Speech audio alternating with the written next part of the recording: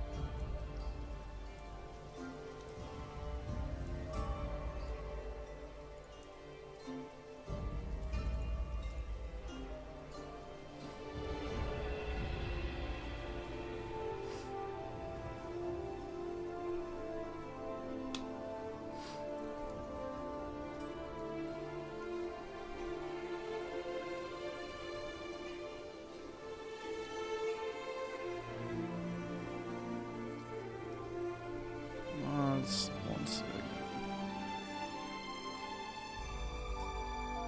Why is that not working?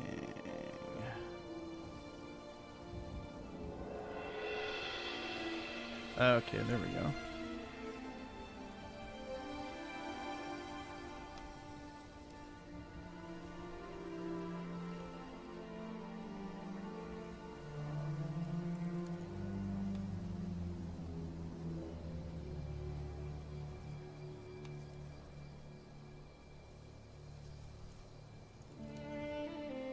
I skipped last night to get an extra hour of sleep? Nah.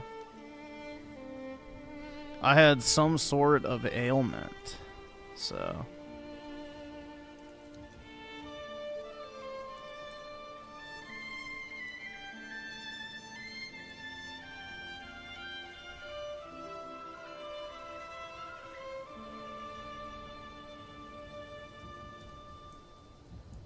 Oh, I didn't put that away.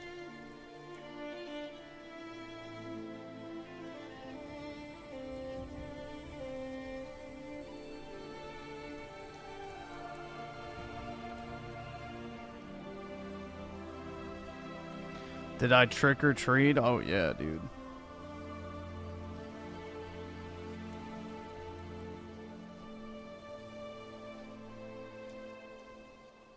Would I ever visit Christ in Brazil? Probably not. I don't really have a reason to go to Brazil.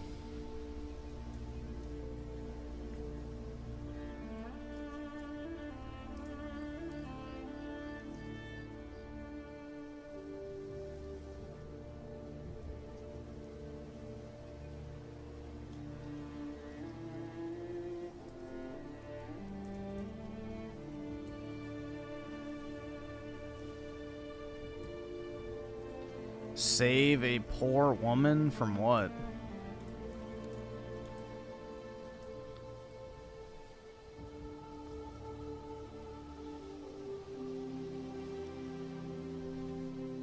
Brazil, dude, the problem is if you bring a bunch of poor women into nice places, it becomes like the place you brought them from.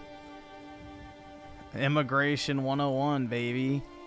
The more people you bring from shitholes, the shittier the place you bring them to gets. Period. It's the culture. So, you transplant 1 million Haitians, that place that you put them in is going to become as shitty as Haiti within a few years. Doesn't matter where they are. It's a state of mind.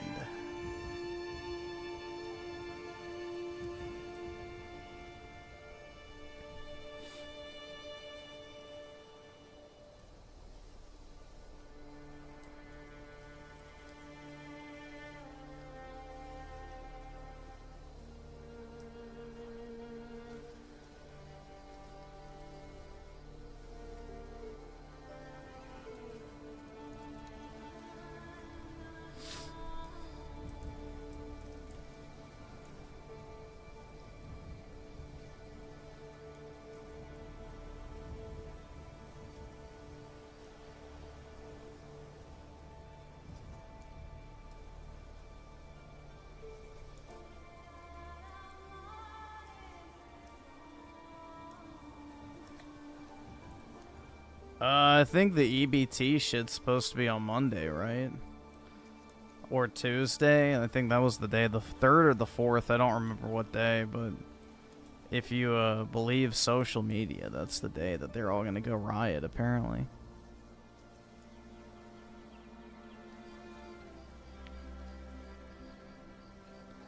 Rizzing bitches up with the switch to... Oh, yeah, dude. All the time.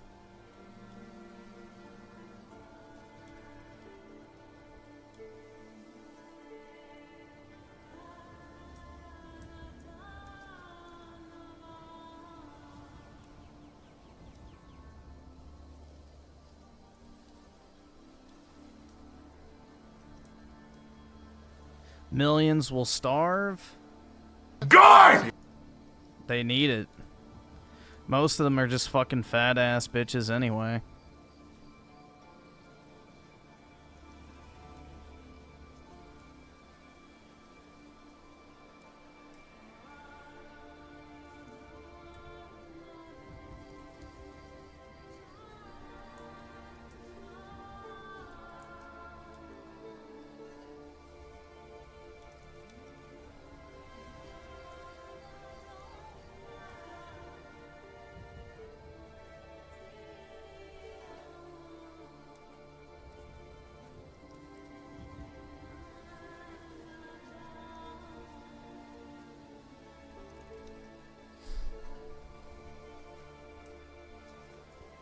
Dude, the thing is like, you know, I have zero empathy for these fucking people, honestly. Because it's the exact same people that, you know, scream about how they want you to fucking die and all this other shit. It's like, if you can even call them people. Most of them are just fat, lazy bums who don't want to work and they just want to sit on the government dime all fucking day, watching TV, stuffing their face with junk food, you know, neglecting their kids. But, you know, it's always the ones on EBT that are taking all the vacations too. Isn't that interesting?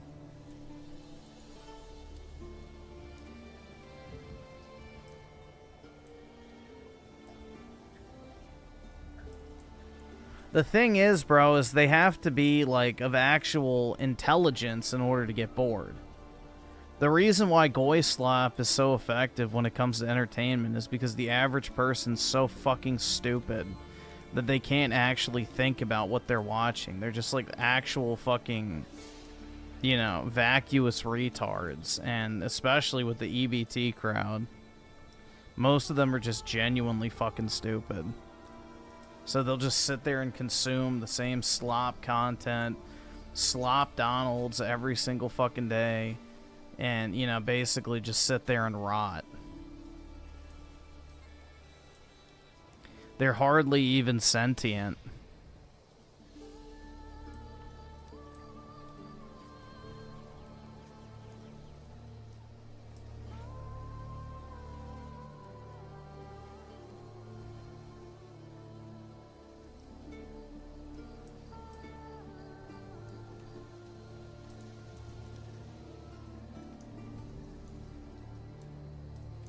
Did I see the Brit? No. Dude, she's gross. Isn't she the one that talks like a child and then burps into the fucking mic all the time? In fact, Review Tech USA would probably like her.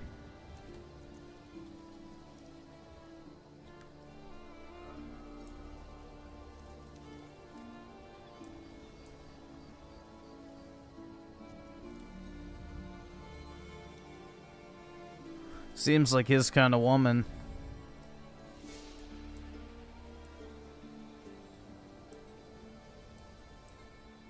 She looks off? Well, dude, that's the fruits of a mixed race couple, so, yeah.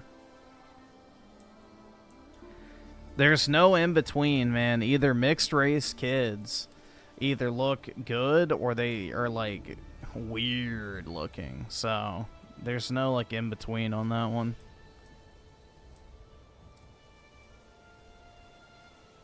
It's almost as if, never mind, but, you know, I think we can draw the conclusion I was going to go with that.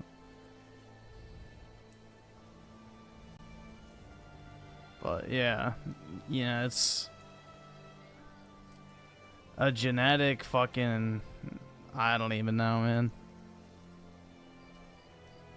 A genetic grab bag, we'll just call it that. Just a bunch of random shit tossed into a bag.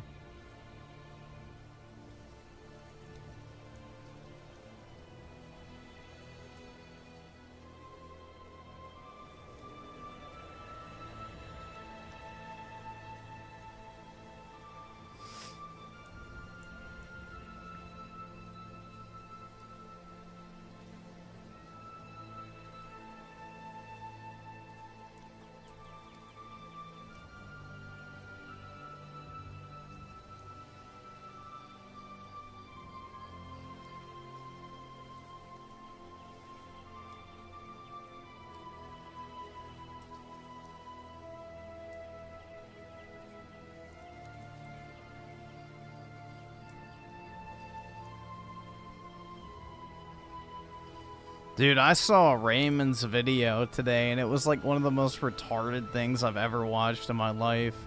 I got as far as, did cavemen have insomnia? And I'm like, bro, I gotta turn this shit off. What the fuck is he talking about?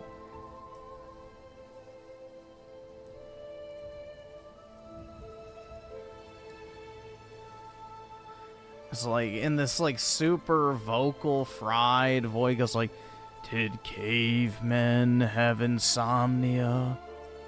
It's like, bro, what the fuck? Dude, it's just like, he's trying too hard to be like depressing. And it comes off as a really performative cringe. It's like he's playing a bit. Oh, nice. Gold.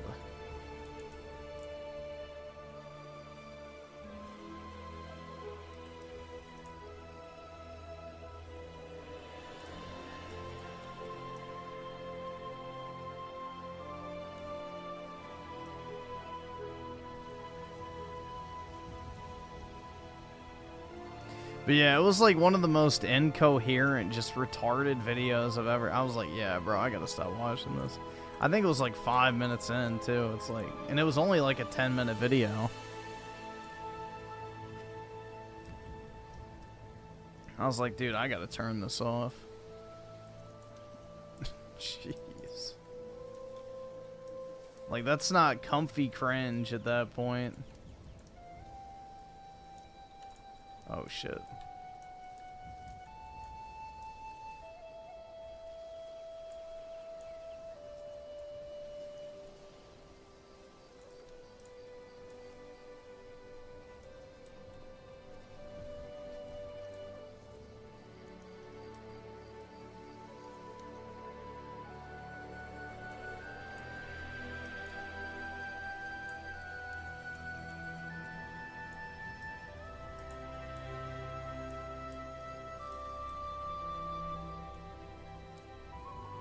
Is that more gold? Nice.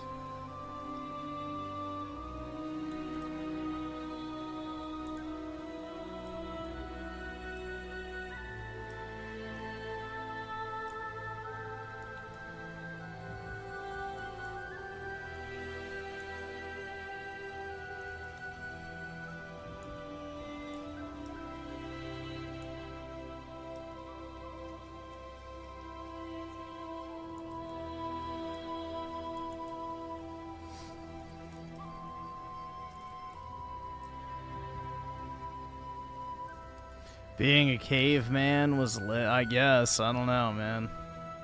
I wouldn't really want to be a caveman.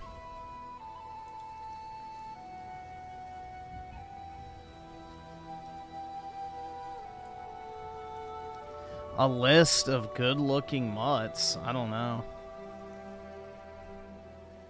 Bro, Zendaya. There you go.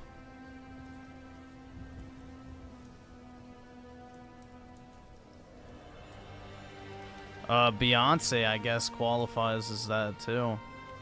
That's the funny thing is, like, you know, all the most attractive black women that people will name by default when you say, like, oh, white women are more attractive than black women. They're like, oh, well, what about Beyonce? It's like, she's part white. Then they'll say Zendaya, yeah, she's part white.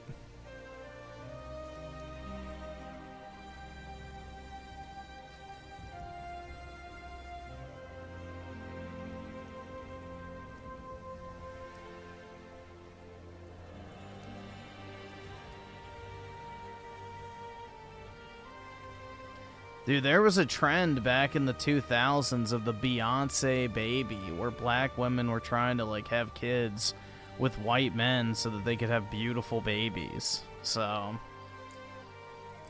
the Beyonce baby trend was a thing.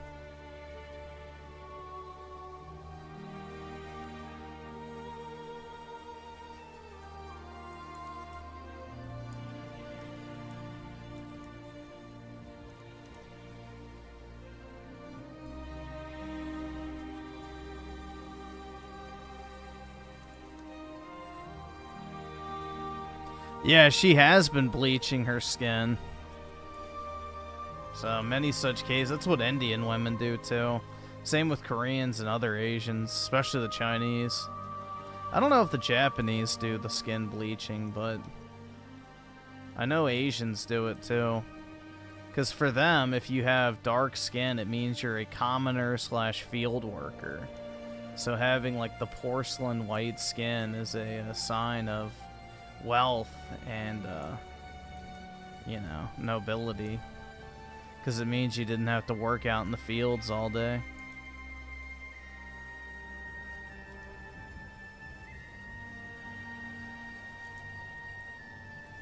So that's why, you know, Asian women fetishize white guys so much. It's because, you know, white skin equals good.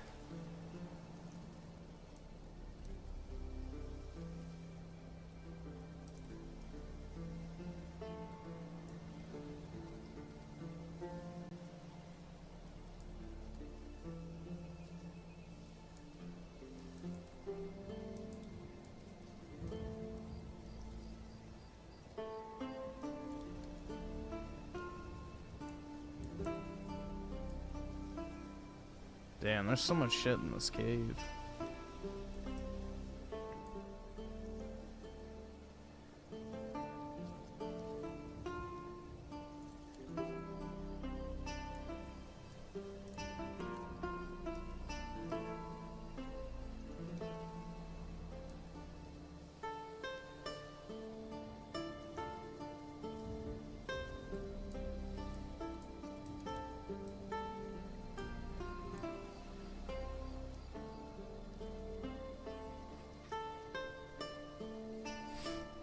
They added The Simpsons to Fortnite. Gaming is a glorified metaverse.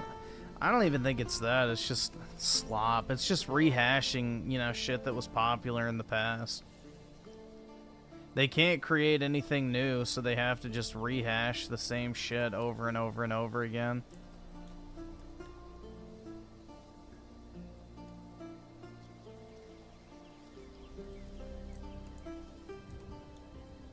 Judeo-Christian entertainment is tapped out. So they say.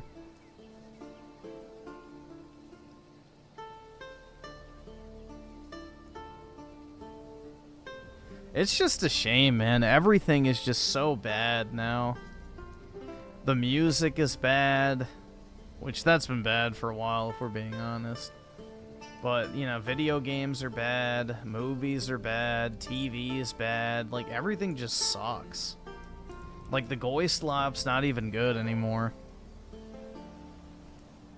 It ain't bread and circusing enough for me. Rap is completely dead. Yeah, I think I saw something where it's like, for the first time ever, there's not a single rap song on the Billboard 100 or whatever, so yeah. That industry is, I mean, the music industry has been bad for a while, but, you know, that was like one of the last remnants of greatest ally media that was still making money.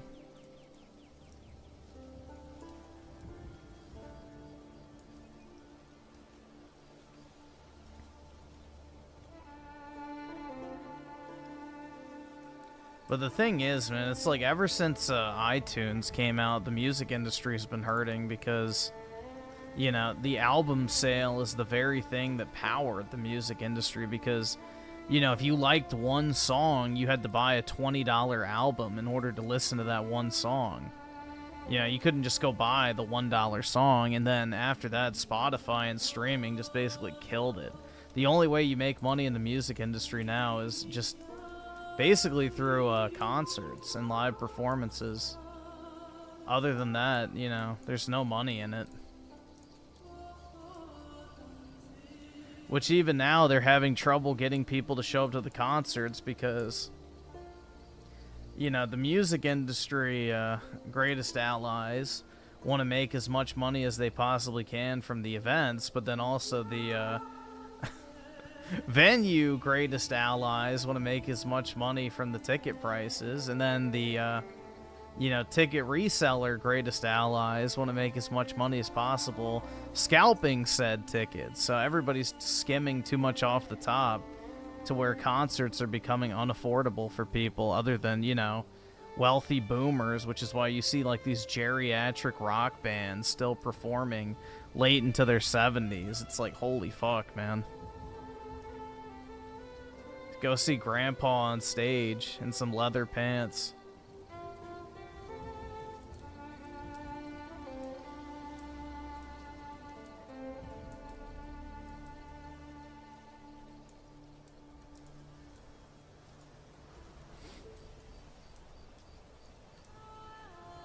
But dude, every aspect of life has just been monetized so fucking much that they're just squeezing people dry. And all this shit's gonna come crashing down just off of pure fucking greed.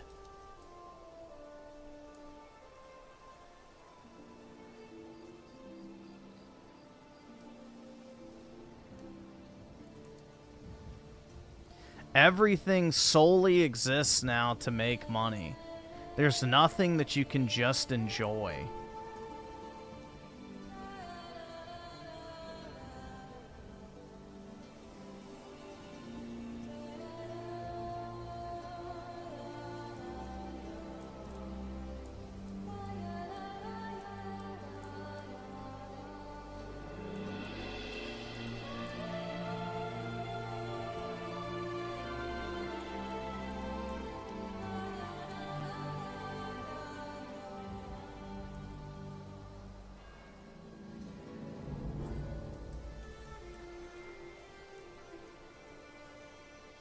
And it'd be one thing, too, if, like, the slop was actually good. But it's not, man. Either subscribe, donate, or get the fuck out.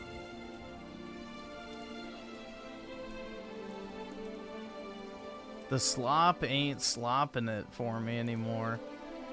It's like, trust me, I can enjoy some, like, slop entertainment here and there. But it's like, there's got to be some, like, at least underlying quality to it. It just doesn't exist. Like, compare the slop movies of, like, the early 2000s to, like, now. It's like, it's just soulless shit, man.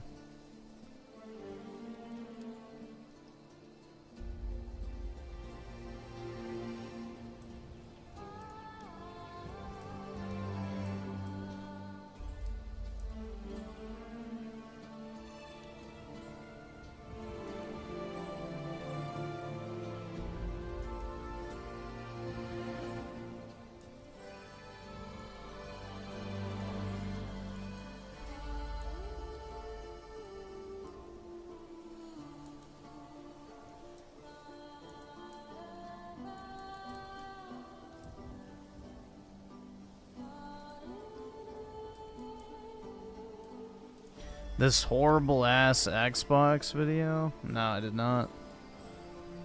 Let's see.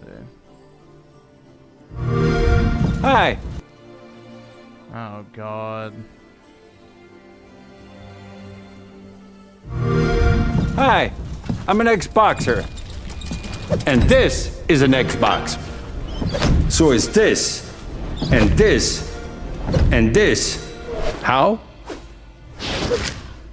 With an Xbox controller.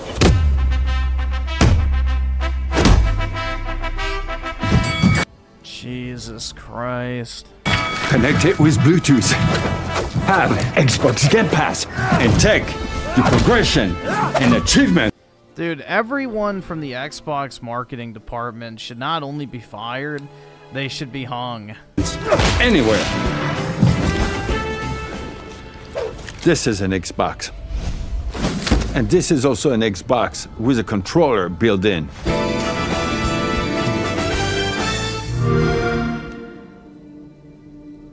Jesus, man. If I was a shareholder of Microsoft, I would personally sue them for neglecting their fiduciary duty and allowing these fucking Xbox leadership retards to stay in power. It's crazy, man. The fact that Aaron Greenberg, which shocker, you know, still has a job is insane. Absolutely fucking insane. That guy has literally ruined the brand image of Xbox for, you know, over a decade at this point.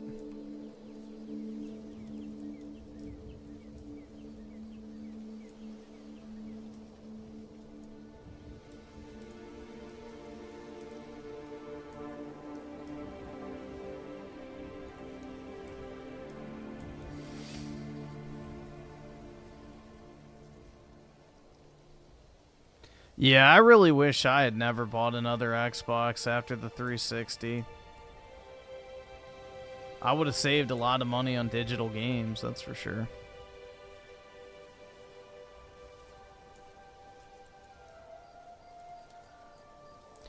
Let's see. Chronicle with the 28 months. Appreciate it, man. This chat is an Xbox. That's right, bro. Everything is. Everything.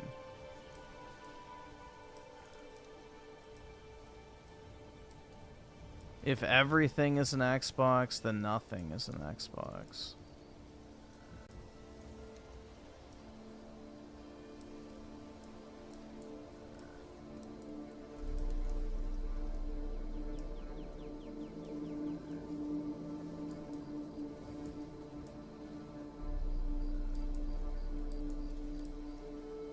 Oh, nice.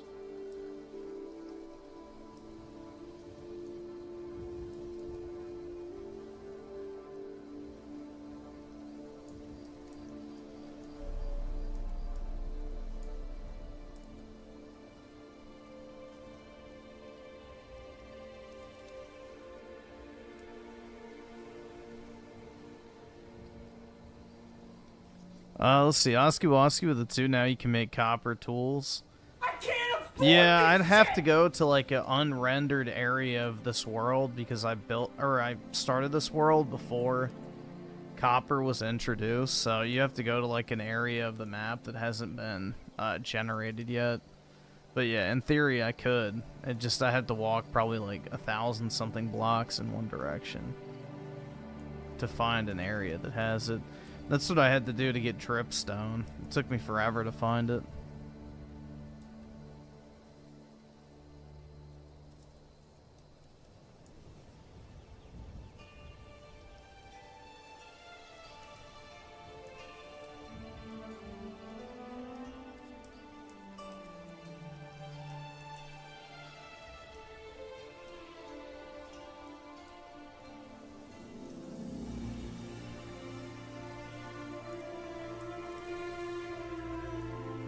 Oh wait, actually, is that so? No, that's redstone. So I have to say that kind of looked like copper. But... yeah, I remember when they first added the copper, the only thing you could build was like a lightning rod, which was like so worthless. It's like, why even have it?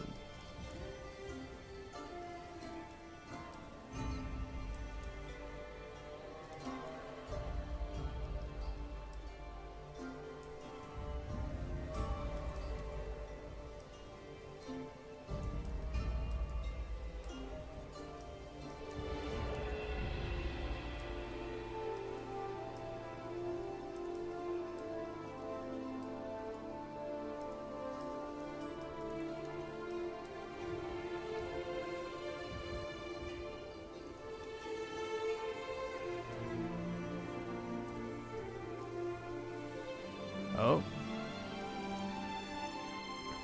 Either subscribe, donate, or get the fuck out. I don't think Black either Friday's subscribe, gonna have a donate, good or get sale the on fuck anything, out. to be honest. Either subscribe, donate, or get the fuck out. Black Friday's been ass the past couple years. Let's see. Raging Boar with the 5 gifted membership. Really appreciate it. Thanks so much. It's very kind of you.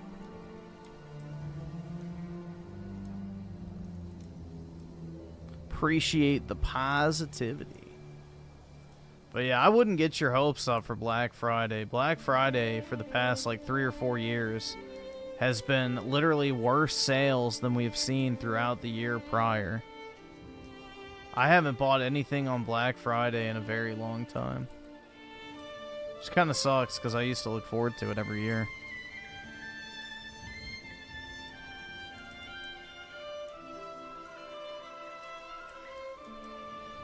See, you can't even buy stuff anymore. Dude. There's just nothing left, honestly. There really is nothing left. All aspects of the consumer economy have just gotten so shitty.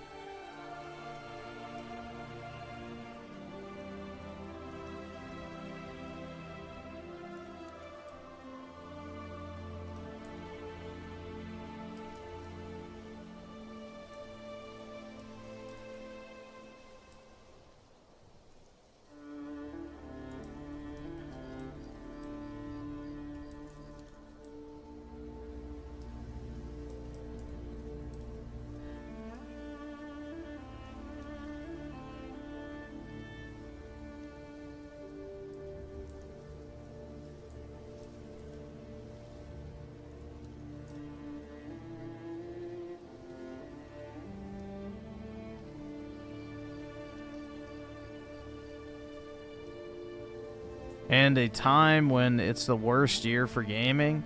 Nah, this isn't the worst year for gaming. The worst year for gaming was either 2020 or 2022. 2020 through 2022 was probably the worst years for gaming, period. Like, those years sucked, man. There was like 1 or 2 good games each year, and that was it.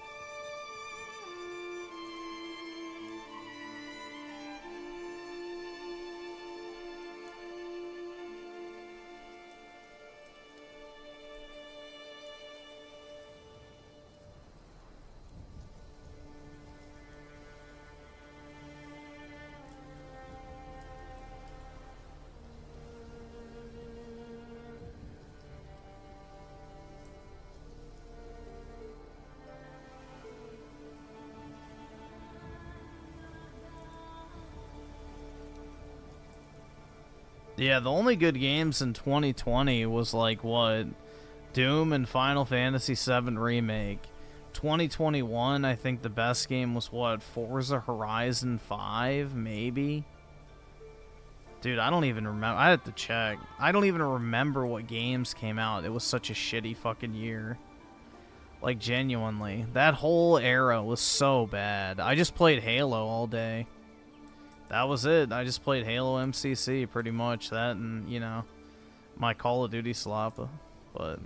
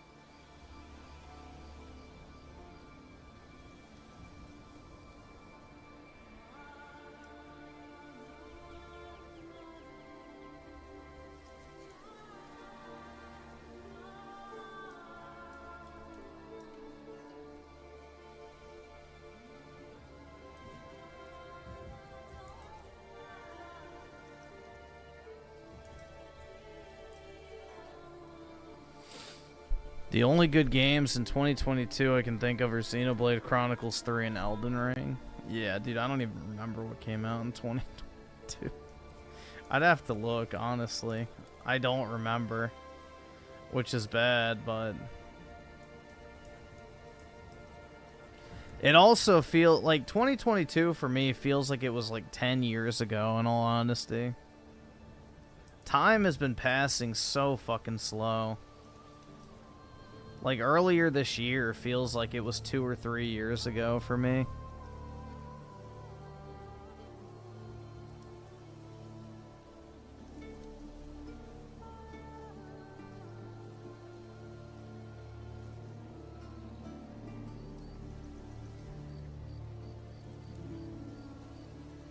That's kind of good? I don't think so. Dude, when the only thing you look forward to is your next paycheck, the more time that it feels like in between those things sucks. So...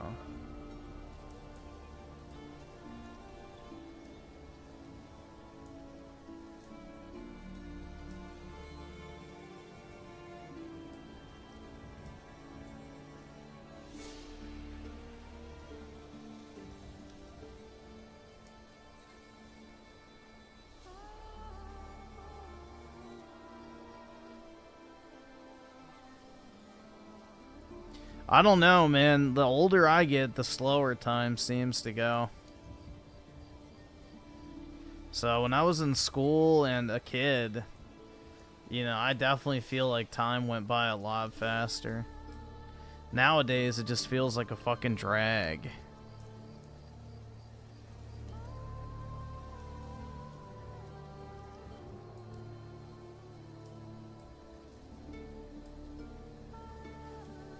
I think you underestimate how many people hate Final Fantasy Remake, especially the anti-woke crowd. I don't like the anti-woke crowd, so that's fine.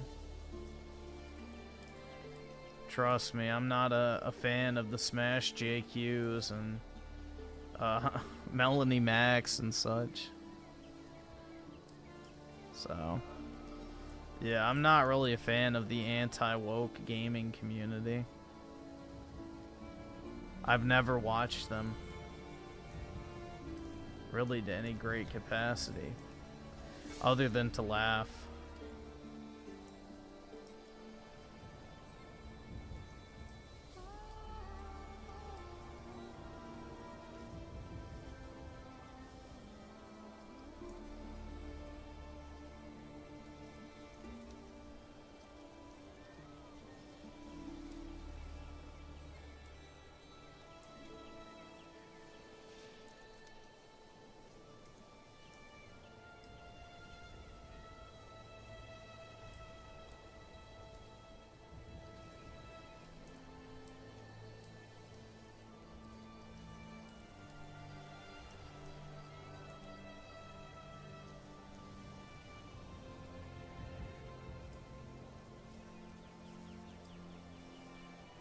Yeah, most anti-woke content is just, you know, a grift. Most of them aren't even right-wing, that's the thing. At least not in the true sense of what right-wing means. We'll just put it that way. They may perceive themselves to be right-wing, but none of them have the stomach for what right-wing actually means.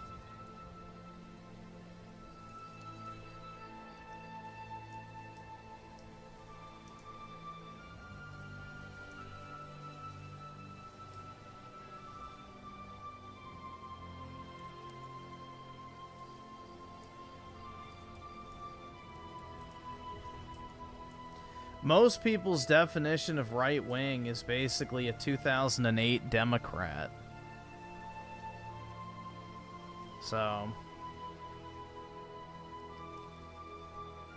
when it comes to my definition of right-wing, let's just say, I want to go back.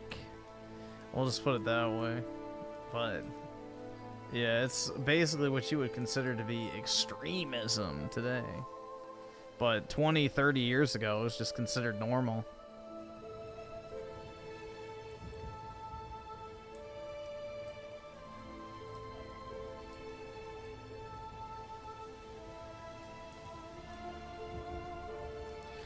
We have all been mass brainwashed by the left to think that anything right of Karl Marx is somehow, you know, political extremism. It's crazy.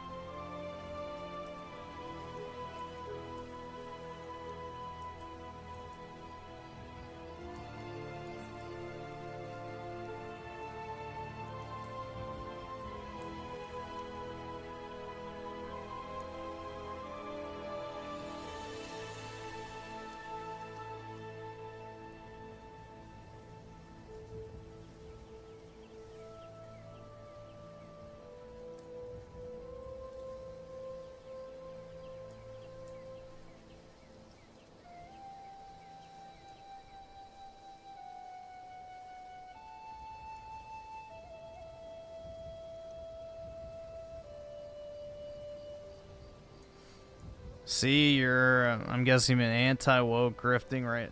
Yeah, nah.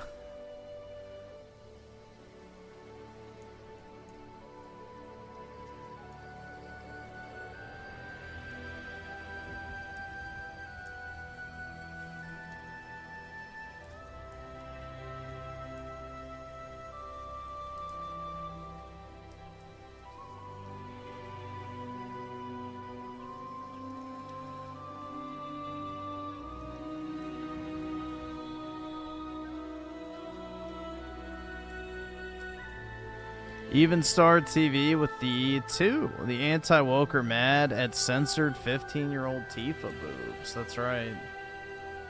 Literally the end of the world, man.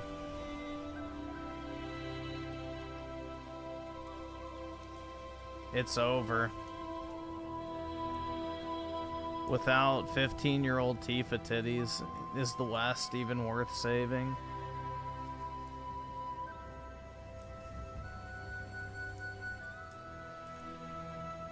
You're broke!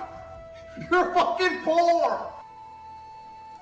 Will Trump tweeting Gamergate even matter?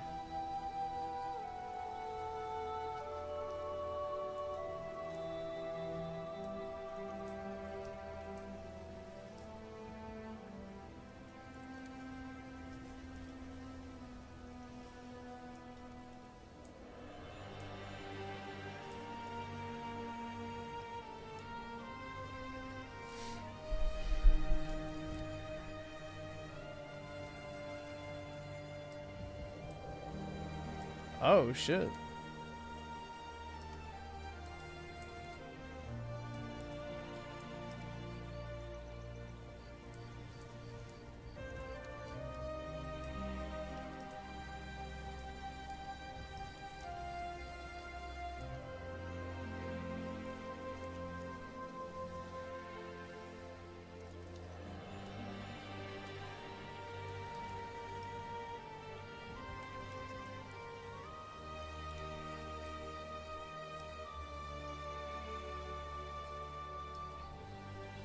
Oh, more. Nice. I'm gonna have to leave.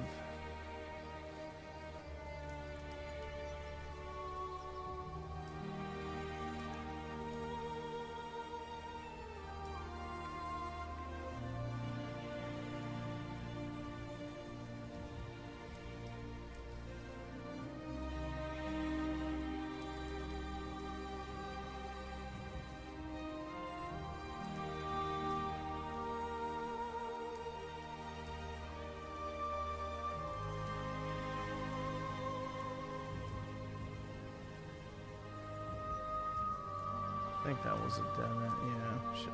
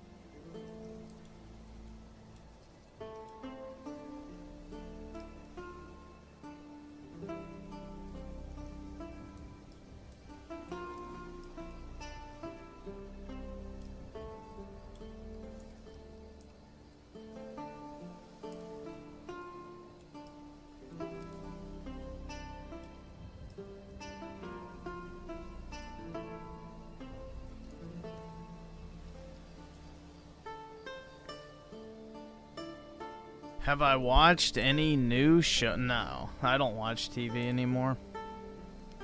I haven't even turned my TV on in probably over a month.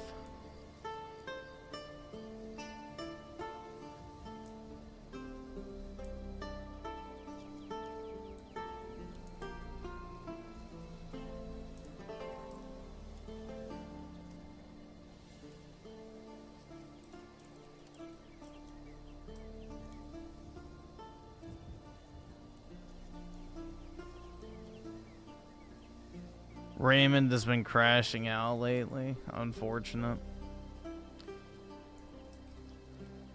But I guess that's what brings in the big bucks for him, so you know, maybe it's good for business.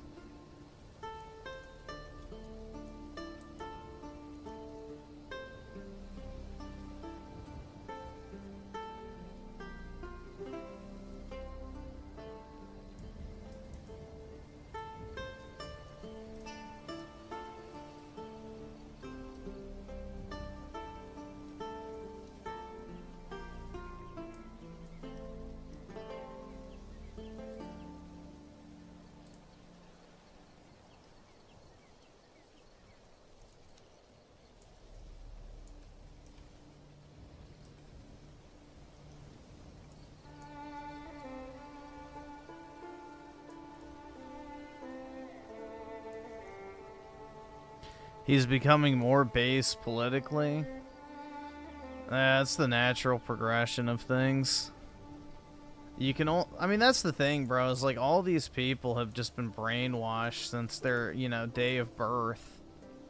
You know, all modern media, all fucking news, TV, every aspect of our life has been pure propaganda. So it's hard to admit that your entire worldview is based on a lie. It's not a very easy pill to swallow for a lot of people.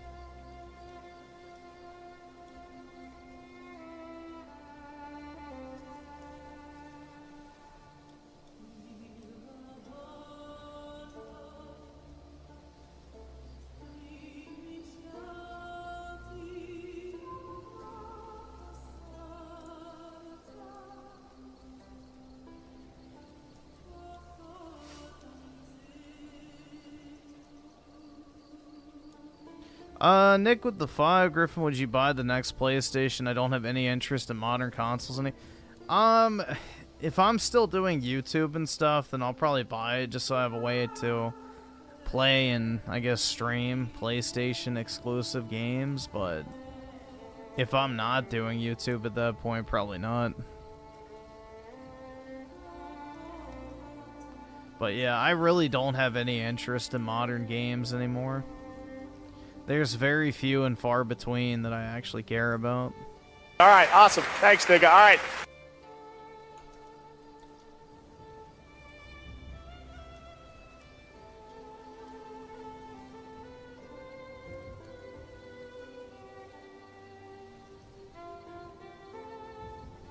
But appreciate it, man.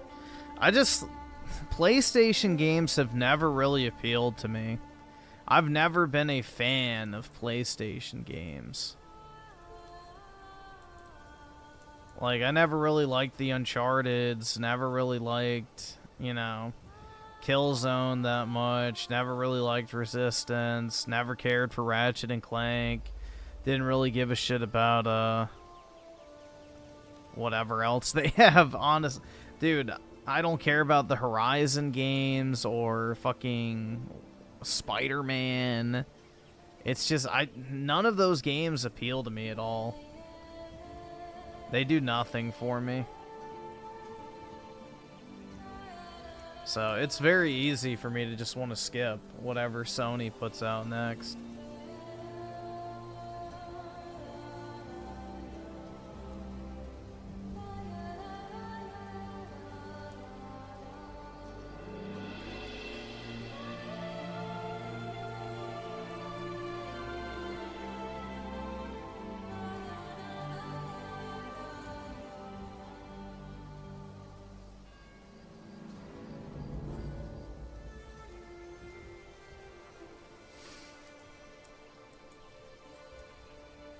There would really be no love lost if I just never played another PlayStation game. For the most part.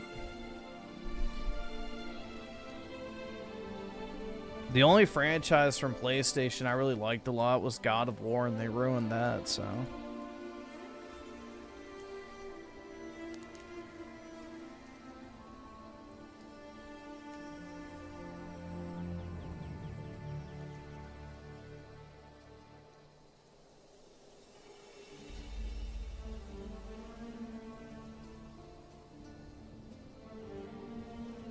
Griffin doesn't care about Bloodborne? Nah, I really don't.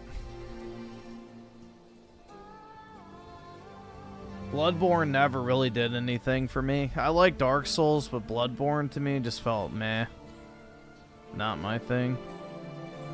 It just felt like a shittier version of the Souls setting.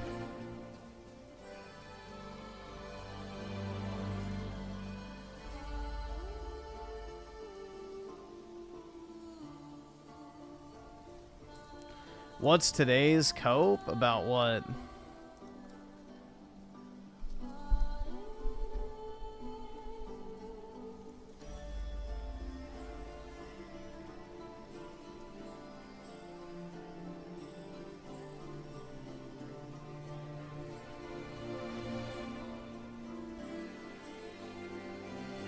I don't really want a PS6 this year. Kind of killed it. Dude, I don't think anybody wants a PS6 right now. Like, if Sony actually tries to push us into the next generation early, I think they're idiots. I know Microsoft is going to because they have nothing else left. They have to try and do something to keep themselves alive, but if PlayStation, like, tries to start pushing into next generation, it's like... yeah, no. No, thank you.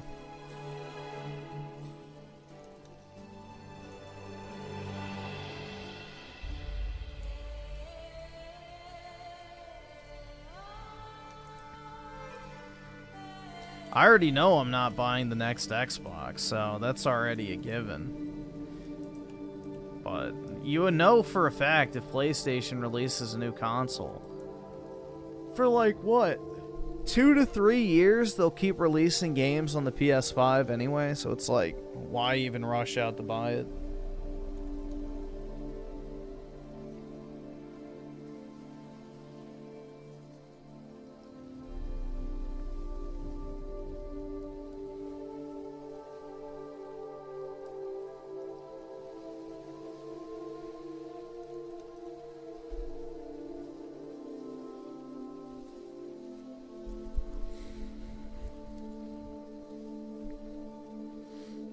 I wonder what the Switch 3 would be like. I don't know.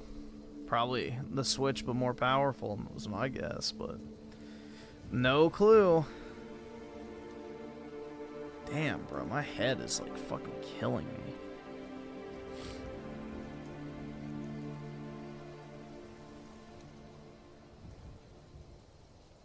These damn headaches.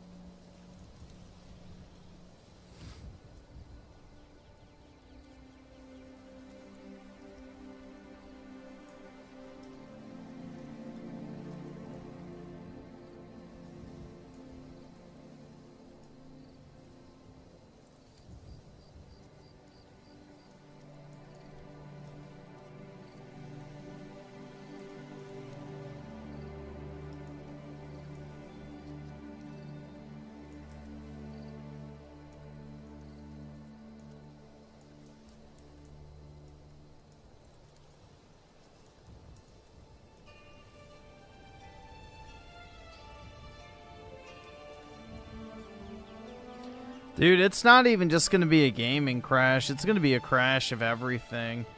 Real estate's going to crash. The job market's going to crash. The stock market's going to crash. I mean, everything's going to fucking crash.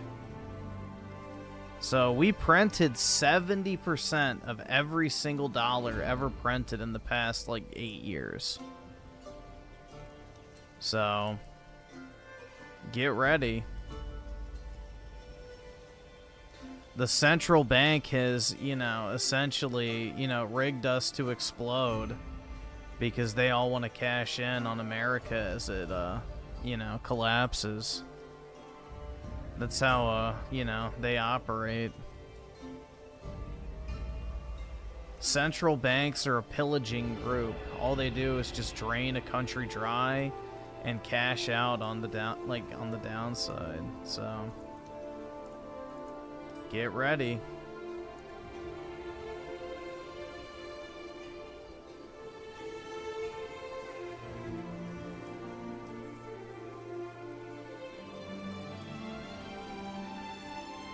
You know, we're like England. England used to be the business hub of the world, but now look at it. It's a joke. And that's where, you know, we find ourselves today, is basically in a state of managed decline because, you know, the powers that be, whoever they might be, have decided that the United States and, you know, America as a whole has outlived its usefulness. So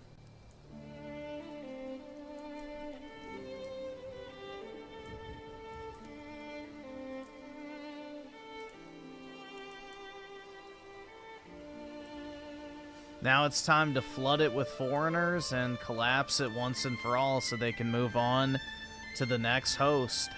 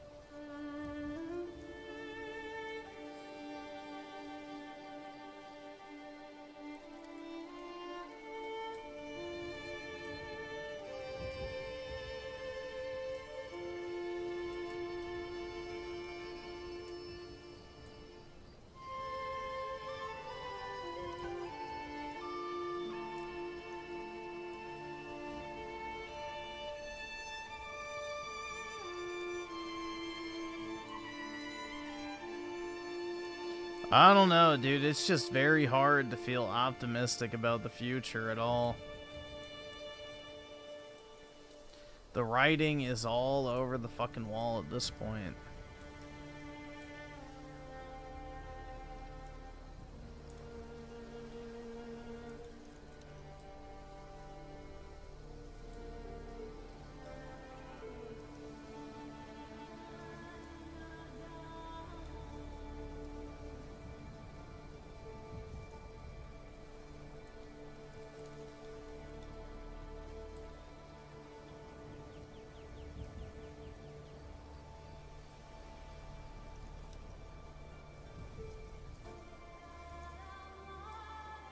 We have too many people in this country that are just happy to see things collapse, rather than be called racist or dare to even lose any sense of comfort temporarily. So, it's already over, man. The populace is like a domesticated animal. And even when you do get someone in office, you know, the entire system literally acts in a way to prevent them from doing anything. Like, every single lever that can be pulled is simultaneously activated to prevent anyone from doing anything to fix any sort of problem. So, you know, it's literal fucking sabotage. Every institution, all of our courts, all of our legal systems, our own government has, you know, basically been created in a way to destroy us. And there's nothing we can do about it.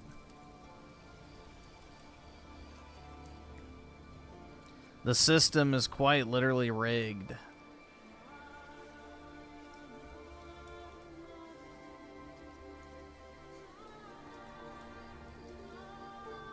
Especially if you're white, so...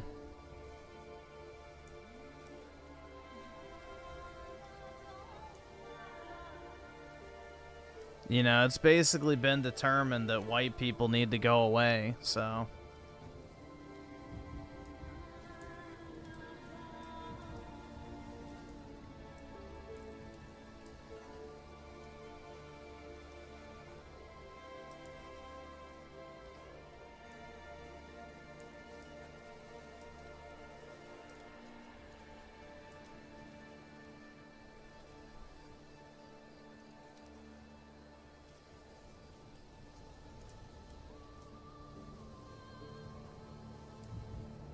All part of the plan? Yo, that's right.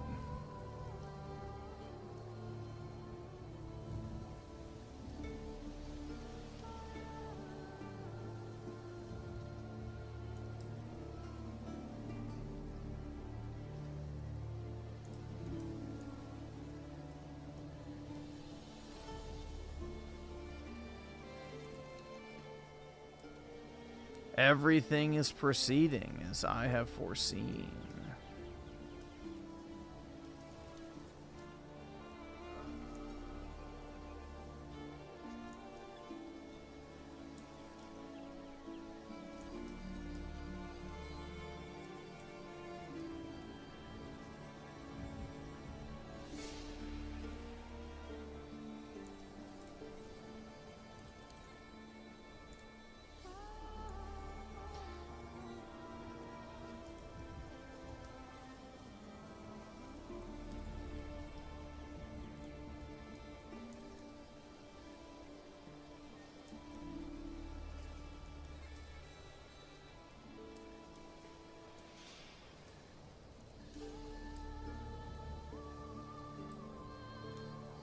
Bruh.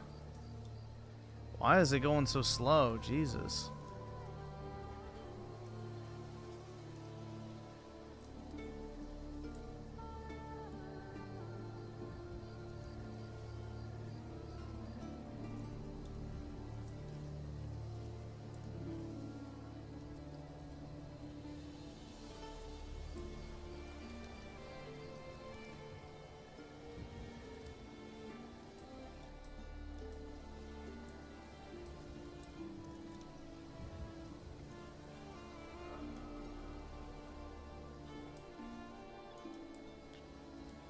Griff is scared to talk to a void. It'll never happen. Yep. Never ever.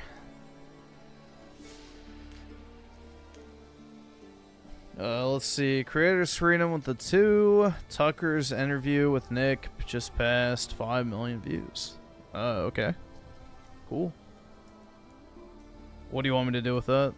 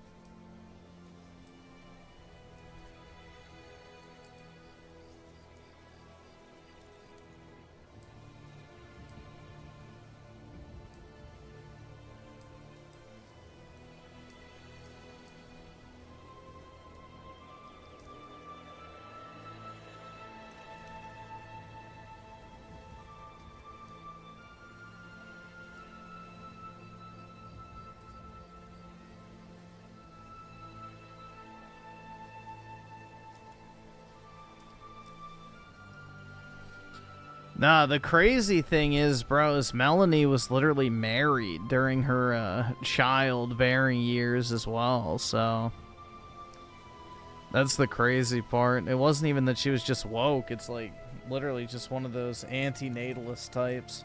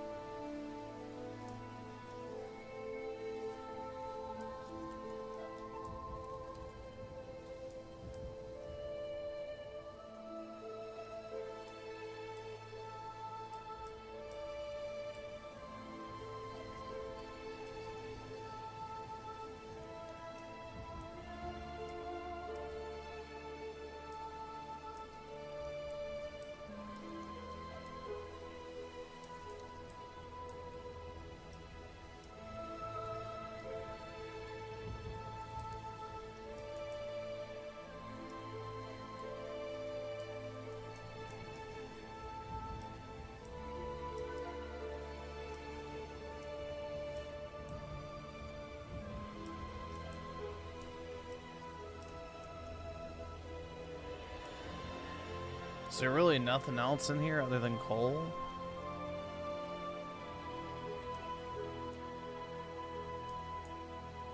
Damn, I guess so.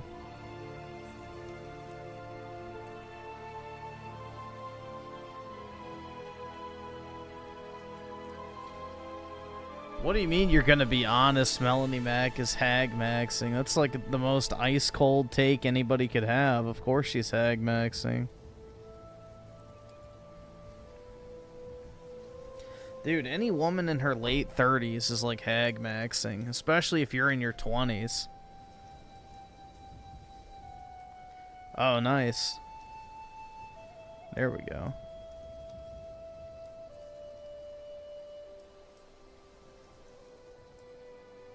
If you're in your 20s, any woman in her late 30s is definitely hag maxing.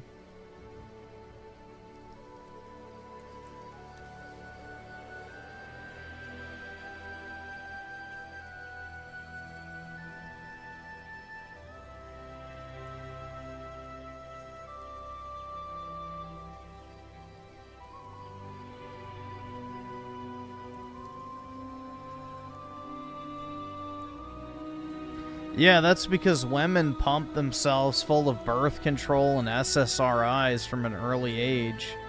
So it completely fucking fries their reproductive system. Again, all by design.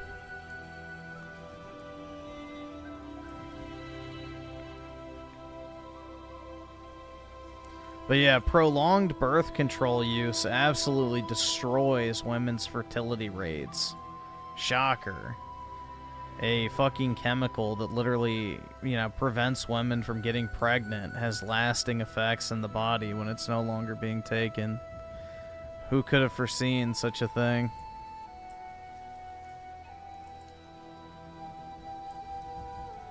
What is hag maxing? It's when younger guys date old women because they're easier to fuck. Basically. Because older women are desperate, and therefore younger guys can get, you know, easier sex by going after, you know, women who are significantly older than them. That's it. It's basically cougar hunting, or whatever you want to call it.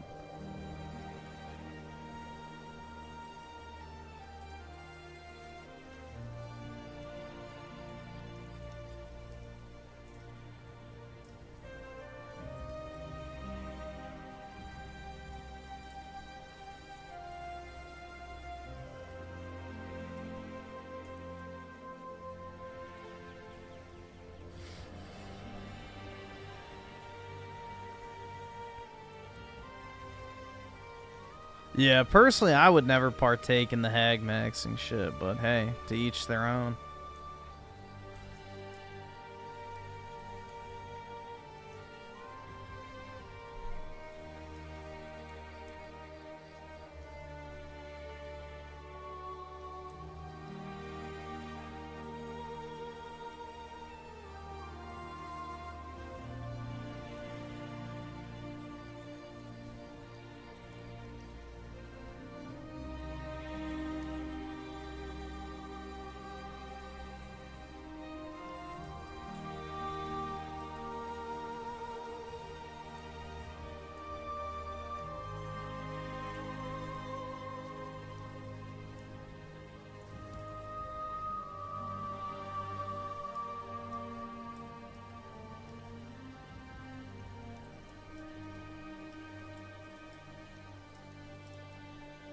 What the fuck? That water just like spawned in.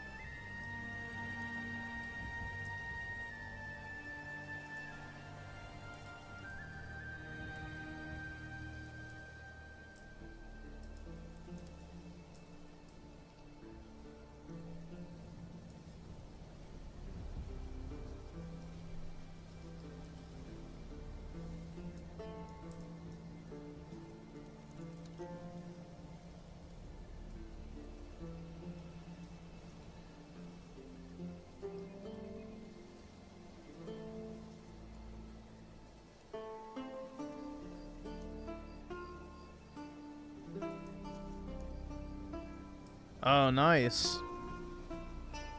There we go.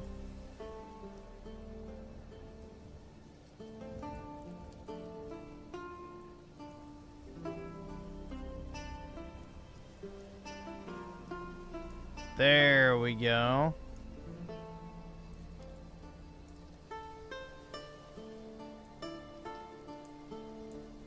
Two.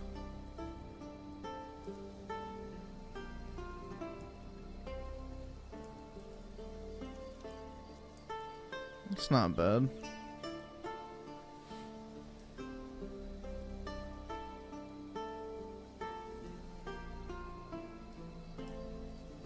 It's better than 3, which is usually what you get.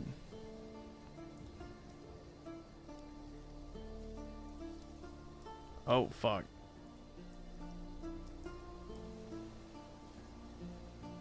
Either subscribe, donate, or get the fuck out. You're broke! No bueno. You're fucking poor!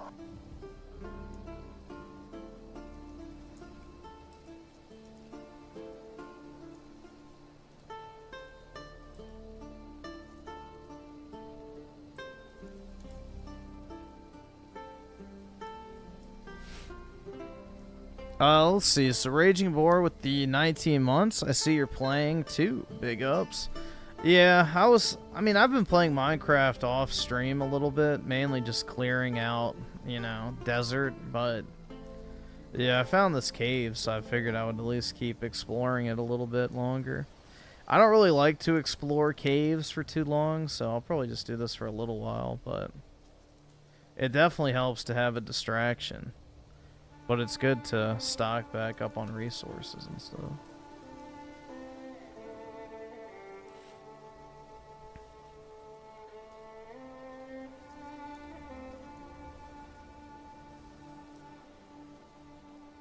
And Tim Marco, the 279, SAR bot accounts have been insufferable on X. Yeah.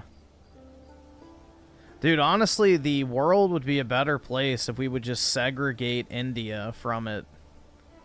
Like, no more Indians, you know, immigrating, block India off from the rest of the internet completely. Like, the world genuinely would just be a better place. India adds nothing positive to the internet. It's just literal fucking slop. They all just sit in warehouses all day posting slop tent in order to fucking, you know, basically, you know, just farm ad shekels.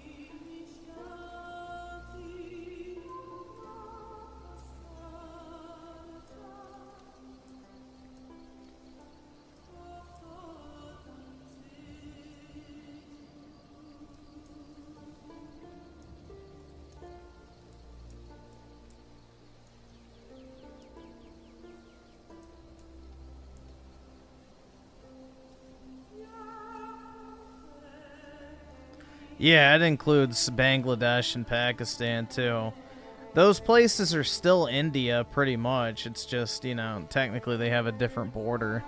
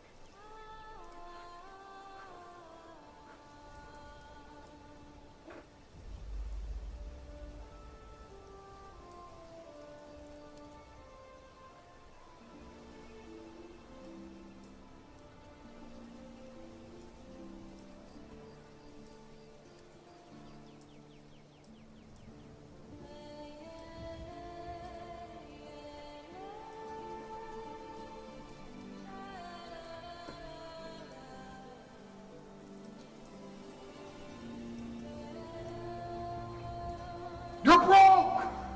You're fucking poor! But yeah, there's been no positive side effect in giving India widespread internet access. It has literally only been to the detriment of the rest of the civilized world. All they do is scam, steal, lie, and defraud. They're just inherently dishonest people. Because they'll do anything for money. It's all they care about. They're just soulless, like, little money grubbers. That, you know, will rip off grandmothers, you know, steal people's entire life savings. It's just pitiful, man. Barely even human. The lot of them. A country of scammers and frauds.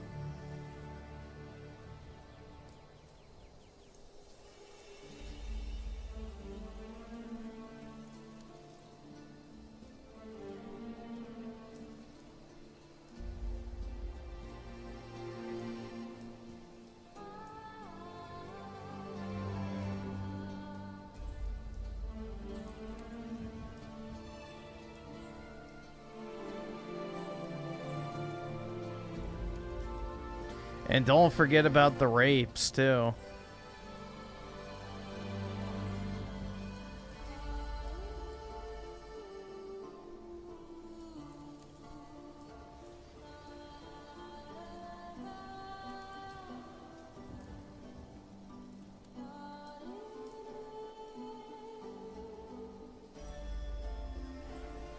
Oh, I think I did find copper.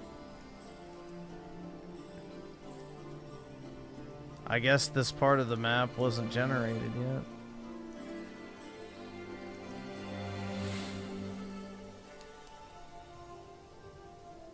Women are attracted to India, sir? That's right. Actually, statistically speaking, Indians are the least desired men on the planet. By a large margin.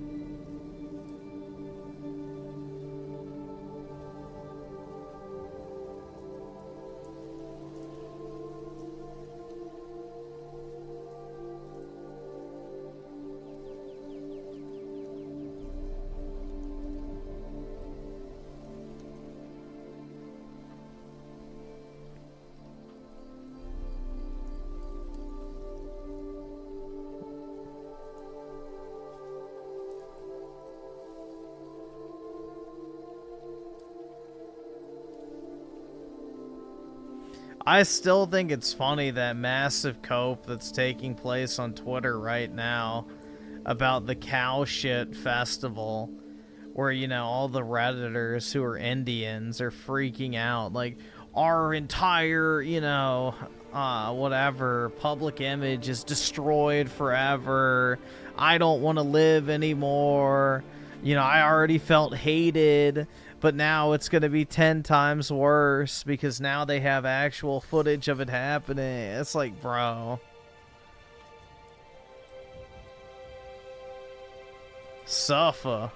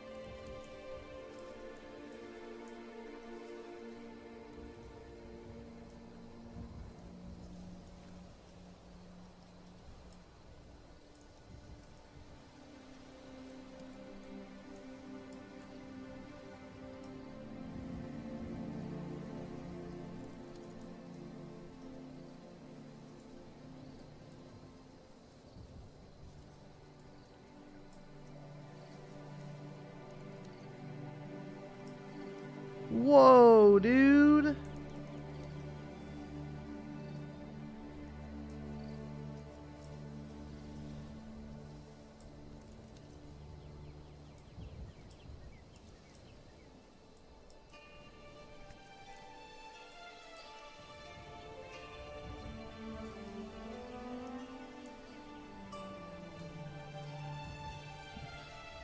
Dude, I still think it's funny anytime you see anyone mention the iPhone on social media, there's always like 50 Indians in the comment section saying, "Actually, sir, the Android phone is far superior." It's like, oh my god. It's just pathetic, bro, honestly. It's absolutely pathetic.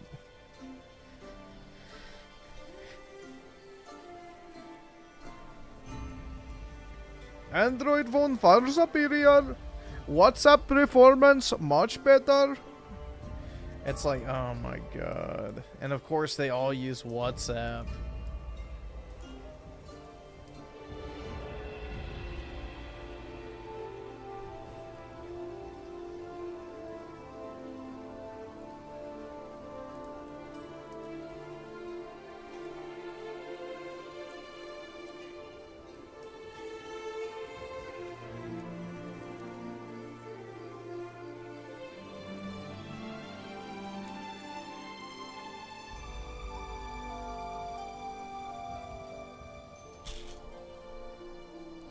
Very good. My Huawei 849947 is far superior to the iPhone when you compare price to performance ratio.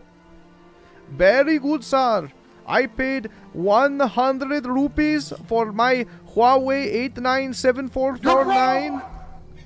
When you compare that to the 1 million rupee iPhone, I have far more use case out of this wonderful Chinese cell phone. Very good, very, very good.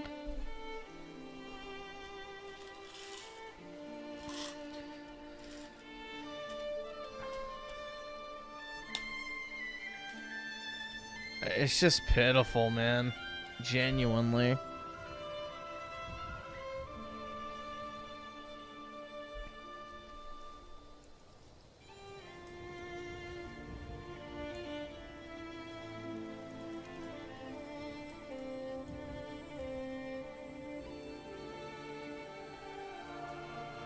They treat cell phones like a sports team.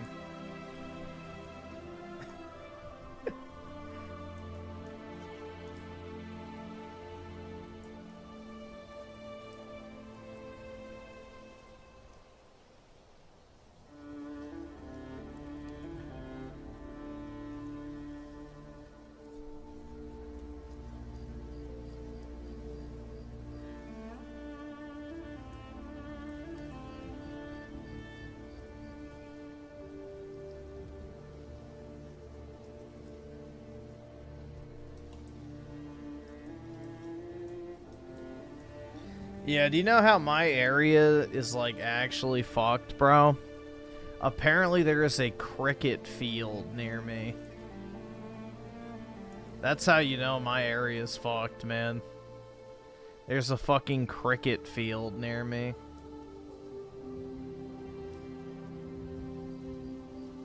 It is over, dude.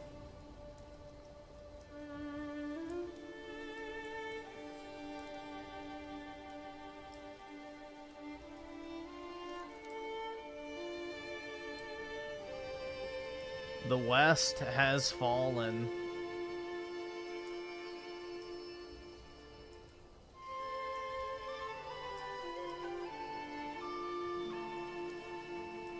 Oh shit, one of these areas.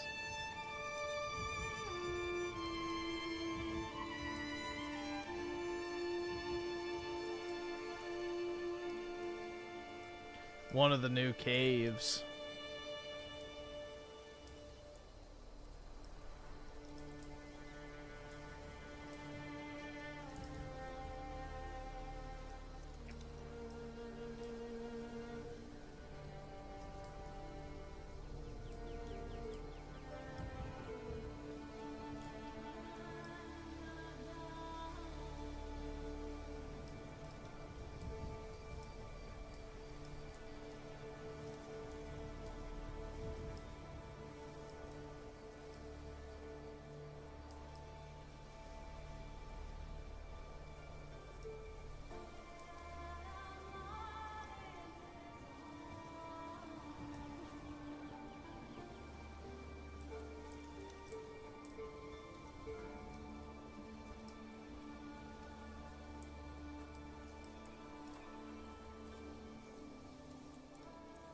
Oh, nice.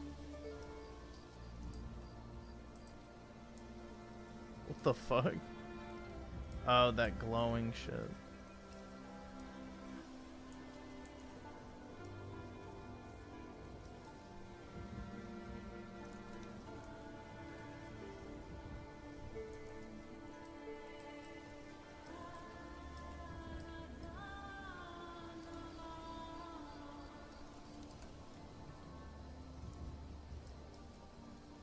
Oh, that's good. Glowberries. Take that.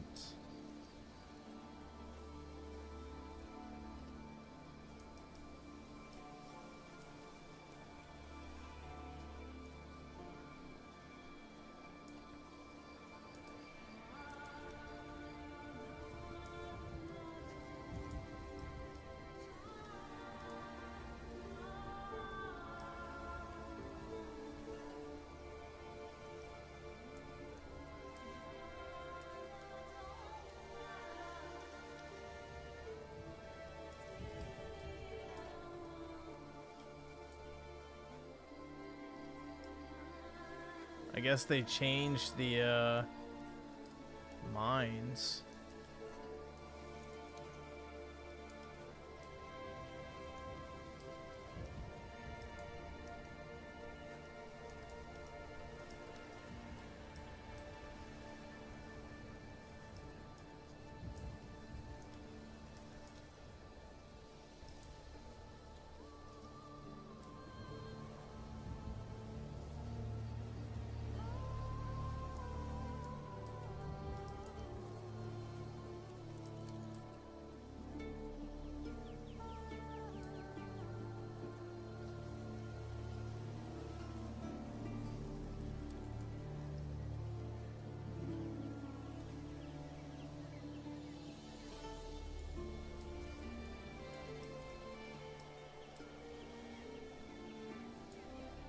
We got like a real cave update cave here.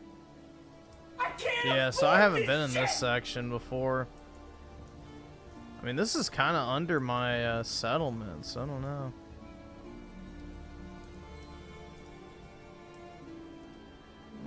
Maybe not, actually.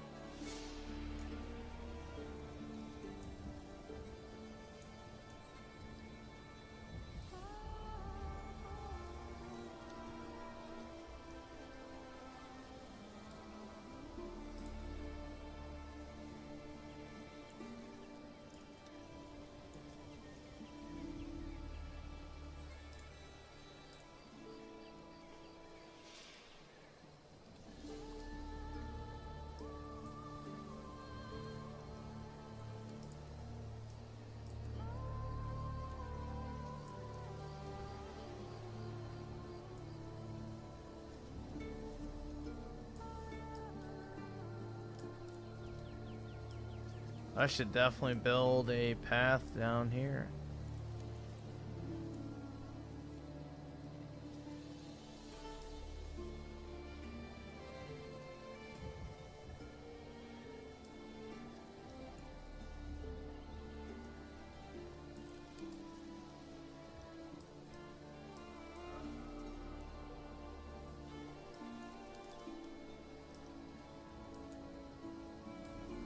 I didn't know I had like an actual cave this close to me. That's good.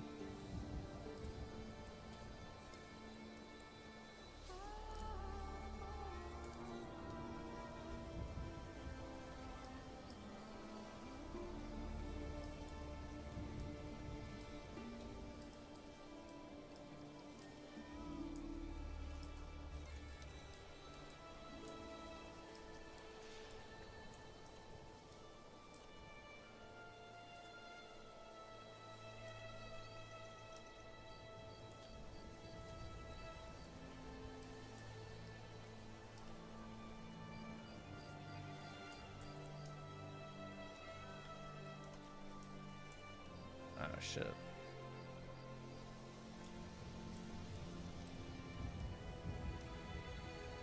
Perfect.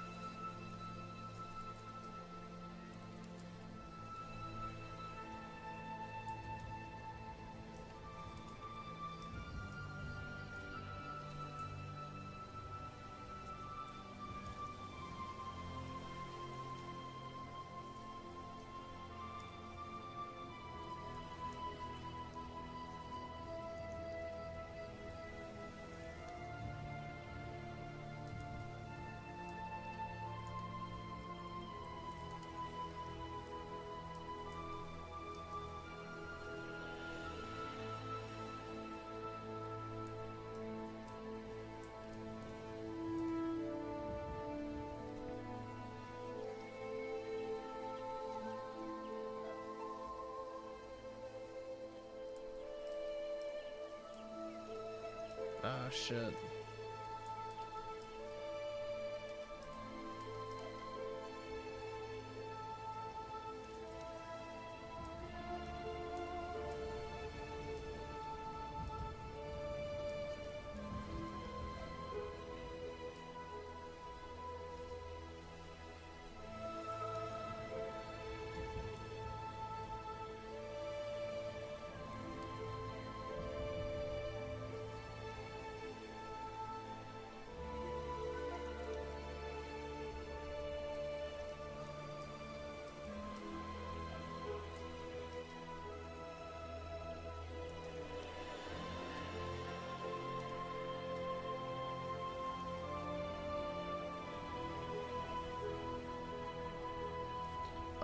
Let's see. So Irish Major Tom with the 2. They aren't Indians. Indians all work at Apple stores. I don't know about that. I don't think I have any Indians in my Apple stores. Oh shit, seriously, am I gonna die?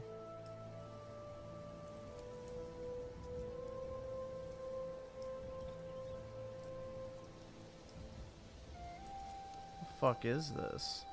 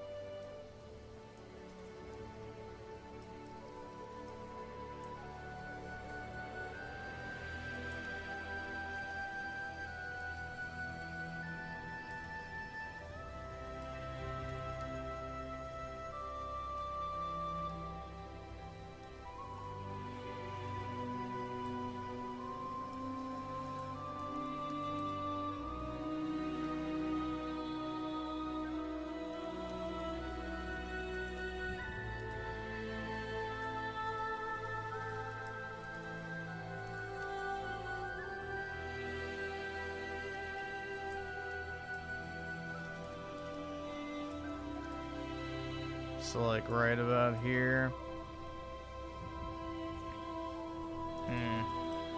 I should go deposit my stuff before I start doing that. So like right in here. It's easy to find.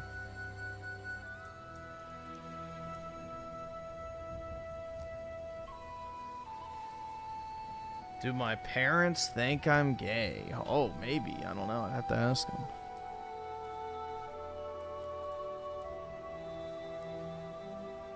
And Nick with the 2, watch out for the creepers in the caves. Luckily, I'm on peaceful, but yeah.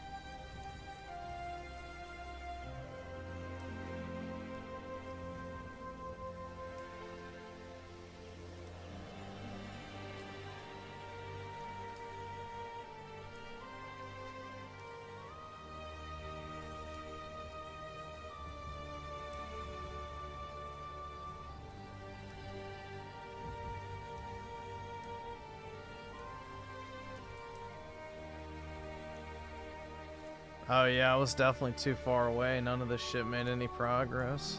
That's great.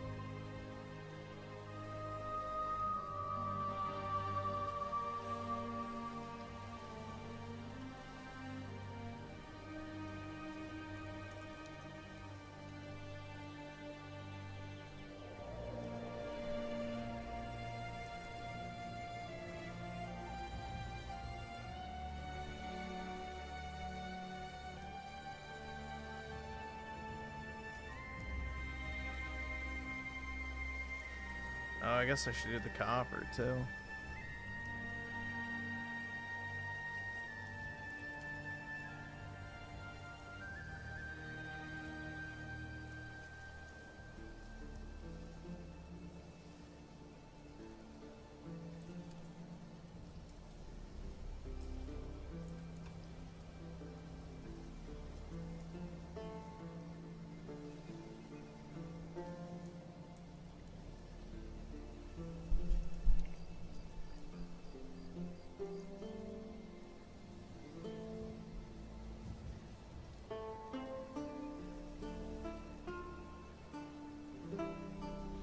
Every single Apple store here in Canada. Well, dude, you live in Canada, so yeah. Y'all have been completely infested by Indians. Nah, the majority of people who work at the Apple store in the US, at least in my area, are black women. So, it's part of Apple's American DEI shit where, you know, they wanted to put women into tech roles, which, you know... Not real tech roles, of course. You know, working at the fucking Apple store. But yeah.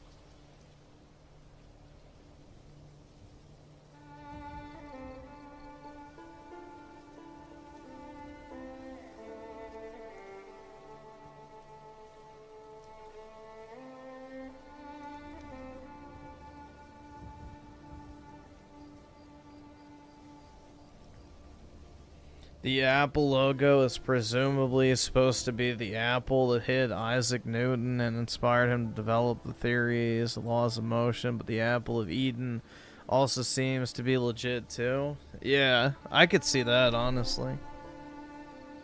Like the fruit of knowledge type shit.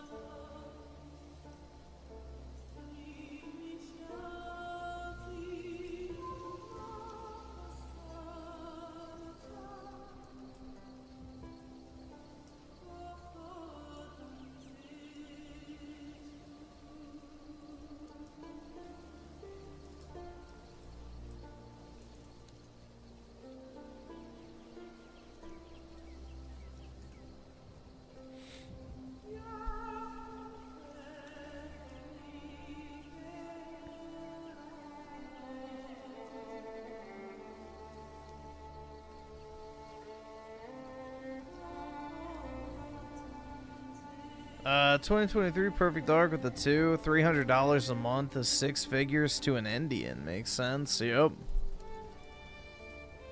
It's crazy, man.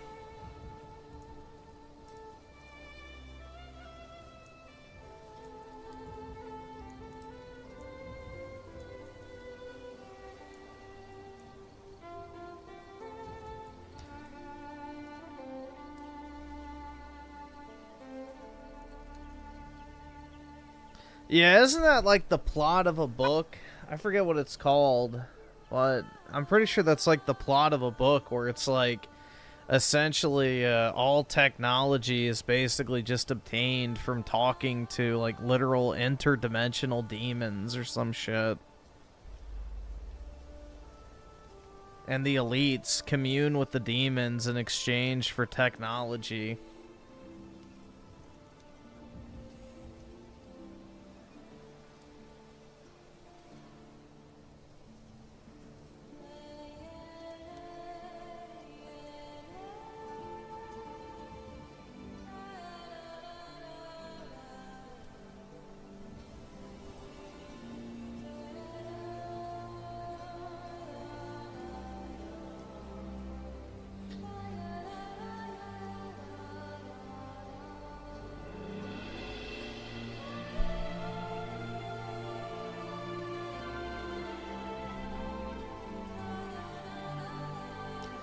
I mean, with as much devil worshipping as that goes on with the elites of society, it's not the most unbelievable thing. Just put it that way. It wouldn't be surprising. It honestly would not be surprising.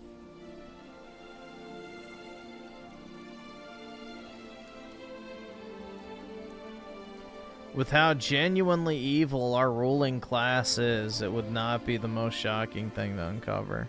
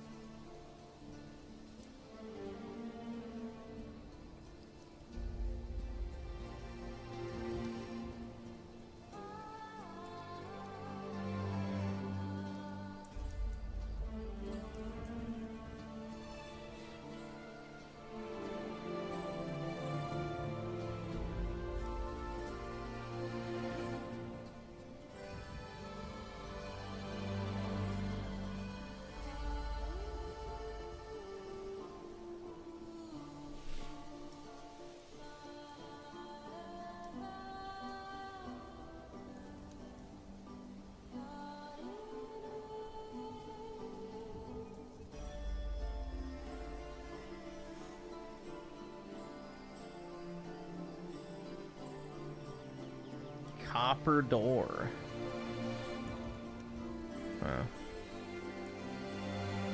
Wonder if that looks cool.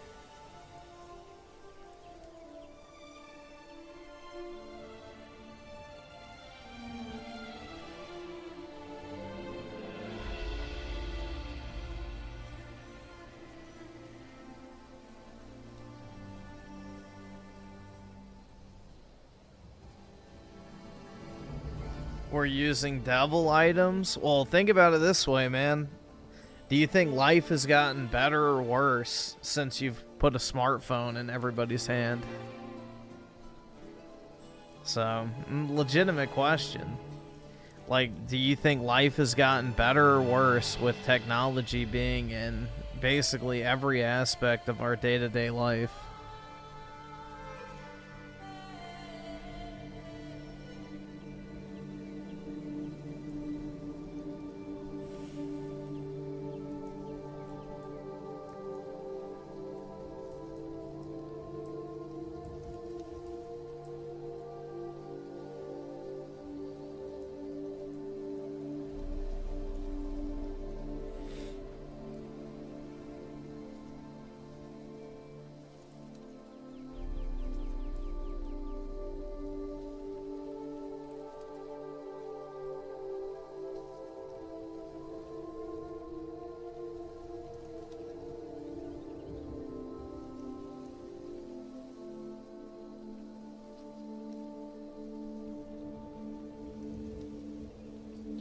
But if technology is bad, wouldn't stuff like games and TV be considered? Yeah.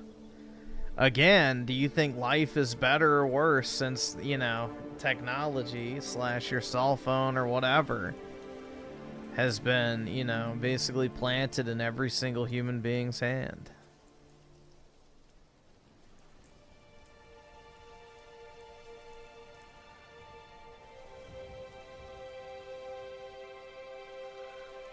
Like, video games quite literally exist because we don't have anything better to do. That's it. So, we all play video games because we don't have anything else better to do with our time. You know, most people in this chat who play video games regularly are probably not married. You probably don't have kids. You probably go to your job, come home, and then play video games, go to sleep, rinse and repeat. So, it's basically just a cope / distraction to make you forget that you're kind of living an unfulfilled life. It's a distraction.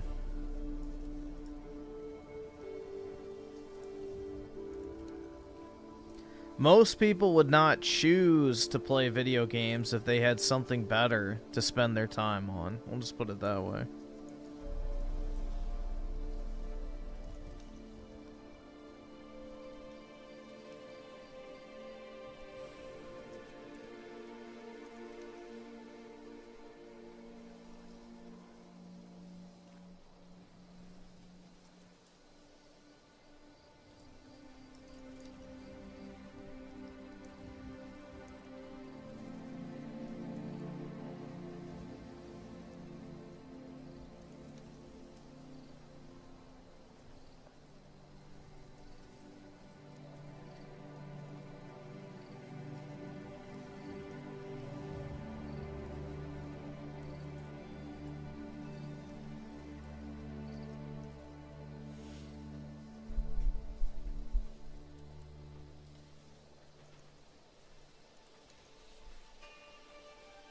All right, awesome. Thanks, nigga. All right.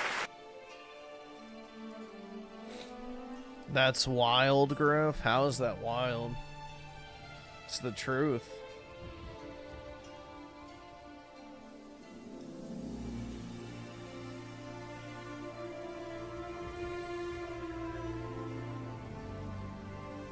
I mean, just think about it this way. Do you feel better or worse after spending all day playing video games?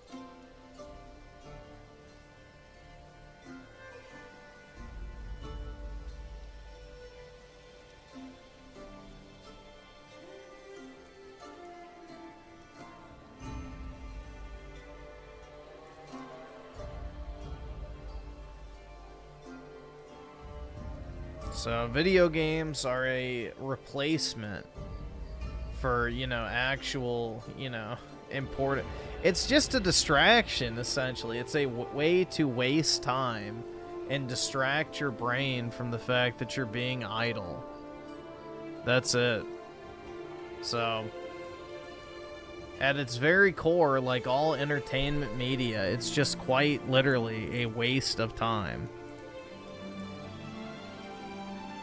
It's basically just meant to preoccupy your psyche so that you don't think and focus on other things for that specific moment.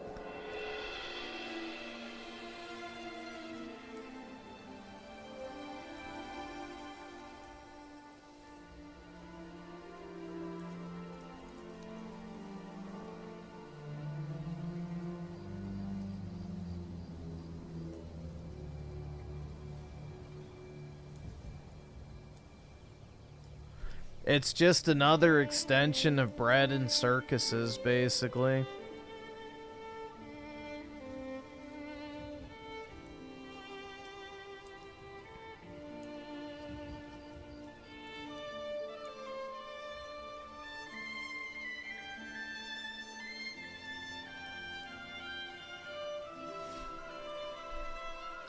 Then why do we watch you? Because we don't have anything better to do. That's the point.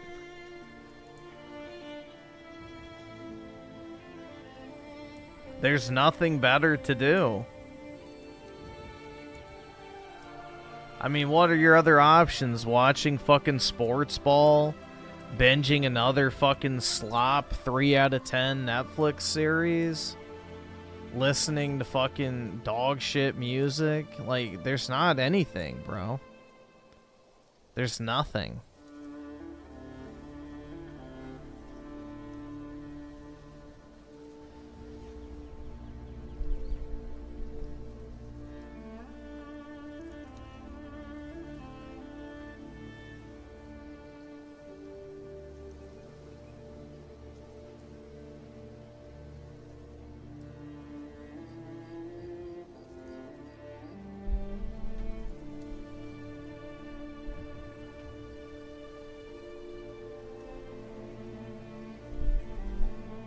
Griffin, do you partially not want to give up this life to get a girlfriend? Because this community in video games are your... I don't get a sense of comfort from video games anymore. I really, like, genuinely, I don't look forward to playing video games anymore. I just do it to, like, waste time. And that's basically in the back of my head every minute that I play them now.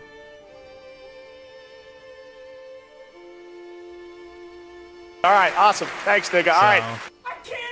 I don't really view them as anything other than that anymore. Like, there's not any time in my life now where I'm like, dude, I can't wait to get home to play video games. Or I can't wait to check out this new game. Like, it just doesn't happen anymore.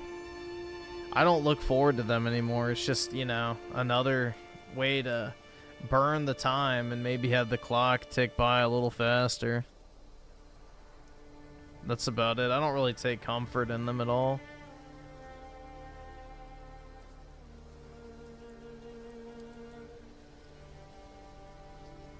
Very few games give me like that, I guess. I don't want to say like cozy feeling, but, you know, just the sense of, yeah, I'm actually glad I'm playing this. There's very few games I play where I'm actually glad that I'm playing it.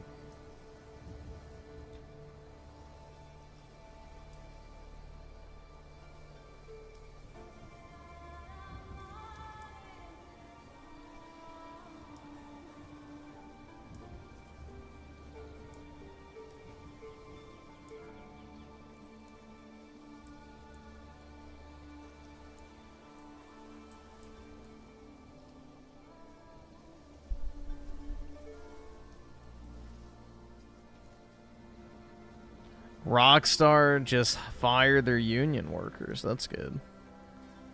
Unions are a joke.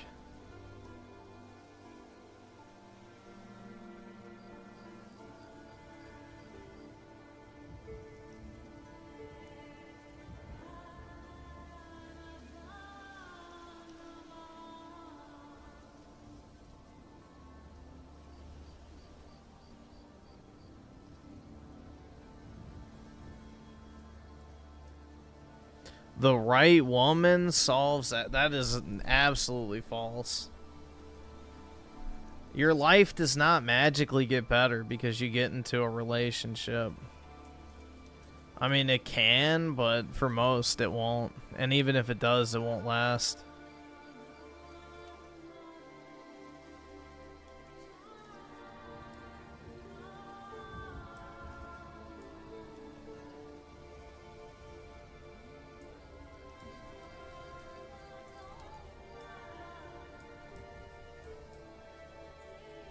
If you pin your entire hopes and dreams on one particular aspect of your life, no matter what it is, that one thing will never be enough. So, if your entire idea of like an ideal happy life is based off of one particular aspect, eventually it will let you down. So, temporarily, maybe, but long term, no. You're not going to be able to pin your entire future happiness on one person, one thing, one activity. Like, that's foolish.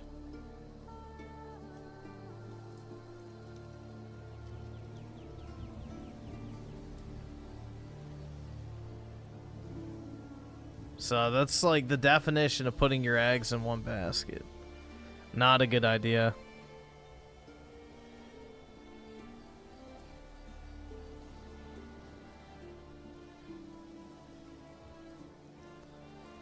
Yep, I pinned my future happiness on a woman, and now I'm a washed out unk. Brutal. But yeah, it's just, you can't put all your eggs in one basket on that one. If you want to truly be happy, you have to find that happiness yourself.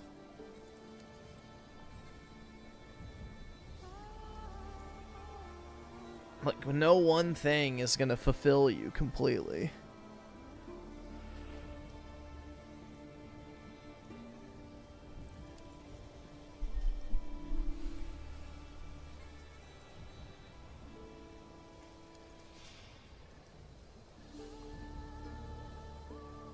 Let's see. Raging War with the 5. Appreciate it. Oh my god, I got the wandering traders llamas to start attacking each other. Oh, really? After a zombie spawn. And sure, I didn't know they could attack each other. And Daniel with the 5. People did lots of dumb stuff without cell phones. It's not a tech that's the problem. It's the elites who hate us, in my opinion. Plus, no. You're missing the point. I'm saying, did life get better or worse since you have the cell phones? Not that people did or didn't do dumb shit. Like, do you think life as a whole has improved because now everyone has a screen in front of their face 24/7 with an infinite content feed? I would argue life has gotten worse because nobody fucking cares about what's happening in their actual immediate reality. Everyone's just buried into their fucking phone, you know, constantly looking at shit that has nothing to do with them. So, you know, people are more isolated than ever before. People are more lonely than ever before. You know, people have less friends than ever before.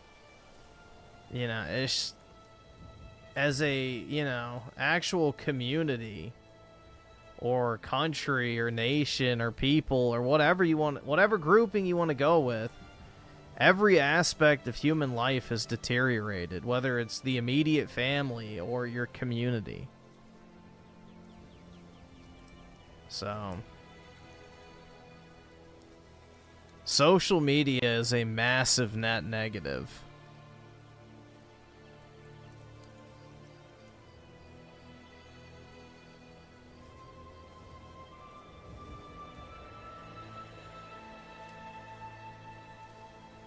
I mean, even when people are out actually doing shit, what are they actually fucking doing? They're taking pictures or videoing shit with their phone. They're not actually experiencing the thing that they're doing. They're once again burying their face in their phone, you know, forcing everyone else to take fucking pictures or whatever else instead of just enjoying what they're doing. Because they're so worried that they can't fucking post it or, you know, whatever. It basically turns every, you know, experience / event into a social media photo shoot.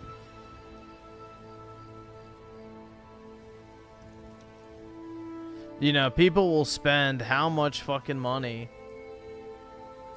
to go to like a concert, and the entire time they're looking at the concert through their phone, recording a fucking video of a concert that nobody will ever fucking rewatch.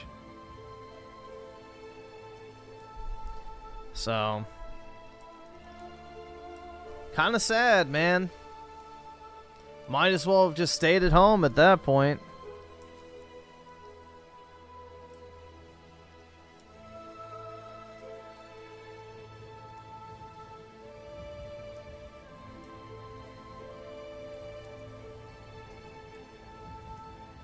Bro, the only thing I have pictures of on my phone is like trading cards and my dog. That's it. I don't take pictures of anything, barely.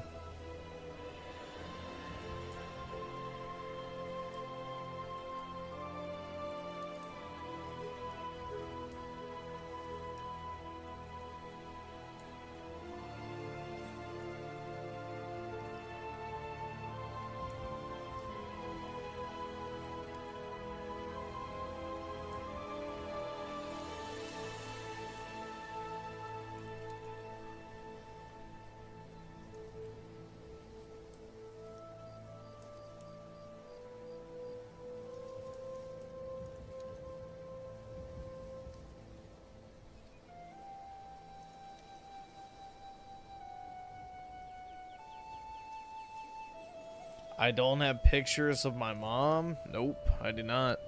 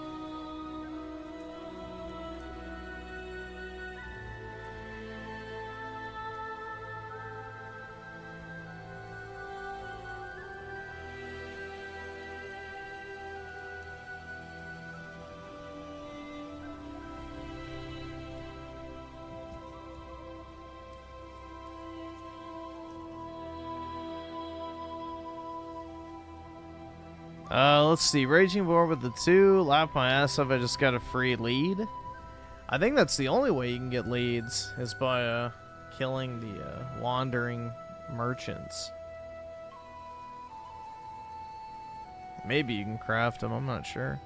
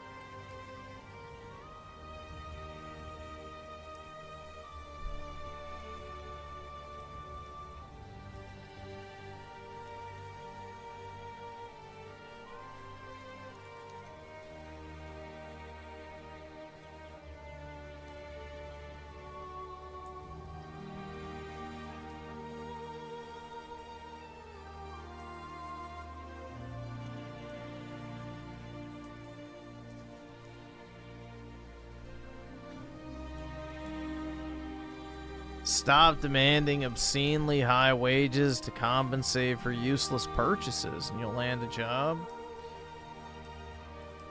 Ideally, yeah, but it's not a good time to be looking for a job, that's for sure.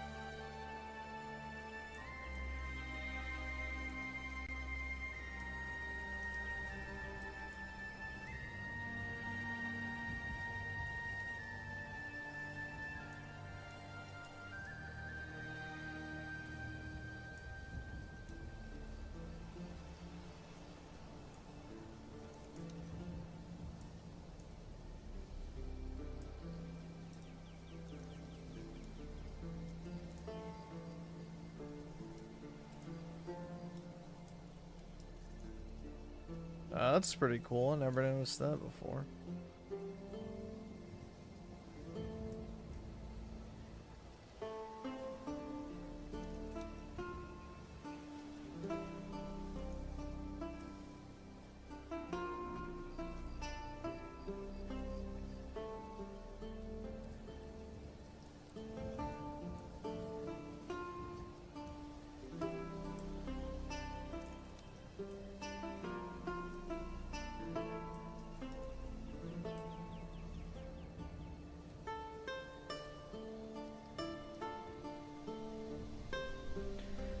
Daniel with the 5, I don't know how many people in chat are always online, but there are normal people out there, gotta believe me.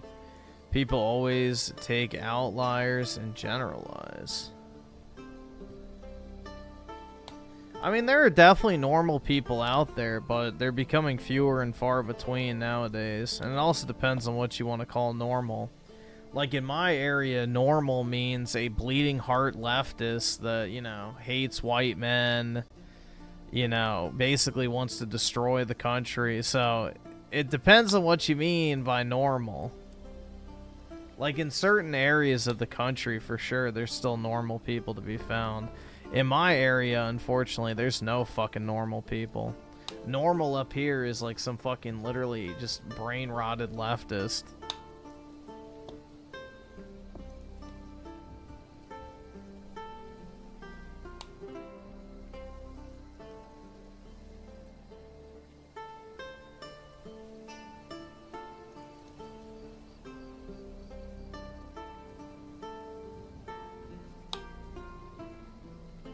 Yeah, the only people in my area are leftists and foreigners, which, at that point, what's the difference?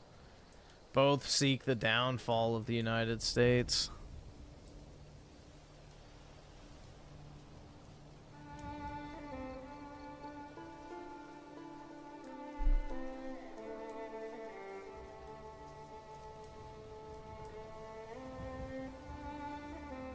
Bro, the area that I live in, people are fucking crazy in Connecticut. Yup. Didn't I say there were hot women in my area? Yeah, but they're all leftists, so... what good does that do? And they're not like the typical, like, tee-hee, I'm a liberal type chicks. They're like the destroy white civilization types. You know, kill all white men and we'll get impregnated by black men so that we can get rid of the white race types. Like the literal fucking we want to destroy civilization type women. The ones that would rather their rapists get off so that, you know, he could continue to, you know, destroy. So, like, dude, I'm telling, it's like literal fucking suicidal retards up in this area. These people are just fucking mentally deranged where I live. So...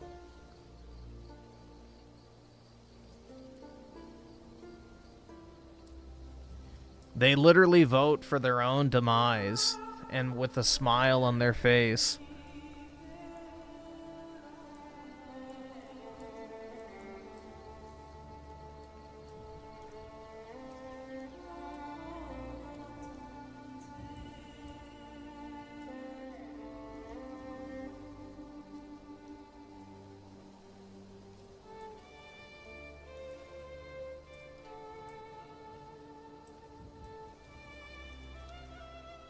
Have I met them before? Yes. Dude, I work at a job in which I've had to talk with some women on my previous project, and all of them are like that. They're just fucking psychotic. How do you know they are leftists? Let me just give you an idea. Let's pick a surrounding county for me.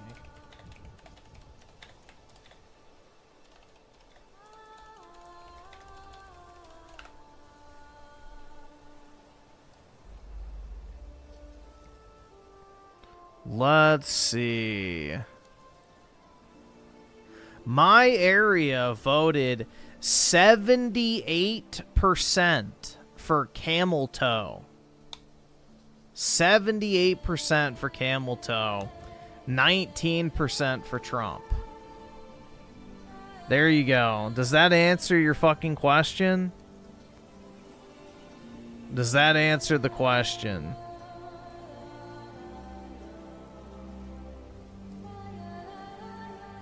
How do I know? Because it's literally easily verifiable.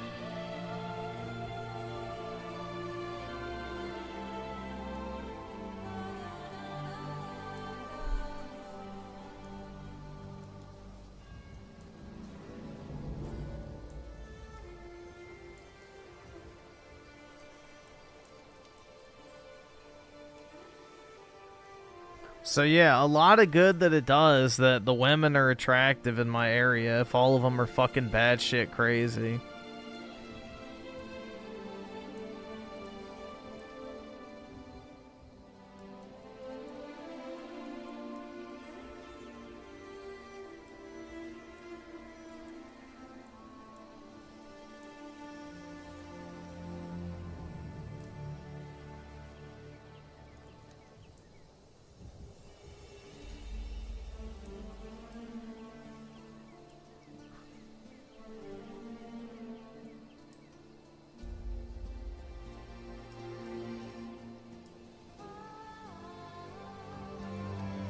Join a Turning Point chat. Dude, I'm 27.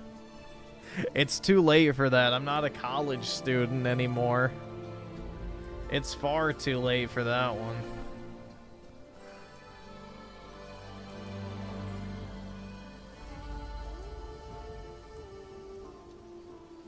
It is quite literally over, dude. Unless I can move, I've got like 0 actual chance. There's no point in trying.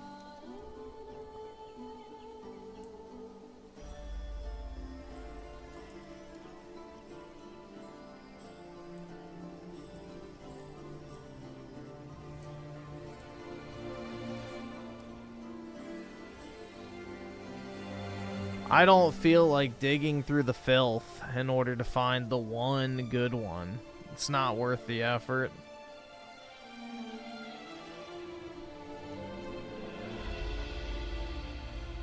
So any woman that lives in this area will eventually give in to the fucking awesome. brain Thanks, rot nigga. All right. of the DC area. Because, you know, it doesn't matter how based or conservative she is when she gets here.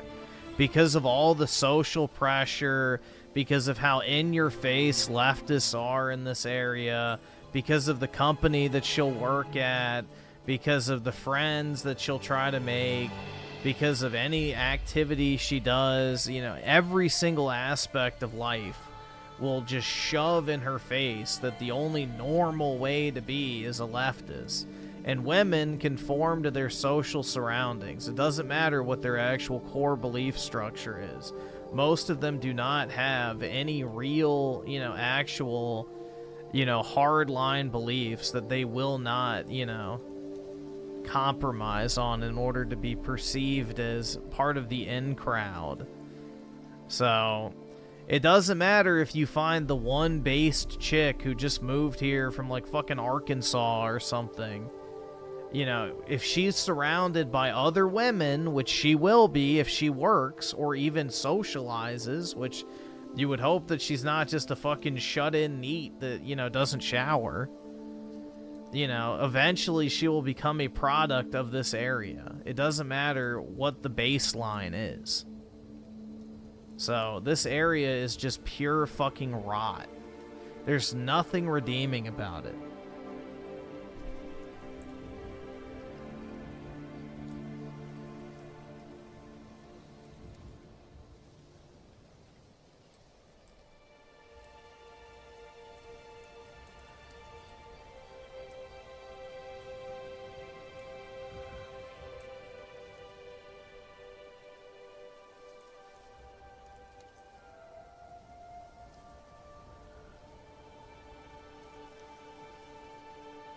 Dude, it doesn't matter if they want the liberal men or not.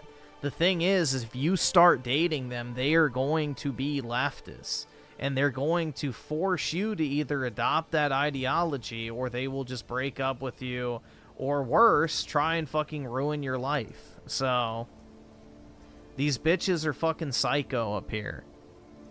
Like, I don't think you're grasping that fact.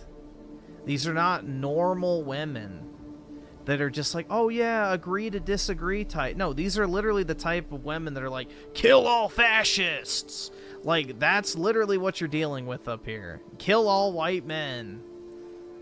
You know, the less white America is, the better. If we can get rid of one white man, then the country is better for... Like, these are genuinely evil fucking cunts. They're not normal women that are like left wing or anything like that. They're just fucking psychotic bitches. Period. They are the dregs of society.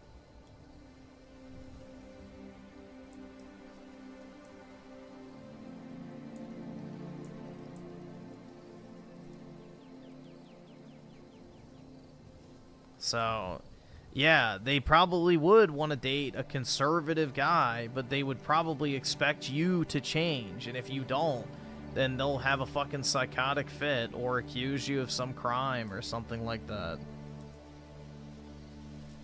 So,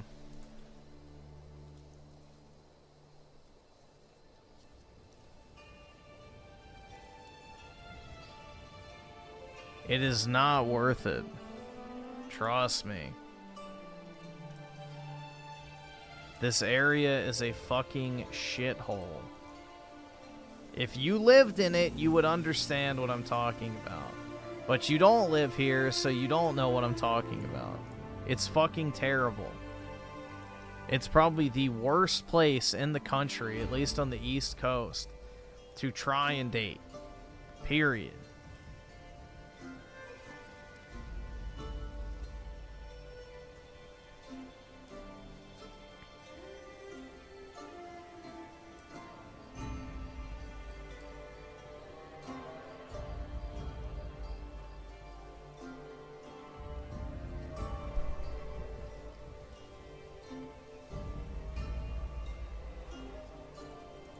Let's see. Daniel with the 5. A lot of women are just products of the environment. A lib will turn to a MAGA girl with the right dick. Nah, unfortunately, that's not the case. If you're in a decent area, yes, but if you're in a hardcore leftist area, nah, they're not going to change.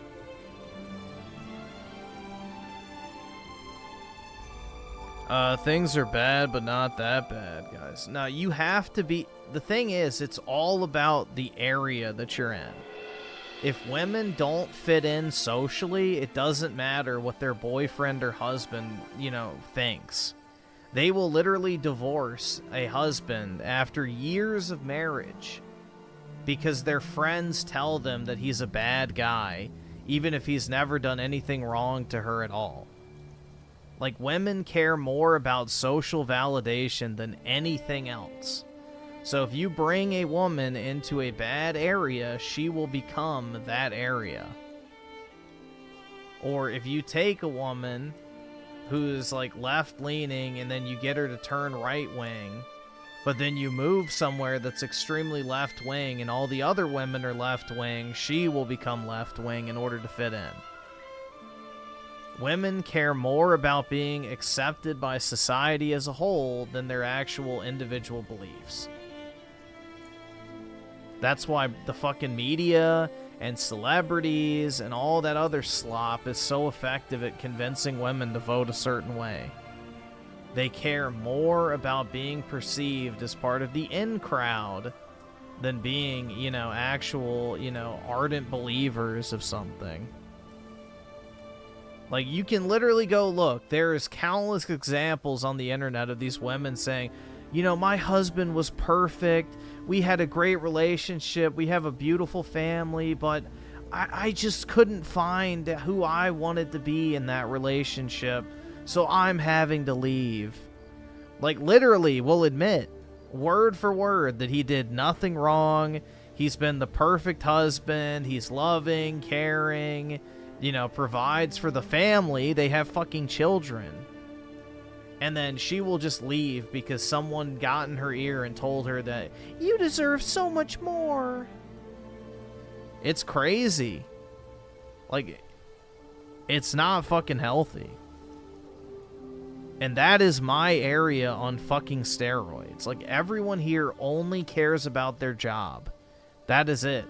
The only reason anyone's in the DC area is to be a fucking, good little, goy slave, basically.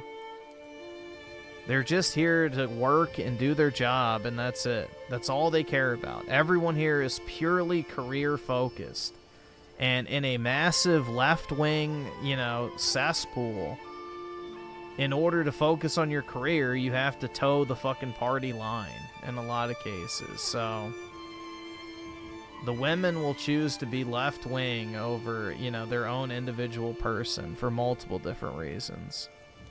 So again, if you live in Texas or Florida or fucking Nebraska or Wyoming or fucking Georgia, South Carolina, yeah, you don't have this problem. Or even if you live in other parts of Virginia, you probably wouldn't have this problem. But my area is unique, that every single person here is only here to work. This is not a place where there are genuine locals or generational families or anything like that.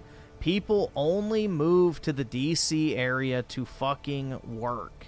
That is the only reason why anyone is here. You literally just come to this area to get a job. So no one has any sort of local roots or attachment or any real genuine sense of community. All it is a massive left-wing shithole of people looking to suckle off the teat of the federal government. That is literally it.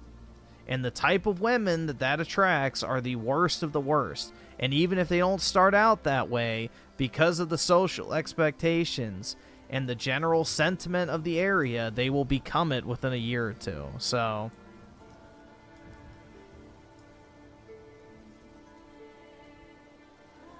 even New York is better than DC when it comes to this type of shit.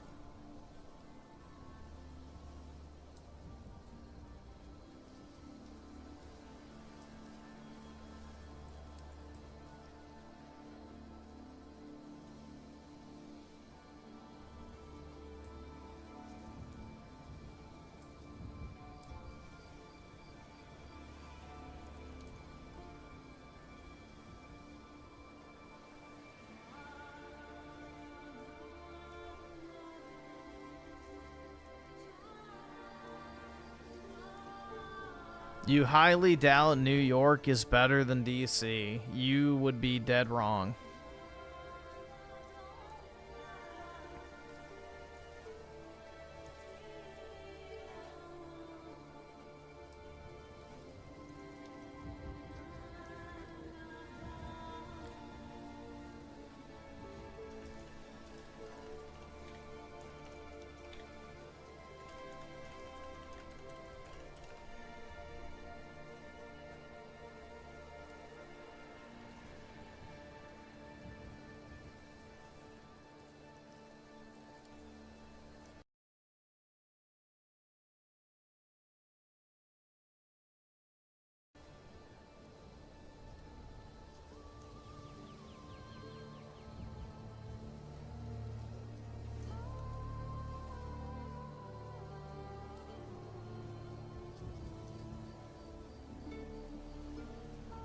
So let's see. I'm looking what like New York City's county is. Is it Queens County?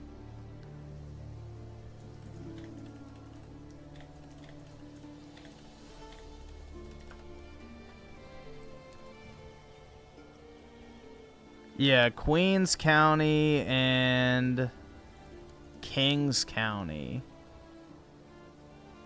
Let's see. So here you guys go. Ready? What did I tell y'all the voting percentage was in my area? 15% Trump, 78% camel toe.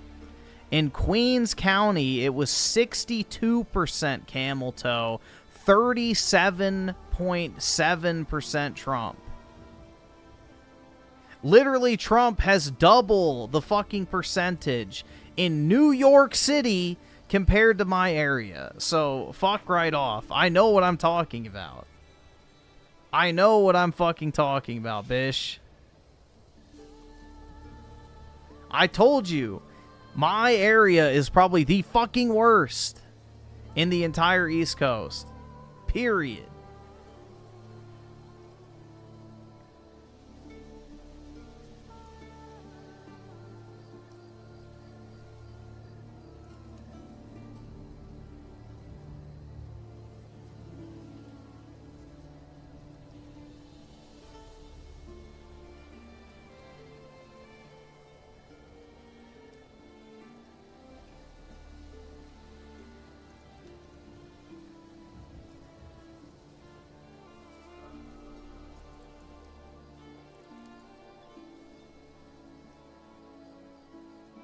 Well, that's not even DC stats. That was Arlington County, which is like the big area of Northern Virginia right outside of DC.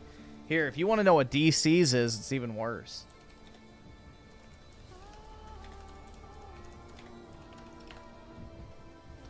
Yeah, here you go. If you want to look at actual DC, 90% camel toe, 6% Trump. There was a 2.4% write-in in D.C. Bro, the write-in vote almost got half of what Trump got in D.C.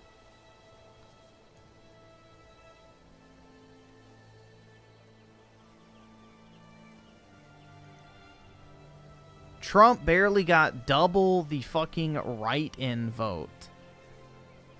in DC. 90%.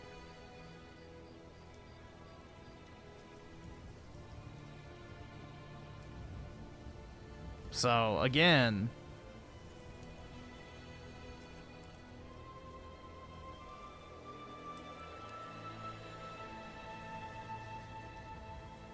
why don't I move? Because I have to be here for work. So, again, I've already been over this, but yeah, I can't move. I have to be here because of my job.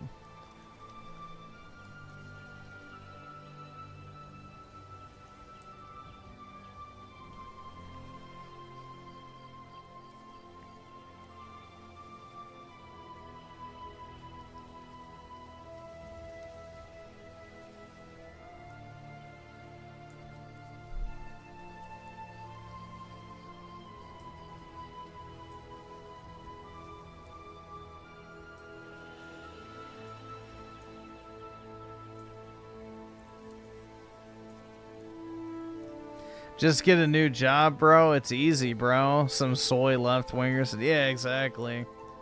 It's just so easy, man. It's so easy. Just, you know, go to the gym, learn a skill, get a new job, journal. Fucking. What other bullshit do those channels tell you to do?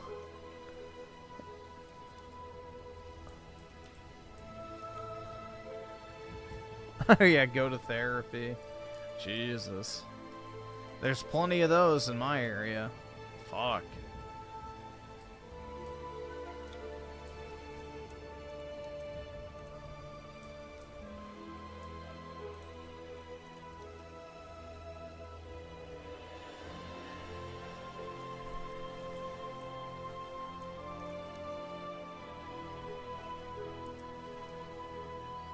Start a business and make millions? Alright.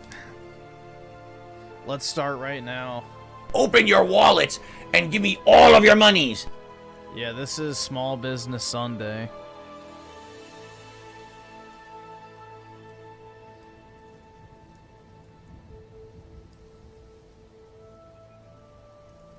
You'll never know until you try. It should be easier since you're limited. What? Bro, I am limited to this area. I can't move. I have to be within 30 minutes of, like, the home office bullshit. So, they literally check your fucking tax records to make sure that you're in compliance. Because I know someone who did. They moved to fucking Boston from Virginia, and they got in trouble for it. So... no, you cannot find another job right now. Finding another job right now is extremely hard. So, there's shit tons of layoffs happening currently.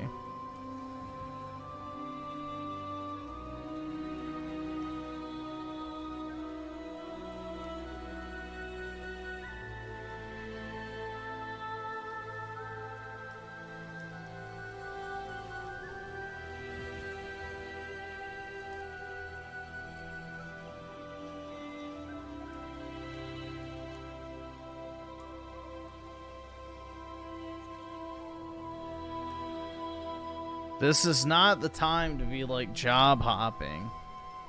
So, yeah, ideally if I could find a better job, then sure, but easier said than done.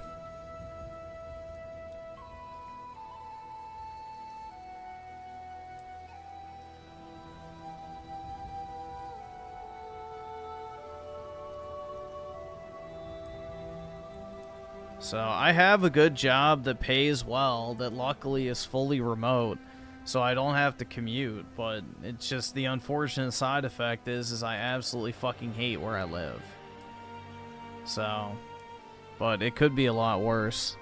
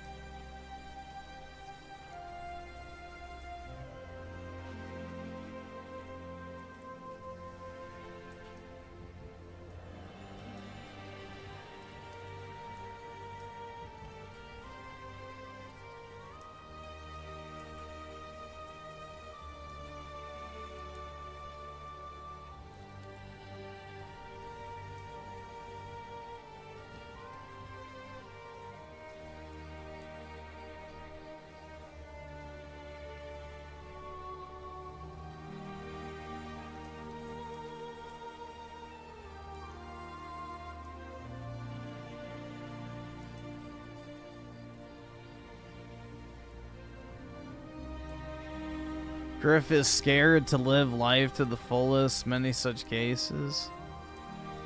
Yeah, I don't really feel like I'm missing out on much. So, that's the other part of it too. It's like, what would moving to a different area even solve? Nothing.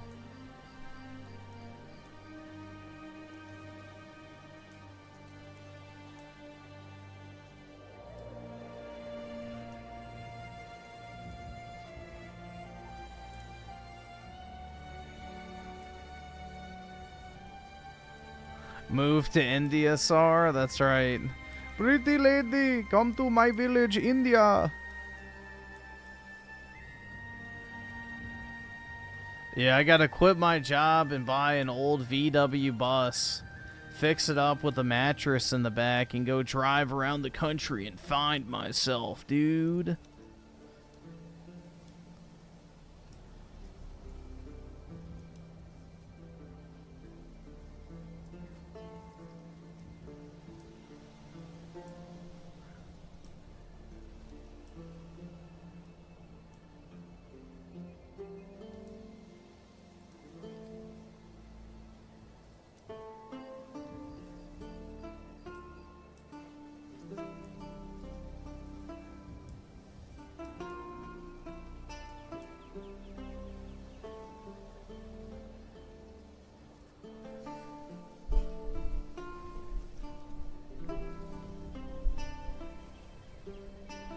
Even a meth addict is technically living their life to the fullest? Oh, well.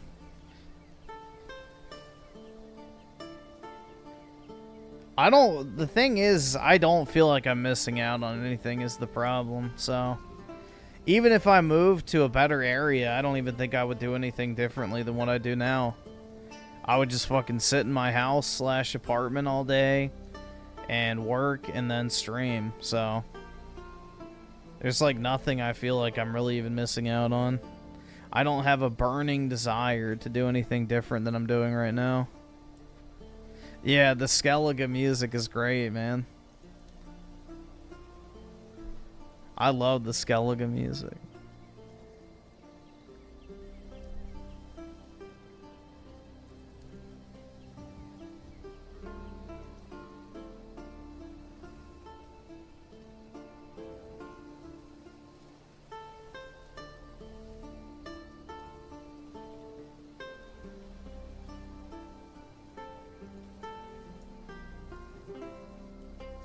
That sounds horrifically miserable. What does? Indians everywhere?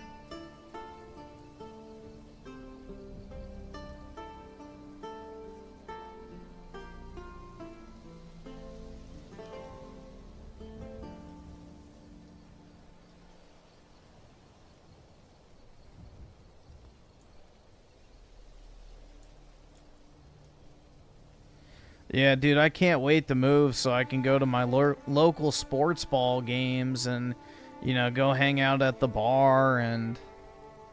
Oh, yeah, that's pretty much all there is to do anywhere now.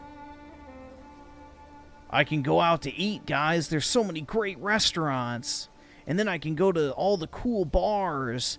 And then on the weekends, I can go to the local sports ball games. Oh, boy. How exciting, man. Sure glad I moved. My life is completely different now. You know, I went from one city with a sports ball team and restaurants and bars to another city with a sports ball team and restaurants and bars. Holy shit, it's a completely different world out here. Don't forget axe throwing and escape. Yeah, exactly. Axe throwing in escape rooms, exactly. Yeah.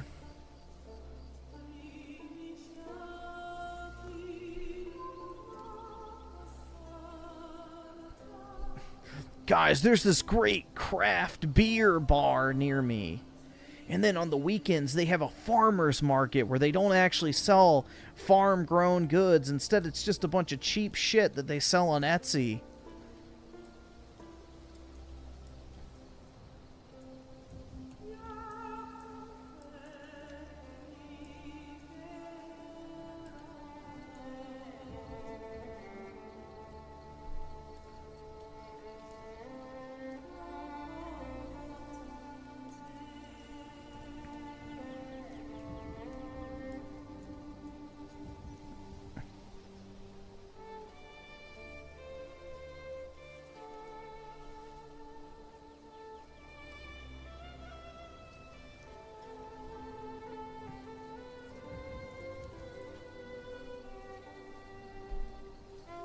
Reminds me of the 4chan meme about the city hustle. I haven't seen that one.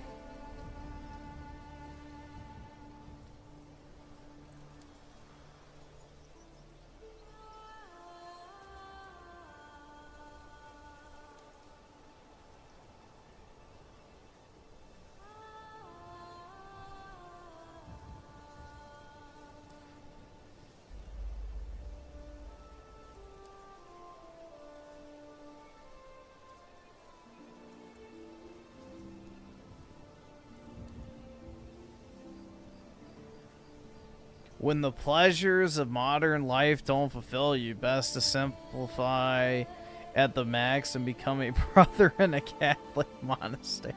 I guess that's an option.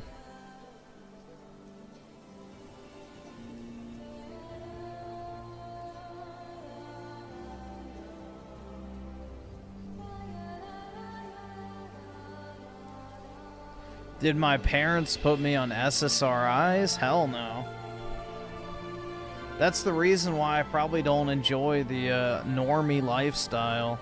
I didn't get brain fried enough by fucking drugs in order to, you know, get excited about the next NFL game. You know, if only they had put me on Ritalin so I could be excited about going out and drinking craft beer after a week of working.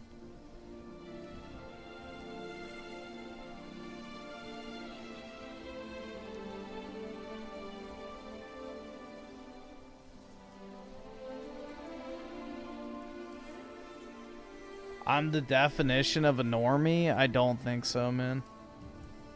I don't like anything that normies like.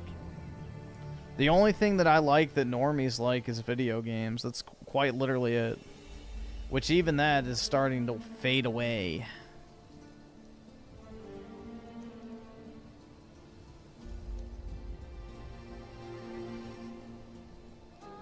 So...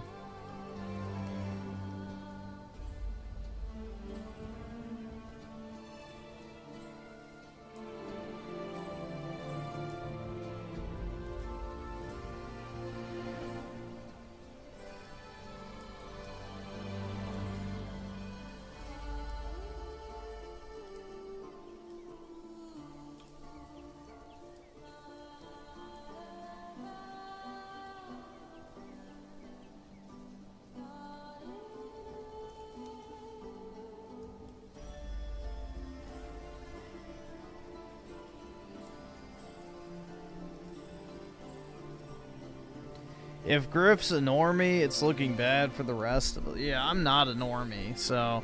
If I was a normie, then I'd probably be a lot happier, because it's like, at that point, you'd be like, oh yeah, dude, I'm so excited for the new, Marvel movie, and my vacation to Disney World, and oh, I can't wait to go out to dinner and go to this new fucking amazing, Korean barbecue place, bro, and then I'm gonna go to the craft beer house with the boys, and we're gonna watch the fucking, whatever basketball game and talk about our favorite fucking 6'8" BBCs. I mean, it's just, dude, yeah, no. Absolutely fucking not.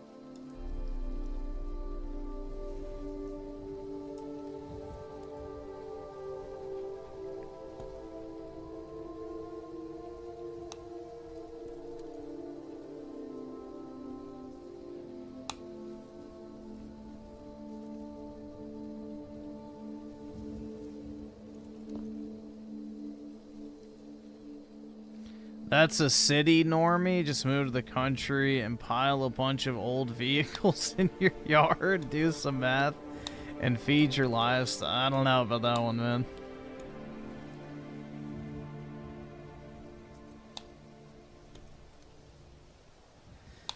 become the American... Bro, it reminds me of that... I don't remember what it's called. There's, like, one adaptation of, like, the Caesar storyline. And there's, like, a point in the movie where he finally, you know, achieves, like, his consulship or whatever. And he looks into the crowd... And he's, like, just filled with a deep sense of disgust looking at the normal people. And it's like, bro, that might be the single most relatable scene in all of, you know, media history. It's just the sense of disgust that you're just filled with when you look at the average person.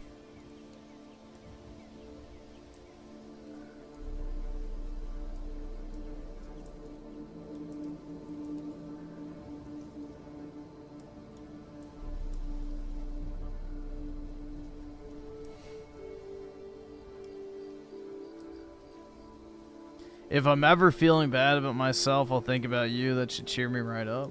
Oh, I'm glad I can help.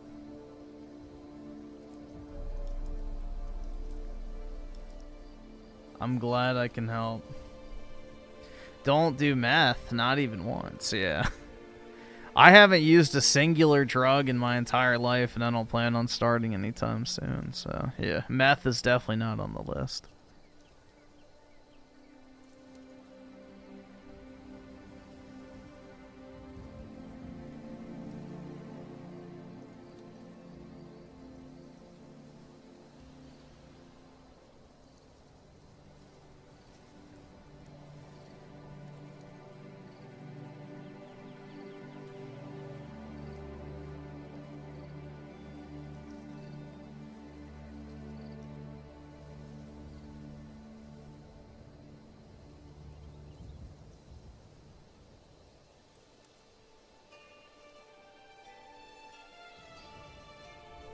Actually, alcohol is technically right. So is caffeine, dude. But yeah. Yeah.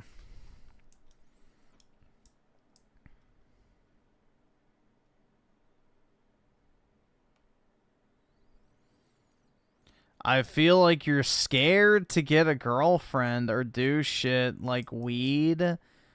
Because it'd probably become my whole person. Dude, I'm not going to become a fucking stoner. Genuinely, if I could round up the stone... Dude, that's another reason why I fucking hate this area. Is because all you smell is fucking weed everywhere you go. No, fuck weed, bro. I would round up the stoners and put them in camps. Nah, I don't fucking like weed.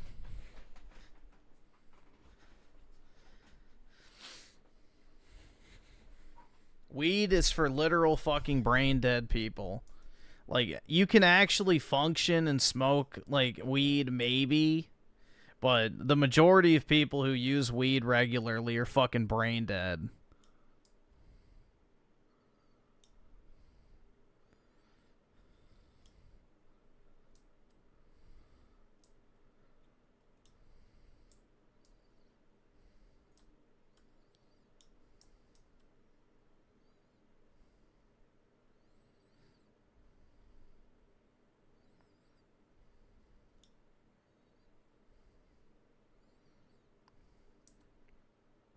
What about people who use it for chronic pain? If they weren't fucking fat, they wouldn't have chronic pain, so it's a cope. It just gives them the munchies, so then they keep eating, they stay fat, and therefore have chronic pain.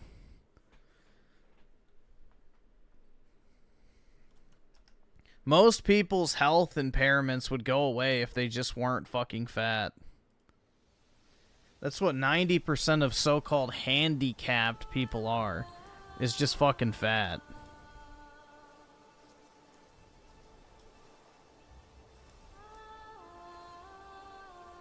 Yeah, I swear on my kids I don't get the munchies. I swear on my kids I don't get the munchies.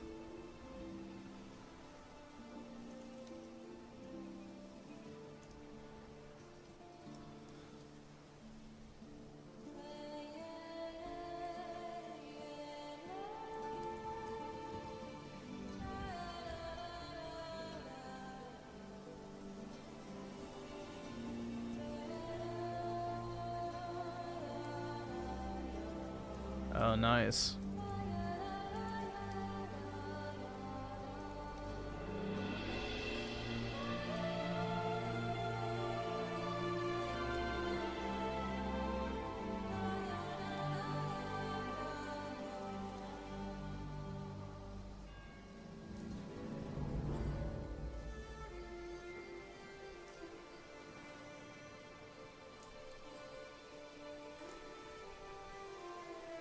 Rich is spiritually black.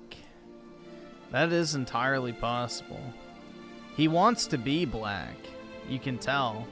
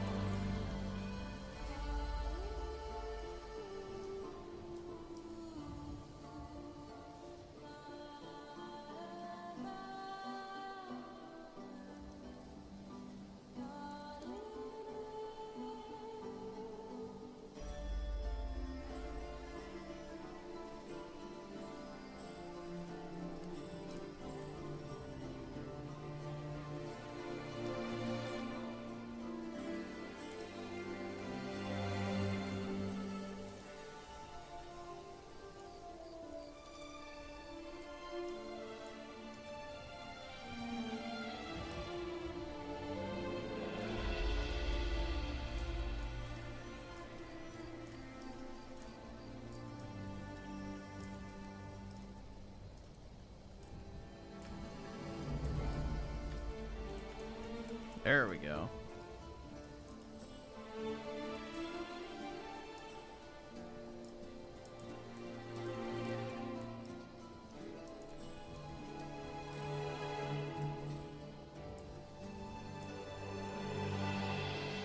It's funny though, man. Rich thinks he's a fucking thug, and it's like, bro, you are an obese, fucking pasty ass white dude. Stop.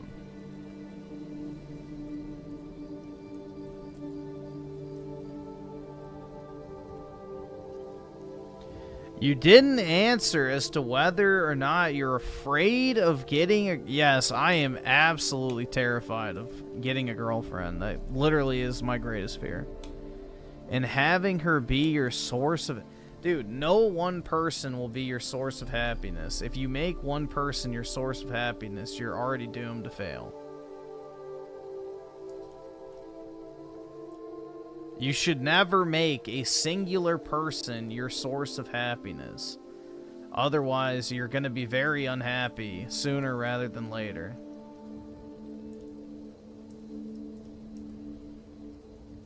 That's not the reason you get into a relationship. Let's see. Maybe you're scared of being a cringe Reddit boyfriend. What if that made you what? Yeah, I can guarantee you there's zero fear in my life of becoming a Redditor. So that's not really a concern. Yeah, becoming a Redditor isn't really on my list of concerns I have, man. I don't think it's going to be very likely.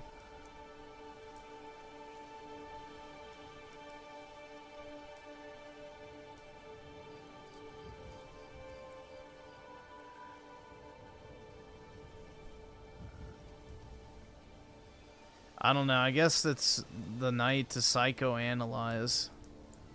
But, yeah. Last time I checked, there's like a 0% chance I'm going to become a Redditor. Just throwing that out there. Ain't gonna happen.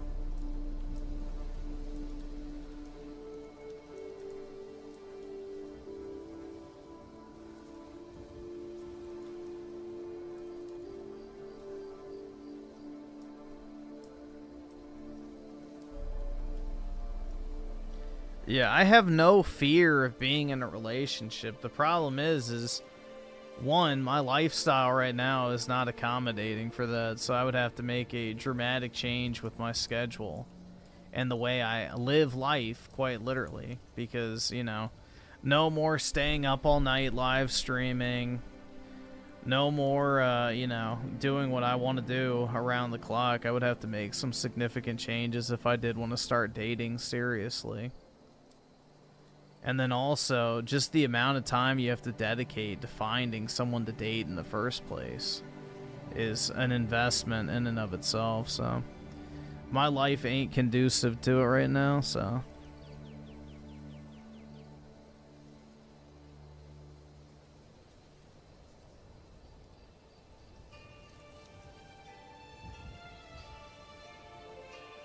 Griffin's gonna end up with a black woman and have mixed kids. Yeah,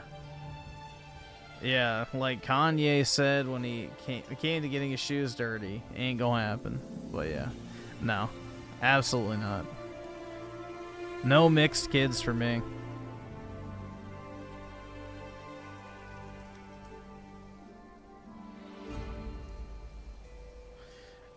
It would not be hard for you. Good job, lots of freedom and money. I don't have lots of money for my area. Dude, in my area, like, the money that I make is nothing. It's literally nothing. I'm considered poor in my area, probably. I can't even, like, the average money you need to buy a house in my area is $350,000 a year. That's like the recommended income to buy a normal-sized home in my area. I am not wealthy where I live.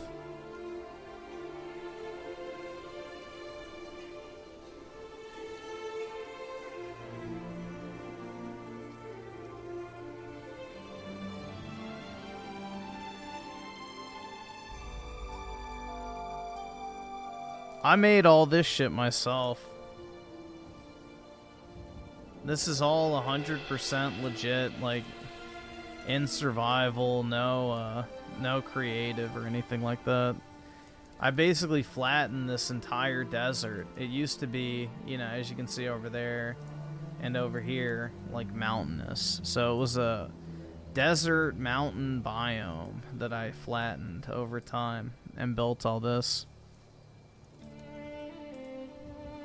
So, this is a, what, like 5-year-old world now? So.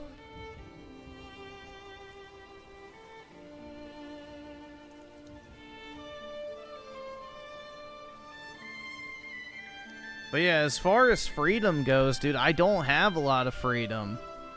So, you know, like, with my current schedule, I'm pretty much booked around the clock. I barely even sleep. So, I barely even have time to sleep nowadays. That's pretty much all I do on the weekends is sleep.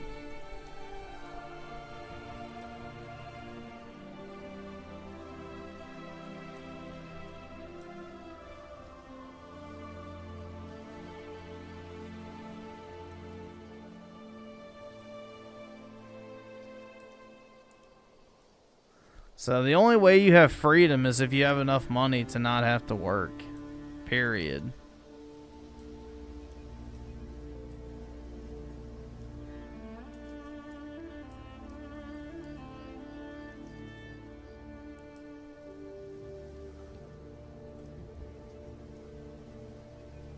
Dude, it's not that the chicks even expect it, it's that they make that much money. Because where I live, they have all the leftist hiring policies of like, oh, prioritize women over men, so all the women in this area make more money than the guys do. So, chances are, if you're dating a woman who works like professionally in a corporation or something, she probably makes more money than you do.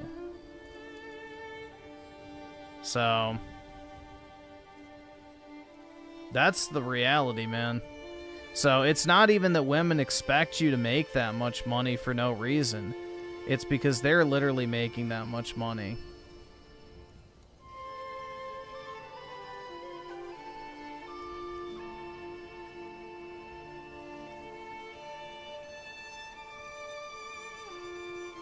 So it's just like literally, oh yeah, that's normal.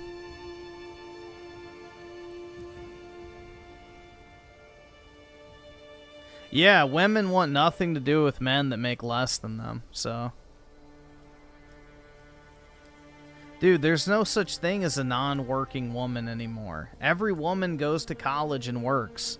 And if she doesn't, she has hundreds of thousands of dollars in debt from student loans because she's not working. Like, dude. Dude. Every woman goes to college now. All of them take out tens of thousands of dollars of student loans.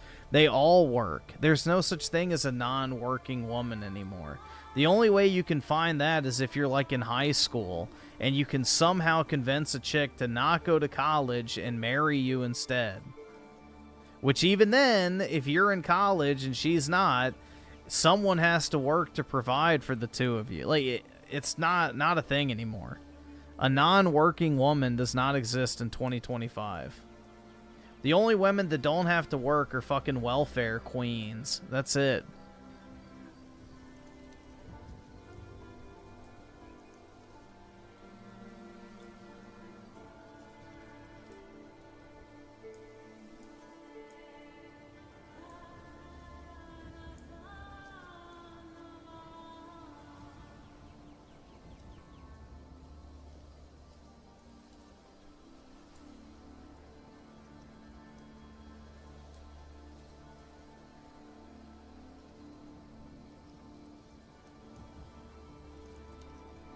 I'm not passport broing, so that's not happening.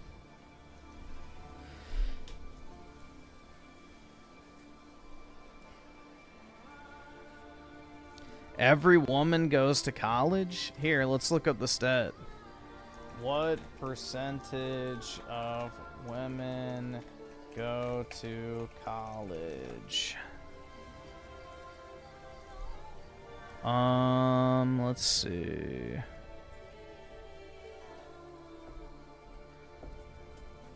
68% of women or female high school graduates enrolled in college immediately.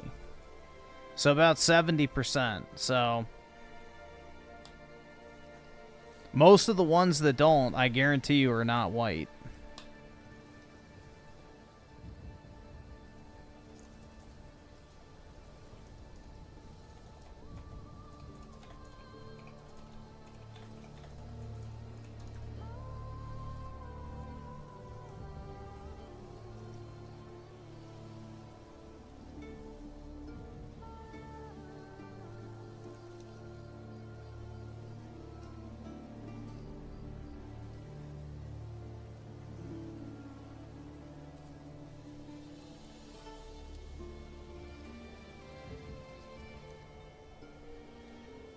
Yeah, that's pretty crazy, man. So, the graduation rate for women is 68% compared to 61% for men. And 68% of high school female graduates enrolled in college immediately compared to 57% of men. Interesting.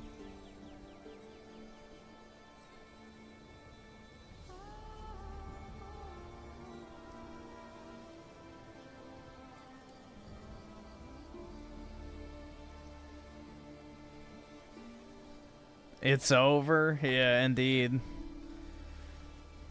DM a woman that you went to high school with, or wait, to school with? I don't have any personal social medias anymore, so that's not gonna happen. I deleted my personal Instagram. So I don't even have that anymore.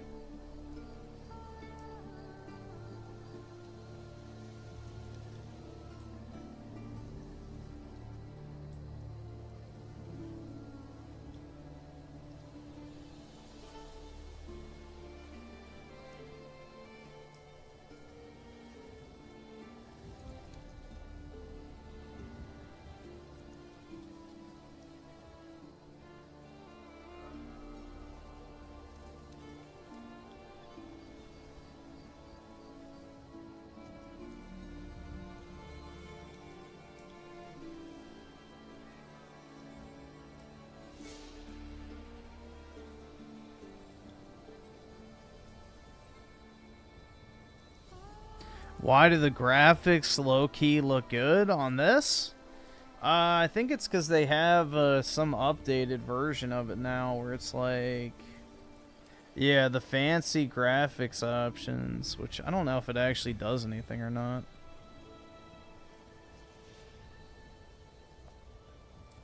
But yeah, there's like a different graphic style now, which is fancy. So, I guess it makes it look better. You can't toggle it in the game, unfortunately, so...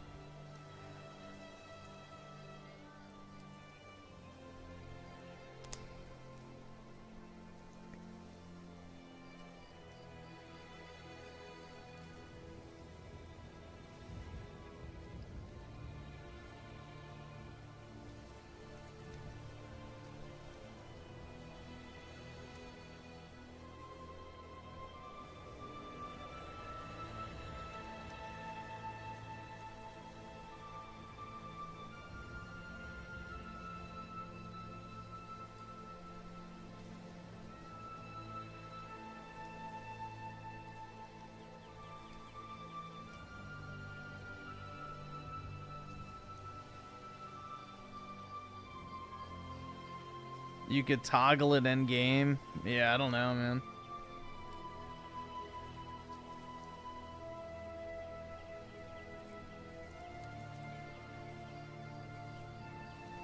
Microsoft loves to add features that, you know, are half-assed. The fact that Minecraft doesn't get way more content updates is pretty crazy to me. Like, why the fuck do we still not have glass panes for the floors? Or like ceilings, and why the fuck are, you know, it's just like there's so much easy shit they could do, but they don't because, you know, half-assed.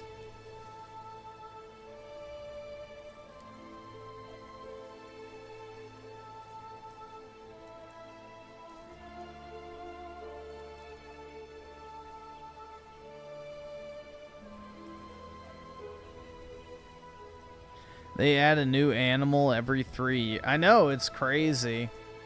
This game makes so much fucking money and they just don't even do anything to it.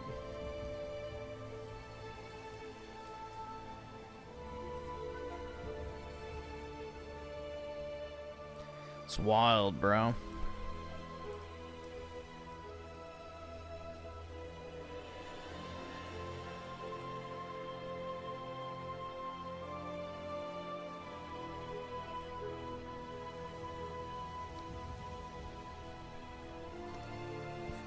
Every girl you like is debt maxed, and marrying her will thrust you into crippling debt for all... Yeah, exactly.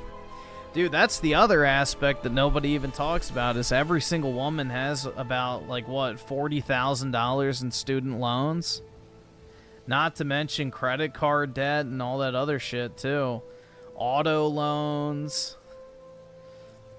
So, yeah, it's brutal out there, dude.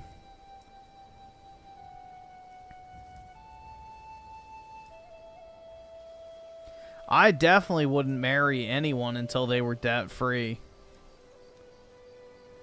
Period. There's no chance I would marry a chick who has an insane amount of, like, student loan debt. Because if she's shitty with her money, she'll be even worse with yours.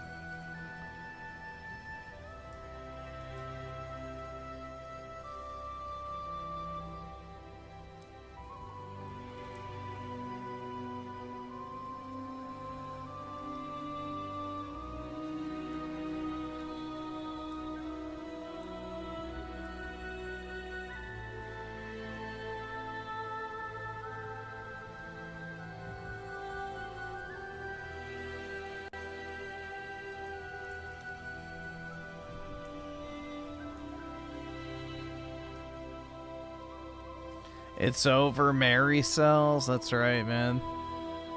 It's been over. In fact, one could say it never even began.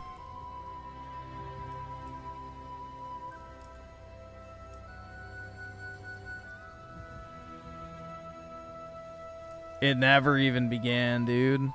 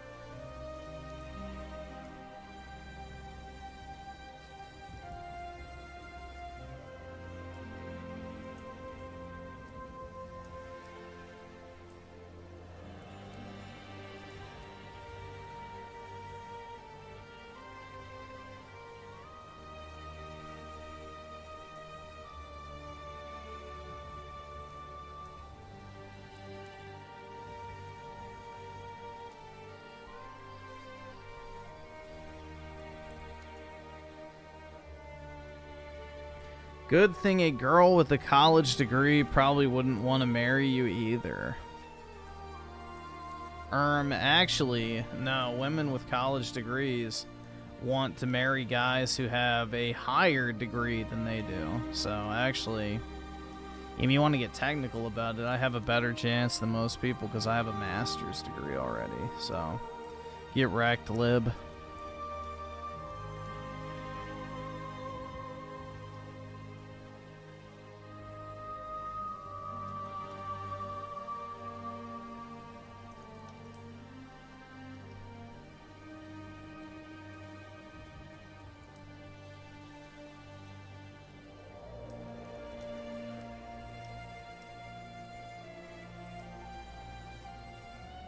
Dude, if women have a college degree, they 100% expect you to have one too.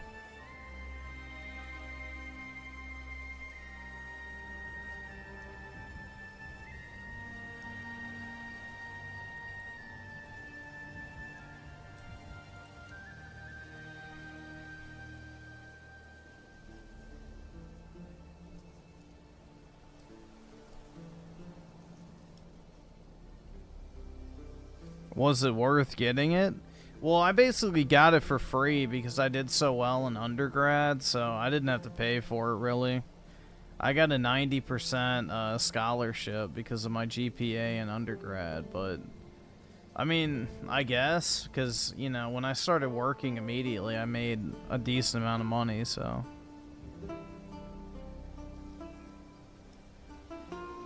You get paid more if you have a master's degree initially, but yeah, I don't know. I mean, I guess for my sake, it worked out fine.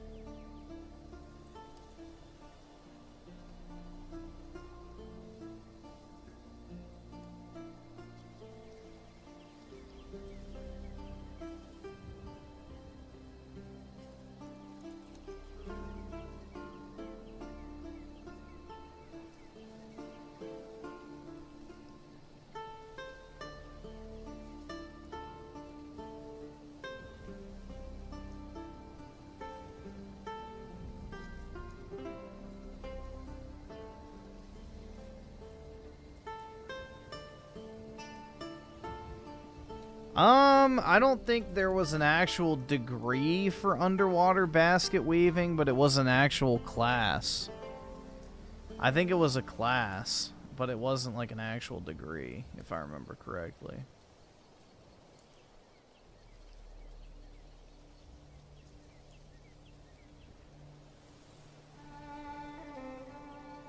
No, I got a master's degree in data science. So I'm technically a scientist, dude.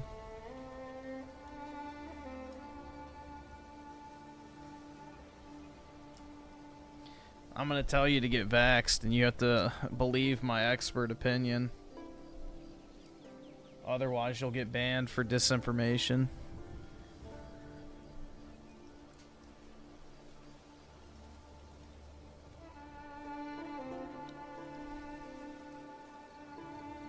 You made a killing door dashing this weekend. It was sweet. Yeah, the last of the EBT money. Enjoy it while it lasts, PK.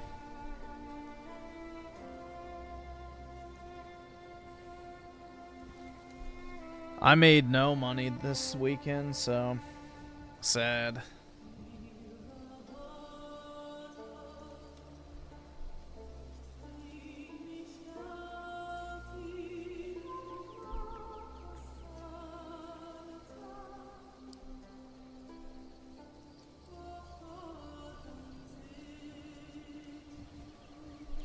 I just slept. Like today, for example, like last night I didn't stream because I just had like such a bad headache and I was getting like the fucking cold sweats.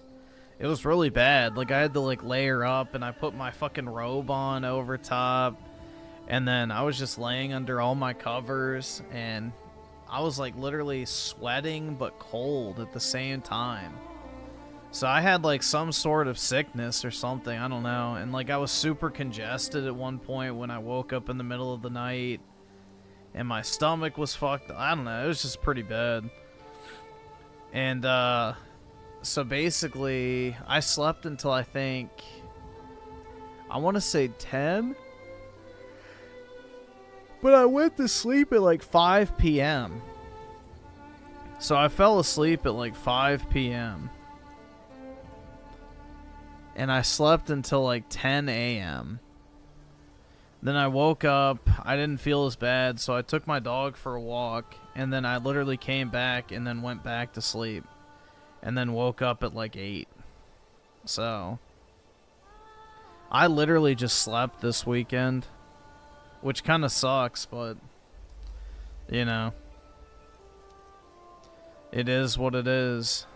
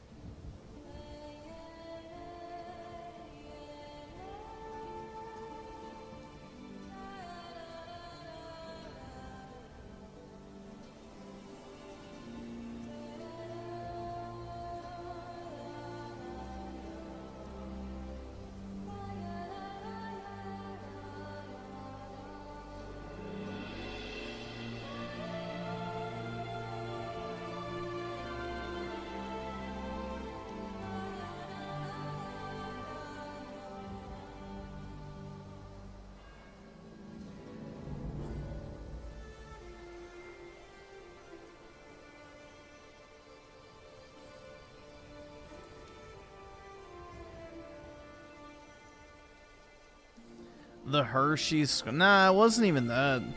I didn't have the squirts or anything like that.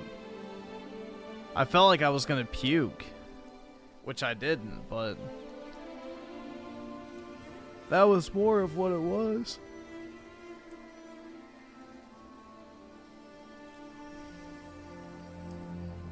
Robes are terrible if the goal is to keep warm. Maybe if you have a really thin one.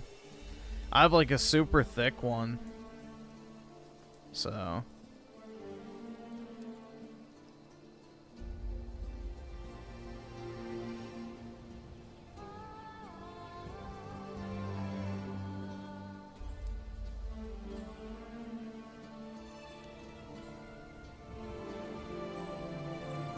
But yeah, I was wearing like sweatpants, t-shirt, hoodie, and then I put that on over top of it. And I was still like cold. That shit sucked.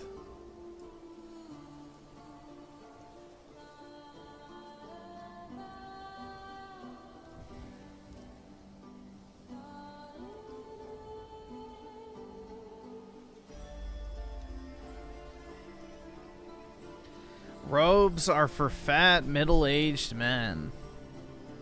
Is that why you have multiple?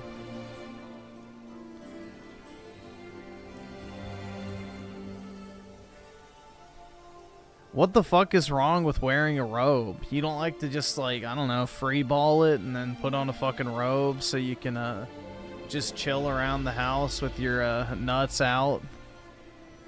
Free? I don't know, what's up with the robe hatred?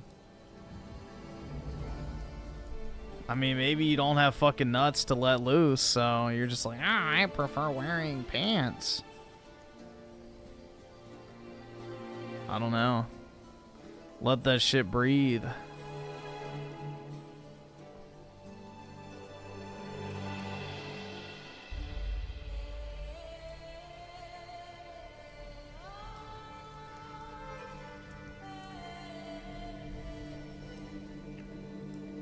Robes are for tryhards. How so? I feel like a robe is like the least try-hard thing imaginable because you literally just put it on and then you're done. But anyway, I don't know.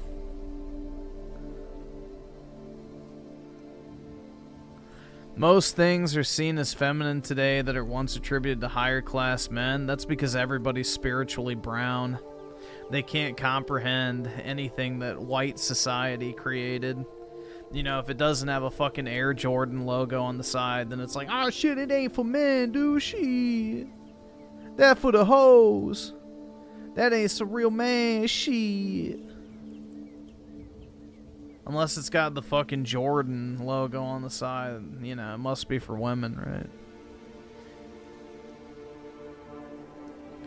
We've had a similar issue in the past, too, when I mentioned I wore fucking polo shirts. So, yeah, there's just a lot of people in this chat that are spiritually brown, and they just can't comprehend that white society is not just slop fucking basketball shit.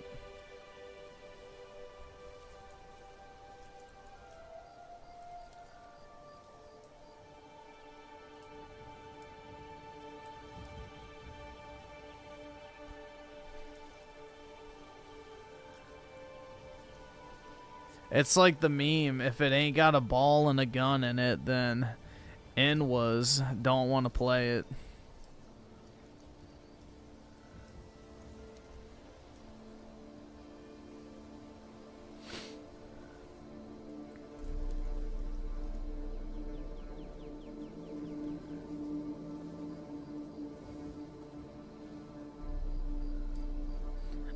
Polos are for whites, yeah, exactly.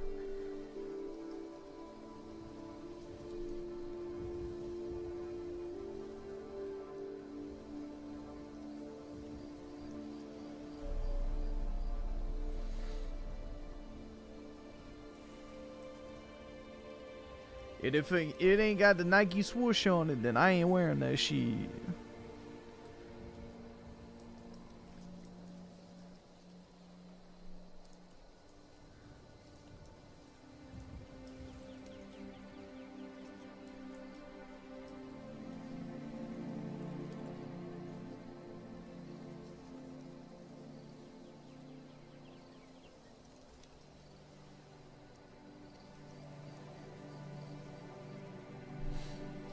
Would I wear All Saints apparel? I don't know what that is.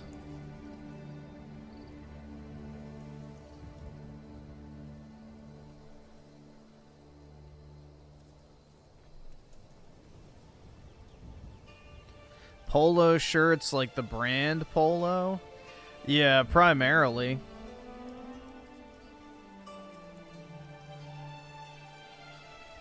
Not t-shirts, like the actual polo shirts, you know, with the collar and buttons and shit. I don't wear like the fucking t-shirts and stuff because those look like dog shit. I only wear solid colored t-shirts.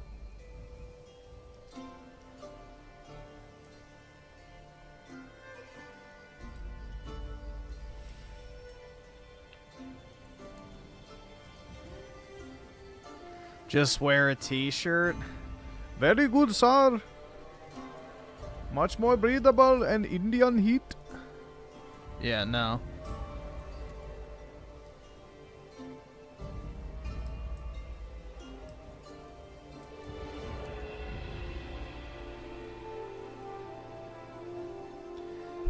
Yeah, Polo, Ralph Lauren, they have nice sweaters, though. Yeah, they do. The American flag sweater's fire. I like that.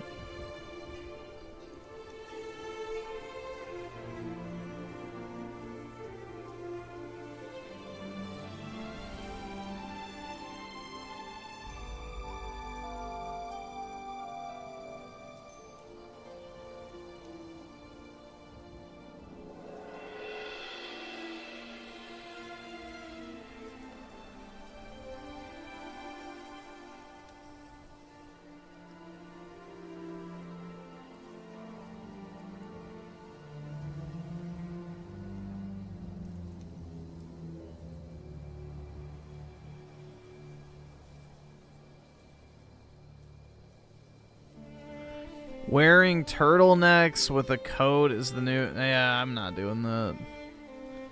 I don't like turtlenecks. I don't like having shit up around my neck anyway, you know. I'm not one of those freaks that, you know, wears a dog collar and that type of crap.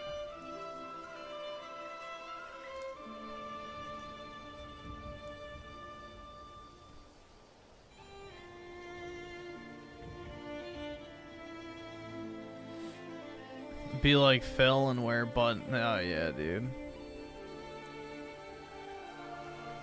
The button-up shirts. Exactly. He's really stunting on him.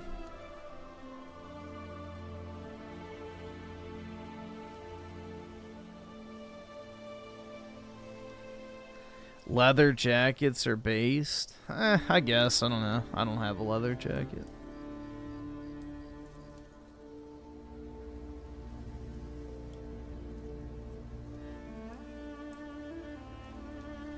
Leather jackets to me just kind of scream old guy, but I don't know. I just associate them with old men.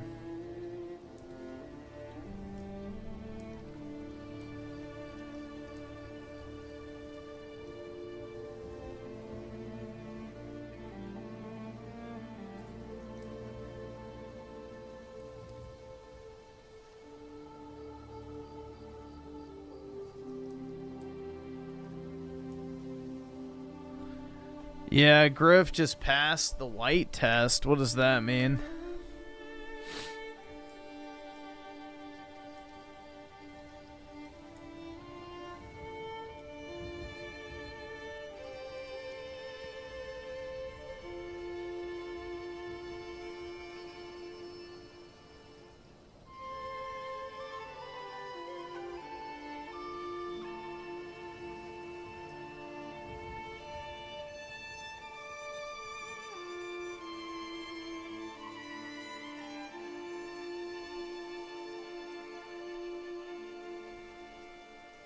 Can I ask you a question? Shit, I guess. Griffin just grumpy old man. That is true. I am a grumpy old man at heart.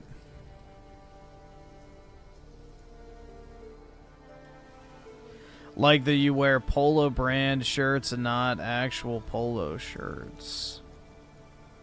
Oh, okay.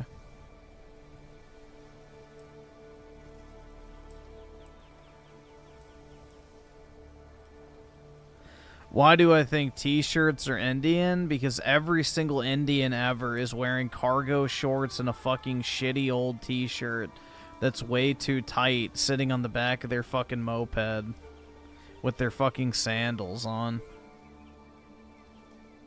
Tell me I'm wrong.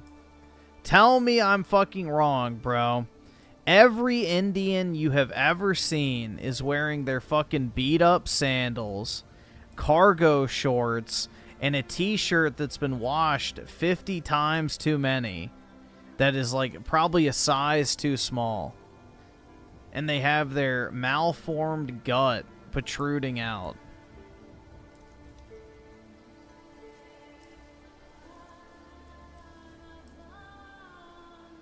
Tell me I'm fucking wrong.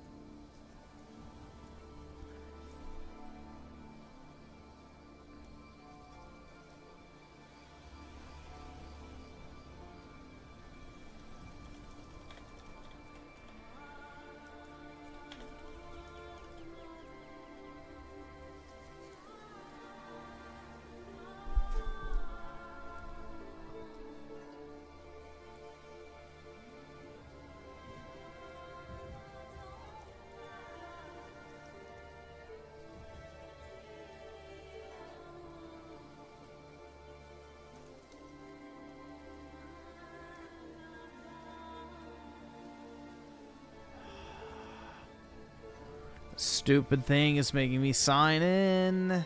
What a fucking piece of shit. Alright, there we go. Approve. I don't fucking like that it does this.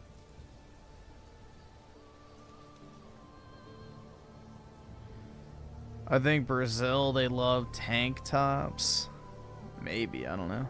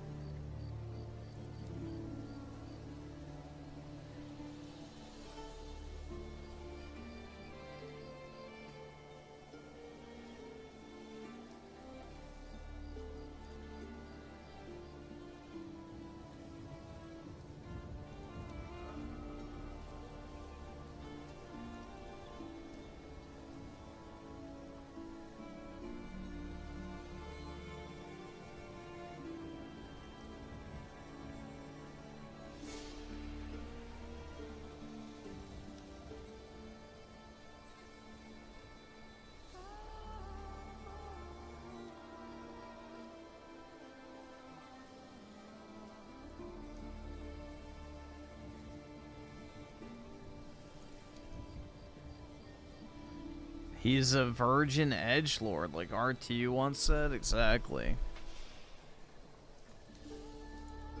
But it doesn't make me wrong.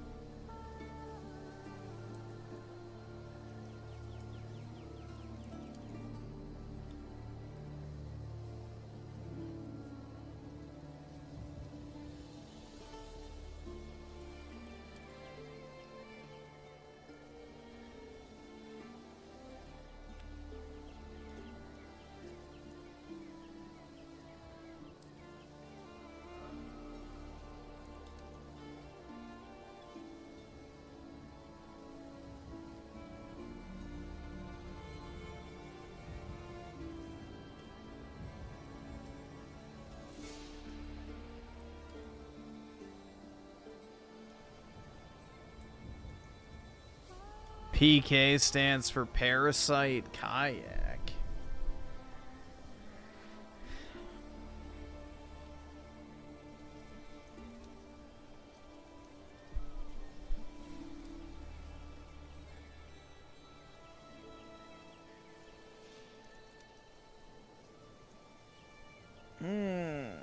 Dude, this headache just needs to fucking go away. It's so annoying. I'm sick of it. I'm fucking sick of it. I'm gonna smash my hand on my desk like Rich. Oh, damn, dude.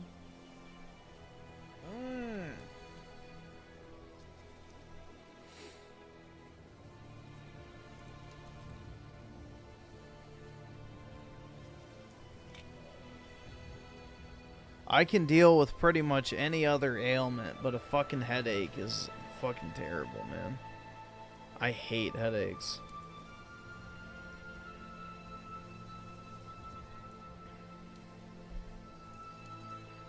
I just need to sleep for real, I guess, and then never wake up, right? Shit. That's pretty much all I did this weekend is slept, so...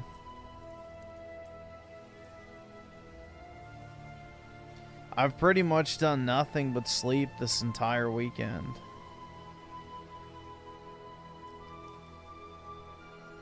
Like, I streamed Friday night. I got off at like, what, 3 or 4? I slept until I think about 10. I went to the gym, I walked my dog, and then I like passed the fuck out at 5 p.m. And then I woke up at 10 a.m. this morning. And I went and walked my dog, and then I went back to sleep until like 8 p.m. So I've pretty much only slept this weekend. And I'm still just as tired, and then, yeah, I have the headache still. Which is annoying.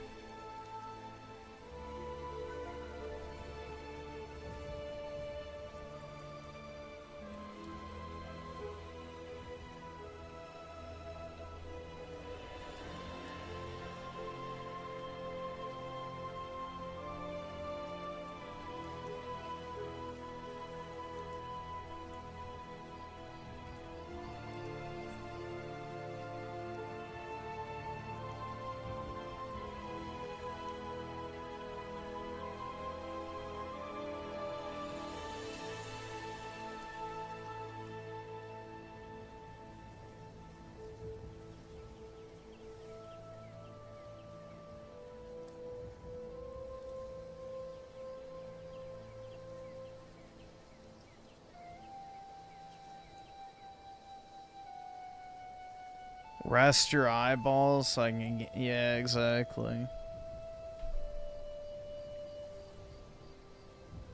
That's the... Like, I tried to play... Like, I bought the Dragon Quest remasters.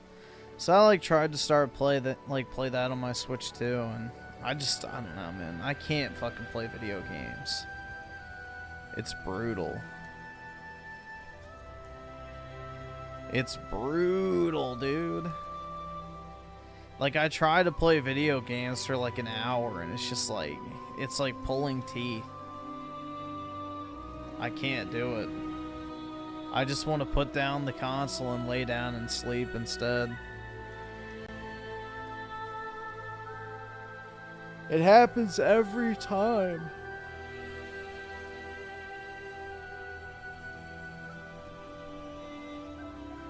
It happens every single time. I go to play video games like in my free time, and within like 15 minutes, I'm just ready to, like, you know, stop and then go to sleep.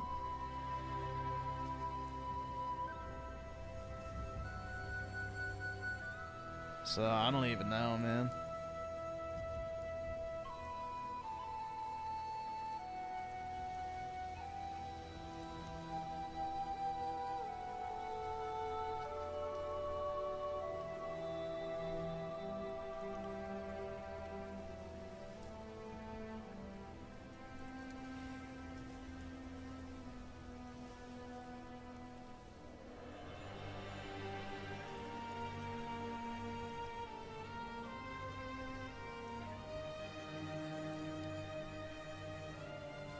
Yeah, that's the thing, is like, it's like anytime I try to watch something or, you know, play a video game or whatever, I just want to put it down and then just like kind of sit in silence.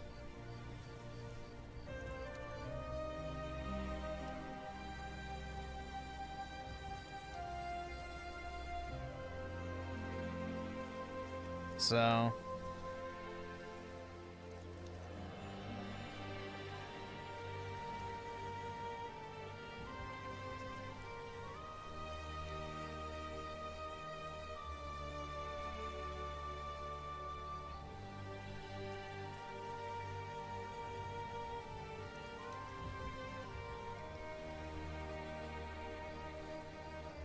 When I lay on the couch and watch YouTube, I immediately fall asleep. Dude, I think it's like, honestly, I'm just like, I'm getting aversion to stimuli, if that makes sense. Like, it's almost like I have the opposite response to like the dopamine you get from playing a video game or watching TV or whatever it is. Like, instead of getting a dopamine hit from gaming, I get like a melatonin hit.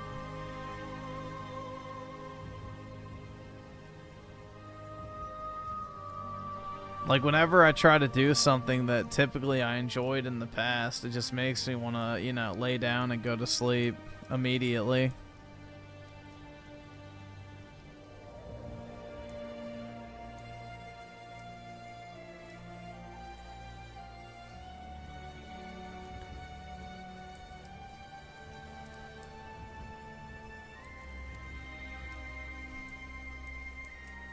Like, I immediately just start getting tired.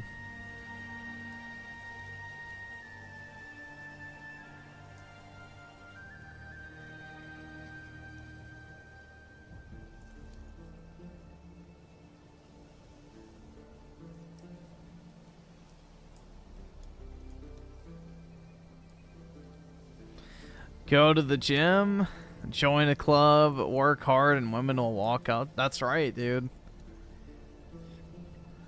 Once women find out that you joined a club, you go to the gym, and, you know, you make your bed, they will literally just take their top off right in front of you and say, "Breed me, daddy."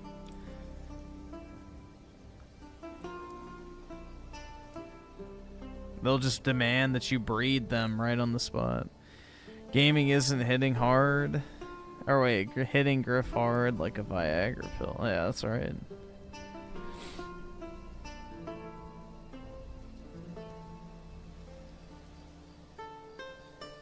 You don't even have to go to the gym. Just tell them you have a gym membership. That's right.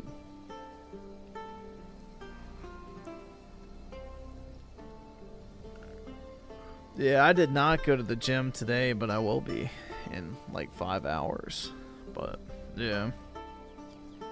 Dude, I felt like shit today and yesterday.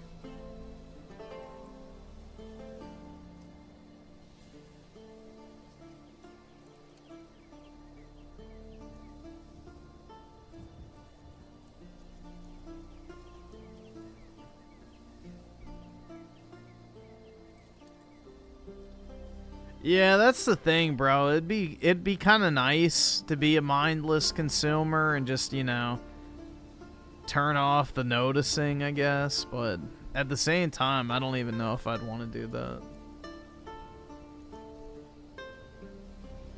I don't know. My issue too is my hatred grows with each and every day. Genuinely. It's getting kind of bad.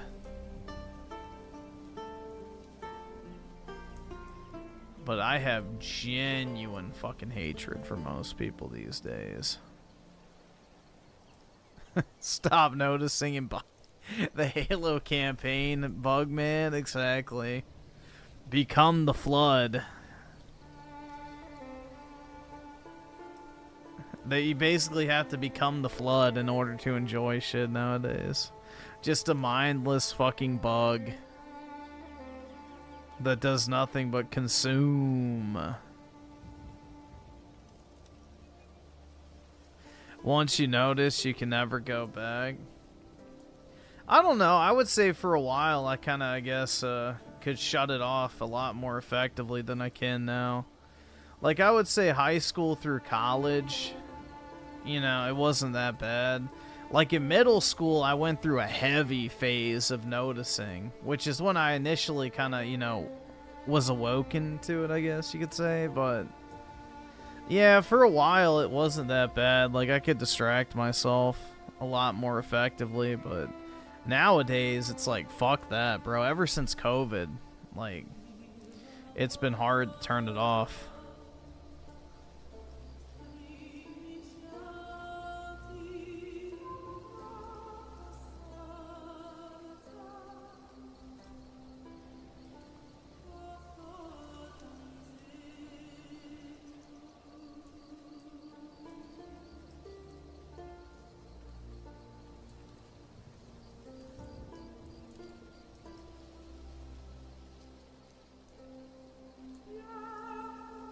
What awoken me? Just doing research back in the day. Because the thing is like, you know, I guess you could say I wasn't like the other girls, dude. But yeah, no, I used to like research a bunch of history and stuff back in the day for fun. You know, because I used to enjoy reading and researching and learning about history and stuff like that. So it was just kind of a natural progression. And then I think it was, I forgot what it was I watched. It might have been The Greatest Story That Was Never Told or something like that. It may have not been that one. It may have been a different one. But I watched one of those like documentary style videos and then did even more research, and it's like, yeah. But the initial thing that I would say woke me up was the Federal Reserve. So that was the catalyst, I would say, is looking into central banking. Researching central banking is really what, you know, woke me up, I guess you could say.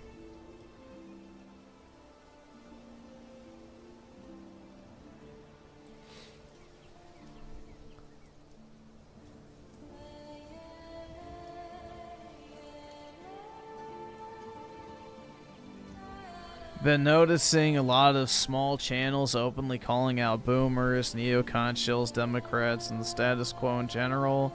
This is a massive difference than a year ago. Yeah. I think people are starting to realize that they have nothing left to lose. Like, the world around us is literally being destroyed, man. So, there really isn't much left to lose, so people are getting to that phase where they just don't fucking give a shit. So, I expect a lot more people will openly start talking about a lot more stuff. Because at the end of the day, if you have nothing to lose, then why the fuck would you care? You know, what else are they gonna take from you? Yeah, I've seen Europa the last battle. I've seen that. That last section makes you just either subscribe, donate, or get the fuck out. I won't say what it makes me want to do, but I would go to jail if I actually did it. Z-Herb with the 41 months. Hi, gamers. Let's touch tips. Alright. Sorry, mine won't reach.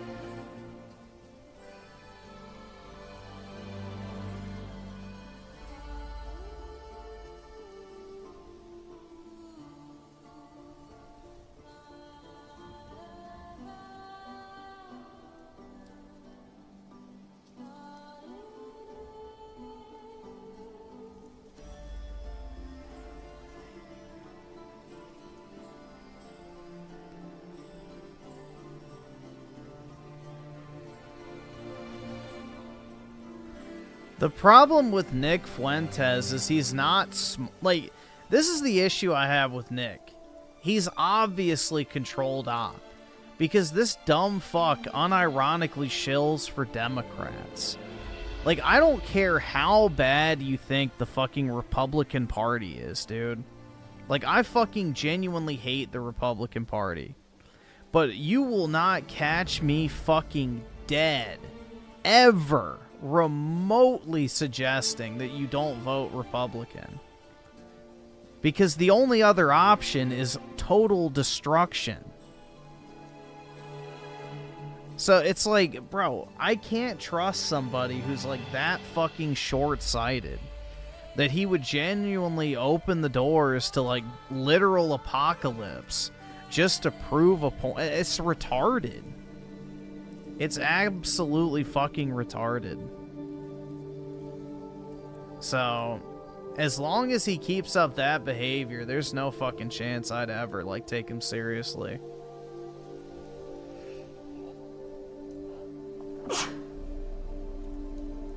Like, his gay little shit of saying, oh, vote for Kamala, we'd be better off if she was president. You know, we should vote for Gavin Newsom over J.D. Vance. It's like, are you fucking kidding me?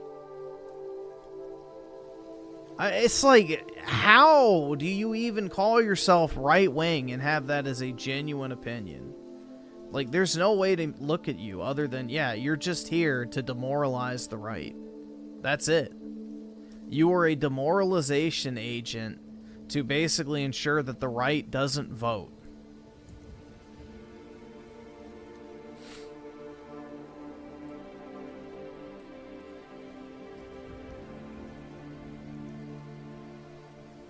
The way to fix the system is for people to get involved in the Republican Party and take it over from within. That is the correct path, is to exert your influence on the existing structure. Because otherwise, the other party, the Democrats, will just dominate and never surrender power, ever. And then we'll all be dead anyway.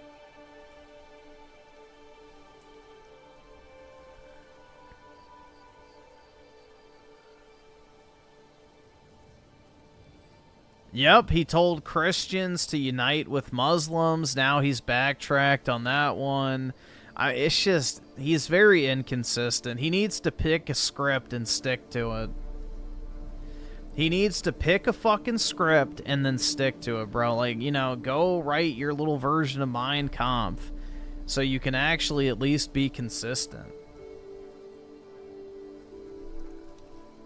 It's just crazy, man. He flip-flops on so many fucking issues. But that's the thing, is he's not a serious political figure. He's just a fucking, you know, a contrarian, essentially, for lack of a better term.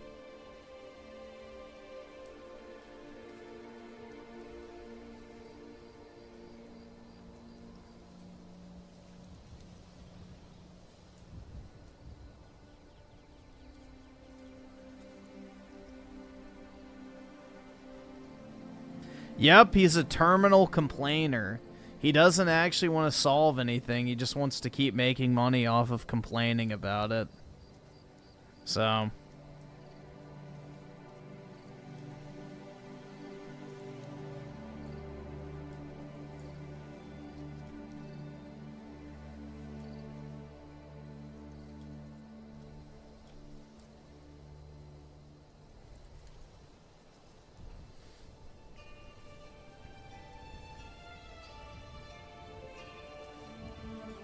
Am I consistent? All I can say is I consistently will tell you exactly what I think at the time. I don't really have too much of a filter. I mean, on certain stuff I do, but... I would say I'm pretty consistent. For the most part. Obviously, viewpoints can change and evolve. And, you know, it's become a lot more easy. This is the thing I'll say, is I can say a lot more of what I actually think nowadays versus having to code it or conceal. Because for whatever reason, YouTube has actually decided to get more lenient on this type of stuff, so... I don't have as much hesitation with expressing actual viewpoints.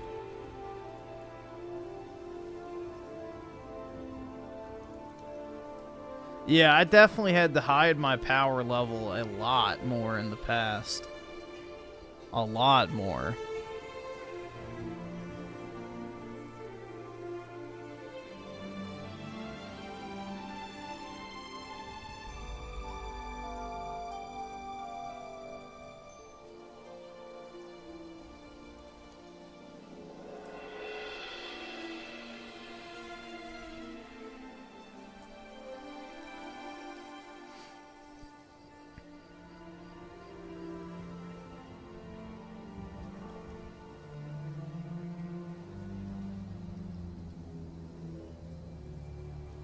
Well, he's already a honeypot, so they already took rolls and pictures of every single person that went to his America Fest or whatever the fuck.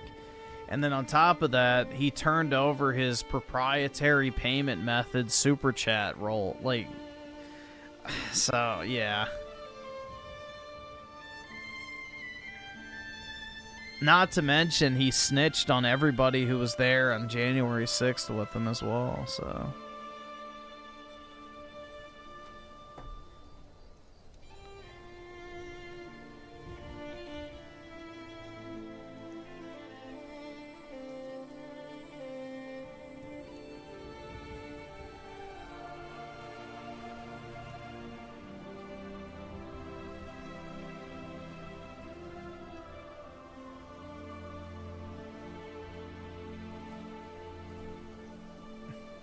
Deep down inside, you knew...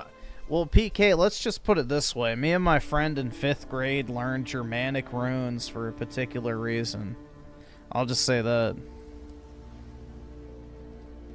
Me and one of my friends, like, learned how to write in Germanic runes because of a certain thing. We'll just put it... you can connect the dots. But, yeah. Synth notices but still consumes food. Yeah, dude, the degenerate... I don't even watch porn anymore at all. So luckily I never went off the deep end on that. But yeah, that's a very fucking slippery slope. Bullshit. You can think whatever you want, bro. I don't know how to prove to you that I don't watch porn, so. I haven't even jerked off in 2 days, so. Get on my level, bitch.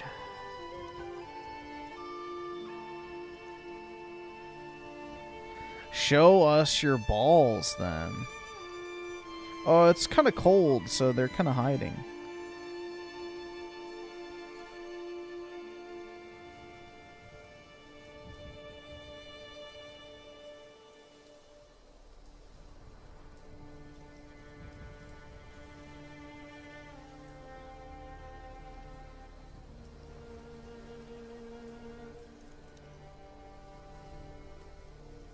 Aerith cards have replaced the Zog influence Brazzers content. Nah, dead ass though. Like, once you take away the option of watching porn, you don't really have the urge to jerk off that often. Because the thing is, you realize that you're just doing it for the cheap dopamine hit. And you just, like, default to looking up porn in order to, you know, activate that part of the brain. So, once you go without it for a while, you don't really miss it, and you don't just want to jerk off all the time. Because, you know, you're not jerking off because you're actually horny. You're just jerking off because you want the dopamine.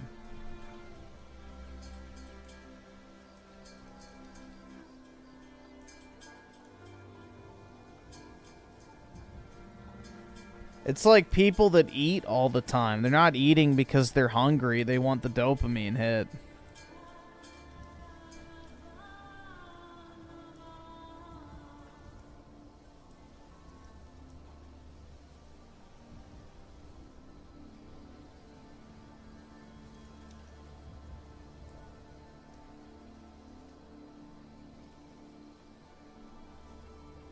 So...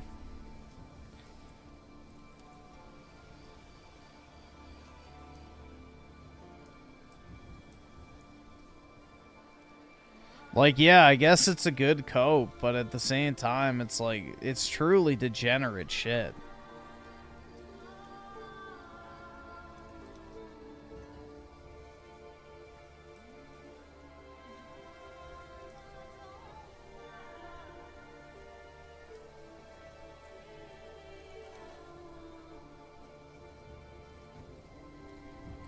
Like, if you have to watch it, just watch, like, solo female, I guess. It's not as bad. But even then, I don't know. It's up to you. But, yeah. You gotta get off, like, the hardcore shit. Especially if you're into any of, like, the weird fetish stuff. Just knock that off while you can. Because, you know, once you go off the deep end with that type of crap, there's no going back. That's when guys start to get erectile dysfunction and they can't, you know, get it up for normal women anymore. It's weird, bro.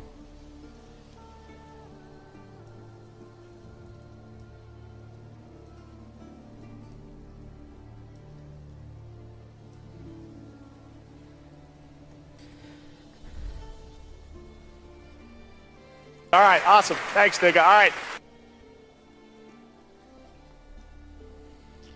Z-Herb with the 10, do you feel it's a radical viewpoint or the left just pushed so hard that it makes you feel you are? I think it's the left. I mean, the thing is, 50, 60 years ago, I wouldn't even have that, like, radical viewpoints. That's the thing. My viewpoints now are basically normie viewpoints 60 years ago. If you're on the right, of course, but... if you're a fucking dirty hippie, then obviously they're probably radical, but... yeah, I would say that my viewpoints are pretty much in line with, you know, pre-World War II America, what the, you know, vast majority of the population agreed with. So...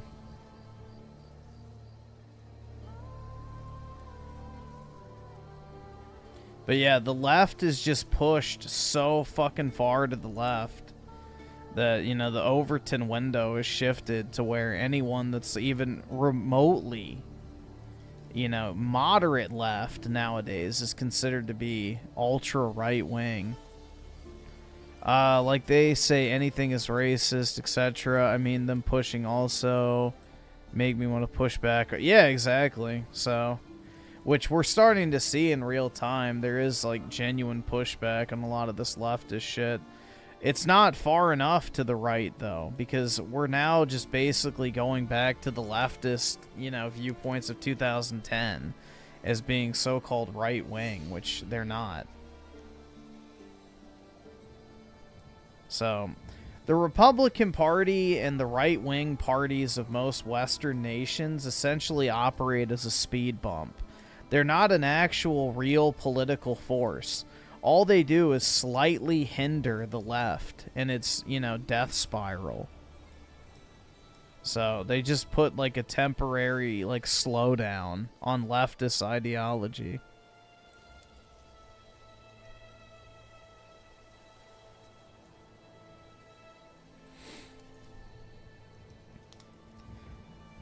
Let's put it this way, man.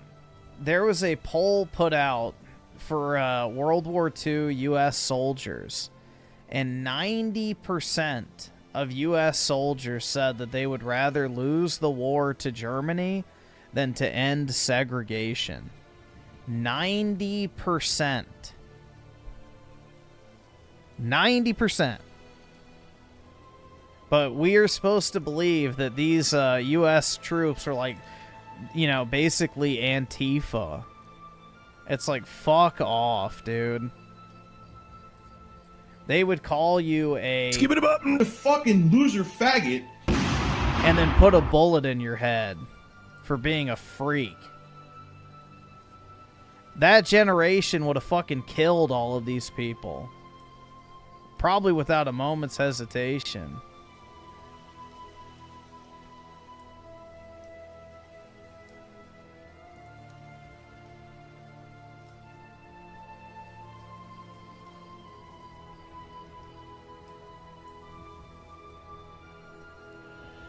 Let me see if I can find that real quick.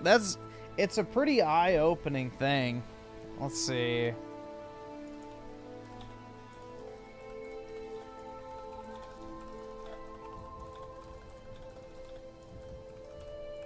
It's pretty eye-opening.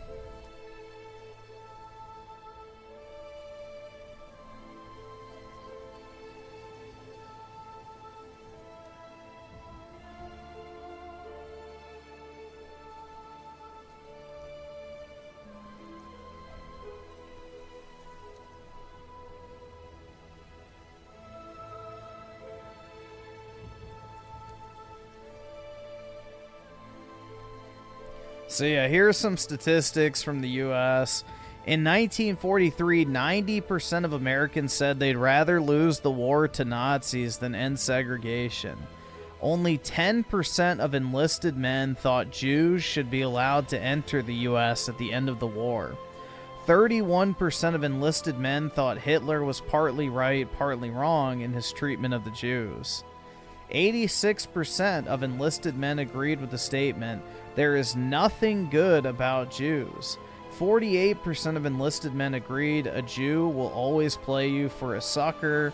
61% of enlisted men agreed you can tell a Jew by the way he looks, and 51% of enlisted men agreed Jews are the biggest gold bricks in the army, which, if you don't know what a gold brick is, it's someone that's there who just, you know, acts like they're doing something and then takes all the credit. AKA general/leadership. But dude, people would have you believe that, you know, our ancestors were like these fucking ultra woke leftist retards. It's like, fuck no, bro. It's crazy. The fucking, you know, whitewashing of our own heritage is wild. We are lied to from the day we are born about everything. We are lied to about every single aspect of our life from the moment we exit the womb.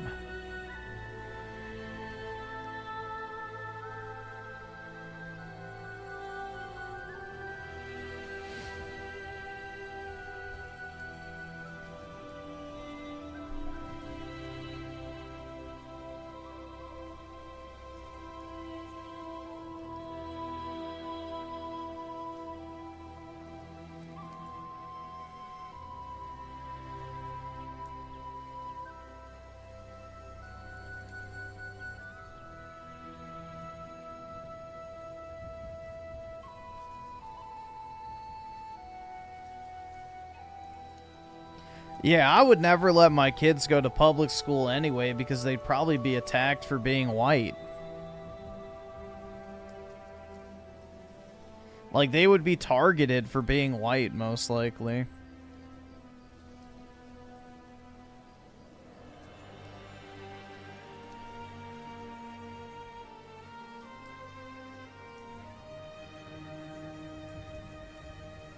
With all the YNs running around, I wouldn't trust it.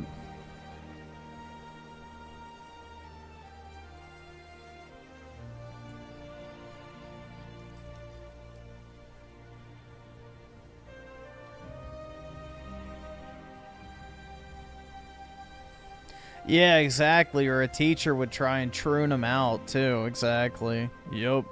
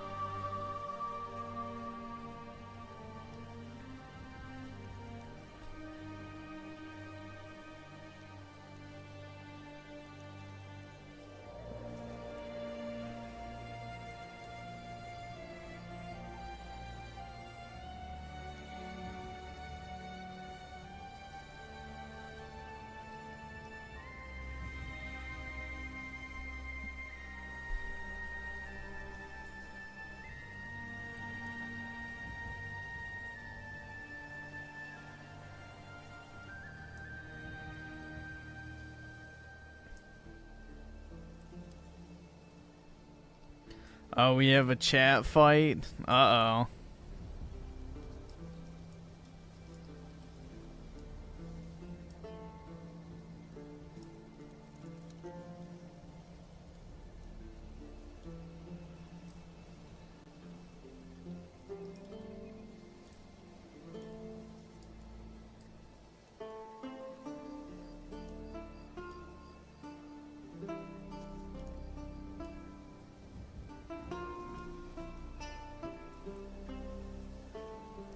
Alright, Z-Herb, let me just ask you this question real quick. Do you think that Australia would be better or worse if you forced all the Aboriginal people to live in the cities with all the actual Australians? Would that make your cities better or worse if you took the entire Aboriginal population and dumped them into the middle of, like, you know, white Australian suburbs?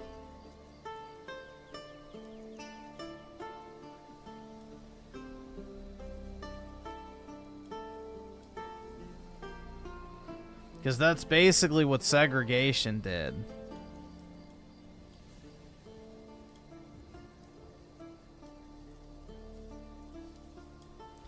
is it completely ripped apart communities and just basically forced two groups of people that wanted nothing to do with each other to live together. So...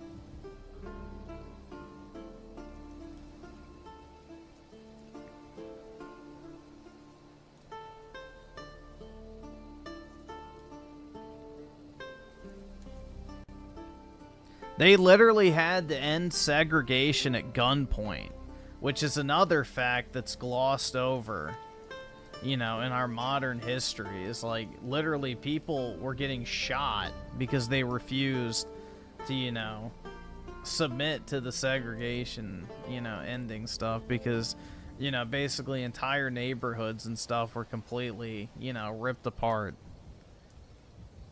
So...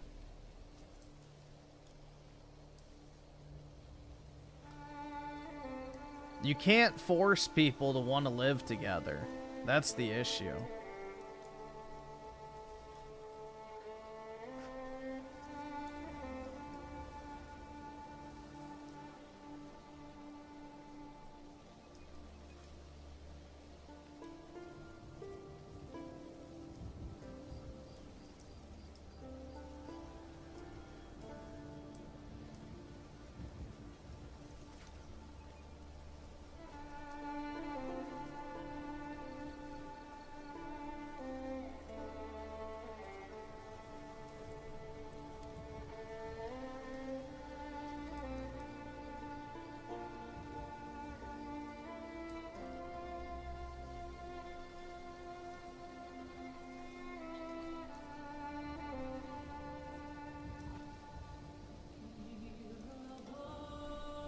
And what's funny is even after segregation ended, there's pretty much a pseudo-segregation that takes place right now anyway.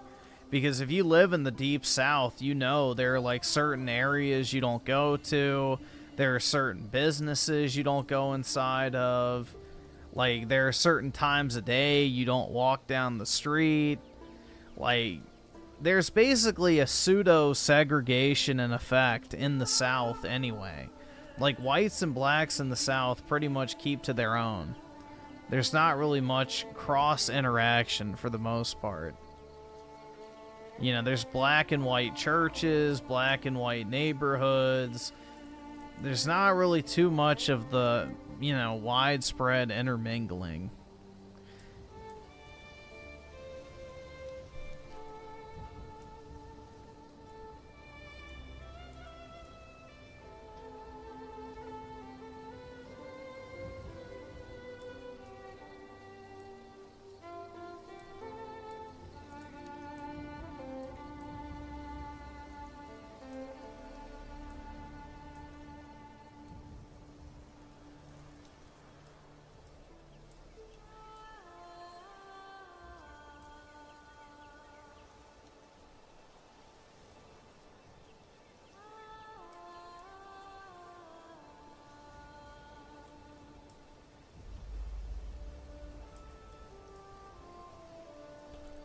To be fair, the black community did thrive by themselves since has been pushed into poverty. I do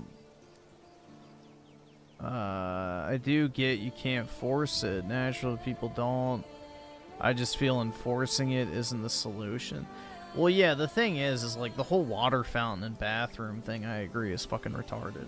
Like, that, yeah, that's not the issue.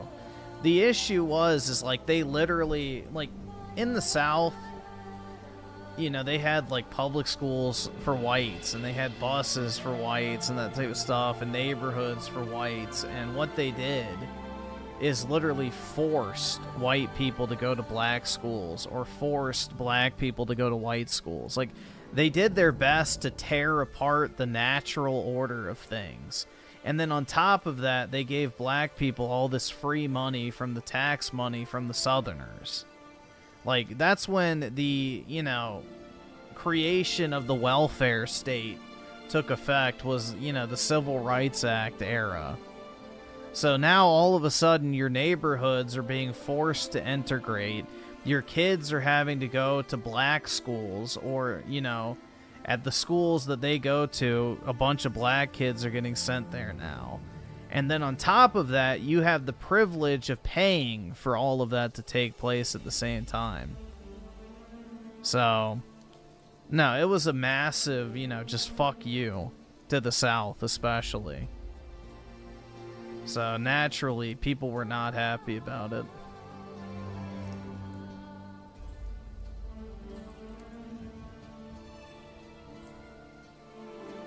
You know, that was the creation of the welfare state as we know it today. You know, that was back when people actually cared about paying for their own replacement. You know, they weren't really happy about it.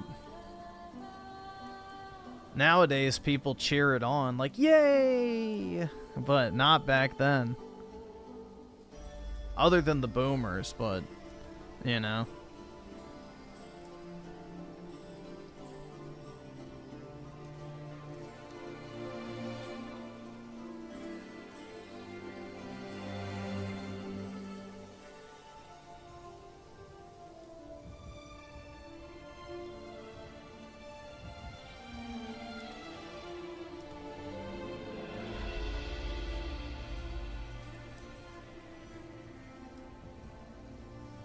Yep, it was another way to tear apart local communities.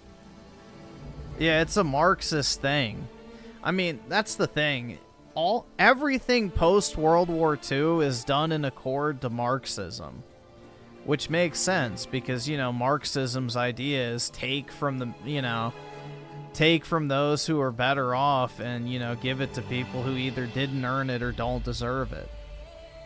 So, destroy the family unit, destroy communities, destroy a sense of shared culture and values, destroy societal norms, degenerate the culture, and, you know, therefore you'll never have to worry about getting elected again.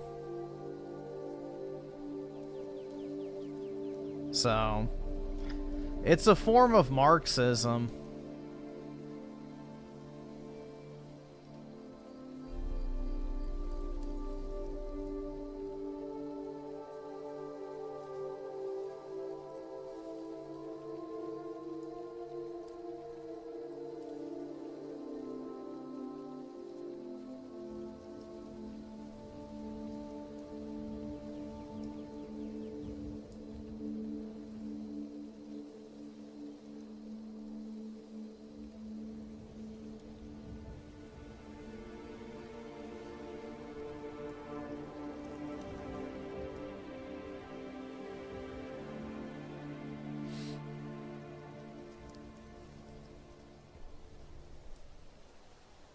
All I can say is you'll never understand the dilemma of living in the South until you've actually lived in the South.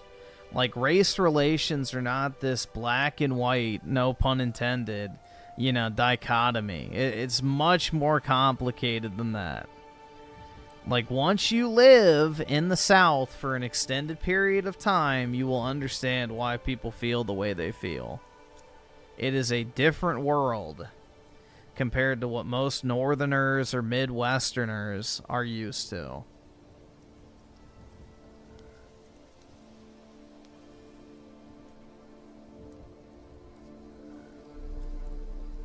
I mean, I don't think people understand what it's like to have 20 to 30% of the population that just straight up does nothing. Literally nothing.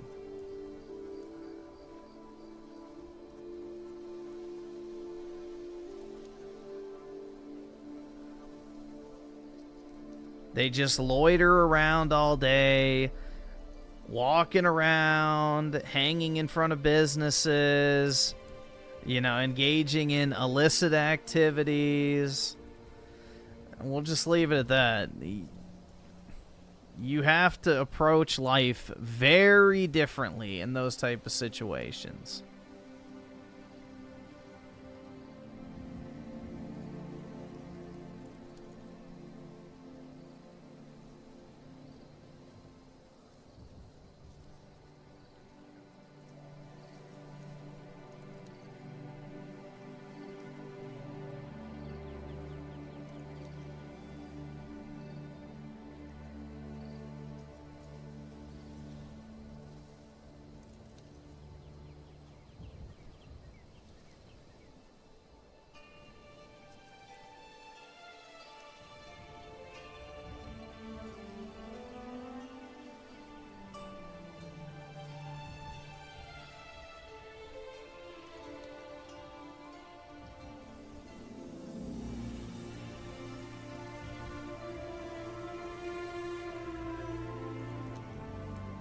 Griffin's out here straw. Yeah, exactly, man. My broke ass can't afford nothing. Shit. How am I supposed to feed these kids?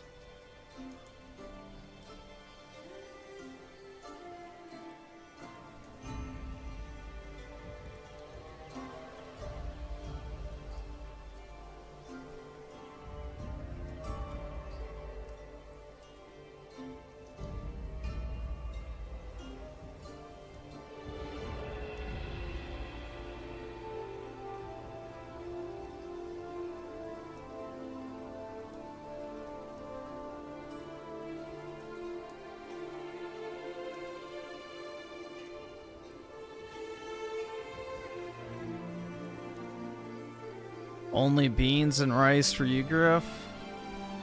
Well, you know, that's not too far off from what I eat anyway, so... Yeah, I'm just a humble video and stream merchant trying to feed my dog. Make my way in this rough world we all call, you know, home.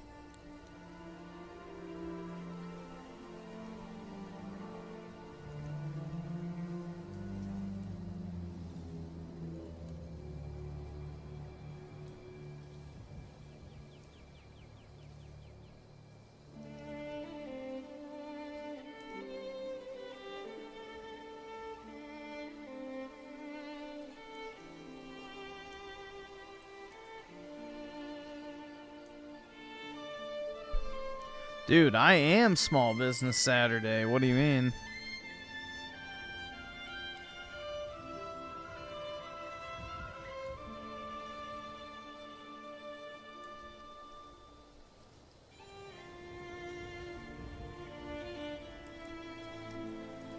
I am Small Business Saturday.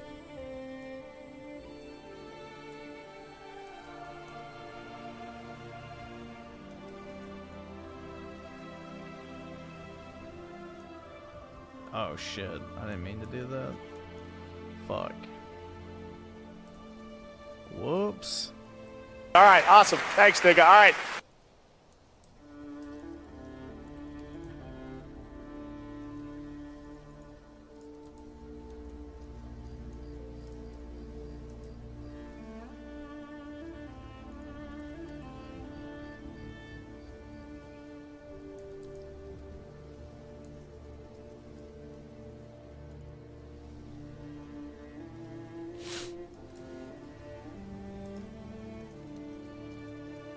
All right, awesome. Thanks, nigga. All right.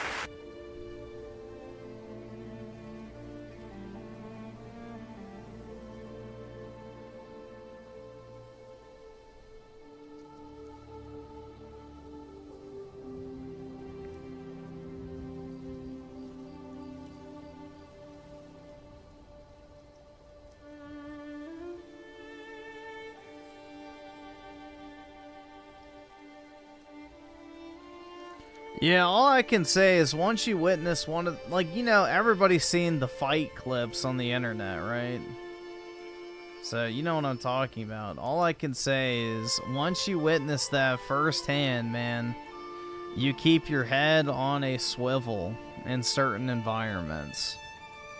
And if you spend any time in the Deep South, you will definitely experience that at least once.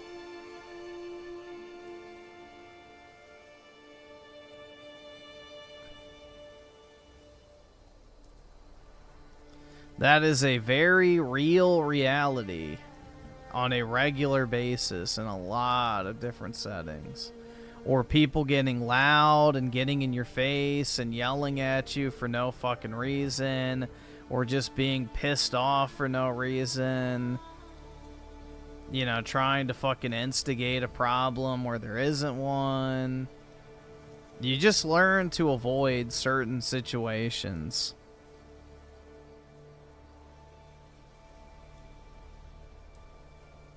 So,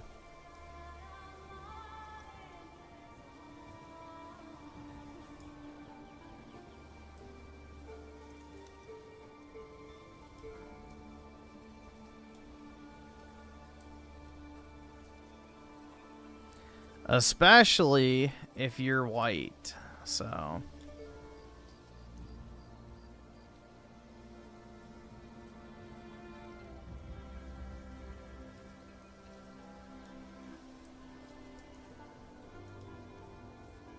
Because especially in the South, there is a genuine hatred of white people.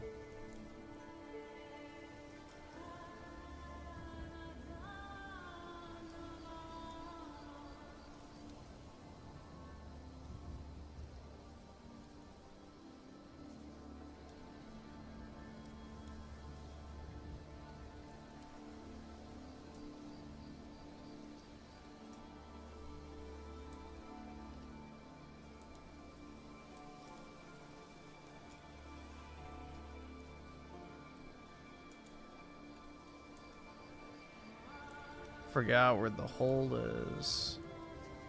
Is that it? Yes.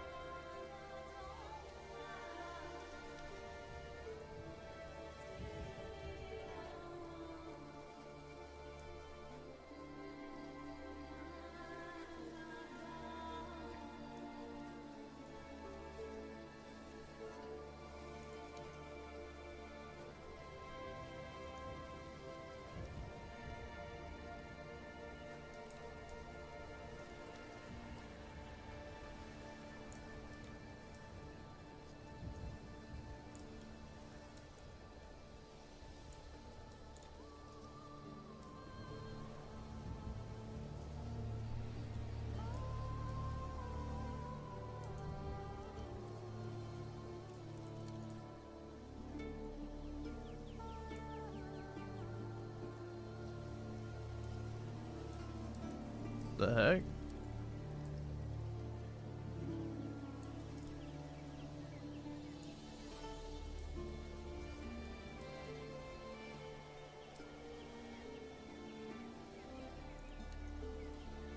Oh, that's gold. Shit.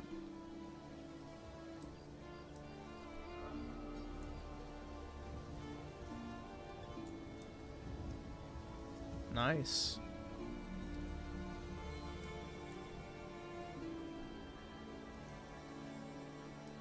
Pattern recognition is racist? That's right.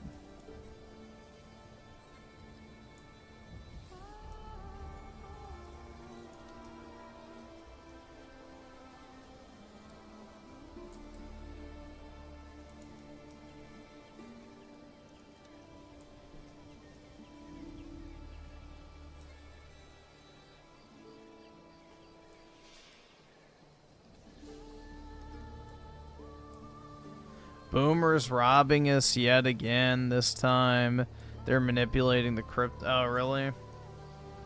I mean, I don't have any money in crypto, so that doesn't really affect me. But, dude, boomers are just... Whenever I hear a boomer complain, like, I need my money to retire, it's like, yeah, fuck off. These people had more opportunities to make a fucking fortune than any other generation in human history. And somehow they still managed to squander the greatest economic opportunity in human existence. And want to play victim like they somehow got the short end of the stick. It's like, oh my god. They really are insufferable, man. They really are. The most entitled, obnoxious group of people to have ever walked this earth.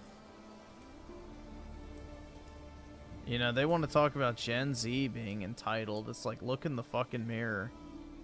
Like, goddamn, man.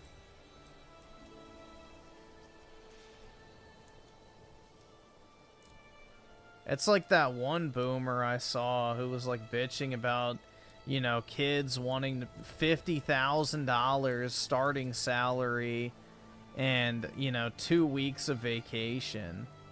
And then you look up, because he goes like, I was only paid $35,000 my first year working. And then you look up how much $35,000 was in like 1970, and it was like 180 grand. It's like, oh yeah, boo fucking who, dude? You were only making $180,000. You poor thing. How did you pay for your existence? You know, how did you get by, man? Oh, you poor baby. I wonder why there's like this deep ass ocean right over here. That's weird. Okay. Well, I guess I can't go that way.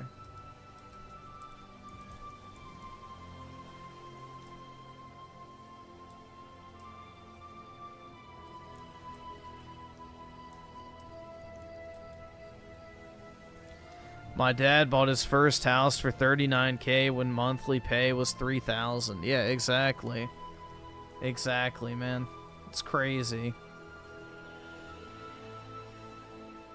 Kids these days just need to stop buying their lattes and, you know, video game. It's like, bro. That doesn't even make a fucking dent compared to what they were making.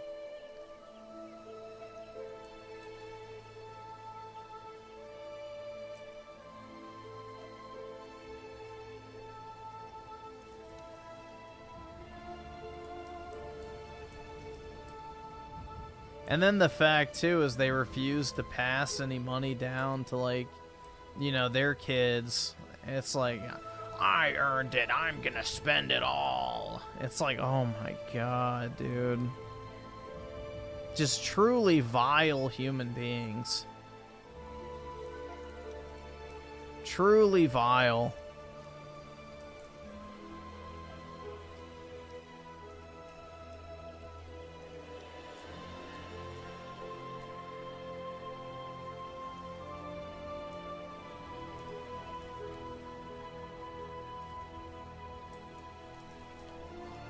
Nah, dude, the Jews believe in generational wealth, so no.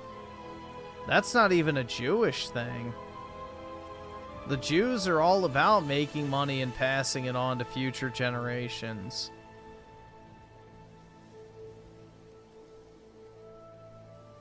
I can't afford this shit!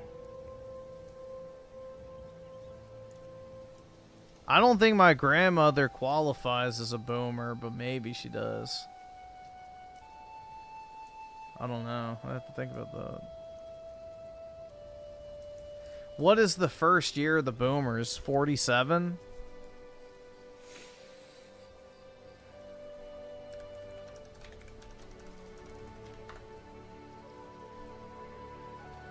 $46? She might be. I don't actually know how old she is, but maybe.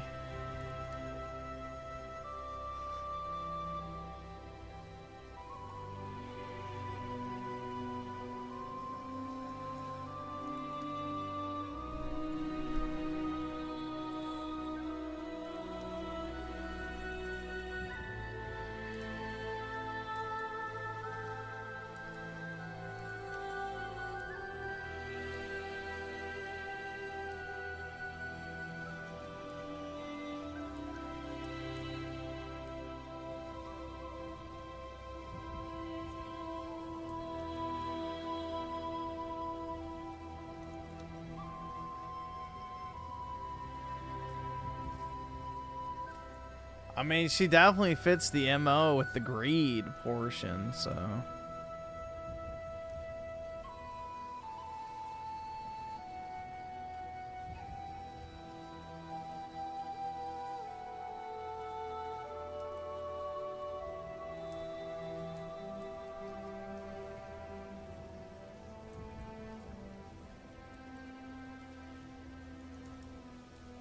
Yeah, dude, boomers take, like, literal, you know, joy in the fact that they're screwing younger generations out of money.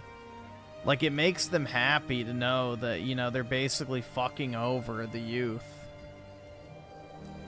It's, like, it is such a weird fucking mentality. I don't get it. I really don't get it. They take joy in the fact that they're, like, somehow snaking their own kids out of money.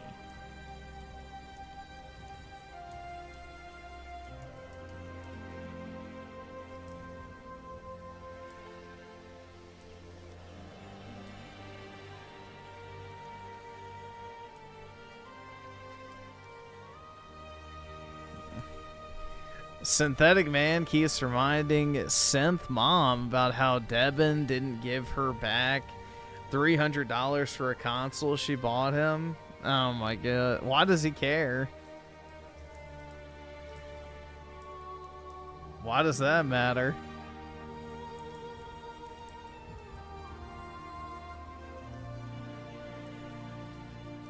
I mean, if he borrowed the $300 from him, I could see wanting the money back, but...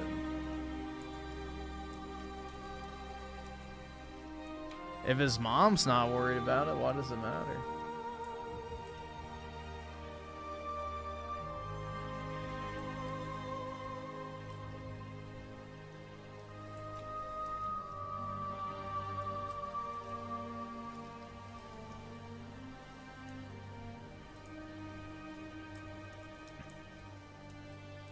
Ooh, I don't think I could survive that fall.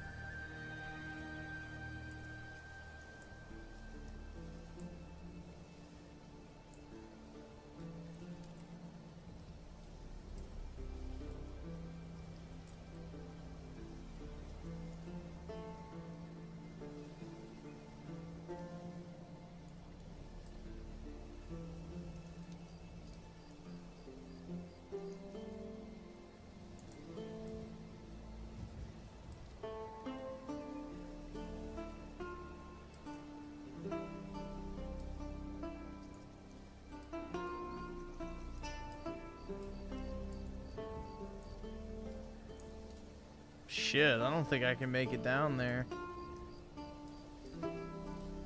Have to bring some water or something, and then build a ladder.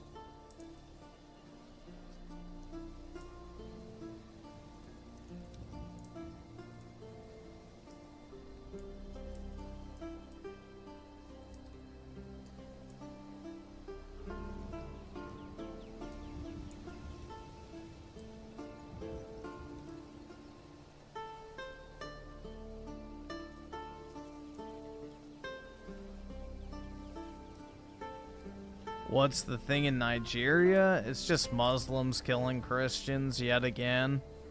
But guys, Nick Fuentes said that there are brothers. Our Muslim brothers.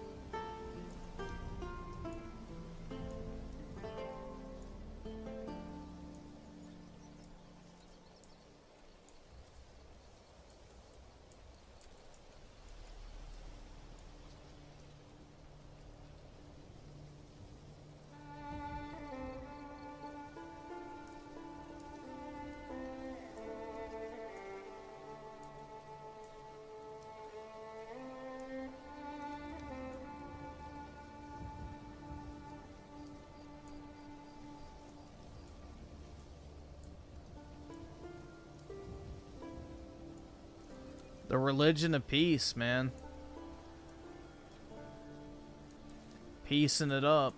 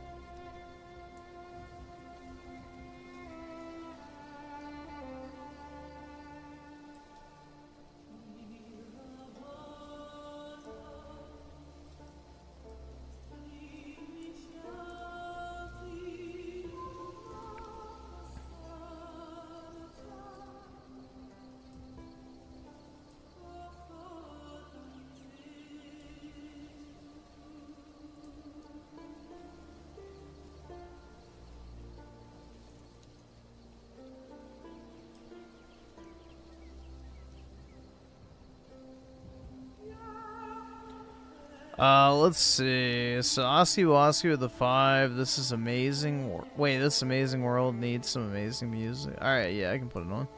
And Daniel with the 5. Griff, check out. It do be like that. Mysticism music video. All right. Z-Herb with the 5. Failed Austrian art student speeches has a different vibe in English. You don't have to agree, but it's obvious why they never show it like oh yeah, well that's the thing is like I remember from when I was like in elementary school, I saw like the video clips of like Hitler speeches, but they never had subtitles. And you know, it's why is that?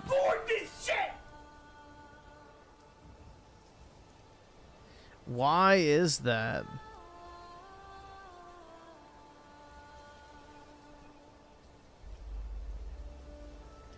You know, if he was such a crazy, evil, you know, just horrid fucking person, why can't we see what he said so we can see how evil and terrible he actually was? So, again, when they're trying to hide information is when you should start, you know, saying this shit's failing the smell test. Because if it was truly evil, wouldn't you want to expose people to what truly evil rhetoric is? Like, why wouldn't you want to let people know what he's actually saying if it's so vile? You know, if it's just literally the epitome of all that is evil in the world, why can't we see it and hear it and understand it for ourselves? So, yeah, kind of interesting, but many such cases, I guess, nowadays.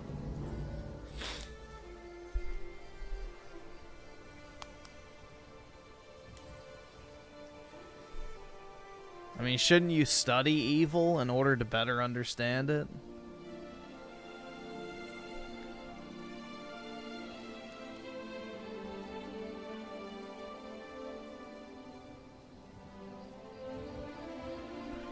Hunter eats Hunter with the 2. I remember the left had lost their minds in 2015. Yeah.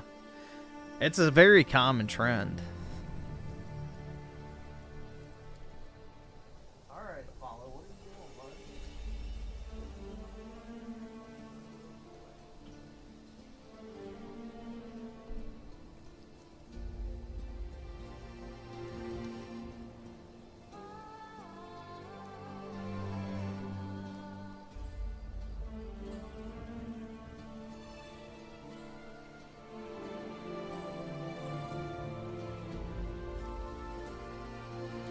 See how long this is real quick.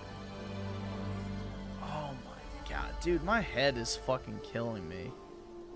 This shit sucks. Okay, this is short. We can watch it real quick. It do be like. Oh my god, that fucking haircut. What is that called? What is this haircut called? I don't even fucking know. Alright, we'll see what this is real quick. It's only 2 minutes. That Mr. Stance, fighting fascists from my laptop in the candle. He online beefing while I'm chilling on the stoop. Whole world wildin', we just the broccoli cut? Is it? Nah, I don't think it's the broccoli cut. I've been with the truth, yeah. Yeah, the pencil eraser is what it looks like, but I don't remember what it's called. Woke up scrolling x.com. Nazis posting memes, I drop napalm. Report, that's right. Suspension hit, now I sleep tight. Isn't this the guy that, like, somebody got grok to say that they were gonna rape? Photoshop me with Hitler, real cute, but I re-show fascists in a 3-piece suit. I fight the fight from my downtown condo with Jamal on my side yelling, let's go! Chill, Mr. Stance will touch grass sometime. You stressed out posting, I'm fine online. You do the tweet wars, I keep the peace. Got that mid-city flavor, talk is cheap. You love black people, yeah, I heard the speech. But last week you called the cops at the beach. Still I got your back, you my weird little bro. Just stop trying to freestyle at the protest show. Yeah, you do be like, yeah, you do be like that, Mr. Stancil. saving Twitter from the Nazi scandal. We in the streets and the subreddit trenches, keyboard soldiers on woke adventures. It don't be like that, Mr. Stan, saving Twitter from the Nazi scandal. We in the streets and the subreddit trenches, keyboard soldiers on woke adventures. I got a Black Studies degree, I'm certified. I should watch the Will Stancil show? Why? Dude, I don't watch leftists in my free time. When oppression shows up, I get verified. I give out housing vouchers like confetti. Revolution powered by espresso and spaghetti. They call me Wiggle Wheel when I hit the block. When my car goes. I don't know if it... I mean... That's the thing. I can't tell... Yeah, I don't know if it's serious or satire either. Shorts and progressive talk, don't need a cape. I got policy papers, dropping 10-point plans on fascist haters. Look, Will, you mean well, but you extra, bro. Trying to say the hood in your Target clothes. You a hero online, but in person, please. Yeah, it seems like it's supportive. Spill kombucha on your Black Studies tees. Still, I respect it. You fight with heart, even if your tweets sound like modern art. Just remember, dog, when the timeline spins, you ain't gotta save us. Just log out and grin. Like it do be like that. From the Nazi scandal, we in the streets and the subreddit trenches, keyboard soldiers on woke adventures. It do be like that, Mr. Stan, saving Twitter from the Nazi scandal. Subreddit trenches, keyboard soldiers on woke adventure. I know, Mr. Stancil. It do be like that. We all trying to save the world. One post at a time. One post at a time. Woo! Oh god, what the fuck is this shit? So it just went straight to autoplay. Interesting. I don't even see the setting for it. It's nah, I don't even think it's sad. I think it's a support song. I think the song was being supportive of him. So I don't think it was a negative song.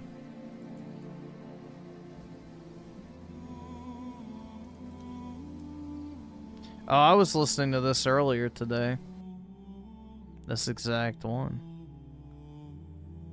Or no, I listened to this on Saturday at the gym.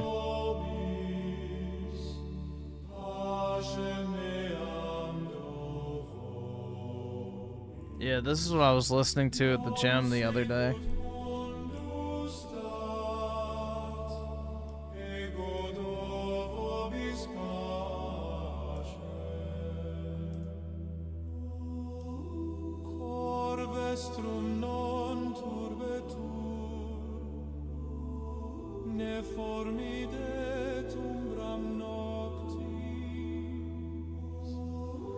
And the psyop of propping up Nelson Mandela when I was a kid is wild. Some of my elementary school teachers seemed like they worshipped him.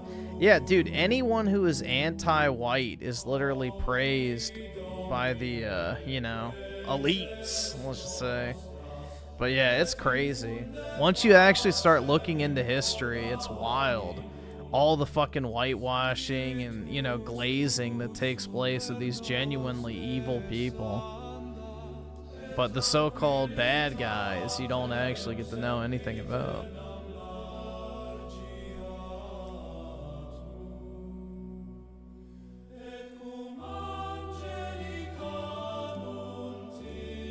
Working out to that monk music, yeah.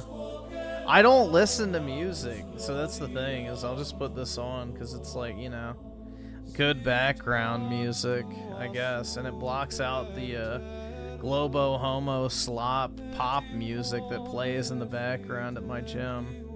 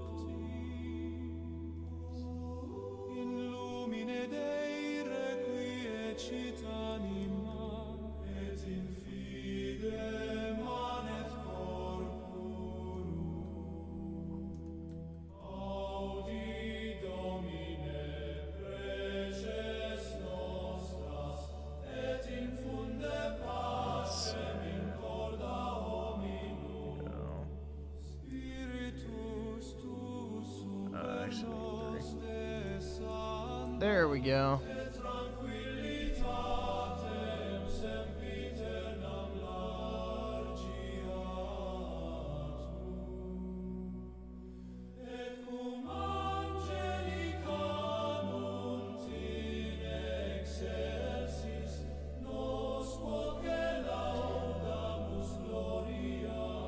Listen to chirping birds like our cavemen ants. Bro, we should watch that Raymond video. Holy shit, bro. That had to be like one of the worst. I couldn't make it past like the 5-minute mark, I think. Or maybe it was even earlier than that. But it was only like 11 or 10 minutes long. And literally, it's like the most incoherent mumbling shit ever. And he's like, did cavemen have insomnia? Like it was some sort of like dark introspective thought. It's like, bro, what the fuck is this cringe? Like it's not even comfy cringe anymore. Just stop. Did cavemen have insomnia? It's like, bro, what is this shit? Stop. You're not like some fucking, you know. He's trying really hard to be like some fucking, you know, LARPing deep thinker, and it just doesn't play right. Yeah, he goes like, the darkest shade of mushroom blue. It's like, I don't know, man. It was really fucking weird. It's one of the more odd videos I've seen from him.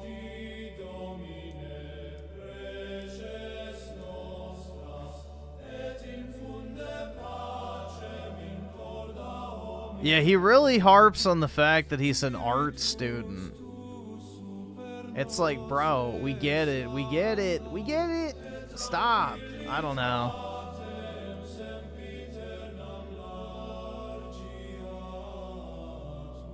Yeah, he has like all of his lights turned off, and you can see his fucking schizoid sound paneling in the background. Like he's becoming like Chuck from Better Call Saul, but instead of, you know, electricity, he's like afraid of sound. So apparently he's now started to sleep in his noise canceling headphones, and he bought like this industrial fucking sound tampering or deafening like liner for offices and stuff. It's weird, bro. He's like losing it in real time.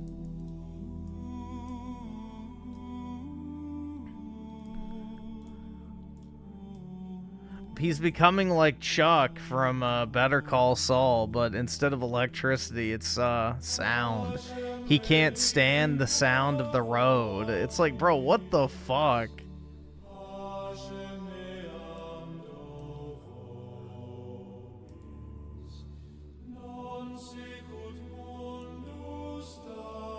Yep, because he got annoyed by a lawnmower. And then the sound of traffic as well.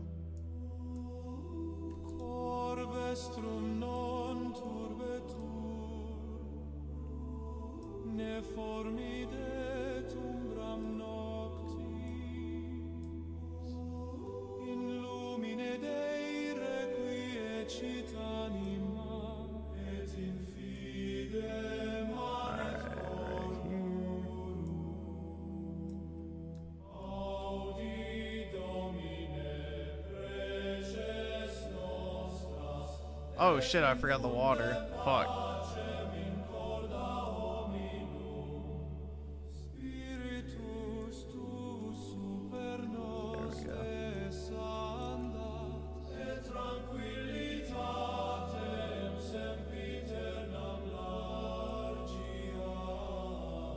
There we go. Dude, I live in the city and I hear cars all the fucking time. So, it's not that big of a deal. But he's just like desperate to control.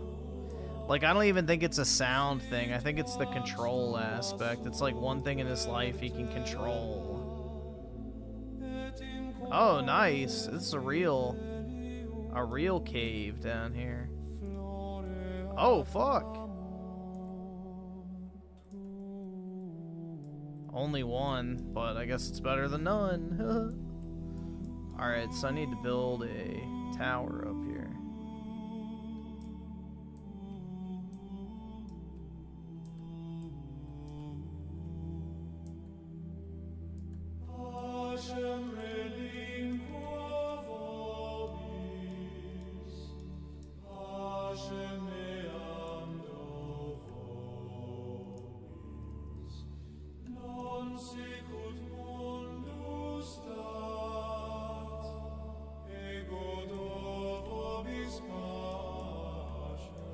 Yeah, I don't think it's the sound that actually bothers him. He's just unhappy, so he's finding anything and everything to, you know, bitch about. He's not okay, I promise.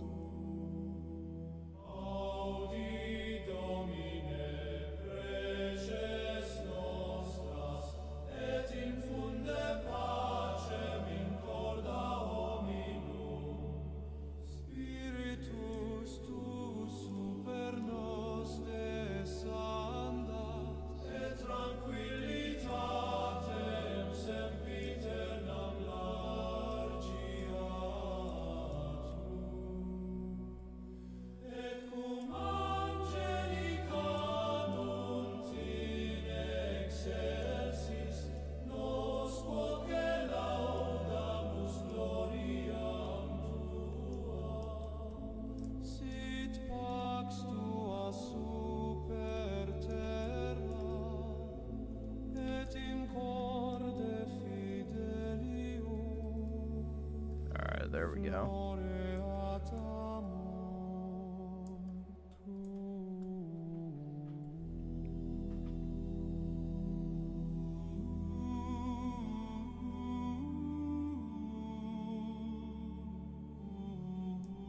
Yeah, he's just turning schizoid in real time, so more than he already has been.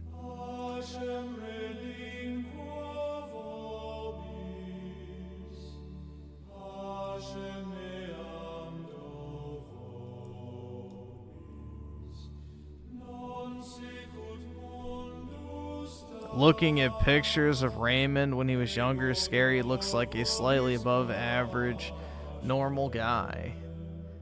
Yeah, I think his problem is he, you know, basically wasted his entire youth getting drunk all the time is what he, you know, continuously harps on. But it's like, bro, you're never going to get that time back. It's already gone, so...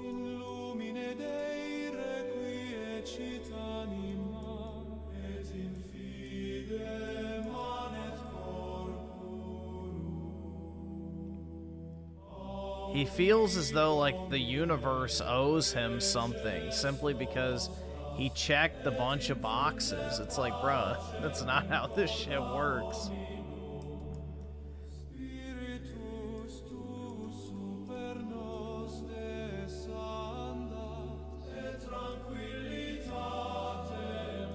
He's gonna turn into Two-Face. Well, dude, he already does, like, his Joker laugh, which is super performative and cringe. But, yeah.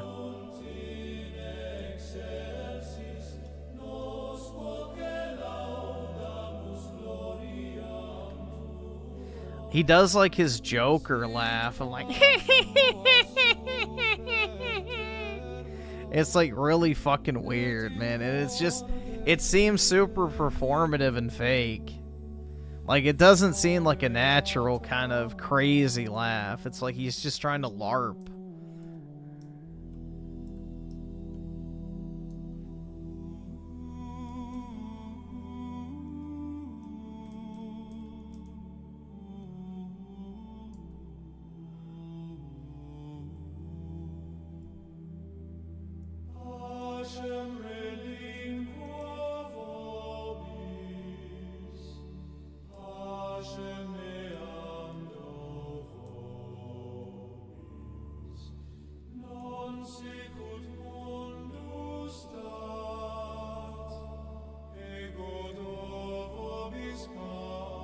that's nice. They contained it for me. Nice. Dripstone.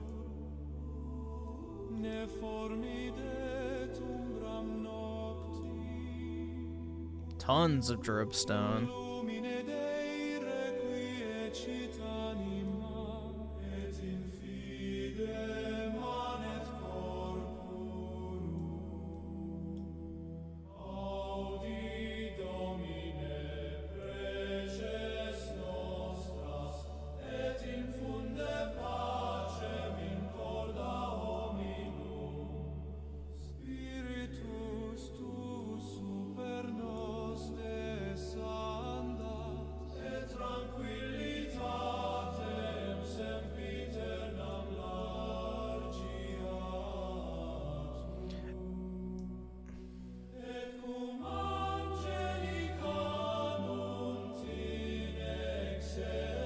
Let's see.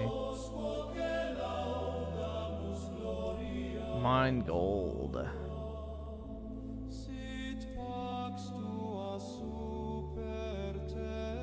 One of Raymond's recent videos was titled, "The more you tell me to stop, the longer I keep going." Oh my god, man.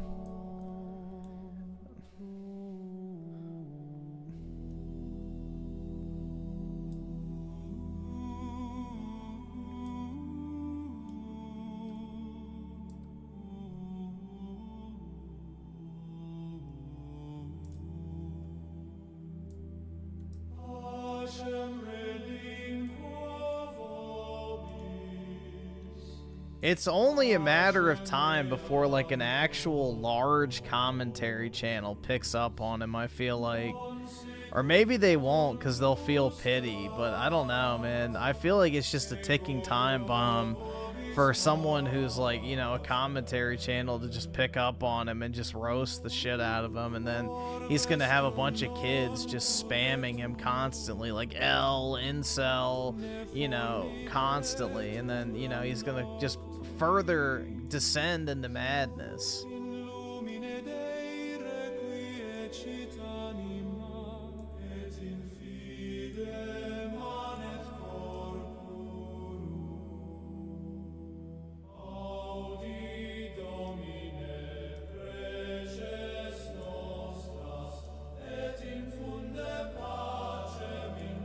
Yeah, he's a frequent user of 4chan, apparently. Who knows, PK? Maybe you brought shoulders with him back in the day.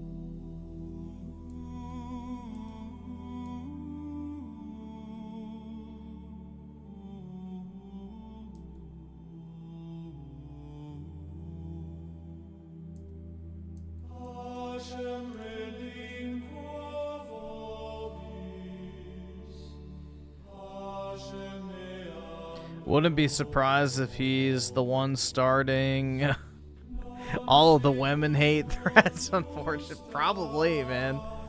Probably.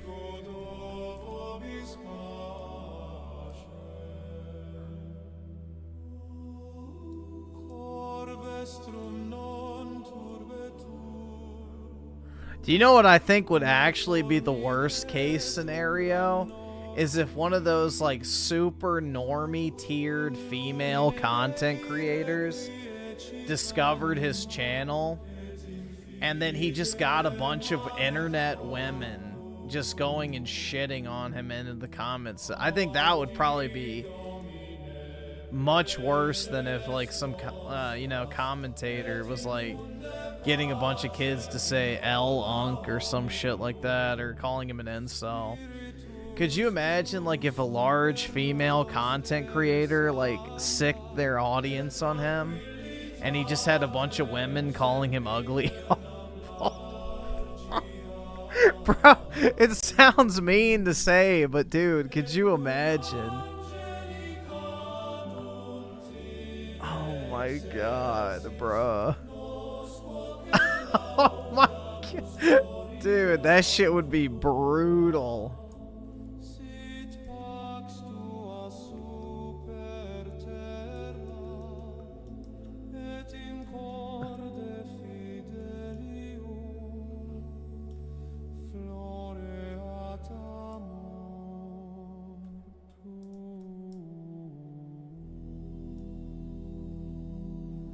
Bro, I don't know any female content creators. I don't watch that shit. But there's some out there, I'm sure. Like women that just make fucking commentary videos on shit.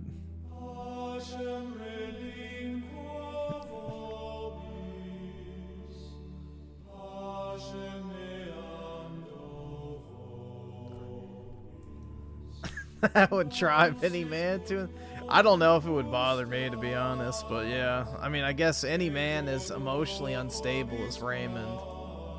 A bunch of femcells on the internet wouldn't really bother me.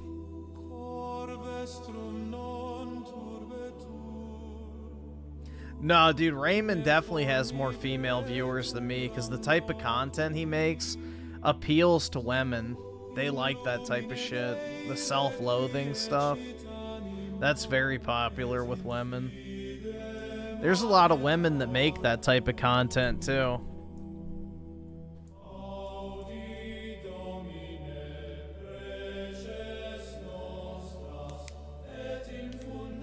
He had the Smith & Wesson retirement plan. God damn, bro. Jesus.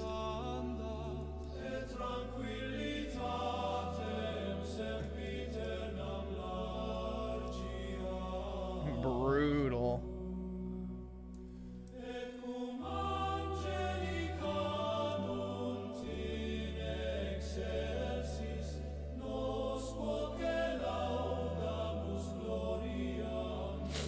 I had a bunch of femcells in my Silent Hill F video comment section going like, you don't get laid. It's like, well, yeah, obviously, but it doesn't change the fact that the game sucks cock. Just like you do, you dumb whore. I don't know.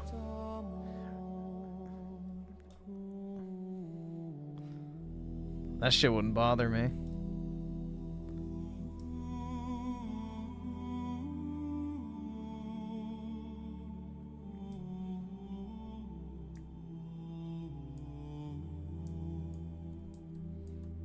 Alright, let's see. There we go. We'll stay consistent with the stone.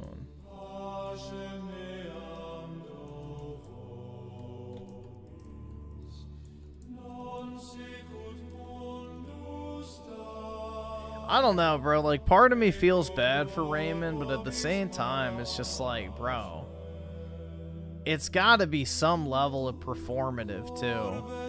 And that's not even to mention the fact that he's linked his dopamine hit with, you know, feeling miserable. So, there's a level of self-induced misery to it as well, because he wants to get paid.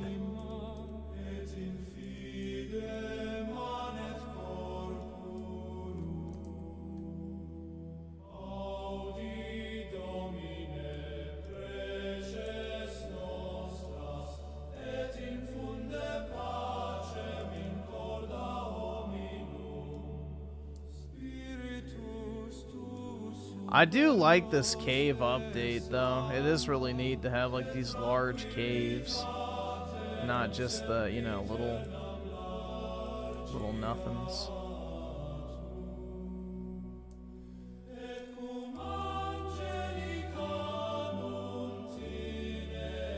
I'm just like him. I don't think I'm anywhere near that bad, but hey, maybe so.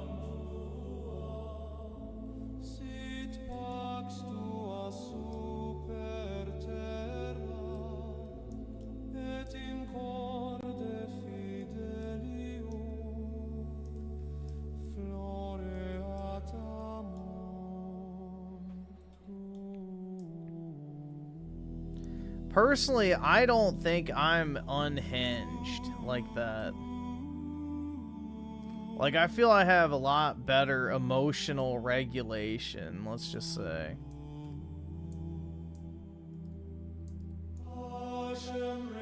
Like, I would never cry on camera or even into the microphone if I got a super chat about, gee, I wonder what that's like.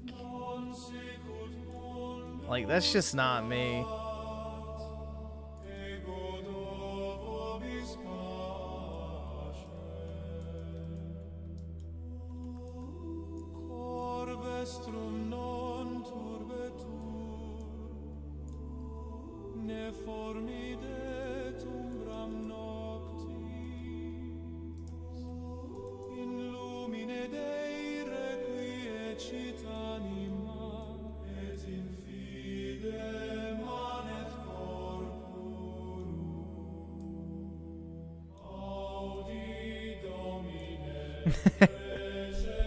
Yeah, instantly rejected for something you can't control. What's that like?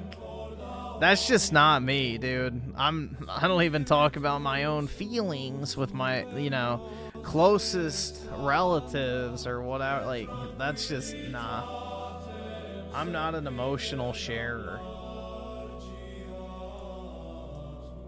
I keep my shit close to my chest.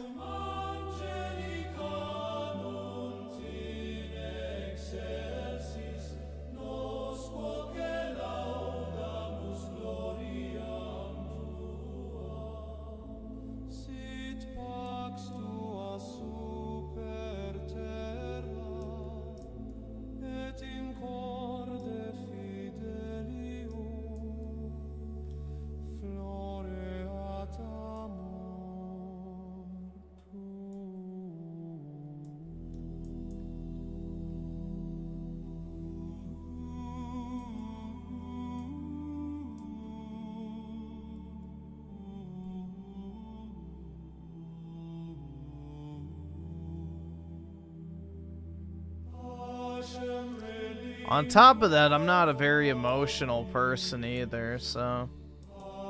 Other than anger.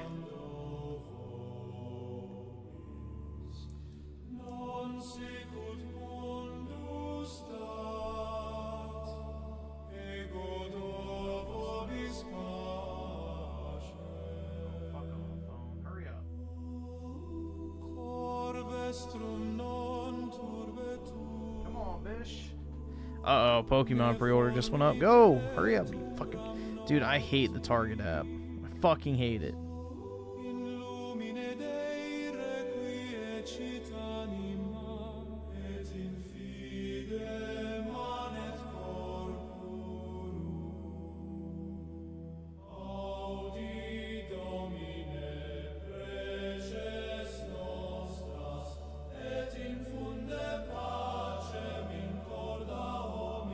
This thing better not fucking screw me.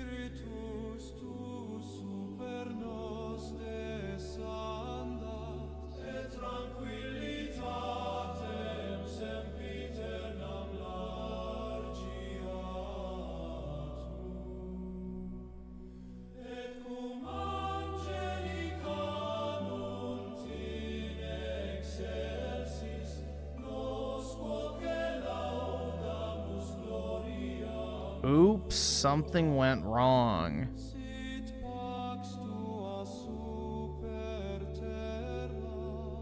Yeah, there's too many people trying to buy this premium collection. It's not gonna go through. I should buy bots, but I don't.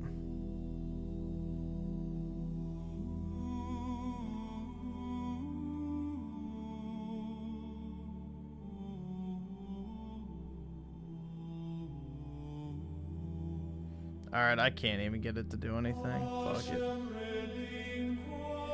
I give up! I can't afford this shit!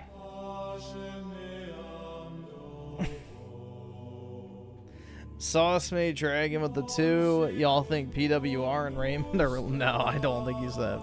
Well, PWR is just, like, retarded. Actually retarded.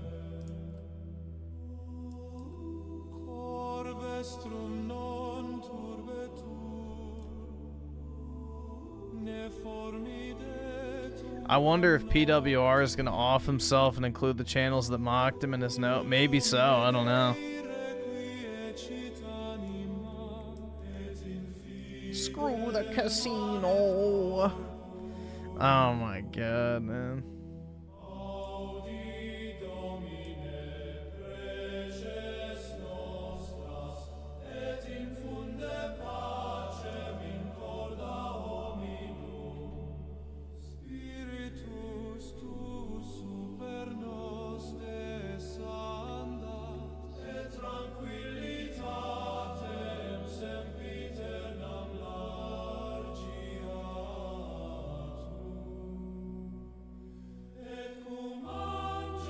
Alright, it's working now.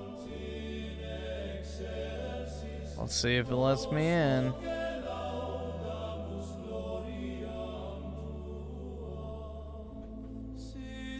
But yeah, I don't know what the fuck PWR is gonna do, bro. I hope he doesn't go like fucking ballistic.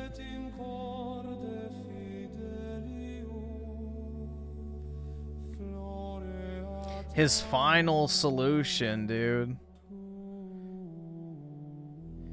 I mean, it's kind of cruel that he even got a taste of success, you know? Because it's like, it's not sustainable at all. He was never going to have any sort of long-term internet career, and then all of a sudden he got dumped like thousands and thousands of dollars.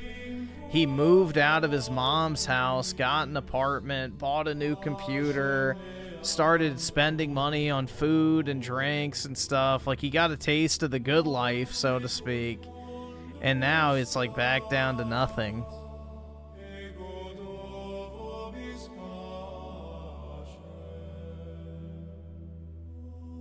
Is this the story of E-Man? Maybe so.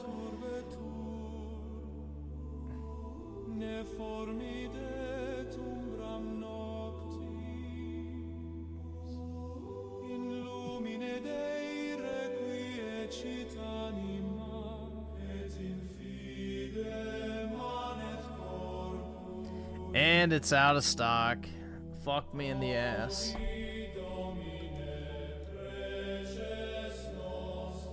Now I'm gonna starve.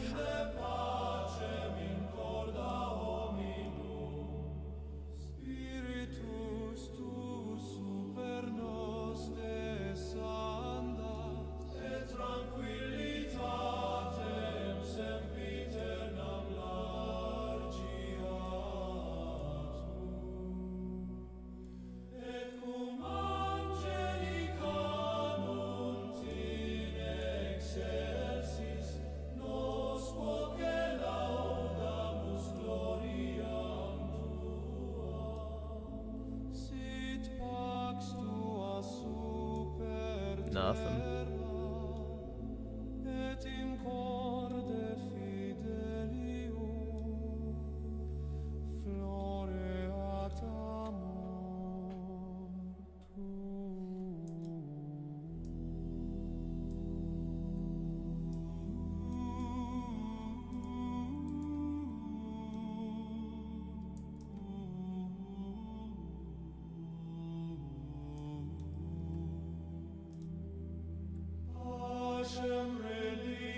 Too much Burger King? Yup.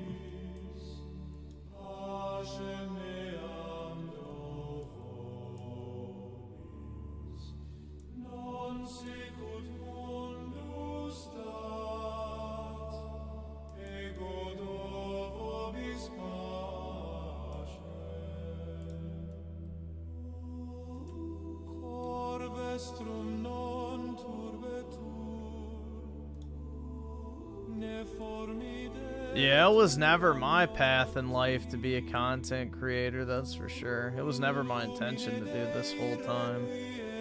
But, dude, it's like literally everybody's dream nowadays is to, you know, just basically make content for a living. But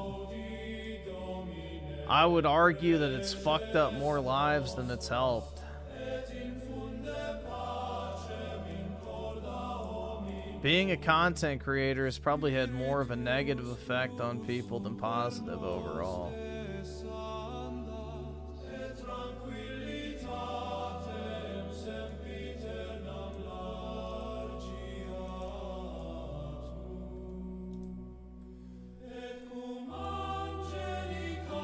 Damn, bro, that shit's deep.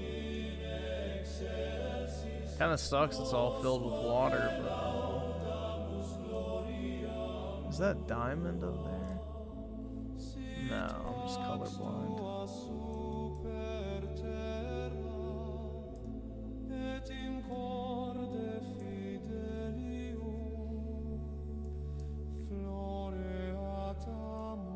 Well, dude, Logan Paul's a rare exception. You know, he's like an actual generational talent type person where he has like the, you know, actual appeal. I don't know. There's very few people who were made for like the shit that Logan Paul did. He was definitely born to be a content creator / celebrity. He has the it factor, or whatever the fuck it's called.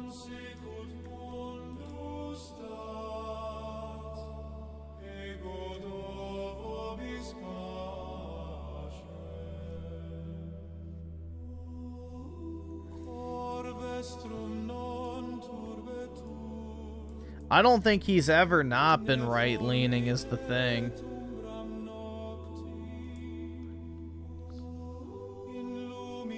I think him and Jake have always been pretty based politically from my understanding, but I would imagine so. They're two white boys from Ohio, rural Ohio at that, so it's not like, you know, they grew up in fucking San Francisco. There's not too many white guys their age from Ohio who are liberal.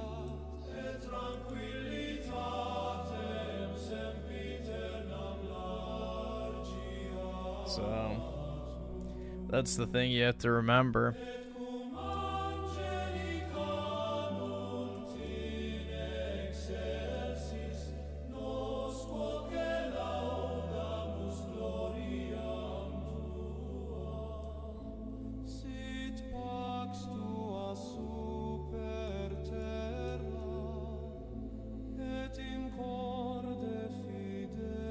Common Ohio W.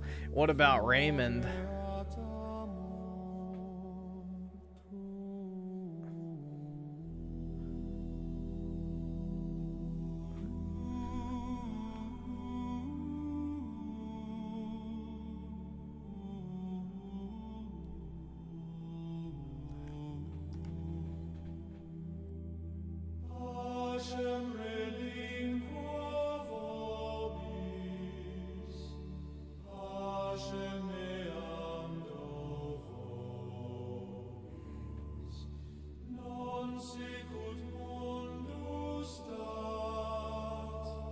Yeah, anyone who willingly lives in LA for any real extended period of time is definitely a leftist. So...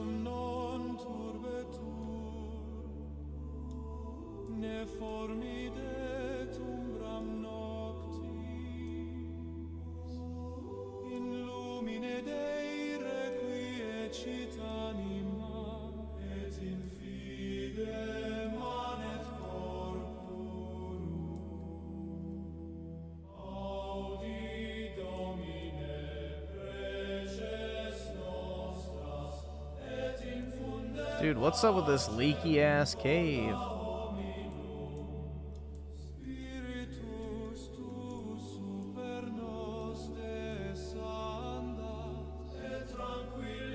And why is it so dark too? I can't see anything in there.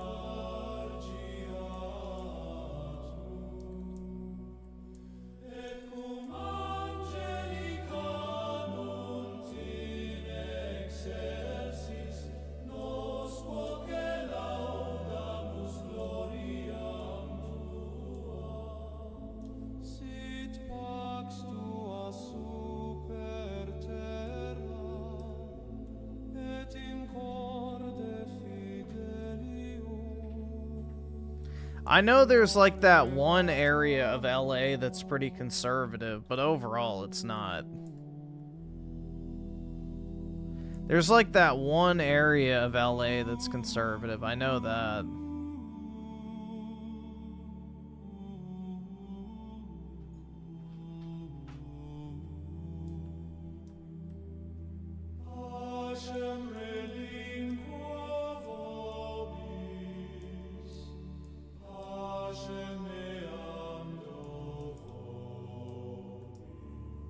What's that up there?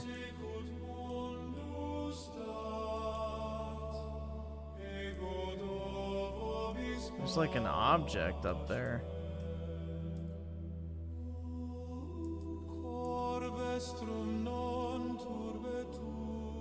Orange County, that might be it. I don't know the name off the top of my head.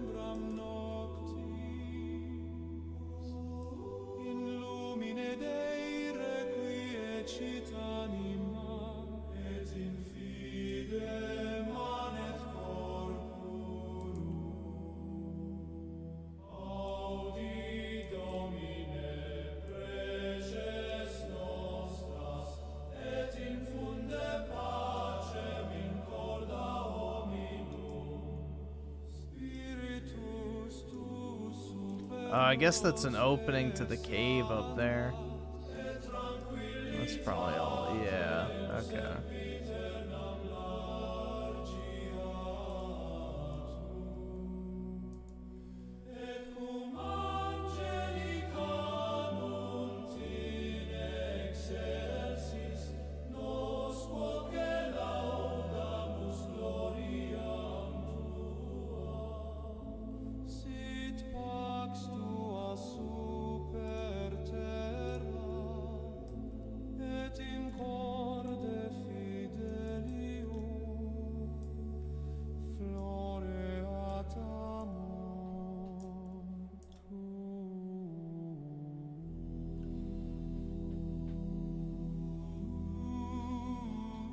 Would you visit LA to fuck around? Nah, I don't really have a desire to go to LA. There's not really anything I'd want to do. The only thing to do is go shopping, really. Which I don't really need to do at all.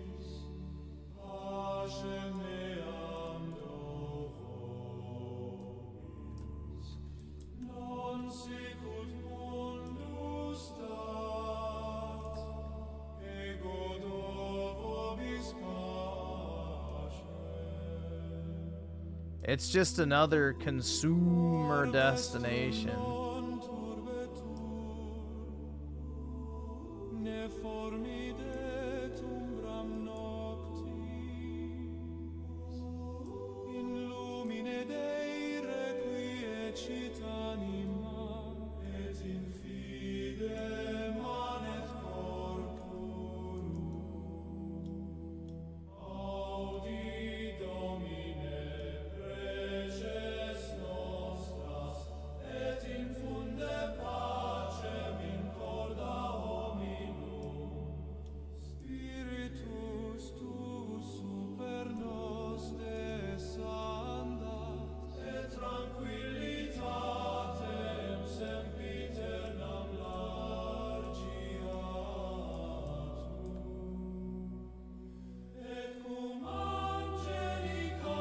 Yeah, honestly, I have no care in the world about Vegas going under. Like, honestly. The place is literally called Sin City, so, yeah.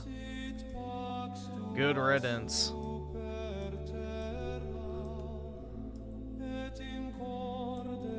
Good riddance.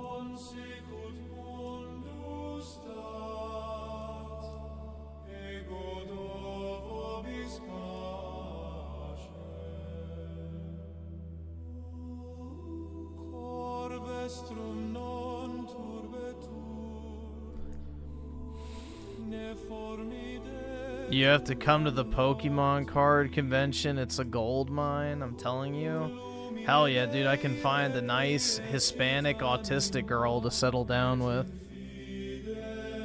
Sounds like a great idea, PK. You know what? I'll be there. When is the next one?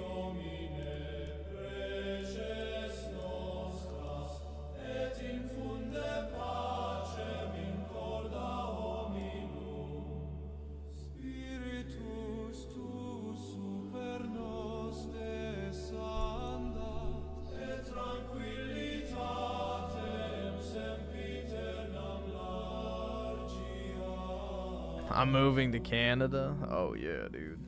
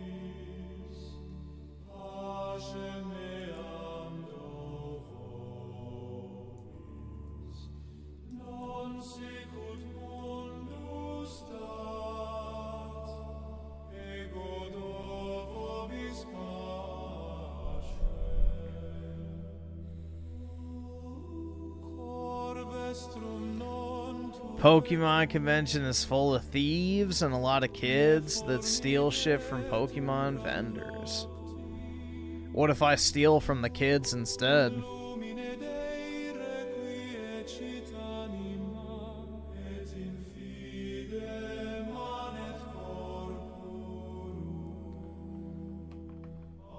What if I steal the cards from the kids instead?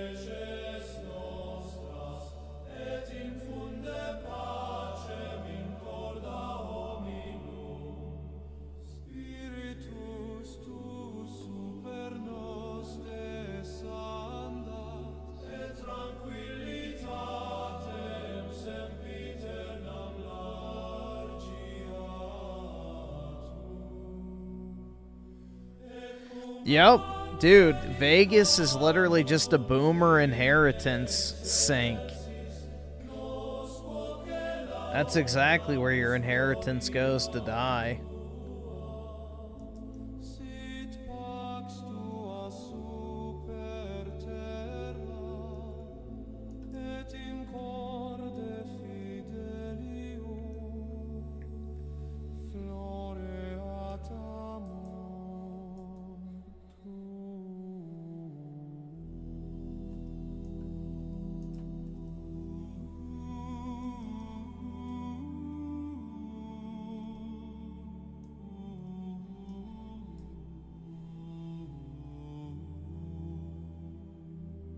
If you steal from kids here in Los Angeles, it'd be perfectly legal. Yeah, as long as it's under, what, 900, right?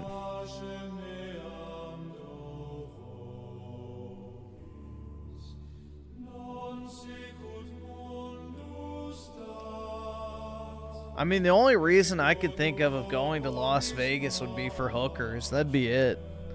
Like, that's really the only reason I could see why people would go, because you can gamble, you know, pretty much anywhere off your phone on those stupid crypto casinos.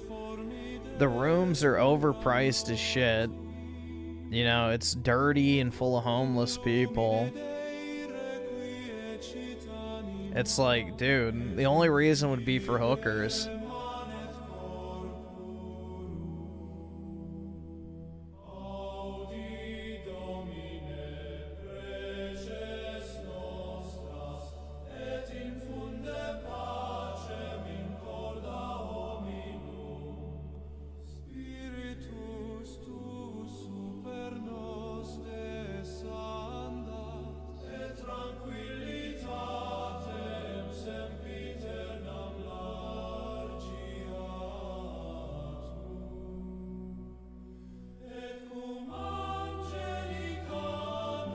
Yeah, they like surcharge you for everything. Like, there's a room fee on top of the, like, actual price of the room. There's fees for everything.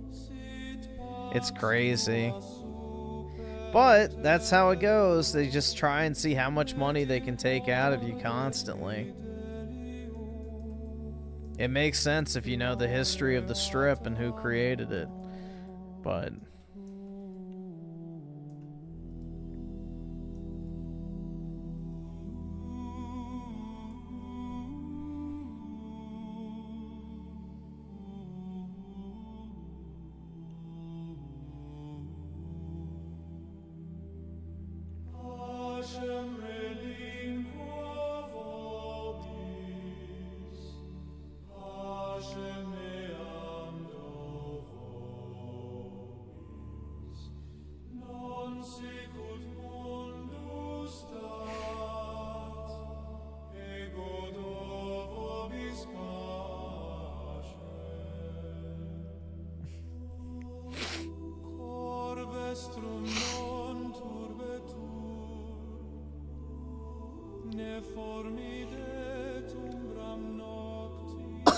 shit. You would think, bro, yeah. When's enough, but yeah, it's just to suck out the generational wealth from any and all boomers so that there's no money to be left over.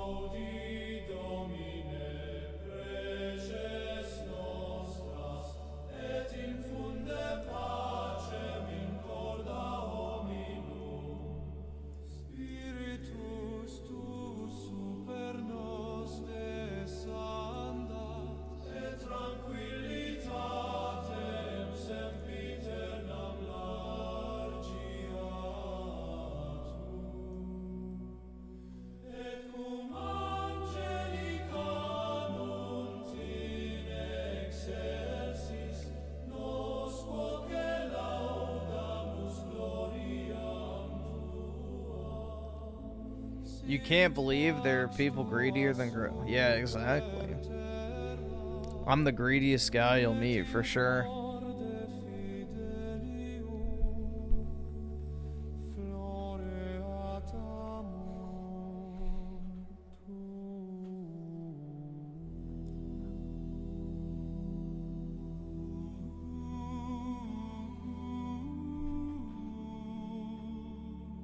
They gave me 2 free nights at the Palms in Vegas, and they still charged me about $100 for the resort fee and $50 a night and taxes. Wow, that's nice. What a great free stay. The burger. All right, awesome. Thanks, nigga. All right. Oh, the burger costs like $25 and beer is like $15 a glass. Rip off. Yeah. I've never really had the desire to go to Vegas because I don't like to gamble. But yeah, I mean, it just seems like a ripoff. I mean, that place is literally designed from the top down to extract as much money from you as possible, so.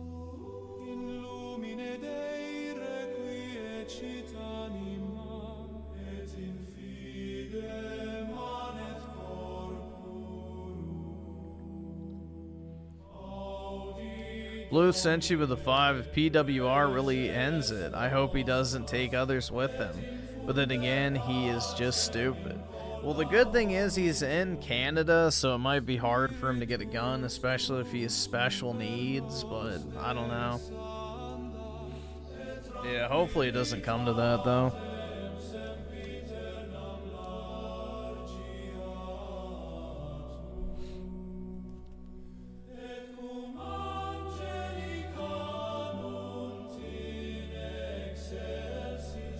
Well, the thing is, once you look into the Italian mob, you realize that it's not so Italian after all, and instead, it's a group of people who take advantage of poor Italian immigrants in order to make money by drug running and running gambling, aka Vegas.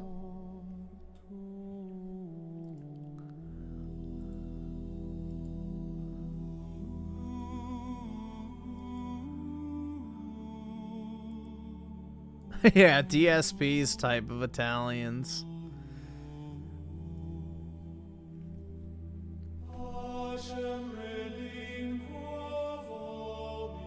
Did you guys...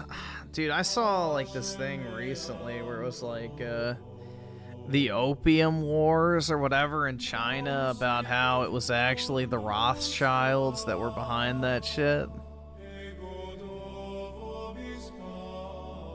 It's kind of funny.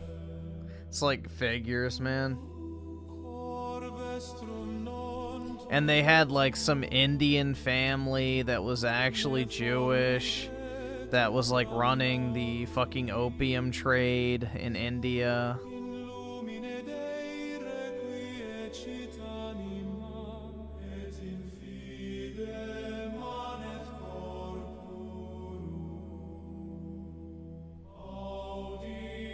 No, this wasn't Vietnam. I'll see if I can find it real quick. Let me check.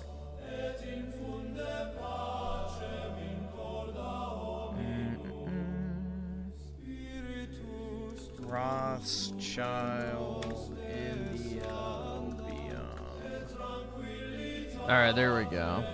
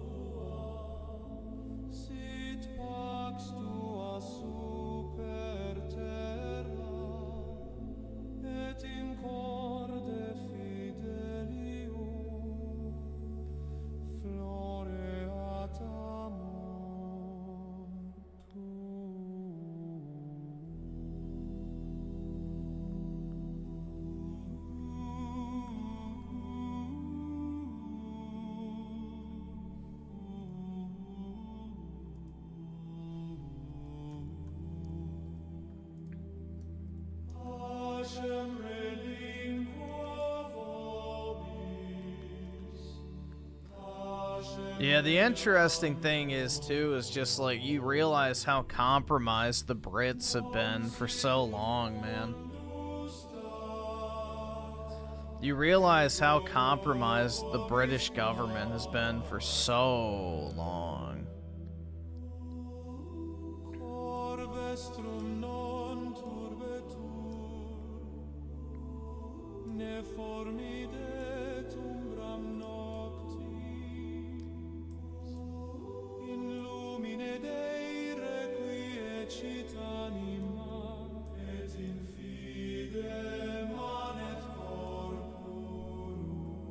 Well, dude, look at the Mexican president. She's literally in bed with the cartels, so she just had, like, some political opponent assassinated publicly by the cartels.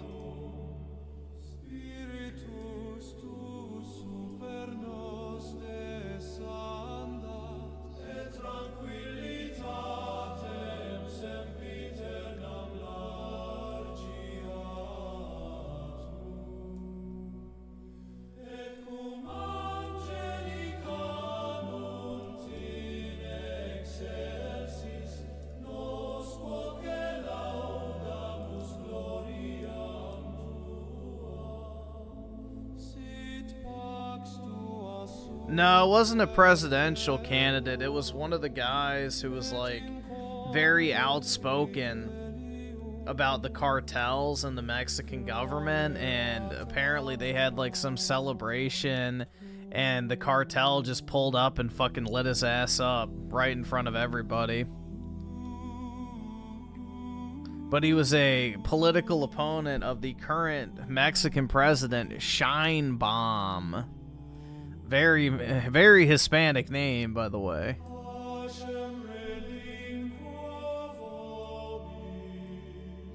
But yeah, he was very outspoken against the cartels and was like calling for them to be dealt with, and you know, can't have that one.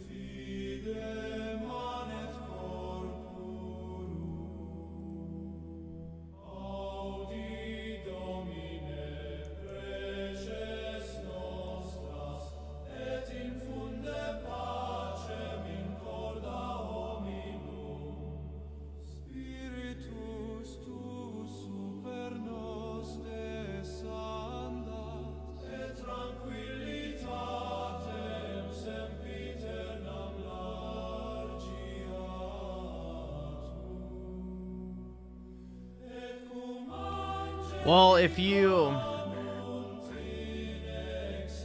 I should see if I can find it. There was a great documentary I watched back in the day about Frankist Judaism, where, you know, basically they made it their entire mission in life to destroy the earth and bring about the apocalypse, essentially, in order to bring about the Jewish Messiah. Like, it's basically this death cult.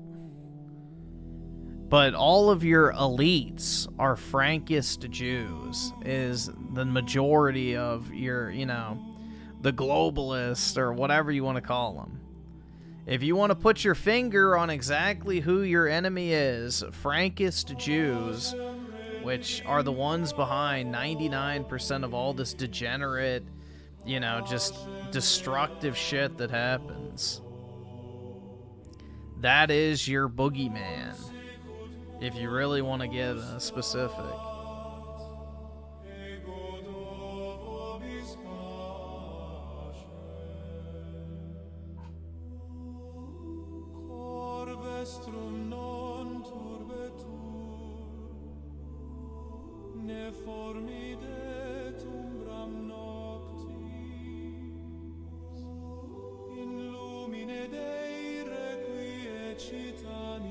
Here, we can watch, I found that video about the opium thing. We can watch it real quick.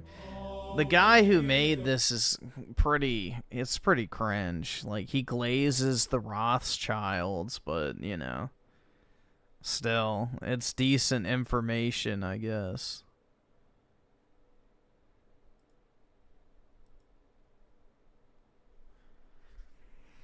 Dude, I still think it's hilarious that the Rothschilds commissioned that movie to be made about them, and it was literally so bad.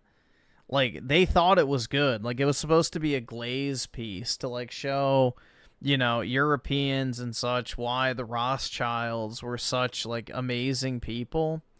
But it had the opposite effect, and Hitler literally just clipped the movie and used it as propaganda. It's pretty fucking bad, but yeah. Literally just straight up ripped the movie and said, yup, here they are, in their own words. Yeah, I can see. Hold on, let me see.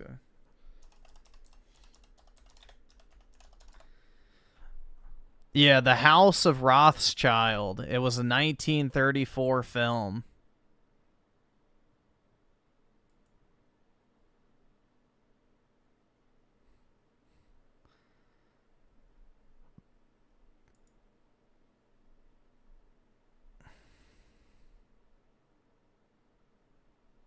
Guys, it has a 100% rating on Rotten Tomatoes.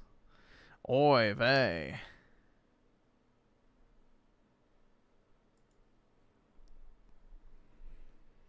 The description literally says, this sanitized take on the famed Rothschild family, a prominent European banking clan with Jewish roots, was part of a Hollywood effort to combat swelling tides of anti-Semitism during the 1930s.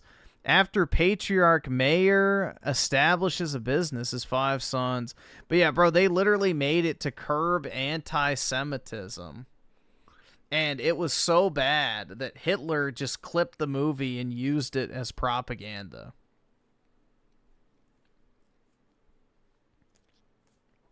Like, that's how bad it was.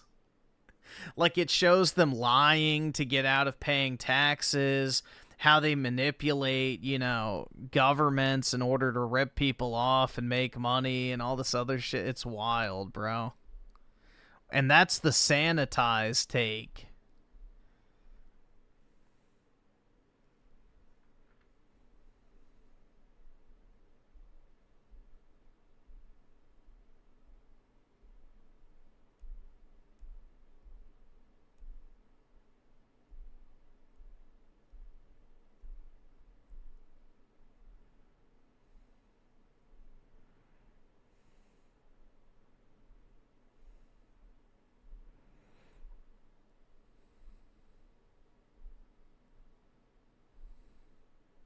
Let's see.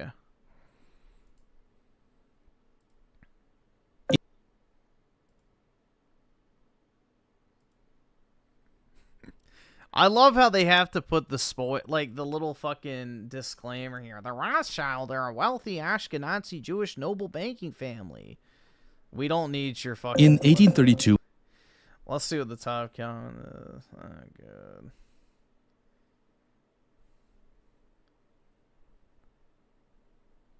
They weren't refugees. They were in charge of finance in Baghdad, Iraq. The British took them to India to manage the opium plant. Yeah, exactly. Griffin used to want to be... Hey, I would thrive in that environment, so... Yeah, if I was born into a Jewish family, I'd probably do pretty damn well.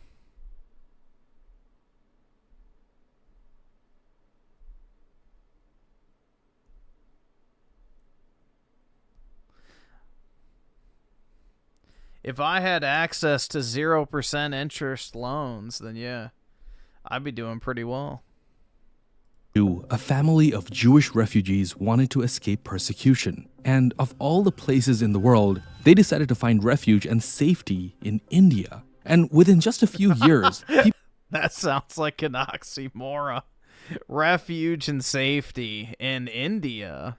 People started calling these refugees the Rothschilds of the East. Now, the Don't worry, they married into the Rothschilds family, so they actually are. family I'm talking about are quite popular because they started donating huge sums of money to people. They built schools, hospitals, you name it. But behind all this charitable work, the actual they're quite popular, man. So popular. source of their wealth came from destroying millions of lives. And it should come as no surprise that the family's biggest supporter was the British Empire. So buckle in, because today we'll What part of the British Empire? dive deep into the story of the Sassoon family and their dark empire. Modern-day Mumbai stands amongst the richest cities in South Asia. Its economy produces a GDP of over $300 million, and many consider it India's financial, commercial, and entertainment hub. But if you start digging into the history of the richest city in India, you'll find that the name of a Jewish family keeps coming up, and they are the Sassoons. Now, they fled persecution in Baghdad during the 19th century and moved to Mumbai. At the time it was called Bombay, it was a British colonial port. Now, the Sassoons lost a lot of their wealth when they migrated, but they still had access to their global connections. They had a lot of... Wait, they married Indian people? That's what they do, bro. Hide in plain sight. Prior experience in business, and they had a keen eye for finding good business opportunities. So they quickly saw that Bombay was going to be a growing trade hub. So they started investing heavily into cotton mills, and soon their business became the engine of Bombay's prosperity well into the 20th century. The districts that hosted these mills later transformed into the center of India's new billionaire Raj. Today, these areas house luxury towers, malls, and office complexes that dominate the skyline. The Sassoons were also pretty big on philanthropy, as I mentioned earlier. They endowed the city with schools, hospitals, synagogues. Yeah, they got chased out of India after the British left, so that's why they don't like Indians. And libraries. And many of these institutions still function and continue to serve Mumbai's people today. In a way, their influence shaped the city's economy as well as its civic and cultural life. But behind all this generosity, there was also a desperate need to whitewash money. That's because the biggest source of income for the Sassoons wasn't in textile factories or real estate. It was drugs. The Sassoon family made their fortunes from smuggling opium into China. You see, opium was the most valuable drug in the world at that time, and British India cultivated it on a vast scale. And the Sassoons came to dominate that trade. By some estimates, this family controlled 70% of the world's opium trade. And given that opium accounted for roughly 14% of Britain's overall income from Yeah, many such cases, man. India, the Sassoons got immensely rich. Profits from the trade fueled the Sassoon empire and financed their investments in Bombay. Their wealth was so vast that the British even inducted them into their nobility. I mean, think about that for a second. A brown family was getting a rare privilege. Yeah.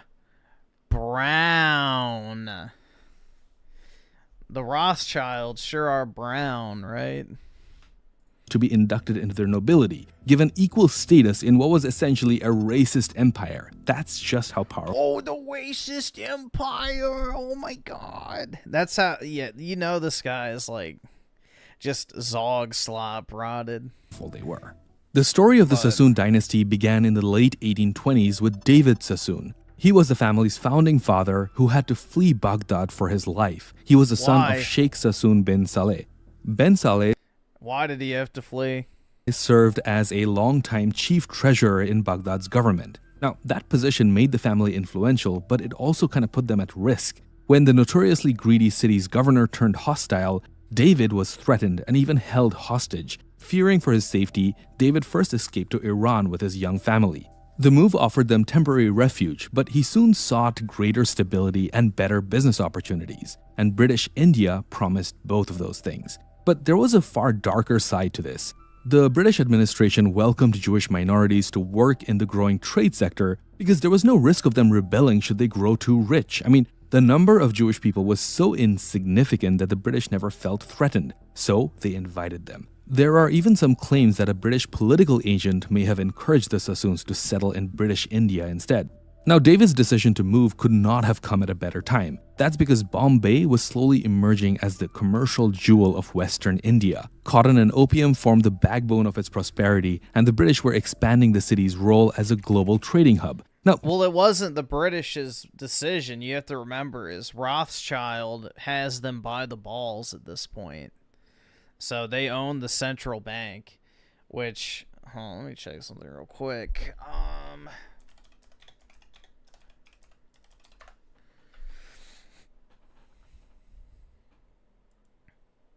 Let's see. If I remember correctly, the Bank of England was formed by, what's it? King William, I think it was.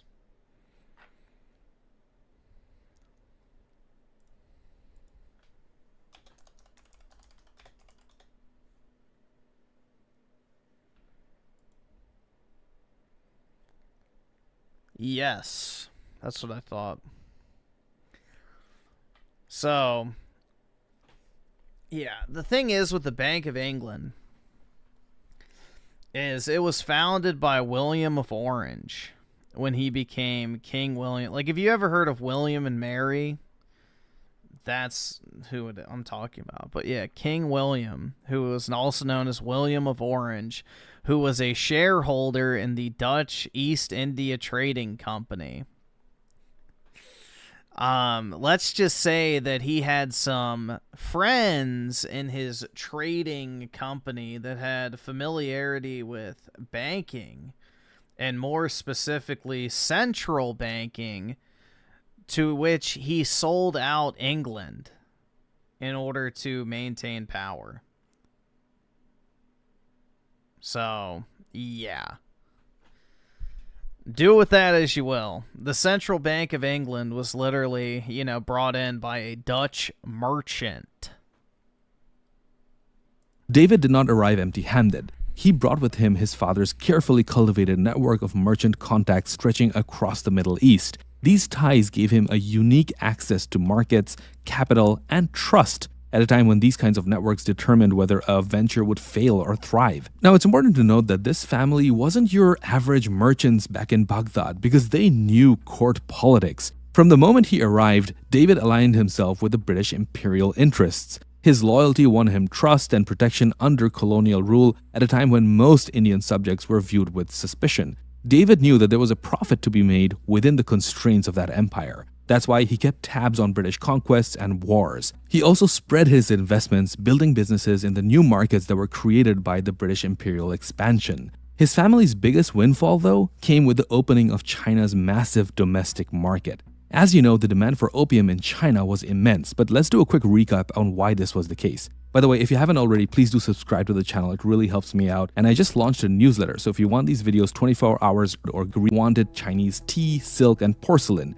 and China didn't have any interests in British goods, so there was no barter trade agreements. So for the tea and silk that they sold to Britain, the Chinese demanded payment in silver. That's why the British was hemorrhaging its silver reserves, and soon it became quite economically unsustainable for them. The Chinese Empire, in the meantime, was accumulating all this silver, but they weren't buying anything back from Britain, so there was a huge deficit from the British perspective. Now, to fix this problem, Britain flooded China with opium that was being grown in India, and this was done with the intention of reversing that deficit. As you know, opium is a highly addictive and destructive drug, a product for which Chinese consumers would pay in silver. And that's how the British balanced its trade deficits and extended its influence into Asia. And the Sassoons? Well, they took advantage of this and soon became the dominant exporter of opium. And the scale was vast. In 1836 alone, the company shipped over 30,000 chests of opium to China, and each of these chests would weigh around 120 pounds, so just imagine the scale of this. This kind of flooding of narcotics created widespread addiction in China's coastal cities. So as a result, millions of people in China suffered, becoming addicts to one of the worst substances ever created. But the Sassoons, on the other hand, were becoming immensely rich, and with that money came influence. David Sassoon became a... You wonder why heroin became a thing? I have no idea, man. Why would that ever be a thing? Or any drug dealing, for that matter. I mean, when you realize that most of the mafias of the world were literally not, as their name, I guess, would indicate, like the Italian mob is not Italian, the Russian mob is not Russian, and so forth. It makes a lot of sense. A household name in Bombay. His family's philanthropy gave them great prestige. Ordinary Indians didn't think too much about how the family was making money because all they could see with their own eyes are only the good stuff, the new schools, the docks, the libraries, the hospitals being built. I mean, this earned the family great respect and admiration. And after David, the younger Sassoons carried this legacy even further. They received honors directly from the Viceroy, the highest-ranking British official in India. Let me give you an example of how influential they were and how much people respected them. They created a system where Bombay's tramways issued special Sabbath passes so that Jewish passengers could avoid handling money on Saturdays in line. Oh my God. We're cheating God, Goyim. With their religious observance. That's how much influence they had. Now, the Sassoon family's fame... Isn't it just amazing? They really think that, like, the entirety of Judaism, it seems like, is just one man's attempt to fool God.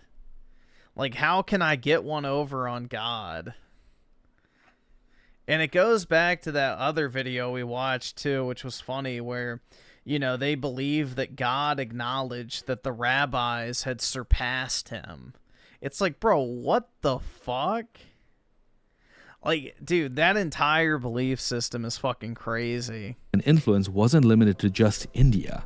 Given their strong ties with the British administration and their vast wealth, they managed to secure privilege in Britain itself. David Sassoon set the precedent. In 1853, he was granted British citizenship in recognition of his services to the empire. I mean, few colonial subjects achieved such a status, and it marked the family's entry into the inner circles of the British Empire. Now, later generations would go even further when it came to their status in the British society. They used their opium fortunes to purchase stately homes across England. These estates allowed them to move in elite circles and to cultivate ties with the royal family. Now, remember how I said that many people refer to the Sassoons as the Rothschilds of the East? Well, it turns out that the Sassoon family started mingling with the actual Rothschilds.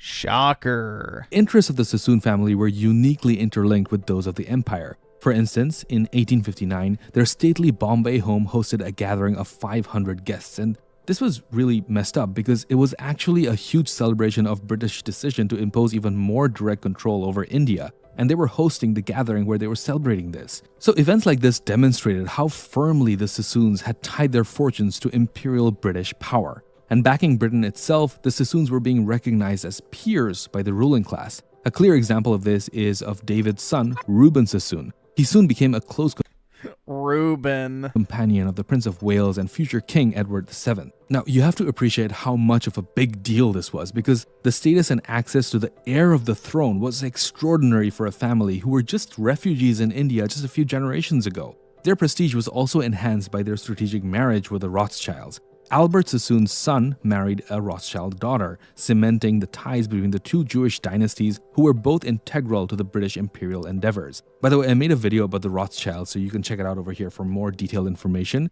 But essentially, the Rothschilds financed war and conquest, while the Sassoons supplied opium to offset Britain's crippling trade deficit with countries like China. Now, this constant attempt by the Sassoons to be British also led to somewhat of an identity crisis. I mean, many of the descendants of the family were actually embarrassed by the reminders of their origins. They had relatives from India visiting them, and the Sassoons felt deeply uncomfortable and ashamed by this. Despite their fortunes and titles, Why didn't they give the money back? the Sassoons could never fully escape the tension between their Eastern roots and their white aspirations. I mean, how could they? Their entire success was tied to India and the opium trade, and their fortune was about to reach new heights very soon. Britain's victory in the opium wars against China made it easier for Indian opium to be exported. Again, a quick refresher on the Opium Wars. Essentially, there were two conflicts in the mid-19th century between China and Great Britain. They fought over trade access and legalization of opium. And in the aftermath of all this, the Sassoon Company's trade soared to almost 59,000 chests of opium. The Chinese market was now wide open for a flood of narcotics. And naturally, the wealth generated from this trade propelled the Sassoons to even higher circles of influence. Albert Sassoon took over the running of the family business after David's death and carried the family's businesses forward. In 1873, he received the honorary Freedom of the City in London. This made him the first Jewish person ever to be awarded this distinction. Not even a Rothschild has received this kind of recognition by that time. I mean, it symbolizes... They didn't need it. That's the difference. The Rothschilds like to play low profile. Like, if you watch that House of Rothschilds movie, it specifically talks about how they need to keep a low profile to avoid attention. Just how important the Sassoon name had become. Oh, let me see if I can find it. We should watch the tax collection scene. It's so funny, man. This is one of the...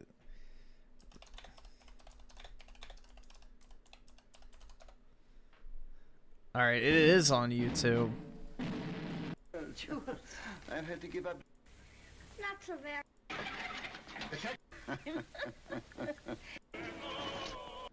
Yeah, here it is. Dude, it's like... Mama? It's near locking up time. And the money hasn't come yet. It's a long road from Hamburg. It'll be here in the morning. Yes, but if anything should happen, all that money, 10,000... He's literally rubbing his... Bruh. Wow, that money. Ah, yeah. Let me warm my hands real quick. Golden. Eh? So much this journey? 7,000 in one lump from Prince Lowenstein's agent. And then all the small sums, 10,000 at least.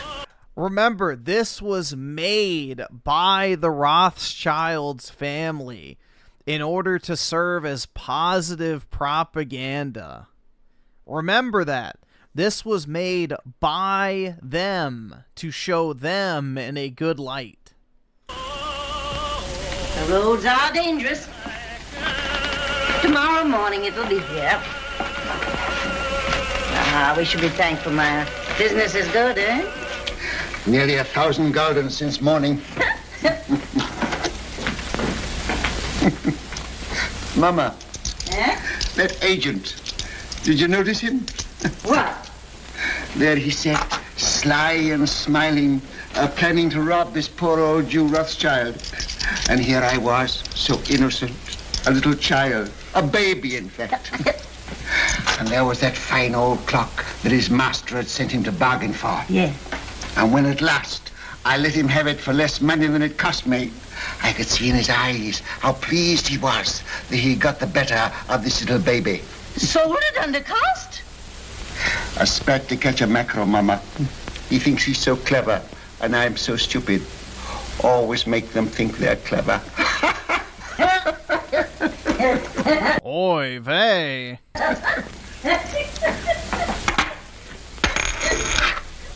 Mama! I've been robbed! Maya! Bad! A whole garden! A dead loss! Bad! Are you sure? Sometimes they're only cracked. You're right, Maya. Who gave it you? Could it be that... That agent. And I gave him some wine, too. Some of the good wine. Schmeier, he'll come again. Yes, he'll come again. And then, Mama, I catch my mackerel. Yes, the Nazis literally took this movie, chopped up certain scenes, and inserted it into their propaganda films. Well, no one can ever say you don't deal fairly with your customers, Maya. It pays in the end, Mama. Now finish your accounts, and I'll lay the supper. I think this is the part. The roast is almost done. Smells good. Yeah. Looks good, too. Yeah,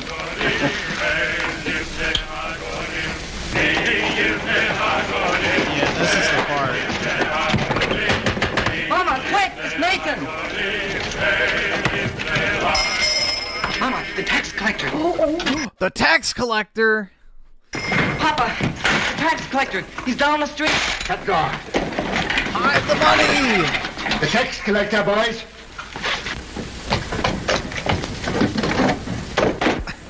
This is one of the scenes that they used. Mama, put away the silver. I have. The fake books.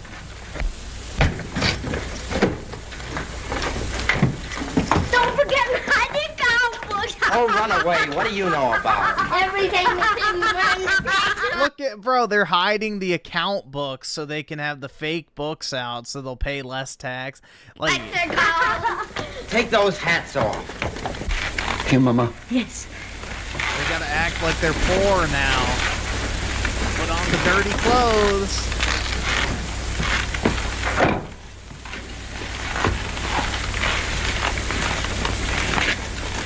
Remember, this was made to be positive propaganda.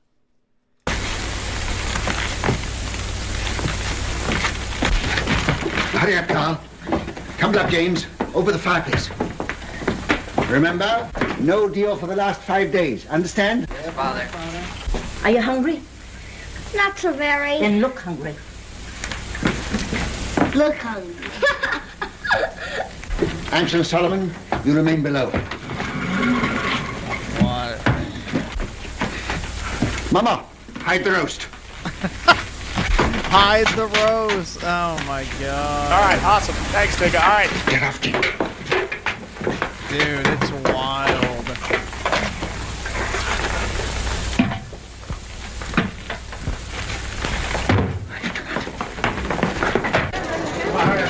All right, we'll take Rothschild next. Mama, take your sewing and sit there. Nathan, by me. Nathan, take your hands out of your pockets. Open up, Jew.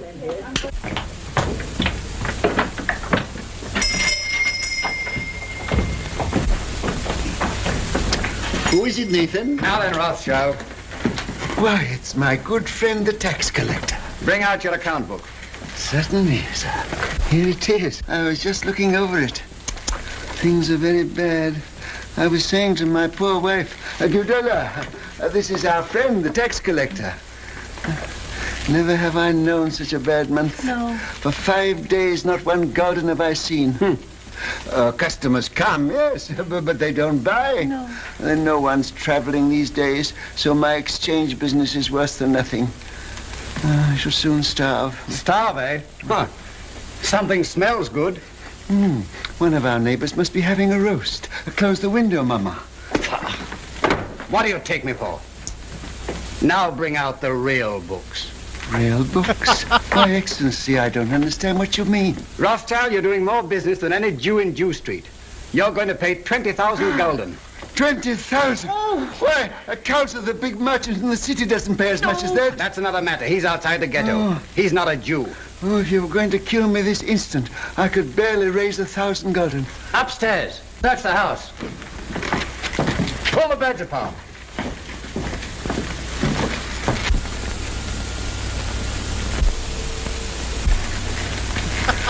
Well, I might perhaps raise 2,000 gulden.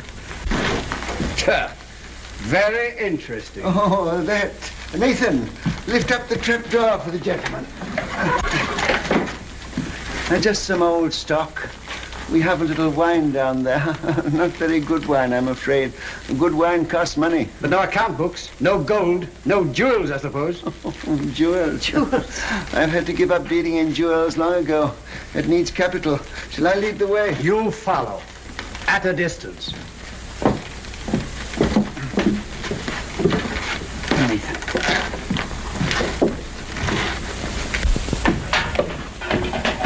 Stand up, Jew boys.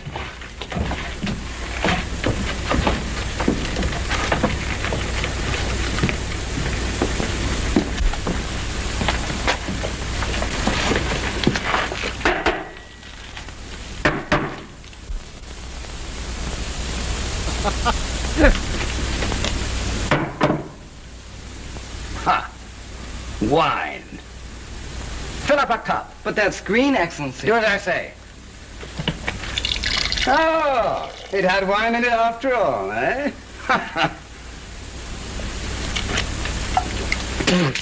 Slop. Yes, sir. That's what we drink. Slop. But there's some here that Father keeps for his special customers. Won't Your Excellency try it?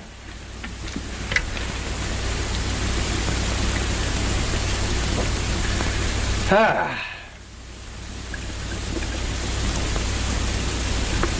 hands, bro. Yeah. You old fox. It's good. Your Excellency does us honor. Rothschild, apparently you've been telling me the truth. So do you know what I'm going to do? No, Excellency. I'm going to charge you 20,000 gulden just the same. But I can't do it. There's not that much money in the whole ghetto. Rothschild, you'd like to pay only 2,000 gulden again, wouldn't you? Yes, Excellency.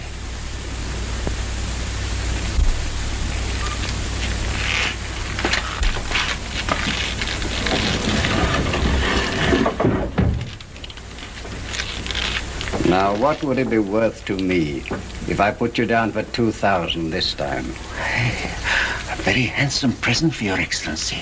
Say, 1,000 gulden. Talk sense, Rothschild. I want 10,000. Would you leave me and my family penniless? With a great deal of pleasure. Come now. Well, perhaps 3,000 gulden, but that's the limit, the actual limit. I'll take 6,000. Oh, I will. We'll make it 5,000. All right. Have it ready tomorrow. I'll call. And if any of you breathe a word, I'll have your house burned to the ground.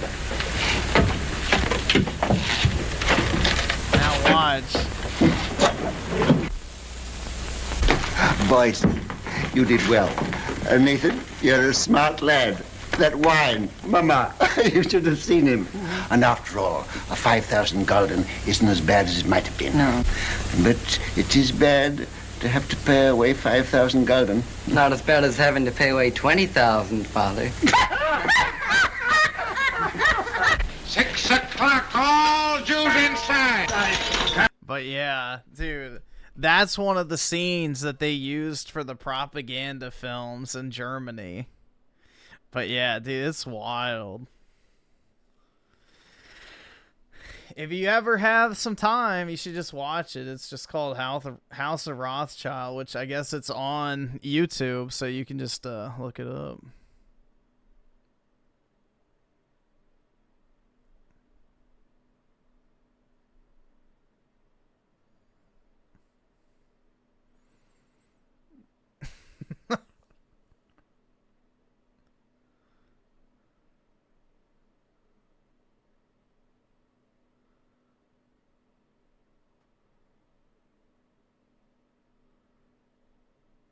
The face he makes at 420 with the...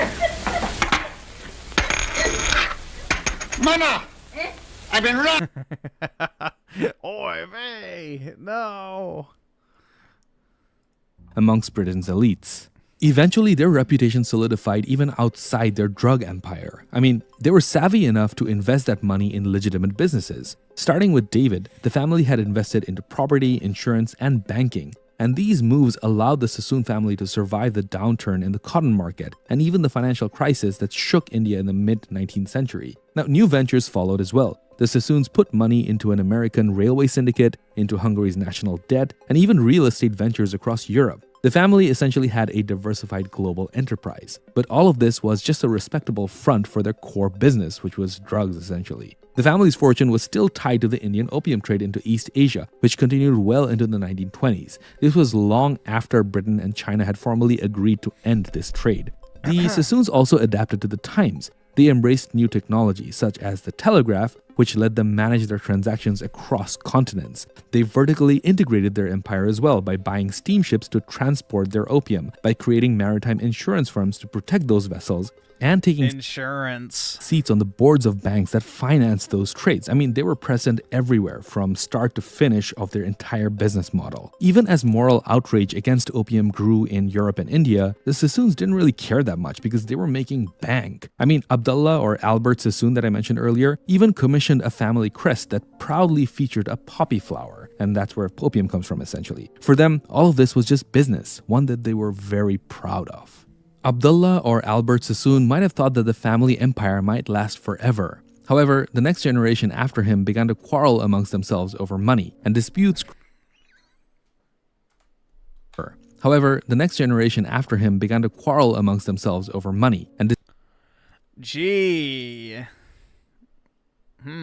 Disputes grew so fierce that the family business split into two. On one side stood David Sassoon and Company, the original firm that built the family's wealth. And on the other side emerged E.D. Sassoon and Company. This was a breakaway venture led by another branch of the family.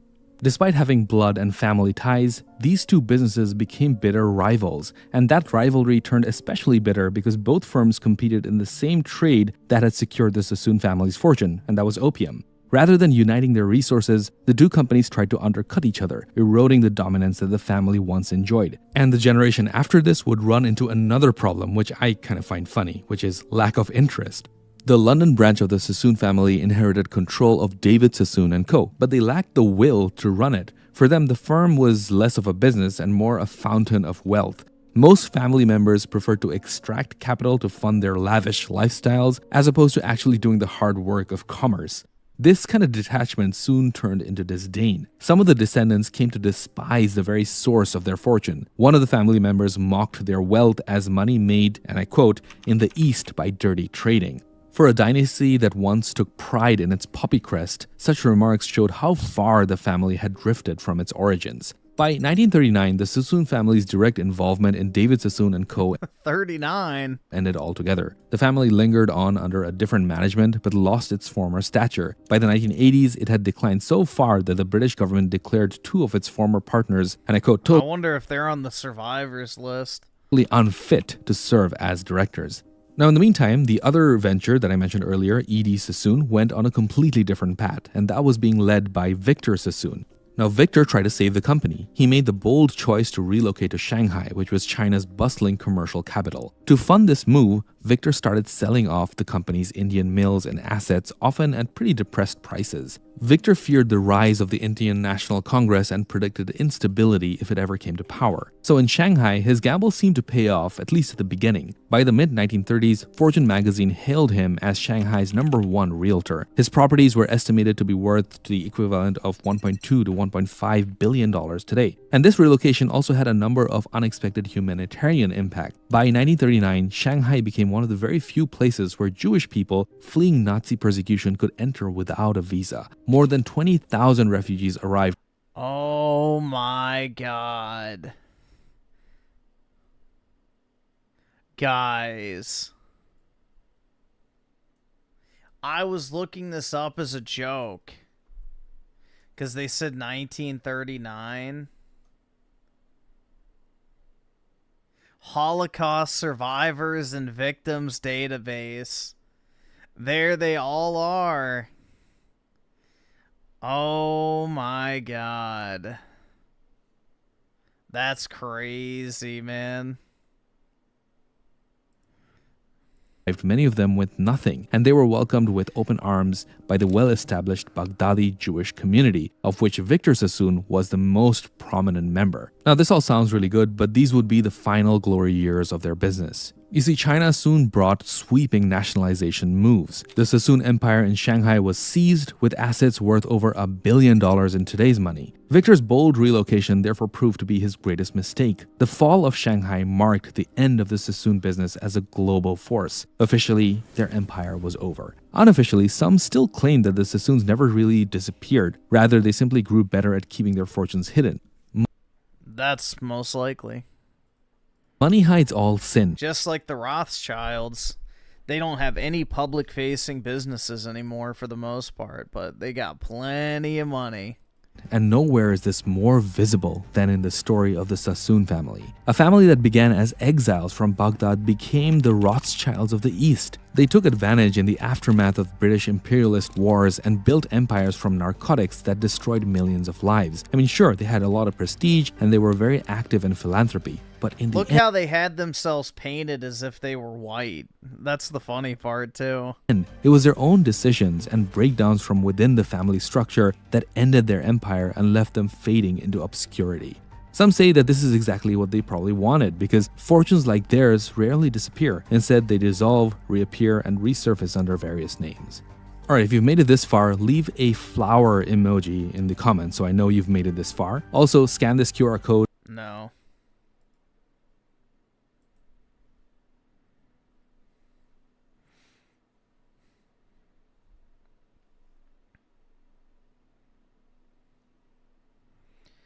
Can you track the money, Griffin?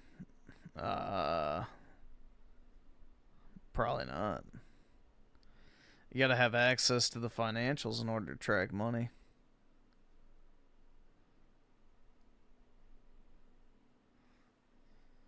I do not want to watch CoffeeZilla. That is incredibly uninteresting to me. Let's see. Opinionated Junkie with the 5. Appreciate it, man. Gen X, you don't need a house. Get an apartment, and even if it's in the hood. Oh, and work your job. Wait, and work your job instead of getting a better job. Yeah. Stupid. I mean, unfortunately, it's kind of the only thing you can do nowadays. You don't really have a choice.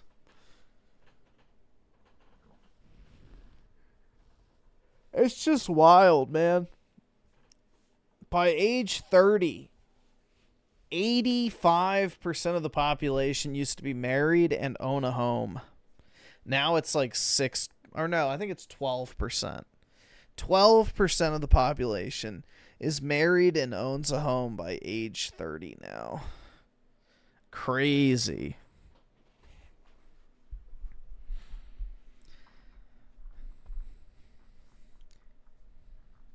But we're just supposed to pretend nothing's wrong.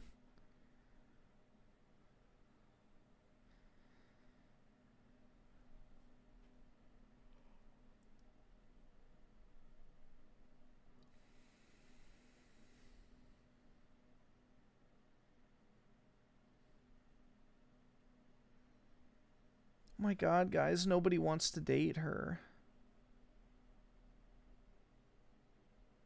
That's a lie. She didn't want to date anyone that wanted to date her, is the reality.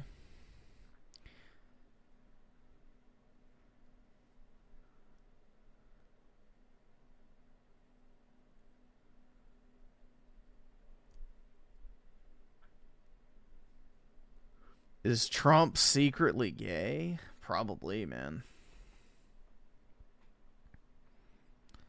Let's see. Oski Woski with the 2. What's this? Oh, yeah. Why is this not loading? Hold on, let me just open it in the other tab. It's fucking retarded. There he goes.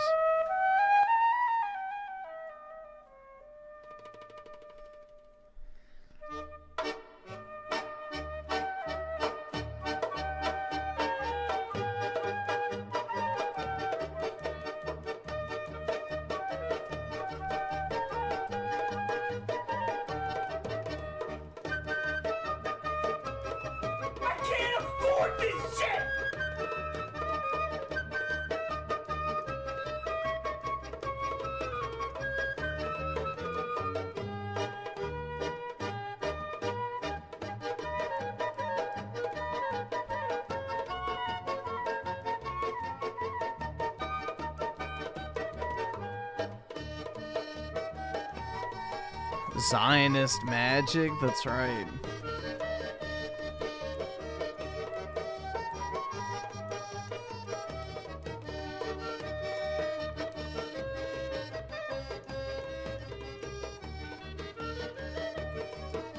What is this shit? I went to the Dubai, they try and hide.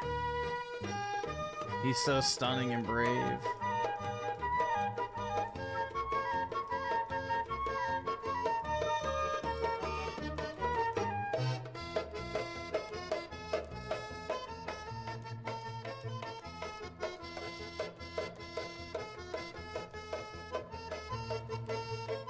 Let's see, so Z here with a 5. I finished God of War Ragnarok. I gotta stop putting myself through slop. There's so much bloat and moments where they push mid-tier enemies just to... I don't understand how anyone likes that fucking game, personally. I don't know. It makes no sense to me. At all. Hello, mamas. What if I told you... Oh my god. I'm not gonna make it through this video. I can already tell. ...that there is a place where your richest, most extravagant dreams... From the very moment that you board an Emirates flight, you are pretty quickly hit in the face with the realization that you're dealing with a level of wealth that you will never even come close to in your lifetime. During the flight, I Why? snuck from the economy cabin up to the business class cabin, where I noticed that the seats turn into beds, and they have like 3-course meals, and then I got a glimpse of something further. I witnessed the first class seats, the ones that are upwards of $50,000, where you get unlimited caviar, your own butler on the plane, the doors closed, you can be butt-ass naked in your airplane seat, digging in your butt with the caviar spoon, and not a single person would notice. When I landed, the baggage collection area, even that was different from like an American airport, where you would be lucky to find like expired talkies in a vending machine. They have like a wine cellar with bottles of wine that are like $2,000 in the baggage claim. Like, Alright, let's see the slaves. Just being fake. What the fuck? I can't believe I'm at ground zero. The capsule hotel looked like the fucking Four Seasons. What's crazy about these is these aren't like apartments. Alright, I'm not watching this guy. I'm already pissed off. I don't want to fucking see your ugly mug. Oi, bruv. Like, I want to see the fucking slaves, not you. I don't care what you have to say.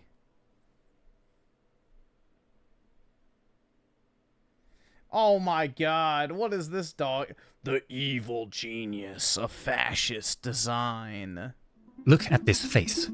This was the facade of the Palazzo Braschi, the headquarters of the Italian Fascist Party in Rome. It was a billboard erected in support of Benito Mussolini ahead of Italy's last elections in 1934. But these elections were not normal. In fact, only fascists were allowed on the ballot. It was a sham. Based. That's because Italy, at the time, was under fascist rule, and Mussolini was the dictator in charge. The design transformed the building into a kind of temple to obedience, a visual mantra repeating itself over and over. Yes, yes, yes.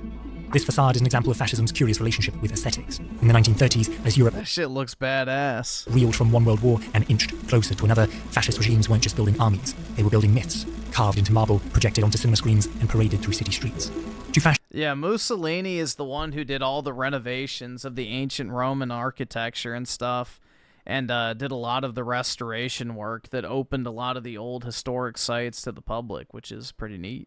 Fascist leaders' aesthetics weren't just important, they were everything. But why did they care so much about how things looked? Well, because they took pride in what they did. Behind this attitude hid a dark and twisted genius. As you may know, videos like this are kind of risky on YouTube due to the likelihood of them being demonetized. However, Odoo, this video's sponsor, have been super chill. They've made an informative video like this possible. Odoo are an all-in-one management software that makes management. In his political career, Mussolini declared that fact, or pin comment below to check it out. I really do think it's a bit of a no-brainer. But that's it. Let's get back to the video. Early in his political career, Mussolini declared that fascism was not just an ideology, it was a religion. Like any religion, it needed a visual language, and before long, it had one. In the early 20th century, two artistic movements helped shape fascism's visual language: Romanticism and Futurism. At first glance, these seem like strange bedfellows. The Romantic movement contained a longing for the past, an obsession with nature, and a focus on the sublime. Futurism, by contrast, called for the total annihilation of the past. It worshipped speed, machines, and violence. But together, these two influences gave fascism a peculiar ability to look both backward and forward, to summon the glory of past empires while promising a radical new future. Italian futurists like Filippo Tommaso Marinetti were some of the earliest supporters of Mussolini. They believed that Italy needed to shake off its sleepy traditions and embrace war and technology to bring about a new order. Their manifestos were full of aggressive language, and their art rejected softness and nuance in favour of bold lines, angular forms, and kinetic energy. Mussolini's face on the Palazzo Braschi embodies that aesthetic. The solid stone and harsh lines are unambiguous. Fascism's furrowed brows bury into you a deep, piercing gaze, and it says, "I am watching. Obey." For a time, futurism seemed like a promising accompaniment to fascism. It made sense to Mussolini that revolutionary art should support what he saw as a revolutionary movement. But there was one big problem. Futurism failed to support one of fascism's most fundamental aims. Fascist leaders didn't just want to look forward, they also wanted to look back, all the way to ancient times. In 1922, Mussolini declared that Rome is fascism's, quote, point of departure and reference. It is our symbol, or if you wish, our myth. We dream of a Roman Italy that is wise and strong, disciplined and imperial. Based. German dictator Adolf Hitler echoed this sentiment, though some of his Nazi peers wanted to glorify the old Germanic Bring it back! tribes. Hitler idolized ancient Rome and Greece. Hitler's chief architect, as he should, Albert Speer, recorded him once saying, quote, "Why do we call the whole world's attention to the fact that we have no past? It's bad enough that Romans were erecting great buildings when our forefathers still lived in mud huts. All we prove by that is that we were still throwing stone hatchets and crouching around open fires when Greece and Rome had already reached the highest stage of culture." While Mussolini's reference to Rome was nationalistic, Hitler's was... We need to return to Rome, man. That shit, easily the most base time in human history. Z-Herb with the 5, I'm gonna be real, Mussolini has a more brutalist... Yeah, I agree.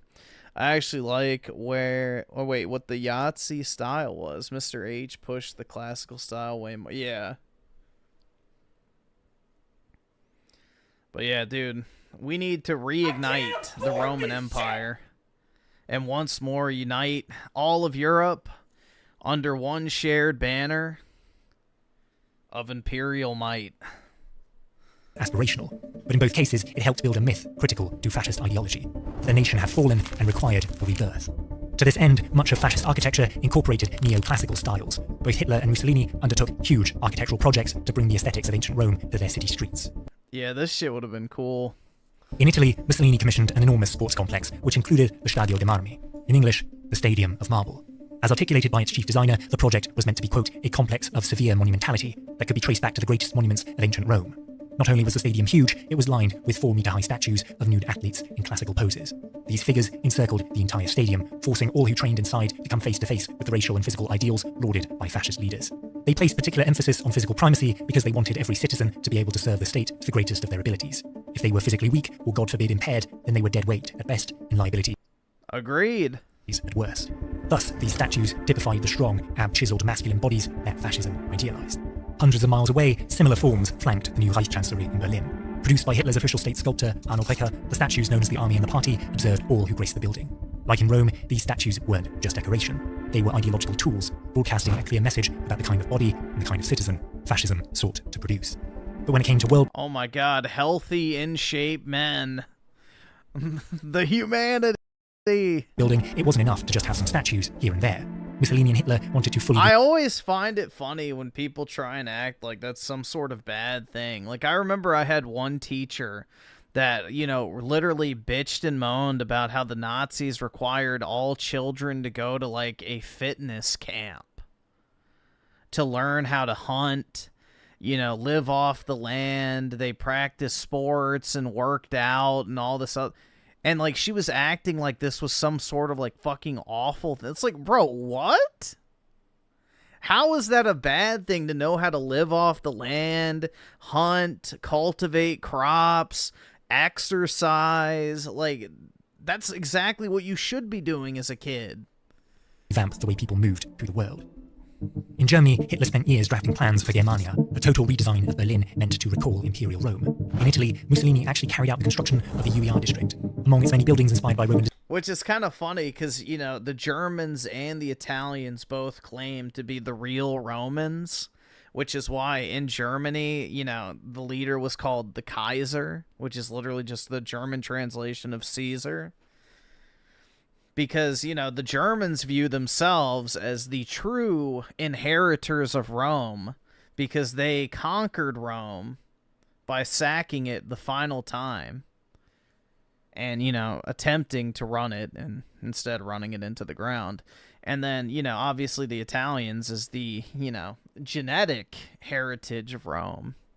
View it as their legacy. So, kind of funny that, you know, both were trying to do the exact same thing, essentially. Design was the Palazzo della Civiltà Italiana, also known as the Square Colosseum. The project merged modernist design with ancient influence, making tangible the tension between fascism's exaltation of the past and its idealization of a fresh future. Compared to the Colosseum of ancient Rome, the Square Colosseum is stark, geometric, and imposing. everything is harsher, sharper, more intimidating.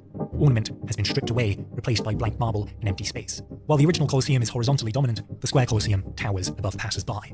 Of course, neoclassicism wasn't unique to fascist design. Lots of people and places have tried to harken back to ancient Rome, but the manner in which fascists imitated it seems to say a lot about what they were trying to be.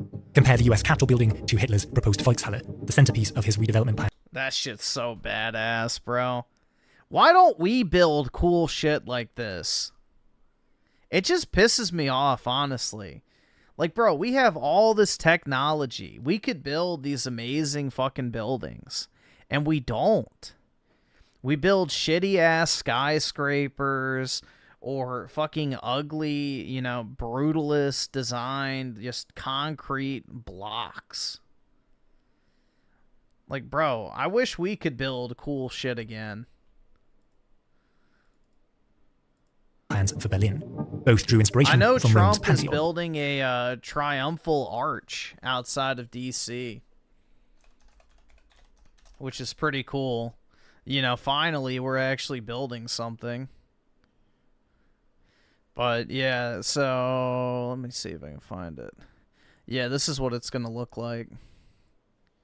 It's kind of blurry, but you can see 2 eagles and then like I think Columbia or something like that. I forgot who's up top. But it's going to be opposed to the Lincoln Memorial right here. So it'll be on the, I think this is technically in Virginia.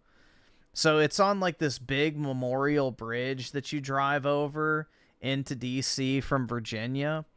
And yeah, it's a really cool bridge already. So they're going to have a massive arch in like the middle. So, yeah, it's going to be really neat, man. But, yeah, that's what Trump is building right now. So, we're starting to build some stuff. Their architects reached for familiar Roman forms, columns, domes, arches. But despite using similar architectural vocabularies, they have completely different tones. In part, this is due to scale. Hitler had big ideas for Germania, literally. Every part of the new capital was meant to be big. The train station was to be the largest in the world, the cinema was designed to seat 6,000 people, and the Volkshalle Plaza was supposed to hold 1 million. And the Volkshalle itself? It was supposed to be the largest structure in the whole world. Only with its construction did Hitler believe that Nazi Germany would finally, quote, put Rome, its only competitor, in the shade. If one could stand under a structure like this, perhaps they would get a sense of the size, scale, and power that these leaders wanted to project. Not just as leaders of a nation, but as figures that hoped to transcend. Dude, honestly, like, I can only imagine how cool it would be to stand underneath that thing. Time. These buildings, like many in Nazi Germany and Mussolini's Italy, were designed to be lasting symbols. Hitler explicitly intended for the architecture of Germania to last 1,000 years. Because fascism wasn't just about the domination of the present. It was about creating a legacy. A grand historical narrative where the state never fails, like even when the leaders themselves are long gone. On this front, Germania was an utter failure. Despite years of planning and building intricate models, little construction work ever got underway. All that survived World War II were some street lamps and a single chair. But fascism's focus on gigantic structures was not accidental. It was part of a calculated effort to control the people who inhabited them, worked in them, and visited them. Monumental architecture overwhelmed not to elevate the soul, but to crush the individual into the crowd and promote bullshit. Conformity.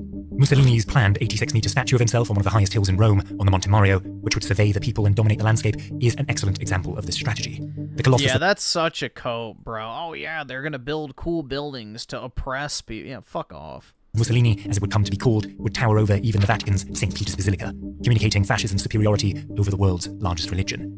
If even your faith and spirituality, your most precious refuge in the arms of God, was subordinated to fascism, what hope did you have in fighting it? But the effort to control people with architecture was perhaps nowhere clearer than the Zeppelin field in Nuremberg, Germany. As usual, Hitler had big ambitions with this site. As his press spokesman put it in 1935, the venue, quote, with its unique concepts of architecture and use of space, will be the highest symbol of National Socialist life and National Socialist cultura. In it, the unique style of National Socialism will find its strongest expression. The parade ground was huge. The vast open area allowed up to 250,000 people to march within it. At the front stood a main grandstand. The stone structure was 396 meters long and 24 meters high. And at its center was a podium for the Führer. If one stood in a rally here, they wouldn't just see Hitler up above on his podium, they would see rows and rows of identical uniformed soldiers. They wouldn't just feel dwarfed by their leader, they would feel surrounded by the state. But it wasn't enough for Hitler that individuals feel small and suffocated. They also needed to feel connected. Yeah, we should have all this type of stuff. something bigger. So in 1936, Albert Speer revamped the Zeppelin field. He had searchlights placed all around the perimeter of the venue. Aimed vertically, they formed striking walls of light.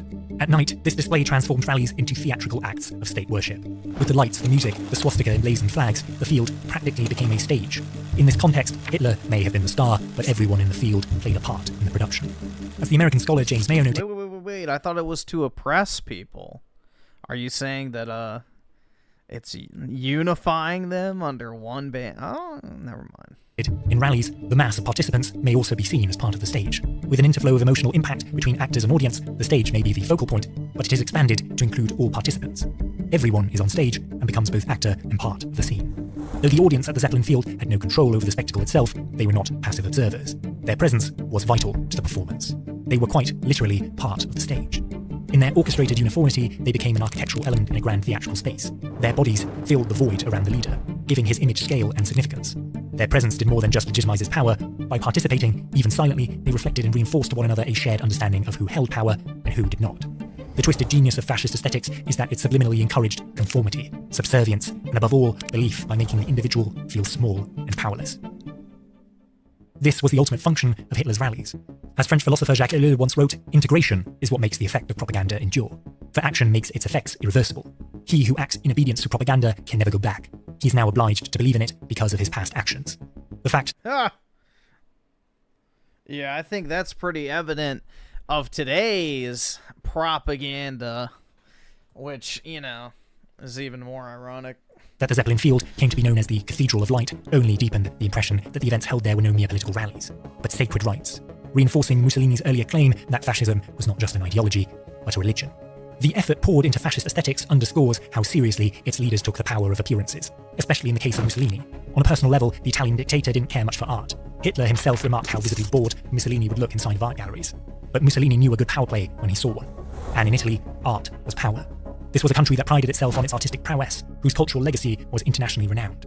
So even if Mussolini wasn't moved by brushstrokes or marble, he understood the political math. Championing the arts meant tying his regime to the myth of Italian greatness. So Mussolini set out to enslave the arts to an exacting fascist bureaucracy. By 1927, Italy had its own cultural oversight organization stacked with state-approved artists. Together with regional committees, it made sure art inside state institutions was always on message. By 1940, there was also a department of contemporary art, tasked with emphasizing national heritage within artworks and explaining their, quote, useful and educative content to the public. Because that was what mattered to Mussolini. He wasn't interested in art for art's sake, only its ability to unify, pacify, and glorify. Art was only welcome as long as it promised to play nice. For Hitler, art was far more precious. Sure, it was political, but it was also very personal. Before Hitler was Führer, he was, of course, an aspiring artist with firm ideas about what he liked and what he did not. So when he took power in 1933, it wasn't just ideology that shaped Nazi aesthetics. It was taste. His taste. Instead of subjecting art professors in Vienna to his artistic He had good taste. mediocrity, he would instead force it on an entire country. To Hitler, art was meant to soothe the soul, not challenge it. There should be no pain, no mess, no modernism. He despised the chaos of futurism, the abstraction I agree. of cubism, and the emotional swirl of expressionism. He wanted Yeah, all of that is slop. neoclassicism, straightforward realism, and nothing else. Well, he had great taste in art, what can I say? In 1937, his definition of degenerate art was formalized with a decree banning any work that, quote, insulted German feeling or destroyed or confused natural forms. We need that. Or simply revealed an absence of adequate manual and artistic skill. Artists who didn't toe the line were barred from teaching, exhibiting, even painting. Art that had already been created was seized. In total, 17,000 so-called degenerate works from 1,400 artists were taken and either sold abroad, traded for old masters, or burned. Unsurprisingly, I think we need something along those lines in the US to get rid of all degenerate art. Hitler wanted any hint of individualism, abstraction, or subversion to be extinguished, aware perhaps that enemy ideologies could hide even in the most familiar forms. A Roman column isn't always just a column. Change how it's scaled, spaced, or lit, and suddenly it can suggest democracy or dictatorship. It can make you feel welcomed and contemplative, or it can make you feel small and speechless. And by the time you notice, the architecture has already done its job. So, to return to the question, why did fascist regimes care so much about how things looked? Well, because aesthetics are a form of control. They shape how people see the world, how they see each other, and how they see... See here, but the 5, the West needs to build inspiring architecture again. Even basic buildings has lost its heart. Look at general buildings around Paris. It was great. Well, I mean, even look at something like New York City. Look at how detailed and intricate stuff like the Chrysler Center, or whatever the fuck it's called, or the Empire State Building is compared to the new shit. Like, there's actual detail and, you know, intricate design and, you know, actual care that was put into those buildings. And then you just compare it to, like, the fucking metal and, you know, window skyscrapers that just look like absolute dog shit.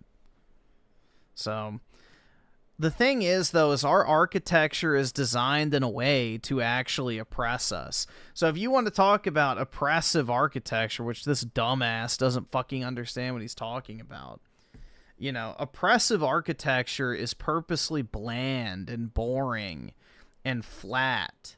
It's supposed to make you feel just, you know, bad. Brutalist designs literally have a psychological impact on those who live near and in them.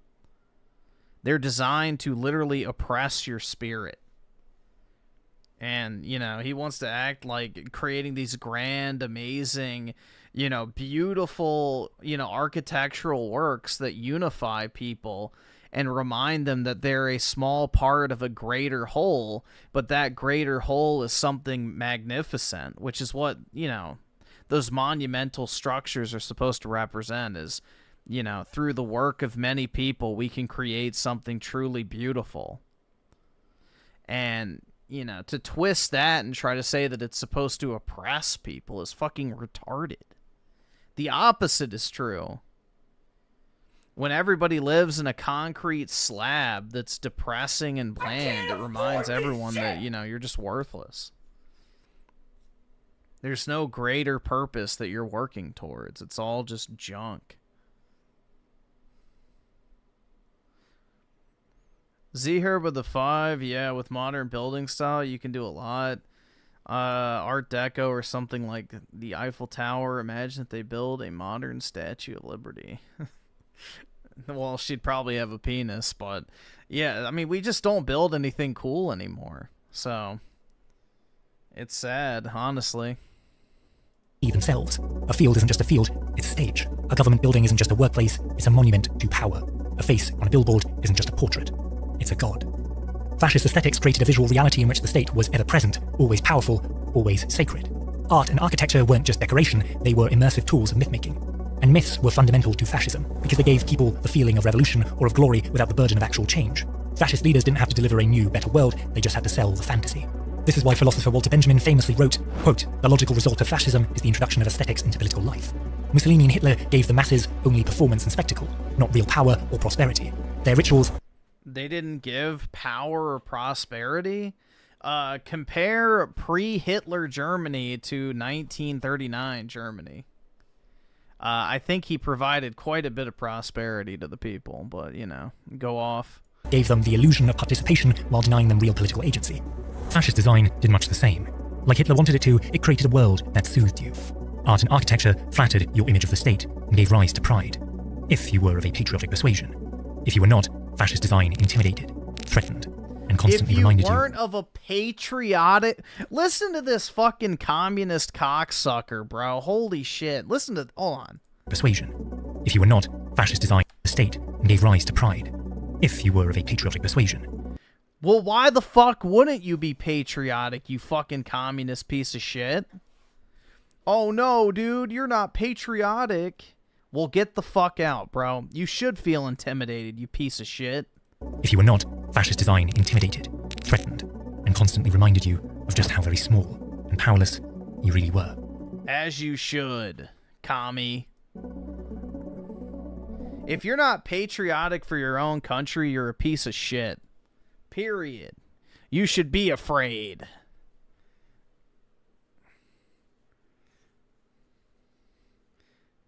Cower in fear.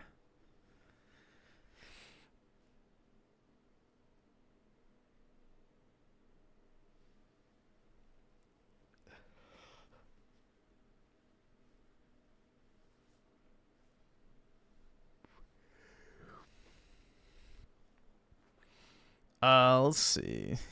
During the Weimar Republic, people in Germany had to be paid 2 times a day because the prices had doubled by the time they finished work, so they'd get paid at lunchtime as well. Yep, exactly. It got so bad that it was cheaper to burn the money than it was to buy actual, you know, wood for your fire. So, It was cheaper to burn the fucking money than it was to buy wood for your fireplace. Crazy, man.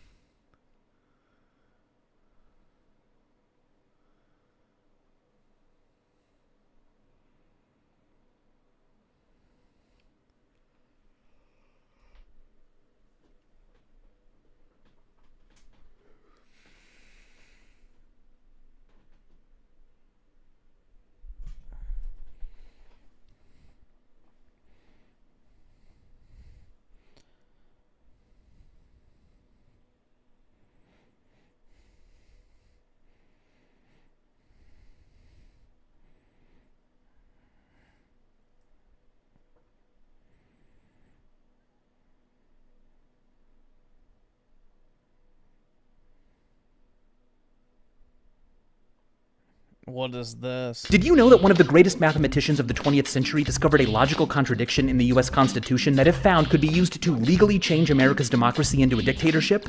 Well, he did. But we no longer know what it was. It's been called one of the great unsolved problems of constitutional law, but it's also known as Gödel's loophole. In 1947, Kurt Gödel discovered the contradiction while studying for the American citizenship test. He told his friend Oscar Morgenstern, and then Morgenstern told Albert Einstein, but both of them agreed that it probably wouldn't be exploited. Now, no one ever wrote it down, so we don't know what he had in mind. Was it something about the Electoral College, presidential pardons, gerrymandering? Well, there's been a lot of speculation, but I think one of the best guesses is this. Gödel's problem may have been that Article 5 could be seen as self-referential. It circumscribes how the Constitution can and cannot be changed, and yet Article 5 is also part of the Constitution. If the rules about how the rules can be changed can themselves be changed, well then anything is not only possible or easy, but legal. But really, no one knows. Did you know that one of the greatest mathematicians of the 20th century...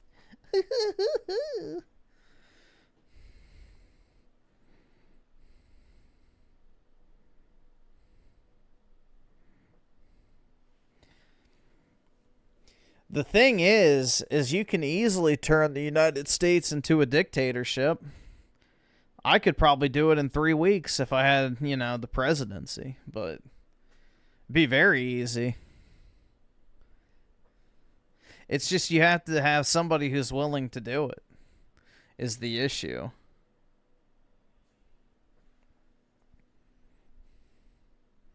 Be very easy to do. Give me a few weeks, I could do it.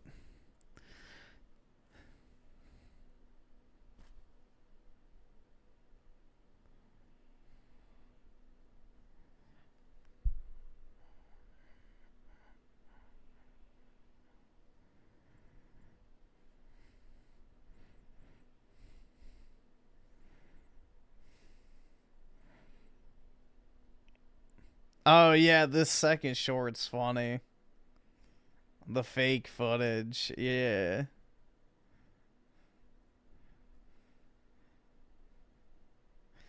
Yeah, I've seen What is Kabbalah? Kabbalah is something, after the destruction of the first temple, the Jewish people were famously enslaved and taken captive by the Babylonians. This is where the Book of Daniel is written. It's a form of magic. The Jewish people, they kept the Kabbalah. Dude, yeah, I like the The thing is the National Mall, which is the area you're talking about, yes, is very, very cool. Like, they did a really, really good job with, like, the immediate, you know, area of, like, the, I guess, you know, federal area of D.C. Like, a lot of those buildings are very, very cool. The problem is when you go to the outskirts of that and you get into the ghetto, but, yeah, it is nice. It eventually becomes digital life, you know, through ones and zeros. But it's a Gnostic religion, which is to say it's hidden from non-initiates. Yeah, I mean, there's a mainstream version of it. It's a precursor to digital life. So what Land and a lot of these people believe is that the actual salvation that the Jewish people provided was keeping Kabbalah, which eventually becomes digital life, which eventually becomes AI, which eventually becomes the creatures in the Book of Revelation, which essentially later go on to destroy humanity and fulfill the Book of Revelation, but that is a good thing. A lot of them believe. Have you heard of the mystical tradition called Kabbalah? Comment below. What is Kabbalah? Kabbalah is something... That's why you run every day to the cat. No, I don't go to DC. I don't actually go to DC very often. The last time I went to DC was months ago. Many months ago.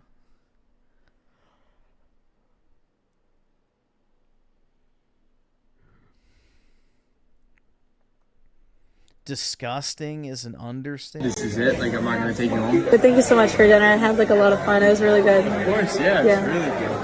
Oh my. Okay, this is a lot. That's fake.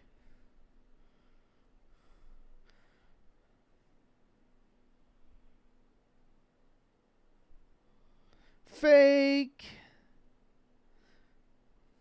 As a Jew, I can say Allah is the same God of the Torah. I was asked a question whether Allah is the same God as the God of the Old Testament. The answer to that question is yes. The Muslim concept of Allah is exactly the same as the Jewish concept of Hashem. Even if some Jews tell you that, oh, we don't believe in the same God as the Muslims do, they're only saying this because of political reasons. In fact, Rabbi Moshe ben Maimon, who was probably the biggest scholar that ever lived. He lived about 1,000.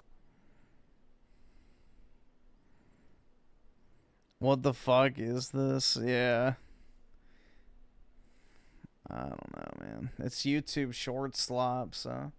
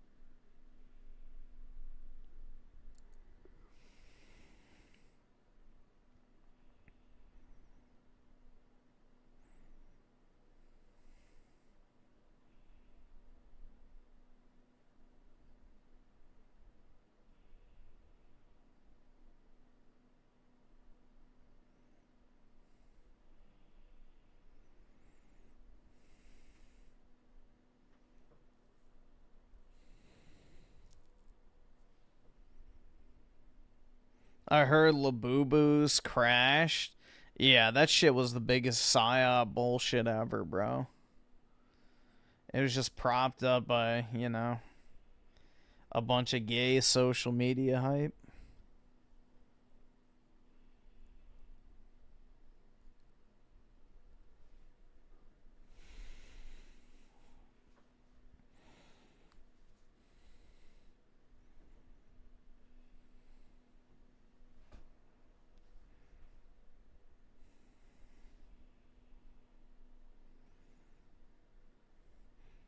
Fake and gay social media hype.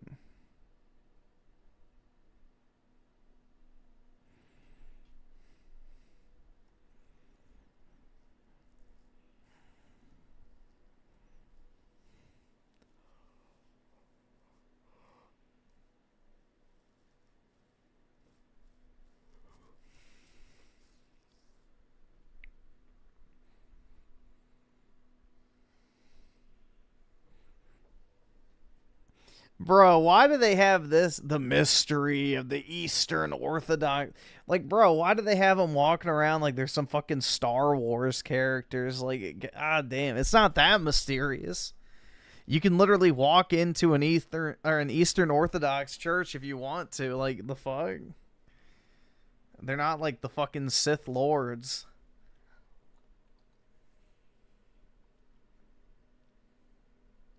Put on... Oh, yeah, I forgot about it. Yeah, we can watch it real quick. Shit. I forgot about that. We'll see how far I can make it in, dude. I don't know. I had to turn it off. I had to turn it off after a while.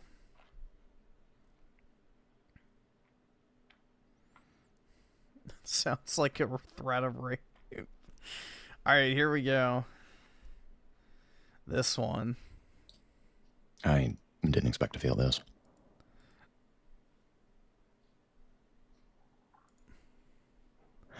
Remember that one line, the deepest shade of mushroom blue. What the fuck? The deepest shade of mushroom blue. One line, the deepest shade of mushroom blue.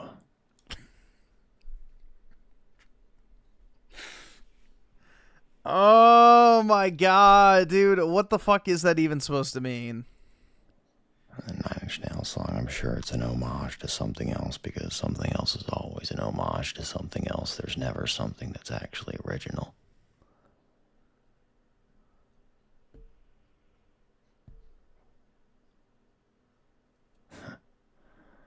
The woolly man. Yeah, it's way too try hard, man.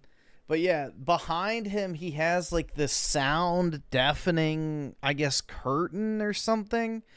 But apparently it's from like industrial warehouses in order to like soundproof offices inside of the warehouse. And he's bought like that to line his house on the inside with. And then noise-canceling headphones that he sleeps in.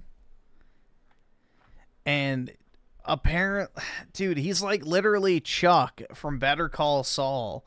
But instead of electricity, it's like road noise. It's fucking insane. Like, come on, bro. It's not that big of a deal.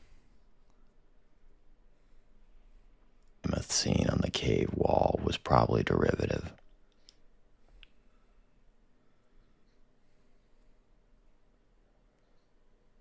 I didn't expect to feel something that was already written off in my own mind. I suppose that's the subconscious coming out, telling you you're a fool. Even that, stumbling over your own words. Trying to get something out. I'm completely displeased with the presentation or form.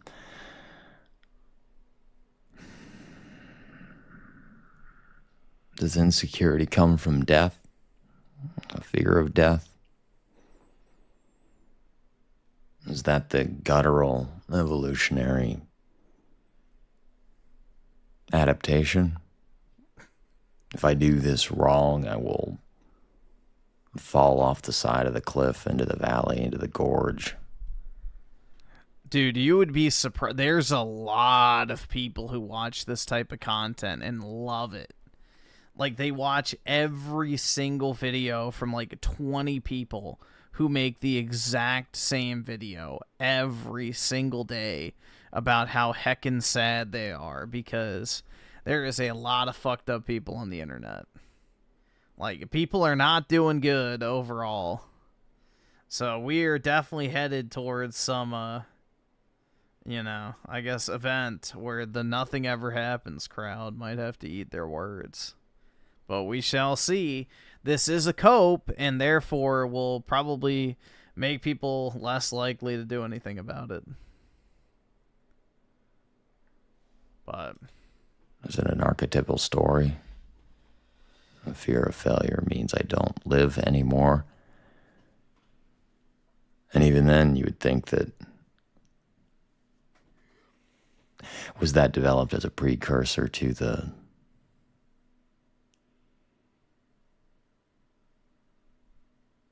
morality tales, the morality police of religion? Not that religion was morality policing, but the consciousness of something after? The awareness of something after? I can't afford this shit!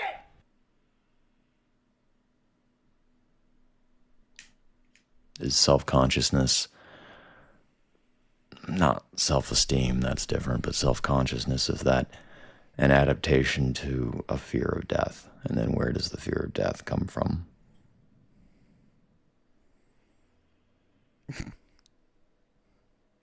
Is it a pain revulsion. I know that human beings have a natural predilection, a genetic predilection to the smell of death, human death specifically.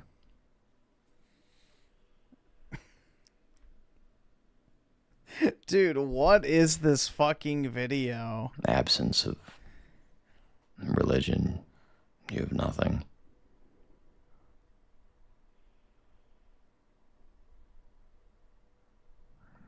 But the ever-present, present, and haunting feeling that it will end.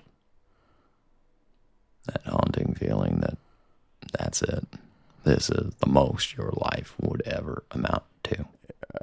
This is the most your life will ever amount to.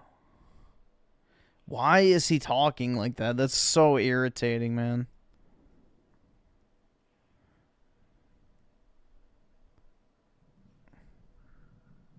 Stillness before sunrise. Were we cyclical beings before? Did cavemen have insomnia?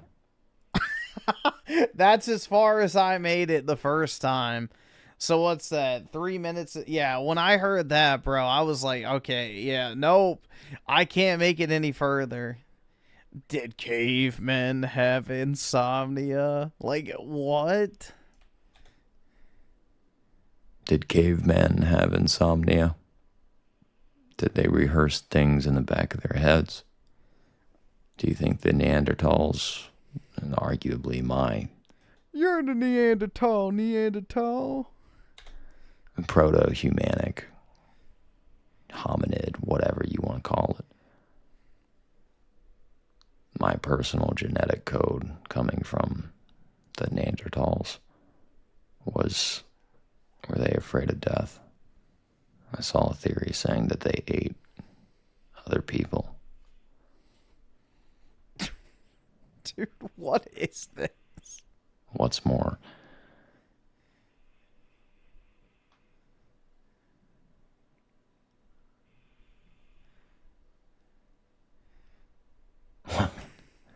we do the same, except now we do it through screens, so our victims are alive. And of course, all of everything I'm saying would be misconstrued.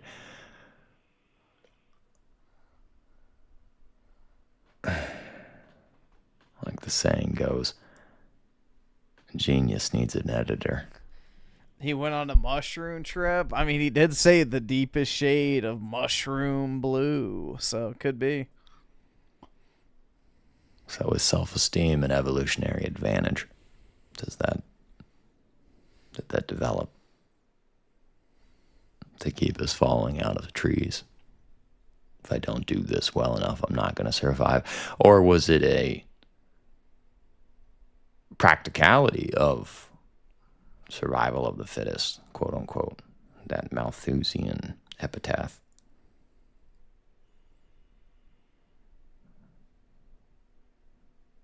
Just another dialectic. I'm better than you. I win, you lose. Nana, nana, boo, boo. You're the one that dies.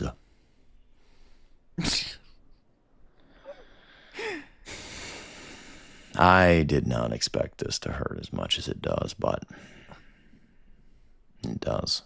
Now I get to hurt. Because I'm alone. In the dark, in the early morning. With nothing else but my thoughts.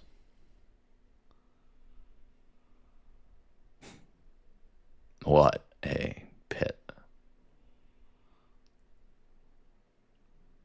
I forgot what that felt like. I'm only human, after all. Dude, this is just so unhinged. This is like genuinely creepy. This is like a genuinely creepy video. I hate to think that caste systems were real. What? But I suppose that would make sense. Yes, sir. Caste system are no good, sir. Not good. Plenty of beautiful Brahmin woman searching for untouchable cock. Like, what? I hate to think that caste systems were real. What the fuck does that have to do with anything?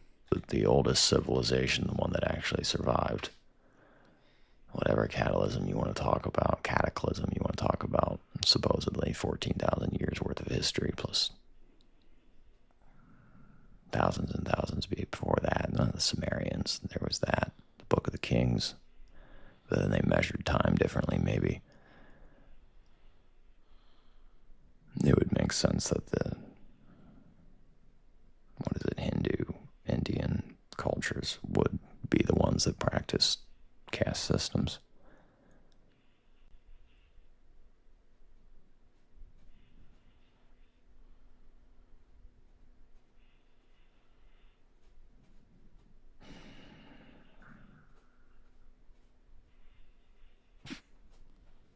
I wasn't ready for it to be that predictable. I had even stopped thinking about it, or the possibility of it. I had written it off, but then... I'm assuming he's talking about women when he says I've written it off, but I don't know. This is very odd, man. I wasn't ready for the reality to get shoved in my face. I am admitting some weakness. I hurt myself. Not physically. Worse. Physically, you can solve. It either works or it doesn't. Emotional damage. Emotional damage.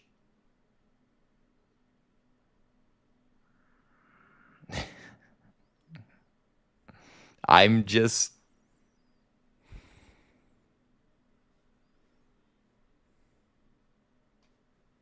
There's nothing about me that's attractive to women at all. There we go. Okay, I was about to say. I was wondering what he was talking about. Like, I thought I was over it. Okay, there we go. That confirms it. It's about women. I went through the same old thing I always do. Emotional tampon usage. Then that ghosting that goes away, that sort of soft ghosting, then you don't hear from them. Then I get a text from you 3 or 4 nights ago. Thanks for the movie recommendation.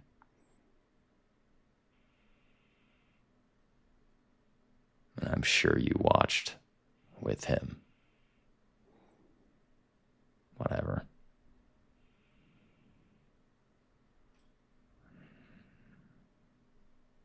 I wasn't ready for that. But in hindsight, that's exactly what that was, and I knew that that's what that was the whole time.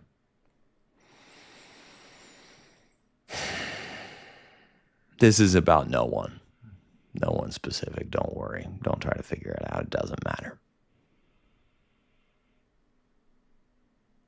I was unhappy with what I had ready for you, so I made something else, and this is the something else. Jesus Christ. I don't know if this should have been made. We are reaching the end to this grand experiment, my friend, but I still can't let go of needing to have something in this digital ether because I'm realizing that this is all I have. There is nothing else.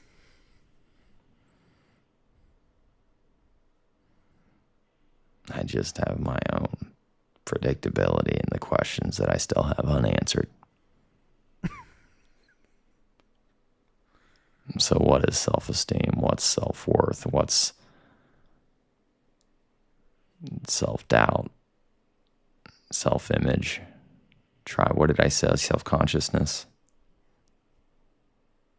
I'm self-conscious. It's the same connotation as self-esteem.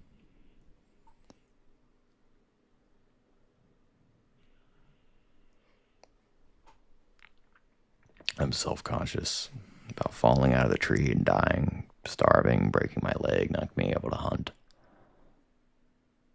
I can't eat The tribe has rejected me. I will die in the ditch alone.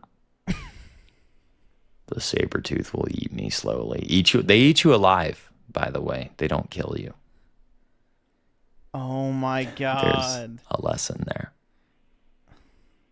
Yeah, don't run They into a eat you saber-toothed alive. They tiger. don't kill you.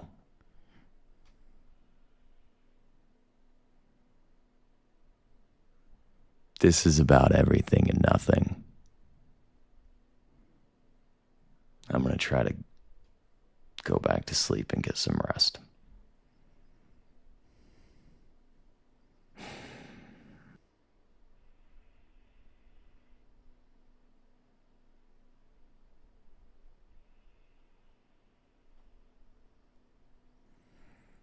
Oh my god, man. So profound. I know, dude. One more time. Were we cyclical beings before? Did cavemen have insomnia? Did they rehearse things in the back of their heads? Did cavemen have insomnia? Dude, what the fuck? Why did that need to be uploaded? Honestly. You know, there's some things you should just leave on the fucking hard drive and be like, nah, I'm not going to upload that. Did cavemen have insomnia? Like, so profound and introspective, dude. I never thought about that. Wow. What if the things that we suffer from today manifested in a different form in the past? And based on our lived reality, they take on a different shape. But at the end of the day, it's a human struggle.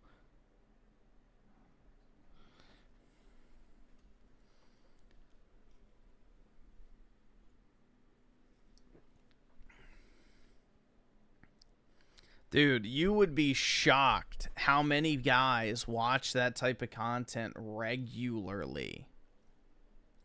They watch this type of shit just on a loop. Like, bro, just watch. Type in 30-year-old loser. And it's just infinite. 575,000 views. 11,000 views for Raymond. 1,000 views for this random guy. 230,000 for this guy. 200,000 for this fucking femcel. How not to be a 40-year-old child. You're feeling lost in your 30s. It's just infinite. 30-year-old loser. I'm a 35-year-old loser. It's like just endless.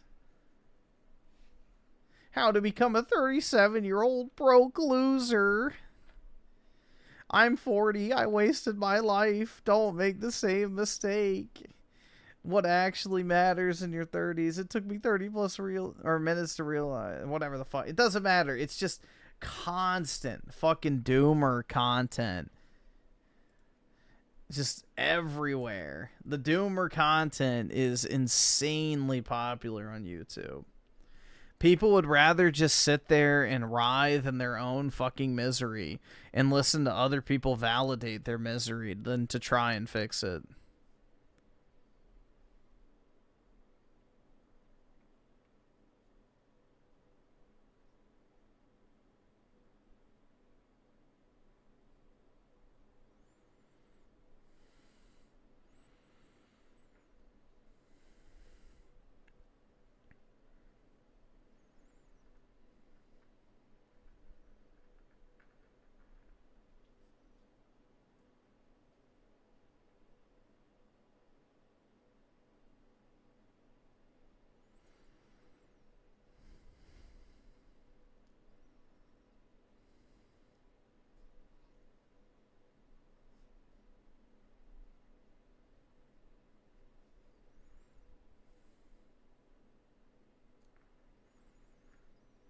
Am I in the algorithm? I don't think so.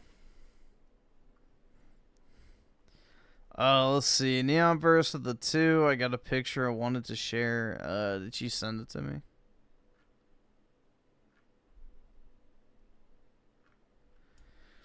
Griffin, she's a 10 out of 10. Everything you want. Wants kids, will be loyal, but she's your cousin? Shit. Is it a first, second, or third cousin? If it's third cousin, I might be tempted. Real talk. I'll be heading to Alabama with a banjo on my knee. But yeah. Let's see. Where is Instagram?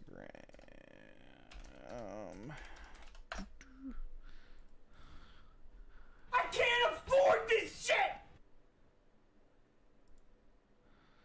Let me see.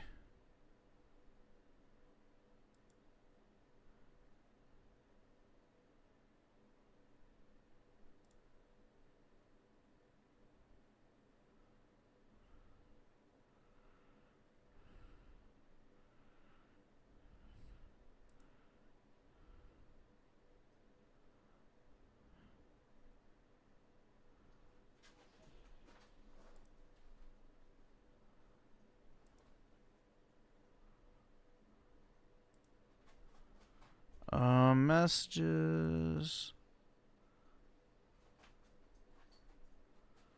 I do not see anything.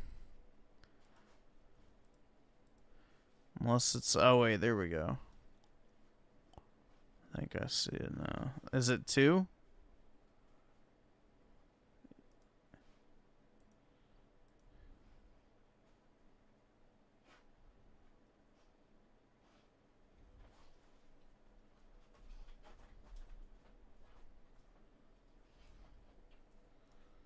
Let's see.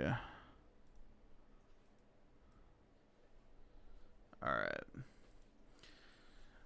So, the thing is, if they took away the political slob and stick to one story and removed the name Silent Hill and called it something else, like Rot or The Root, and adjusted the enemy health damage, I think it would be good. A new franchise for Konami, but instead they're trying to gamble, ruin Silent Hill.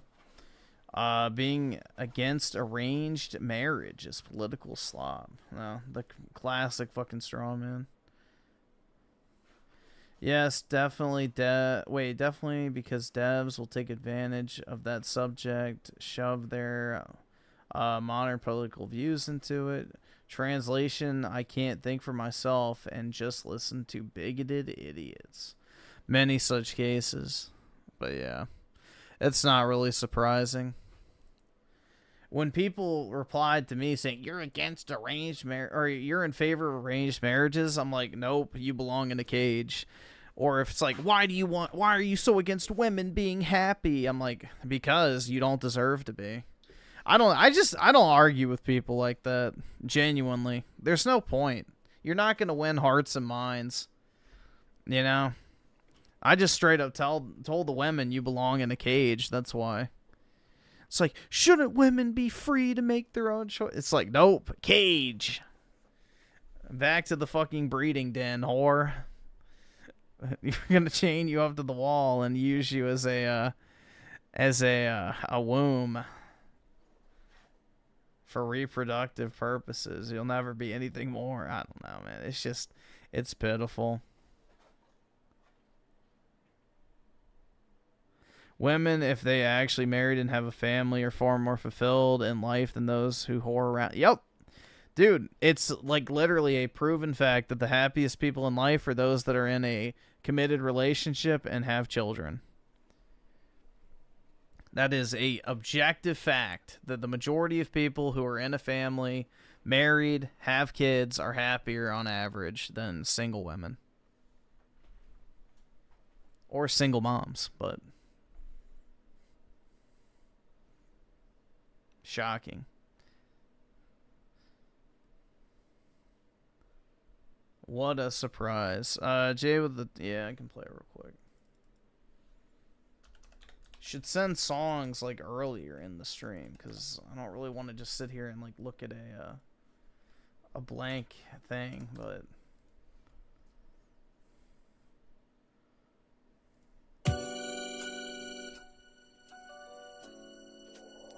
Am I playing Hyrule Warriors on Thursday? I have it pre-ordered, but I don't know. It depends on when it comes in the mail. That's very alarming. Is that I need that money. I did pre-order it though. I think. That money. Pretty sure. Real talk.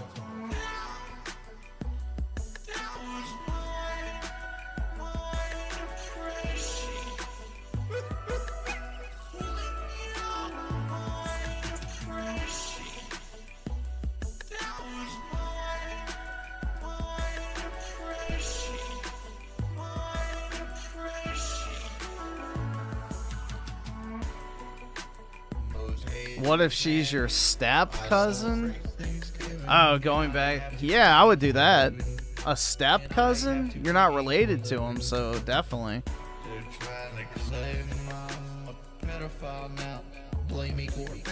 She, man. There ain't no, there's no blood relation there, so it's kosher. I shake the earth when I move. I shake the earth when I move. I don't want to improve. I don't want to improve my stream. I shake the earth when I move. I shake the earth when I move. I don't want to improve. I don't want to improve. Step sister? Huh. Again, I don't really think that's that big a deal because there's no blood relation, but I guess it would depend on how long you've been a step sibling to them. Like, let's say you grew up with them, I think that'd be weird. But like, let's say you're in your 20s and your mom marries another guy and, you know, that guy has a hot 20-something-year-old daughter, then I don't think that'd be a big deal because you didn't like grow up as siblings, so it wouldn't be as weird. That has nothing to live for. I've been sent 4 hookers. 4 hookers. Everybody sucks Jordan dick. I don't want my ass licked. I really want more hookers. I shake the earth when I move. I shake the earth when I move. I don't want to improve. I don't want to improve my stream. I shake the earth when I move. I shake the earth when I move. I don't want to improve. I don't want to improve.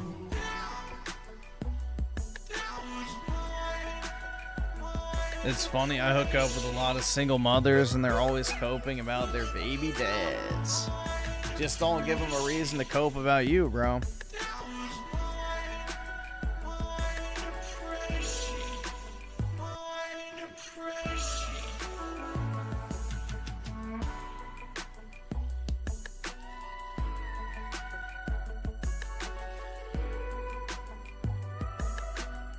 I think Metroid's gonna sell a lot better than Kirby because Metroid will be on Switch 1 and 2. Words that I've said throughout a stream and It'll be on Switch 1 and 2, so it'll probably do better.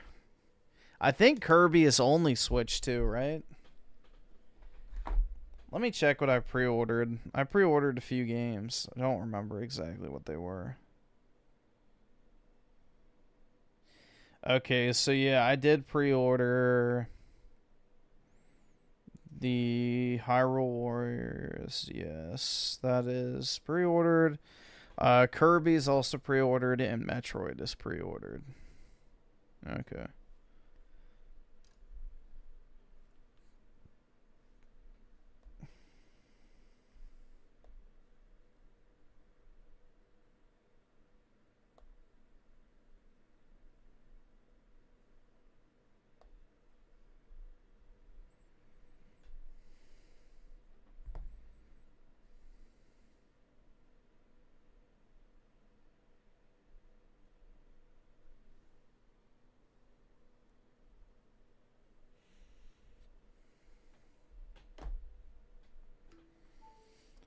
The horrors of the Ottoman conquest of Constantinople.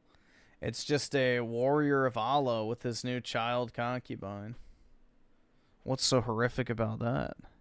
Gay boy love is a cornerstone of, you know, medieval Muslim culture.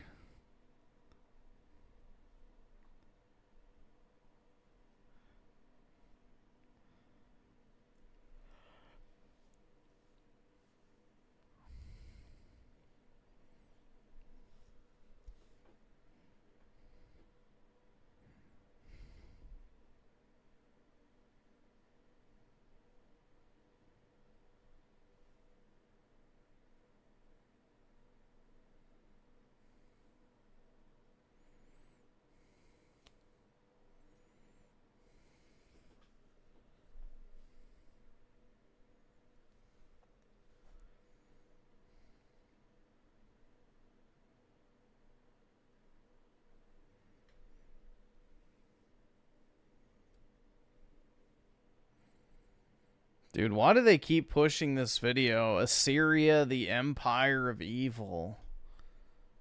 Like, is it really that bad?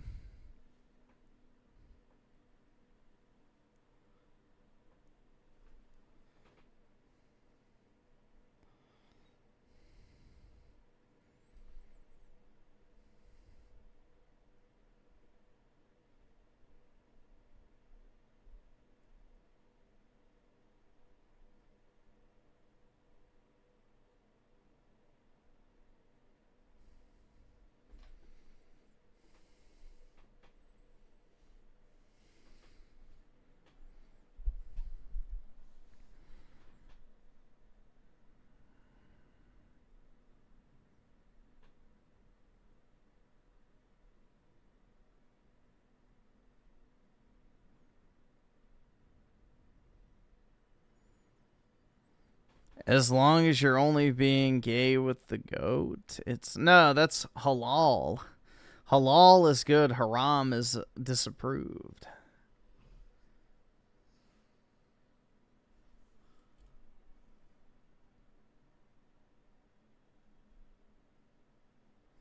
Bro, what the fuck is this dog shit?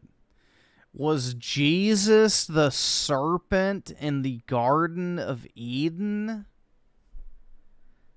What type of retarded ass theory is that? Oh my god. Really?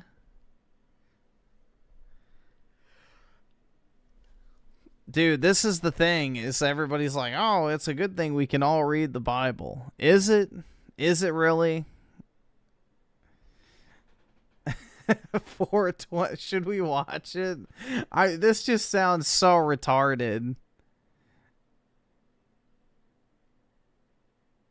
We'll just see. We'll see. There's a great Gnostic gospel called the Testimony of Truth, which is discovered in the Nag Hammadi library. So that's buried in like 400 AD. So it's probably like 2nd or 3rd century AD. And the Testimony of Truth retells the story of Genesis. But interestingly, if you read Genesis, and I mean like the actual account of Genesis, so who are the characters in the sort of Garden of Eden story? Adam, Eve, Snake. Snake. Who's the snake? Devil. Right. Why do you think that? It's just sort of traditionally the snake is the devil, but the text never says that. The text never identifies the serpent with the devil. Interesting. The concept of the devil, Satan, the accuser, didn't exist at the time of writing of Genesis. Right? It's like one of those things about, did the fruit of the loom logo ever have a cornucopia in it? Yeah, a Mandela effect. Except this time, like, yeah, the original Mandela effect. Yeah, that's definitely comparable, dude. My fucking underwear's logo is Jesus, bro. I suppose so. Like go and read the text. It's just the serpent, and we're introduced to the serpent. We're told it's Genesis 3. It opens. Now the serpent was more crafty than any of the beasts that the Lord has created, and so Adam and Eve are told, you can eat of any fruit of the garden, but do not eat of the tree of the knowledge of good and evil. For in the day that you eat thereof, you shall surely die. Surely die, because the Hebrew it sort of says die twice. It's like you will die. You will die a death. And so the serpent comes in, this crafty serpent. Crafty is an important word there. The King James translates it as subtle. The word is arum. So the snake was more subtle or crafty or shrewd than the other beasts. And it comes to Eve and says, did God say that if you eat of the tree of the knowledge of good and evil, you'll die? And he goes, yeah. And he goes, you're not going to die. God just knows that if you eat that tree, you'll become like him. Paradise Lost No, it did not. No. The idea that the snake is the devil is the fact that the devil was the first to rebel against God, creating the original sin. Like, sin did not exist until Satan rebelled against God. Meaning that the one who would be the one to introduce sin to mankind would be the one who would be, aware of sin, essentially.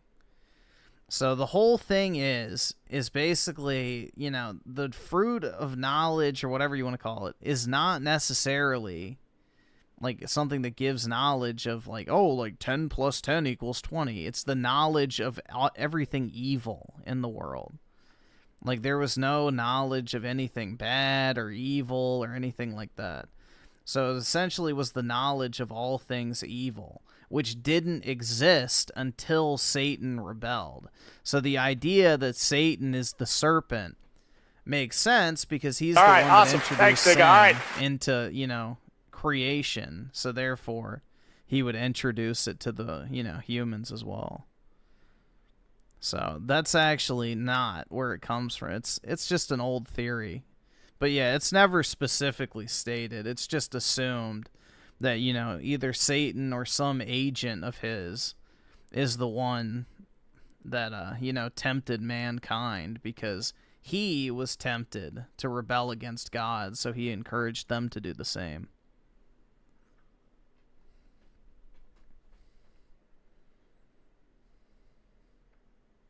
Knowing good and evil, and he doesn't want that. So Eve looks at the fruit, sees that it's good for eating, takes a bite, gives some to Adam, and what happens? Do they die? No. What happens? Well, God tells us in the Bible, in the Genesis account, God says, now the man has become like us, knowing good and evil. He must not be allowed to reach out his hand and eat from the tree of life. And so he's banished from the Garden of Eden. What's the tree of life? Well, who knows? The tree of life and inherit eternal life. So presumably, in the way that eating from the tree of the knowledge of good and evil gives you the knowledge of good and evil, if you eat from the tree of life, you get eternal life. And God says they must not be allowed to do that. So it should have just gone for the tree of life first, which wasn't. Yeah. Well, so there are lots of theological interpretations here, because interestingly, God doesn't say at the beginning, you must not eat the tree of life. He just says you must not eat the tree of knowledge of good and evil. So arguably, like, if they'd Gantt charted this correctly, and they'd worked out tree of life, live forever. Joe, it's actually a really interesting, like, what would happen if Adam and Eve eat from the tree of life first? And then, well, arguably... See, this is the sort of insight that you need a productivity bro to bring to the theological discussion. Seriously, though, it's a great question. I think that the tree of life gives you eternal life, and the idea is that Adam and Eve have eternal life in the Garden of Eden. When they're created, they're just going to live forever in the Garden of Eden. They've already got eternal life, so eating from the tree of life... And that's been subtracted from them now that they know good and evil. Exactly. You're not allowed to know good and evil, and also have eternal life. So then they're banished, and then they're mortal. So the Christian interpretation of the story is like, well, they didn't die literally, but they died in the sense that mortality entered into the world. You know, they died a sort of spiritual death. They became... But that immortality was taken from them. Yeah, exactly. The fact that you're not going to die now doesn't matter. You are at some point. Yeah, it's like there's something about knowing good and evil as a human that means that you are going to die. Probably because if you sin, the price of sin is death. And if you don't know good and evil, then you can't sin because you can't knowingly do evil. Truly a waste of a rib. That's right, bro. Women pulling men back since the yeah, it is pretty ironic. Women.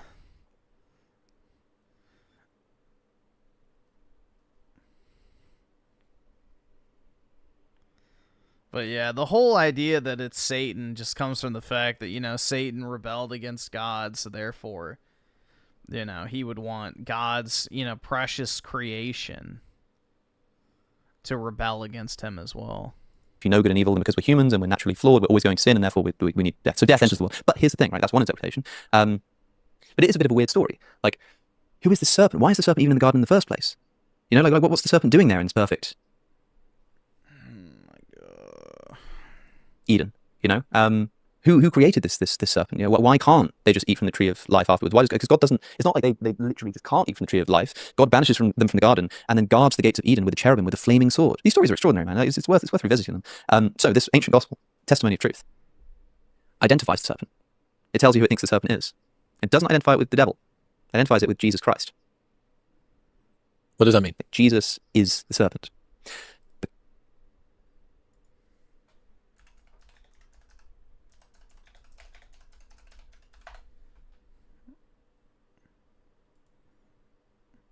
Yeah, that makes zero sense.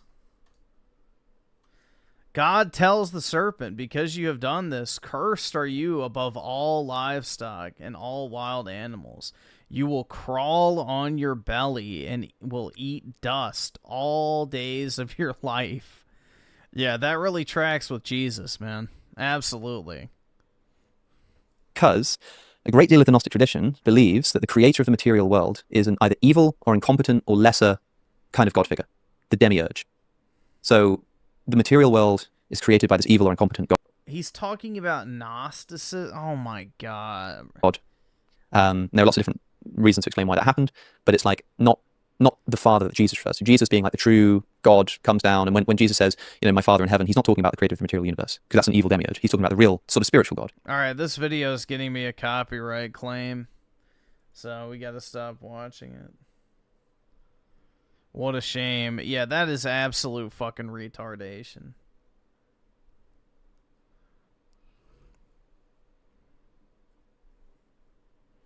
But yeah, the whole reason why the whole thing is, if you want to go into the theology, the entire point of humanity is for God to create the, you know, ability for true love to exist. And in order for love to exist, there has to be free will. But as a result of there being free will, there's the chance that, you know, the person might make the wrong decision.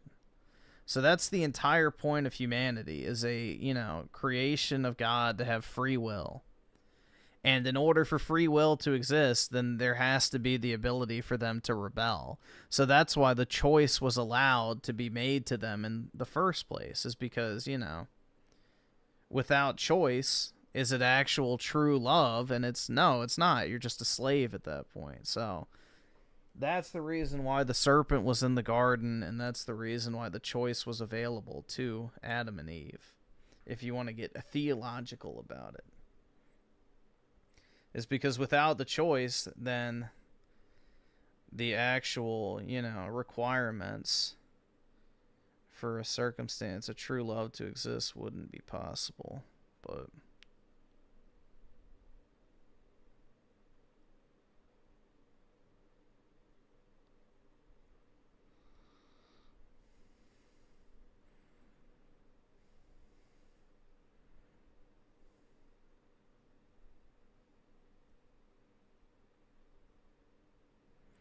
God could have designed us to feel love without free... That wouldn't be love. In order to truly love someone, you have to choose to love someone. Without the choice, it's not real. That's the whole point. Is unless you have the ability to choose to love someone, it's not true love. At that point, you're just basically a slave.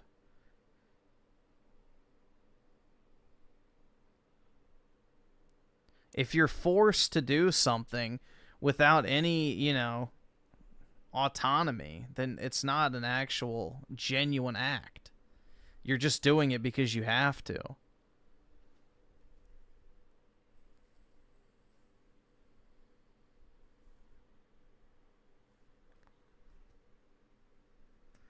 No, we're considered the prize creation because we're made in his image.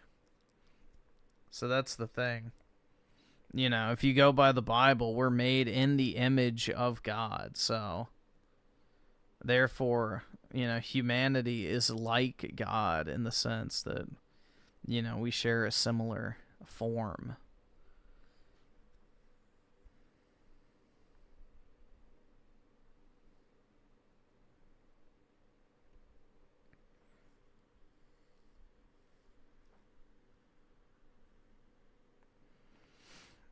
So in the Bible, the Garden of Eden is a physical place on earth? Yes.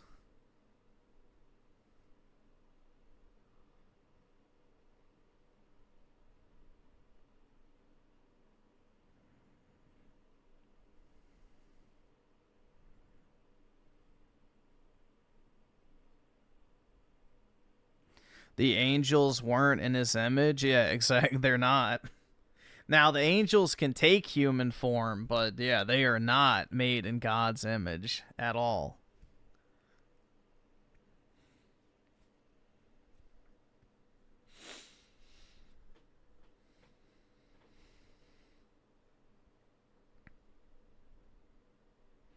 He designed us to need to factor in free will in order to feel love. So he could have created us to feel everything the same without that. No, you're missing the point. You're missing the point. If I program a fucking robot to tell me how much it loves me, and I like get it to do everything I want, is that actual fucking love? No, because you told it what to do, and that's it. It didn't choose to love you.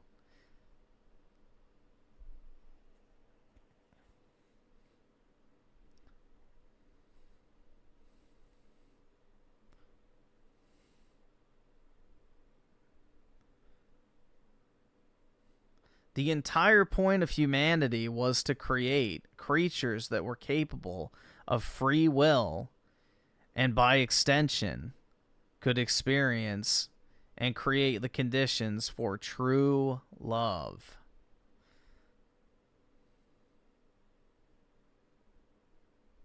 The free will aspect is important because otherwise you're just a machine. You're not alive.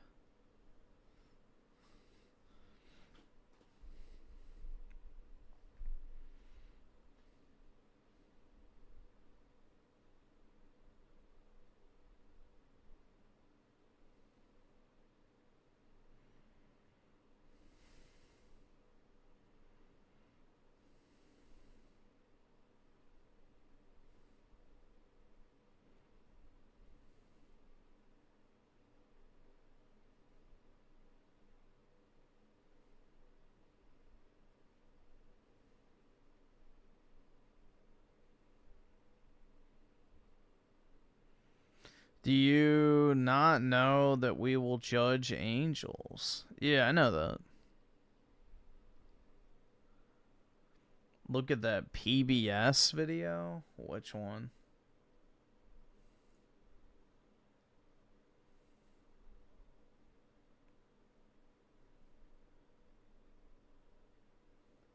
Is it up? Click on the Raymond. Why? Dude, it's 40 minutes. I don't know if I want to do that.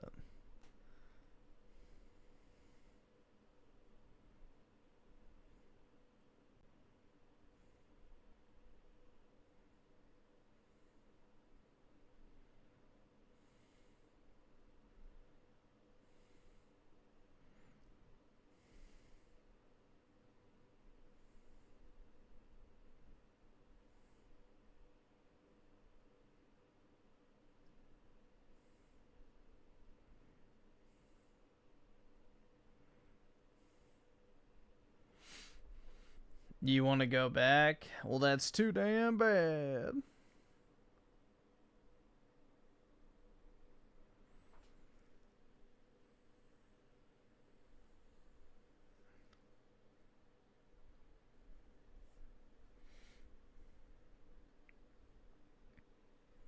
We was type video? Yeah.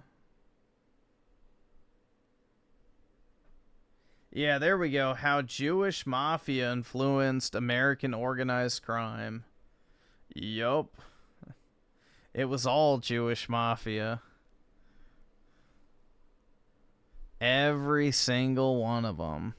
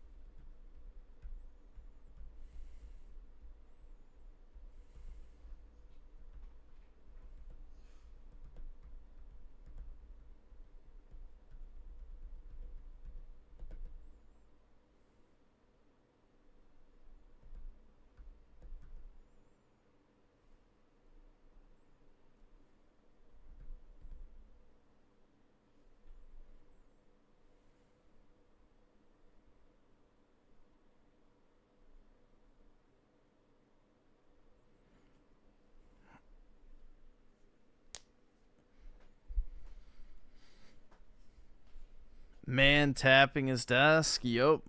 I'm doom scrolling, bro. That's how it goes.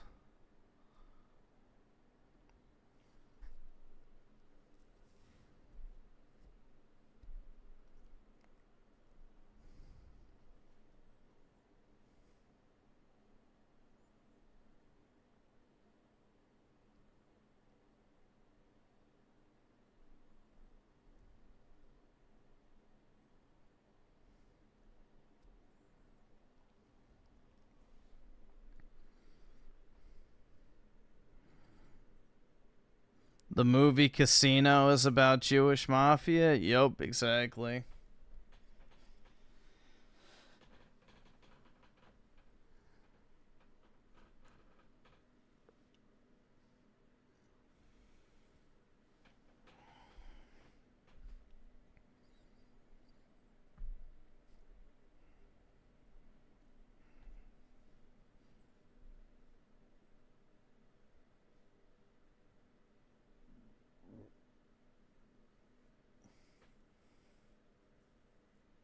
Gross.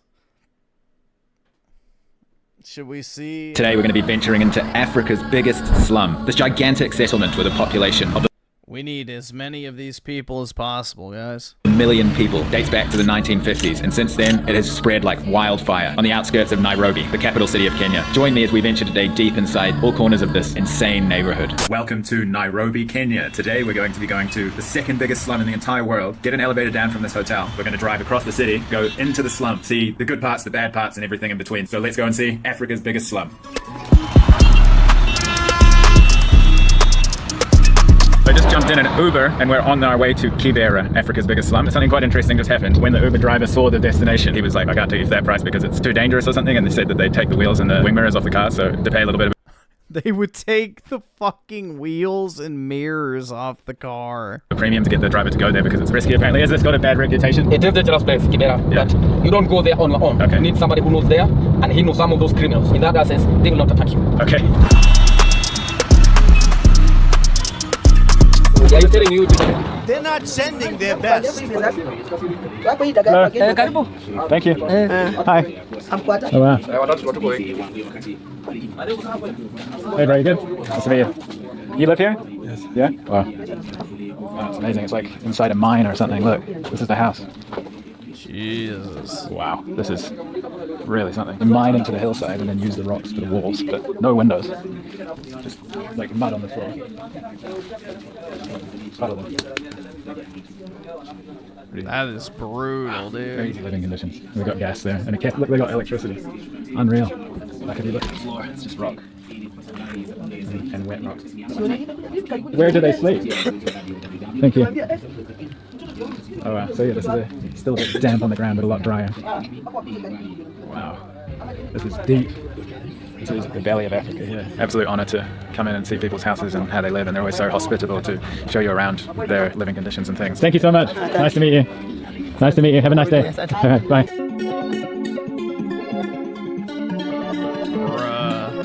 So we've come down to the river here and check this out. Look, you can see the river and there's that bridge in the background.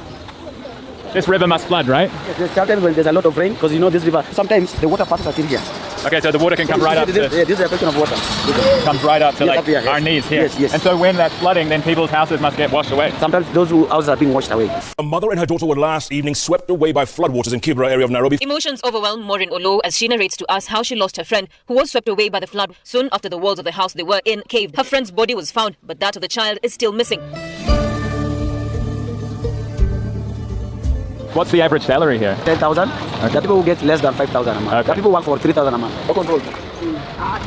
This is Julia in front of us. She's showing us her house here. Hello.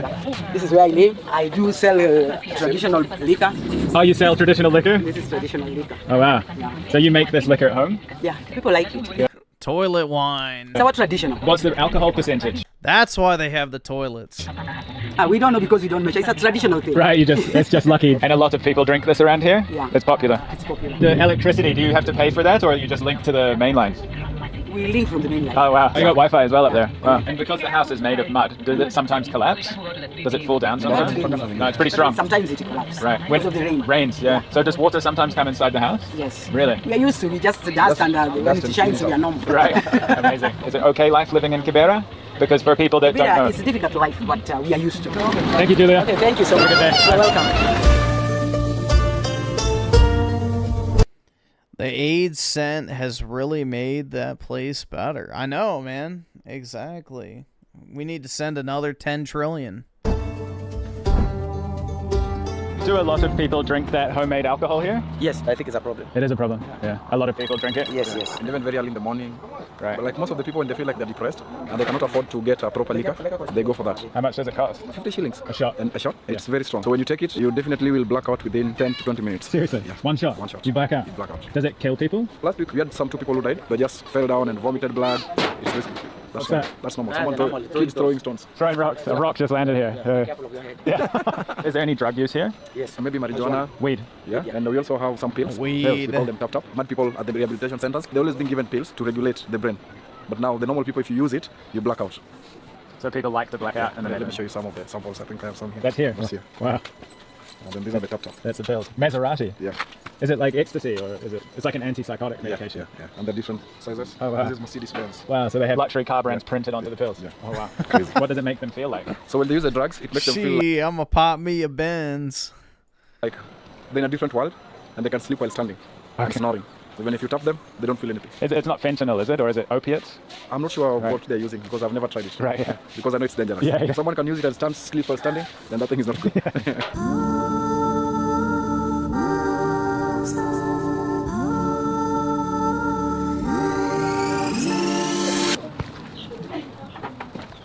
is the back of the slum here. Look at this. Kevin was just saying, careful putting your camera up there because a motorbiker can come and just grab it. The Uber driver this morning was telling me that there's lots of snatching crimes in Nairobi. Yeah, that's a normal crime in Nairobi. People driving along on motorbikes mainly, and they just snatch your phone out of your hand. They ride mostly in the estates and snatch the phones there, then they get back to the slums. So they go to the more expensive neighborhoods and then come back here. Isn't that nice? So that's what they do. It's like a job for them. Right. Yeah. Is that a good business? Not a good business because when you're caught, your penalty is death by burning when you're caught by the mob justice. What do you mean? Like they tie your hands and legs, they put car tire on your neck, they pour some... what on your neck? Car tire. Car tire? Yeah, on your neck. Yeah. Then they pour some fuel on you, and then they light it. Just like Nelson Mandela used to do. So they pour petrol on you and they light your phone. If you get caught snatching phones? Yeah. Really? Yes. And your motorbike also will be banned. Who does that? The people. Of the slum? Even outside the community. Really? Yes. Oh wow. Mostly Nairobi. Okay. Is that common? Very common. Very common? Yes. And the police are okay with that? When you're caught by the mob justice, the police are not involved unless they're getting called that we caught a thief and the thief is dead, come pick the body. They'll come very quickly, they take the body to the city morgue and that's it. And they don't care? They don't care about anything. Because the people are helping them to do their job. Yeah. Well, that's pretty based, I must say. See? The Africans figured out how to deal with thieves. I think we should adopt their policy. You know? Perfect. And then we can't call it racist. It literally came from Africa. Hello. You see some shoes behind me hanging on the cables there. So really interesting. Because of the crime here, you know, it's quite rampant. There's some initiatives to turn all that around. When somebody wants to join this local car cleaning, they throw the most expensive shoes that they've ever stolen on this cable here to show that they are ready to give up crime and live a more directional life here in Kibera, Africa's largest slum. I can sing any song. Sing now. Any song. I can sing 5 songs. 5 songs. Let's hear it. Yeah. Everybody them a bad man, she want to surround my girl with everybody them a bad man, she want to surround my girl with a pistol. Everybody them a bad man, she want to surround my girl with a pistol. I gonna run with a 16 fucking oh my God, oh yes, oh no no no no, oh yes, oh no no no no. Baby girl, you gonna fear mother. Baby girl, you gonna fear mother. Baby girl, you gonna fear mother. And the God I love any animals. God is love any people in this Kenya, in Africa, in America, in Egypt. God is love anybody in Kenya and Egypt. Yes. He wanted money, dude. What was your name, sorry? Mitch. Mitch, I'm Nick. Nice to meet you, pleasure. All right. Yeah. So we're here with Mitch, and Mitch is the Bitcoin man of Kibera, right? Yes, yes, You yes. look like the Bitcoin man. Yeah. You look great. Bitcoin to the world. I've noticed a lot of signs around on stores. They accept Bitcoin for buying things like avocados, tomatoes, Yes, vegetables. yes. So is Bitcoin really popular here? Yeah, Bitcoin is quite popular here. We are trying like to do away with fiat currency because it doesn't give any value to our people. You know, the more you keep your Bitcoin, the more it keeps on appreciating. That's why we are now urging them to accept it and also to save it for their future. So, for example, if I hold on to 1,000 Kenyan shillings for a year, it would lose value. But if I hold that value in Bitcoin, maybe it makes 60% or something automatically, like that. it will always appreciate. So how does the transactions work? I'll show you now. What do you like? Oranges, avocado? Avocado. Avocado, yeah? So I'll have one avocado for you and one orange for me. Okay. This is how we will pay. All right. I'll go to my wallet, then I'll go to send. I'll scan the QR code. Yeah, it has picked. Okay. Now set amount. Unauza avocado pesa ngapi wewe na machungwa? Kitu 50. Ah, yeah. I'll pay 50 bob, then I'll swipe to confirm my payment. It has gone. And she has received the money. Our phones are Bitcoin phones. You love Bitcoin? Yeah, I'm a Bitcoin, a true Bitcoin. And here's the avocado with Bitcoin, Bitcoin avocado. Yeah. Kenya has some of the best avocados in the world. How many people here use Bitcoin, would you say, percentage? We have like now, generally, we have like 600 people. Right. Yeah. I just want to take a quick second and say thank you to Saley for sponsoring this video. Traveling to countries like Kenya often means dealing with SIM cards, roaming fees, or unreliable Wi-Fi. Saley is an east to that, and over two, both zip. Yeah. You're not hot? I know. You don't sweat? I don't. I don't sweat, or I didn't sweat at the time. You got very nice shoes. Thank you. How do you keep them so clean? I am just used to working in this community. So this is a higher quality? Yeah. Right, and so the people with a bit more money can live in houses like this? Yeah, the people with stable jobs. And what is a stable job here? Just earning enough, having a good business that runs well with a good profit. What's business? What kind of business? Maybe a big shop or maybe hotels. Oh really? And they live here? Hotels here? Yeah. It's different with what you know as hotel. Gotcha. Right. There's a really strong sense of community here. Everybody knows everybody, like walking down the street, high fives everywhere, super welcoming. Not asking for money. I haven't really been asked for money by anybody or anything like that, so really nice vibes here. It's a bit different to what the taxi driver was saying, but maybe it's just because who I'm with. I don't know, but definitely doesn't feel super dangerous or anything like that. I think definitely its old reputation still hangs over its head, but it's obviously changing. This is the charcoal for cooking. Cooking? Yeah. This is what most people would cook with here? Yeah, this is charcoal. The charcoal. What's cooking on the top? This is beans. Chapati and beans? Yeah. Oh, nice. And this is chapati. Train tracks go right through the slum here. Apparently the train tracks were here before the slum was built, and then Look they at built the slum around massive it. So the train garbage still comes heap. through here. People are actually looking through the garbage, as you'll see in many places around Africa. There's a guy looking through the trash and the goat eating the trash there. Do people not get hit by a train sometimes? It was maybe some years back, but now things have changed. It's different because whenever the train is coming, they're always hooting, like again and again and again. So Pressing the everybody horn. knows. Yeah, so everybody knows that they're not supposed to be here when the train is coming. Were there some incidents before when people got hit? Yeah, by there were incidents, someone's leg, head in different places. But if that happens now, I believe that it's maybe someone was killed somewhere else then thrown on the track. It happened last week. There's a guy who was killed and was thrown somewhere, then it stopped and the body was moved, then the train proceeded. Oh, so somebody put a body on there, on the track, and so somebody saw the body and then stopped the train? Yes. So it didn't look like a cover-up like murder? Yeah. 5-10 years ago this place was really dangerous, but now it's much better. So 10 years ago it was very dangerous. When you come into the slums, you could not even come with your camera into the slums. Oh, really? Unless you come with a big crowd of police. Now things have changed. The better slum has become something different. Most of the people trying to do community work and supporting each other. You know, I've visited places all over the world, and a lot of places seem to be getting worse, but this seems to be an example of positive change. Yeah, sure. So well done to you guys. Thanks. It looks so great, man. So you can see here behind me, this is the original part of Kibera. So it was actually founded in the 1950s. It was an area set aside for the Nubian people by the government, and then it expanded onto this side of the river in 1998. It's currently 15 kilometers squared area. It's really hard to kind of get an idea of how many people are here because, you know, there's lots of undocumented people, so it could be north of 1 million. Absolutely gigantic. Hey bro, you good? So this is like a local shop. You can buy your rice, everything here. How much does a bottle of water cost here? This is 25 shillings. 25 shillings. Ew. Hey, and I need water. I'm so thirsty anyway. Hi man, this is the house you grew up in? No. No? We've been moving from different parts of the community okay. to get ourselves here. So this is where your parents sleep? Yeah, that's my parents' bedroom. Very hot in here, eh? It's hot. Yeah, my camera's overheating because it's so hot. Yeah. So here's your kitchen here. Yeah, this is the kitchen. Oh, cooking on gas, so that's quite a luxury, right? Because a lot of people on charcoal. When you cook, you sit on the couch? Yeah, you sit on the couch, right. You prepare your food, make sure it's ready, then the family can have it. This is the bedroom for the boys. So we have 3 kids who are living here with the parents, our sister, then the 2 brothers. How many siblings do you have? 7. 7? Yeah, oh, wow. only 7. Only 7. 5 boys, 2 girls. Your parents are busy, eh? Very busy. So when you want to shower, you bring this bucket, and you go into here, and you bathe in here, right? Yeah. Wow. A very rare shower you don't ever see in your life. So this is like a luxury, right? Yeah. It's private. Yeah. Because not everybody's lucky enough to have 7 kids, the houses that we're looking at now, this man. is the upper class of the slum, right? Yeah. So these are the people with a bit more resources. Yeah. You see now we have like 3 rooms. Most people live in houses like this. This is dirt. Oops. So you touch it and it falls apart. And then these guys are very lucky. Remember that when you think that you can't afford to have children, guys. You know, there's billions and billions of dollars being spent every single year to discourage you from having children with the idea that you can't afford it, it costs too much money, blah, blah, blah. But meanwhile, Mud Hut Boy over here has 7 fucking kids living under one roof. You'll be all right. That worked very hard, obviously, and they've got the solid rock. Be very careful here, like sharp edges all directions. Hello, nice to meet you.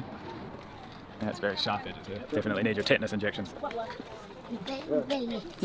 Those kids just says, you pay me in sweets. The streets here are incredible. Look at this. Hello. Yeah, sure. Wow, this is, hi. It's amazing. Lots of sewage there, but separated from the main road here. Pathway. That's nice. All clothes hanging out. One of them hit me in the face before it was wet, so freshly washed clothes. These are actually just sticks dug into the concrete here. Bits of tree, like amazing intricate details here, like nails bent over. This is the school? This is the school here? Yeah. Yeah, for the best steps. So what's this room here? So this is the kitchen. This is the kitchen of the school? Yes.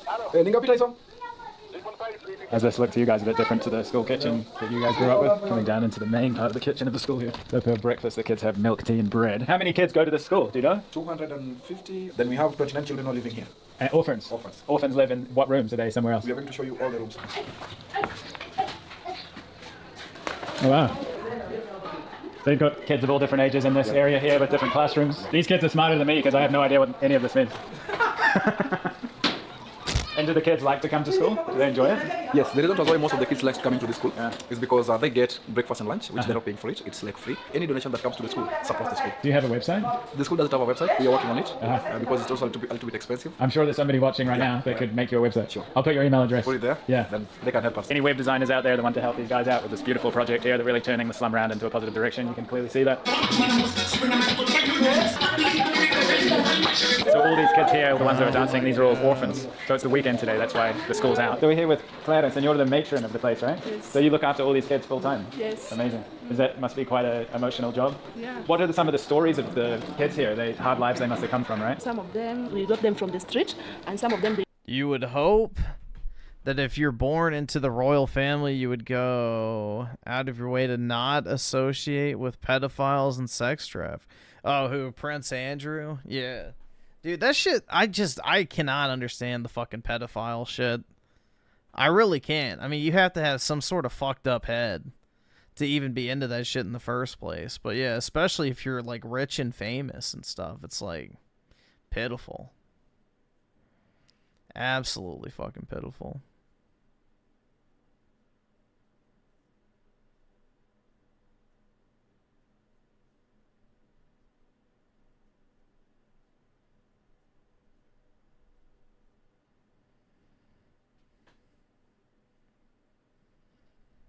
I've got to play Far Cry 2. Why? They don't have parents. The youngest is 3 years old, and the oldest one is 19 years old. What's the story of the 3-year-old? What happened to the parents? Do you know? They died. They died? Do you know how they died? I don't know. Not sure. Yeah. Well, you're doing such amazing work. Thank you. Thank you so much. Some pretty sad stories that have just been told. A lot of the young girls in these neighborhoods are very, very vulnerable, and a lot of them even get abused by their own fathers and extended families. So very, very vulnerable kids. So they used to have places for them to sleep here, but it got a bit dangerous, so there's actually another area for the girls to sleep. The girls used to sleep in rooms like behind these curtains, but there's no security. And so people would come in and do the unthinkable. They're not sending their best. But we need 100,000 more dropped into a small Midwest town tomorrow. Hello. Nice to meet you. The matron's taking us to where the girls sleep now. It smells really nice in here. Yeah. You got perfume in here or something? No. Oh, it smells really clean. The girls' room. Yeah. So it's very secure, right? Yes. You can see the bars on the outside and padlocks and everything. That's really great to see. So how old are the girls that sleep here? From 19 to 12. Here's the smaller girls' room, where I do sleep with them. Oh, you sleep in here? And that's your bed? Yes. Oh wow, that's nice. So you really look after them, eh? Yeah. So you don't get paid to work here? Really? I'll leave the information down below because, you know, obviously people are working so hard here and volunteering their time, and, you know, a little bit of a donation goes to all the operations of the orphanage. All right, awesome. Thanks, Digga. All right. Let's see, 2023 Perfect Dark with D5. So in other words, even Africans learned how to move out of the way when a train is coming, but Indians still don't know how to do that. Yeah, dude, the thing is the Indians, I think it's what? They have over 30,000 deaths a year from people getting hit by trains on the tracks. And then they have another, I think, 50,000 or something. I don't know the exact number. It's a lot per year of people that die from suffocation and stampeding of people trying to cram onto the trains. So like, let's just say 60,000-ish each year die in train-related incidents that involve either standing in front of a train, standing too close to the tracks, or getting suffocated to death because of people cramming onto the trains all at once. Wild, bro.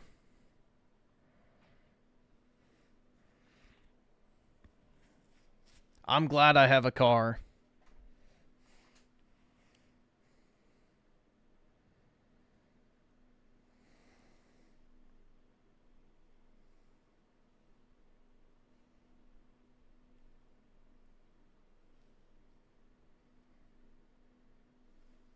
The evil design of Epstein Island. This is Jeffrey Epstein's island. To understand it fully, we've remodeled the entire island, and we've divided it into 3 main sections, so we can tell the complete story of how this place was built and what it was hiding. The first villa sits on a point just below the main house, built years after Epstein purchased the island. Next to it is another residence, connected to the pool complex by a lower level doorway. This one even had an outdoor bath backed by a giant mirror looking out toward the sea. Facing the ocean is a wide stone patio. Set into the floor are 2 mirrored shell designs, along with the letter E. It may have been decoration, or something more symbolic. Above it all is the main house itself, the largest residence on the island. When Epstein bought Little St. James in 1998, this house was already here, but he had it remodeled and expanded into part of a much larger complex. The sea-facing side has a veranda, while the back of the house opens into the pool area. That pool complex is massive. It has 4 cabanas, a pergola, and a large swimming pool in the middle. At the far end of the pool was a statue of a seated archer, and beyond it, a painted compass that some mistook for a helipad. Parts of the pool complex were 2-storied, with staircases and hidden doors that led into lower levels. Not far away, along the beach, another villa was hidden behind thick trees. Yeah, he had multiple islands. Visitors usually arrive by sea. Boats pulled into the island's jetty, which This is the one you're allowed to know about, though. A covered loading and waiting area. Those who came, which means nothing actually happened here. Came by air landed at the grassy helicopter pad. It had small shelters for passengers and luggage. Nearby, 2 strange details stand out. At the top of a slope is a giant monkey statue, and beside it, a stone staircase that leads up the hill, then stops abruptly, earning it the name the Stairs to Nowhere. This northern section of the island was meant to impress. Moving toward the center of the island, the design shifts. Here, the focus is less on luxury and more on control. Tucked into the trees is a low building, almost hidden from view. Its purpose is still unknown. Just beyond it lies the island's main service area. This section held the machines that kept everything running. The desalination plant for fresh water, generators for power, storage rooms, and sewage management. Some of these buildings were built directly into the hillside. Their flat rooftops doubled as parking pads, and vents cut into the ground hinted at larger rooms below. In one case, drone footage even captured doors leading deeper into the hill, raising questions about what might have been hidden underground. From this hub, didn't someone like break into the island? I remember that a while back. Like somebody took a boat and like went and explored the island. A steep road winds upward.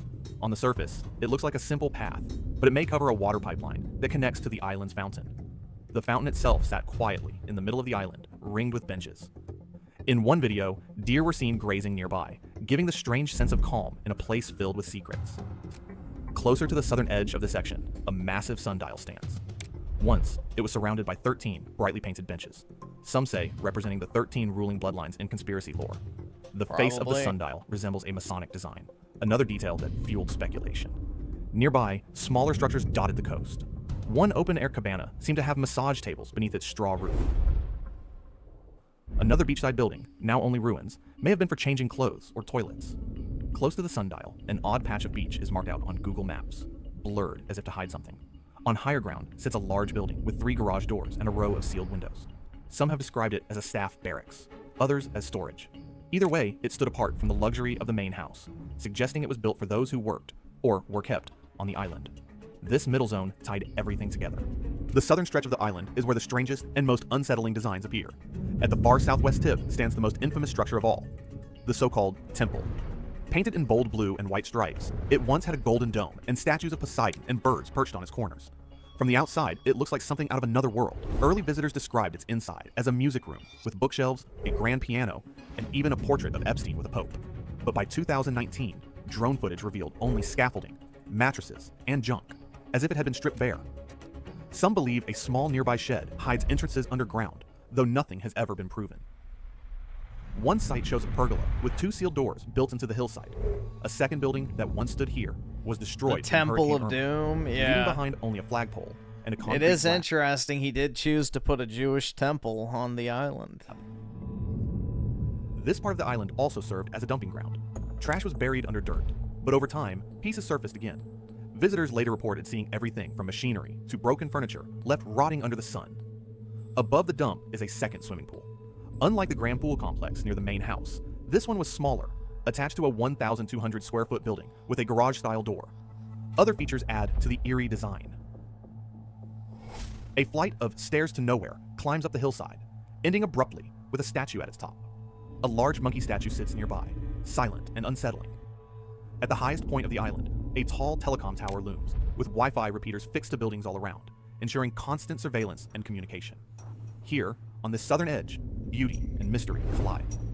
The temple, the sundial, the sealed doors, and the landfill, all of it suggests an island designed not only for privacy, but for secrecy.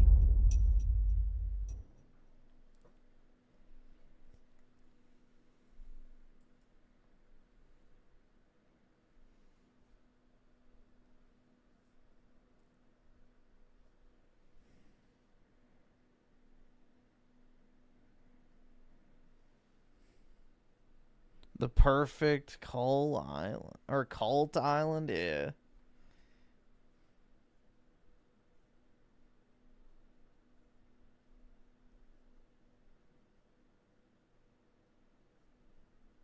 The most sacred, oh, the Mormons, huh? This is a Mormon temple. They can be found across the United States and scattered around the entire world. They look pretty weird, huh, Joe? For decades, these white walls have guarded a mystery. Behind them, only devout Mormons perform sacred, secret rituals. Rituals that unlock the highest level of their heaven, where you can be with your family for eternity in God's greatest kingdom of glory. To live You get your own planet to rule over with infinite amounts of celestial sex. Holy kings and queens, forever. They are key to the expansion of one of the richest, most secret churches in the world. And I will show you what happens inside them. This is the story of one of the... I think I missed your super chat, Z-Herb. So let's see. I saw a video of this chick who is bankrupt. She claims MAGA is all on government benefits and spends on bullshit while having a boyfriend she doesn't live with and won't marry, and has 2 kids from 2 other men. Many such cases, man. The welfare parasitic class of society needs to be called. We need to cut them off completely. Strangest buildings on the planet. What happens inside a Mormon temple?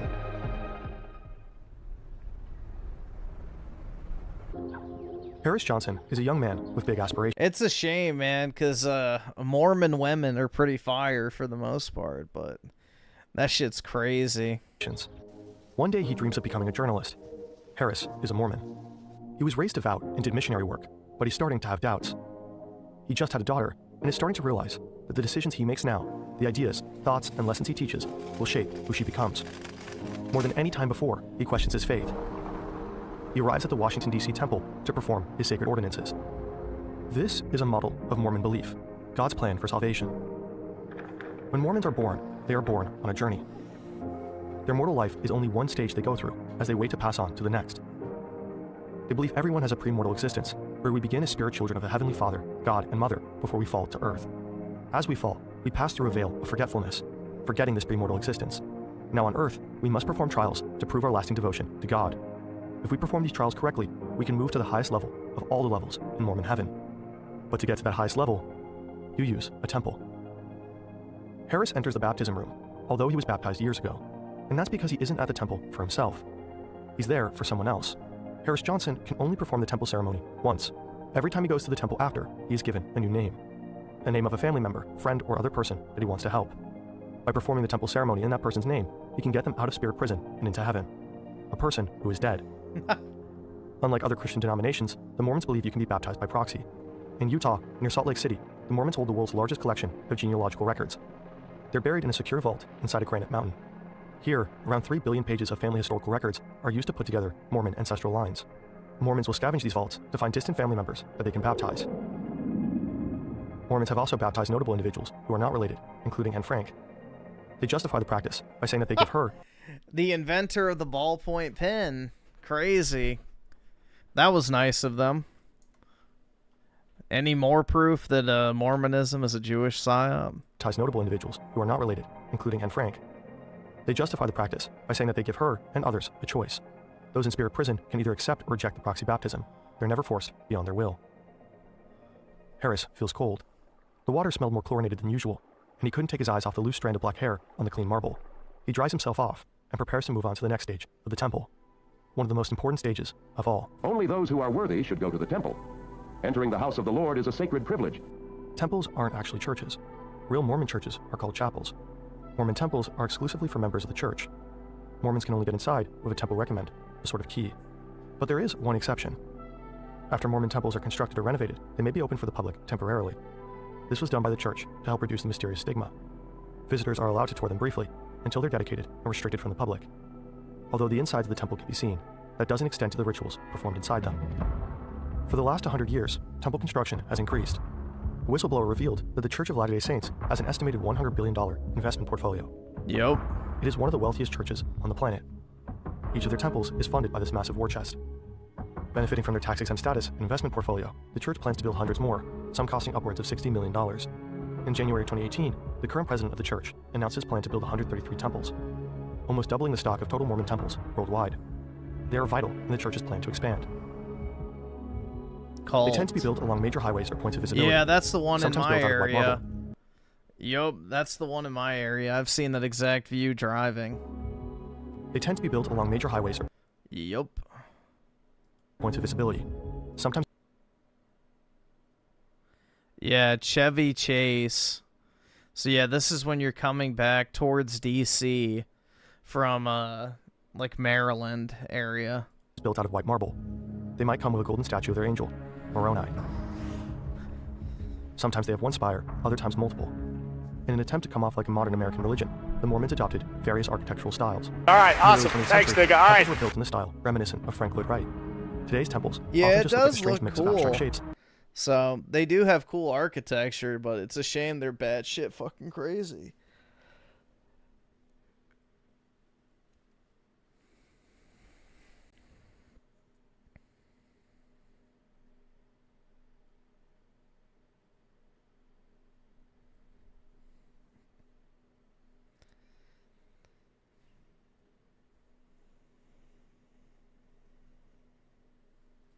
Let's see. So Ryan Miller with the 5.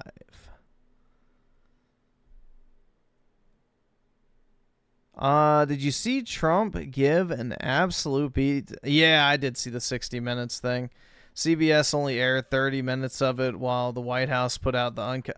I did not see the uncut version, but yeah, I saw the 30-minute one. Yeah. Yup. Or at least... maybe I did see. I don't know. I don't remember which version I saw, but yeah.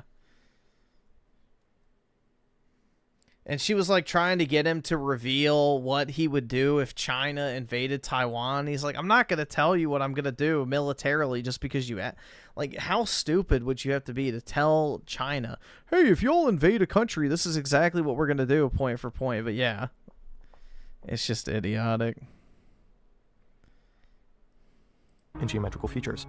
It's not clear what unifies them from the outside, like what you'd find among other religions. Temple architecture of the world is an exotic jumble, a bewildering complex of borrowed motifs. On the one hand, some see this as a strength for growing the Mormon faith. When expanding temples, it's important to build to local customs and designs. That's more welcoming to the locals nearby. On the other hand, this flexibility has been criticized for failing to centralize and clarify the Mormon style. But while the outside is subject to debate, what happens inside them, however, is not. Mormon temples are unified by a unique internal design. Instead of one large looming chamber, Mormon temples are split into many, and that's for a reason. Like their belief systems, temples are a journey.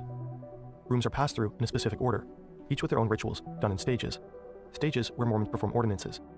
Ordinances are sacred formal acts that allow Mormons to make covenants, agreements, and promises with God. These covenants show devotion. They get you closer to God. The baptism is only one ordinance of many, part of the stage that takes you and others out of spiritual prison. But it's the ordinances that come after it that unlock the higher levels of heaven. A temple is a tool to help make Mormons gods. After the baptism, Harris Johnson moves on to the initiatory ordinance. where he's washed and anointed.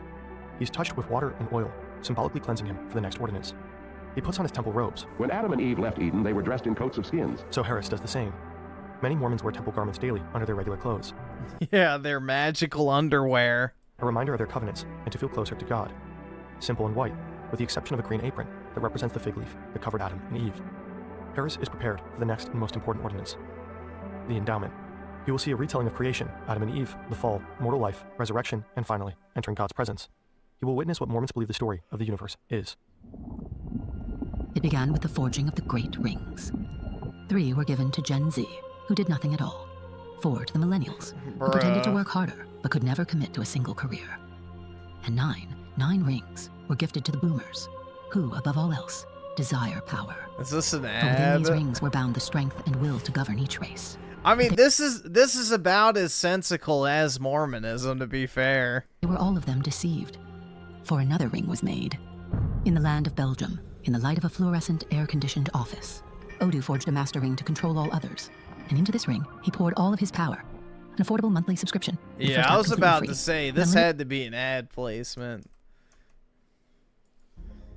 Before projectors, the endowment ceremony was theatrically reimagined. Mormons would act out the story of creation. But as the church expanded, they modernized. They started to rely on digital mediums that allowed them to save on labor and centralize. While visiting the different rooms, Mormons will receive teachings from the church and reveal specific signs and tokens. These serve as a sort of double verification to prove they're Mormon, granting them access to the next rooms. The details behind these specific signs and tokens are kept in high confidentiality, but they have been compared with old Masonic rituals. It starts in the creation room. He sits apart from the women and receives instructions on the rituals, in a room decorated with scenes of Mormon creation. After the creation room, Harris heads to the garden room and sees the depiction of the advent of Adam and Eve. Then he heads to the telestial, or world room, depicting the mortal world after the fall, as well as the lowest kingdom of heaven, what happened to Adam and Eve after they were expelled from the garden.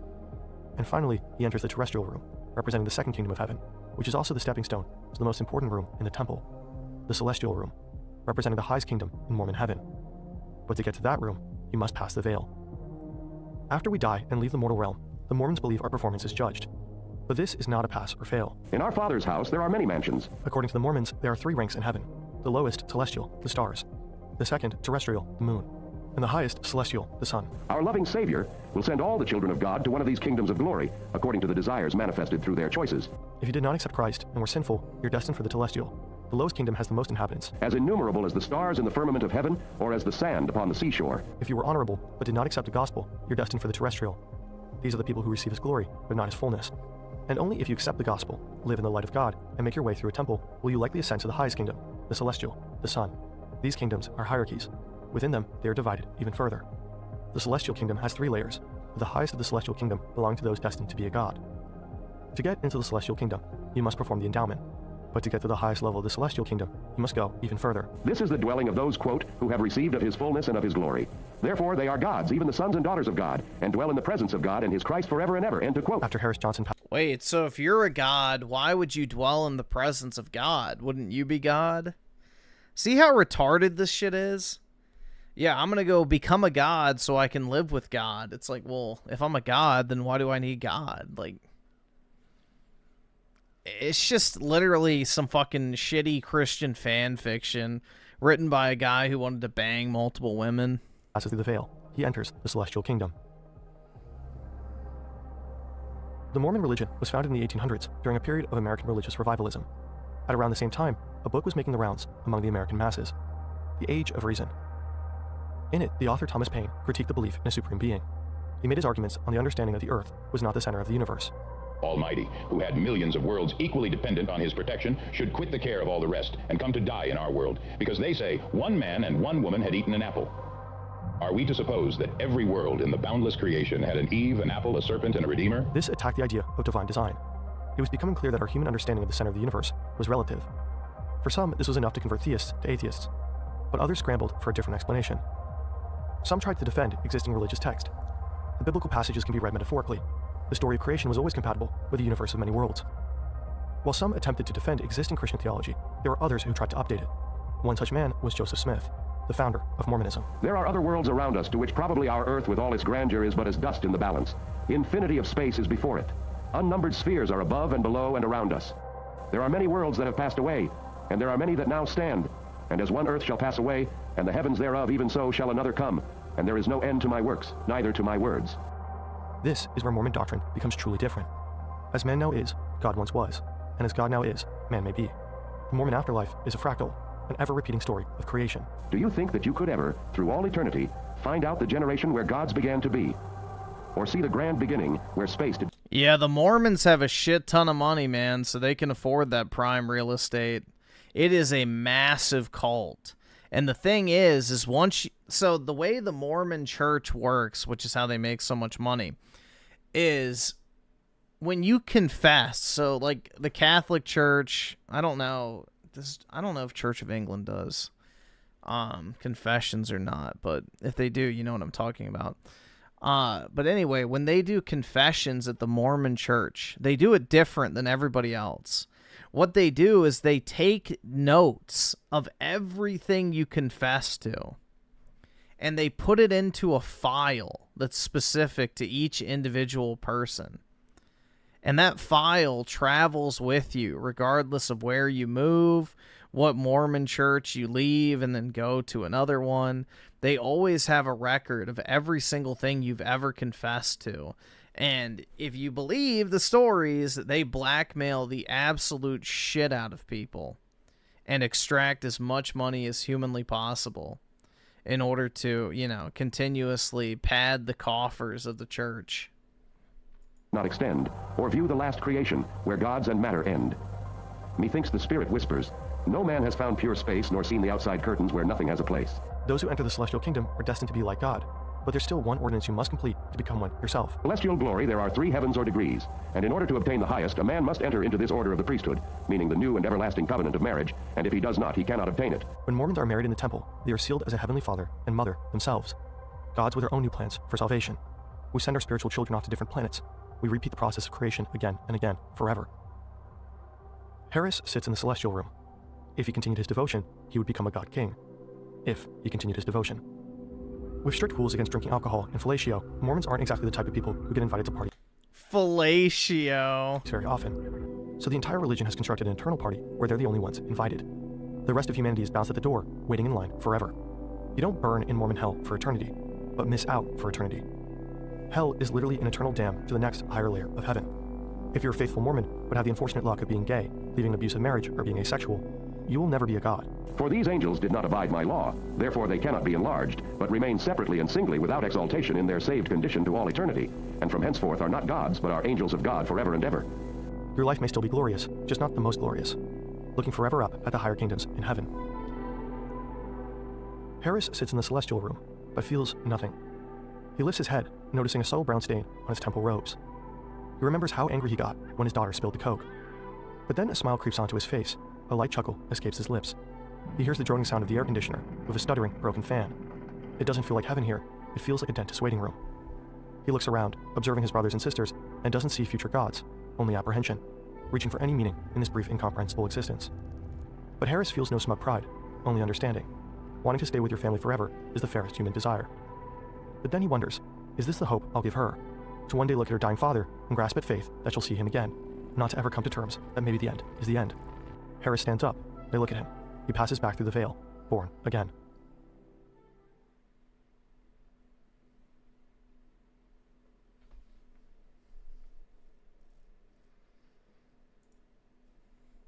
I just don't know how you can claim to be Christian and say that you're a fucking Mormon, bro. That shit's wild to me. Like, it literally is just some gay space cult.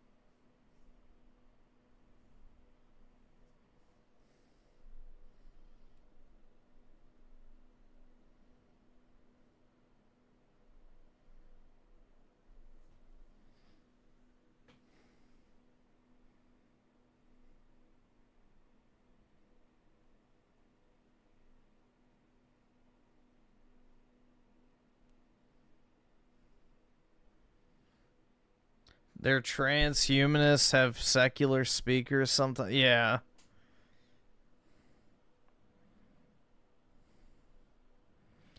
I don't know, man. I've just always wondered how, I've always wondered how they think they can call themselves Christians. Like, they believe that they are gods. It's like, okay, then why do you need a singular God? That makes no fucking... Couldn't you just pray to anyone then? It's just stupid. I don't know, man. I've always been, you know, repulsed by the Mormons.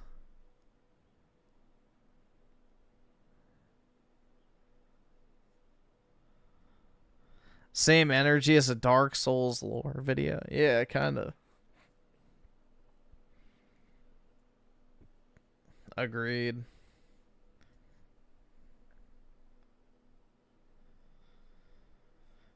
They think that Jesus was a cool dude, but Joseph Smith was more correct and true. Yeah. Well, the thing is they view Satan as the son of God as well as Jesus. Like, it's really fucking weird, honestly. Like, it's not Christianity, but they view themselves as above Jesus, essentially. Once they get into heaven, they are above Jesus. Because they become gods. Or god kings. It's like, bro, what the fuck is this shit? I still love that animation where it's like on the planet or the star Zoltar or whatever. It's like, bro, what the fuck? It sounds like some shitty 1970s like sci-fi anime.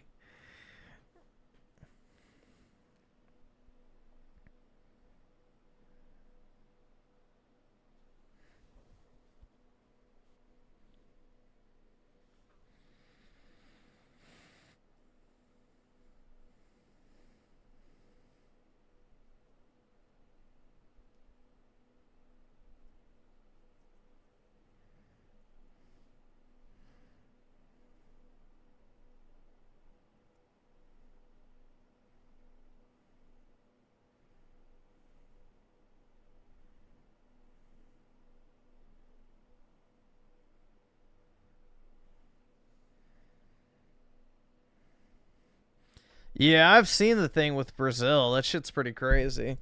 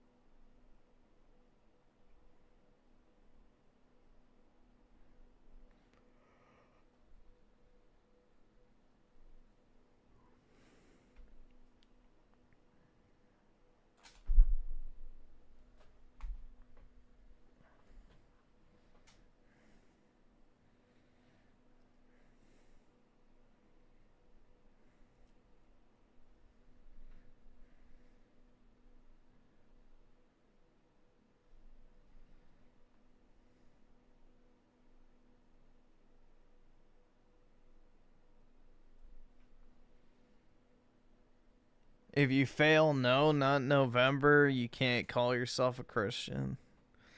I don't think that has anything to do with it, man.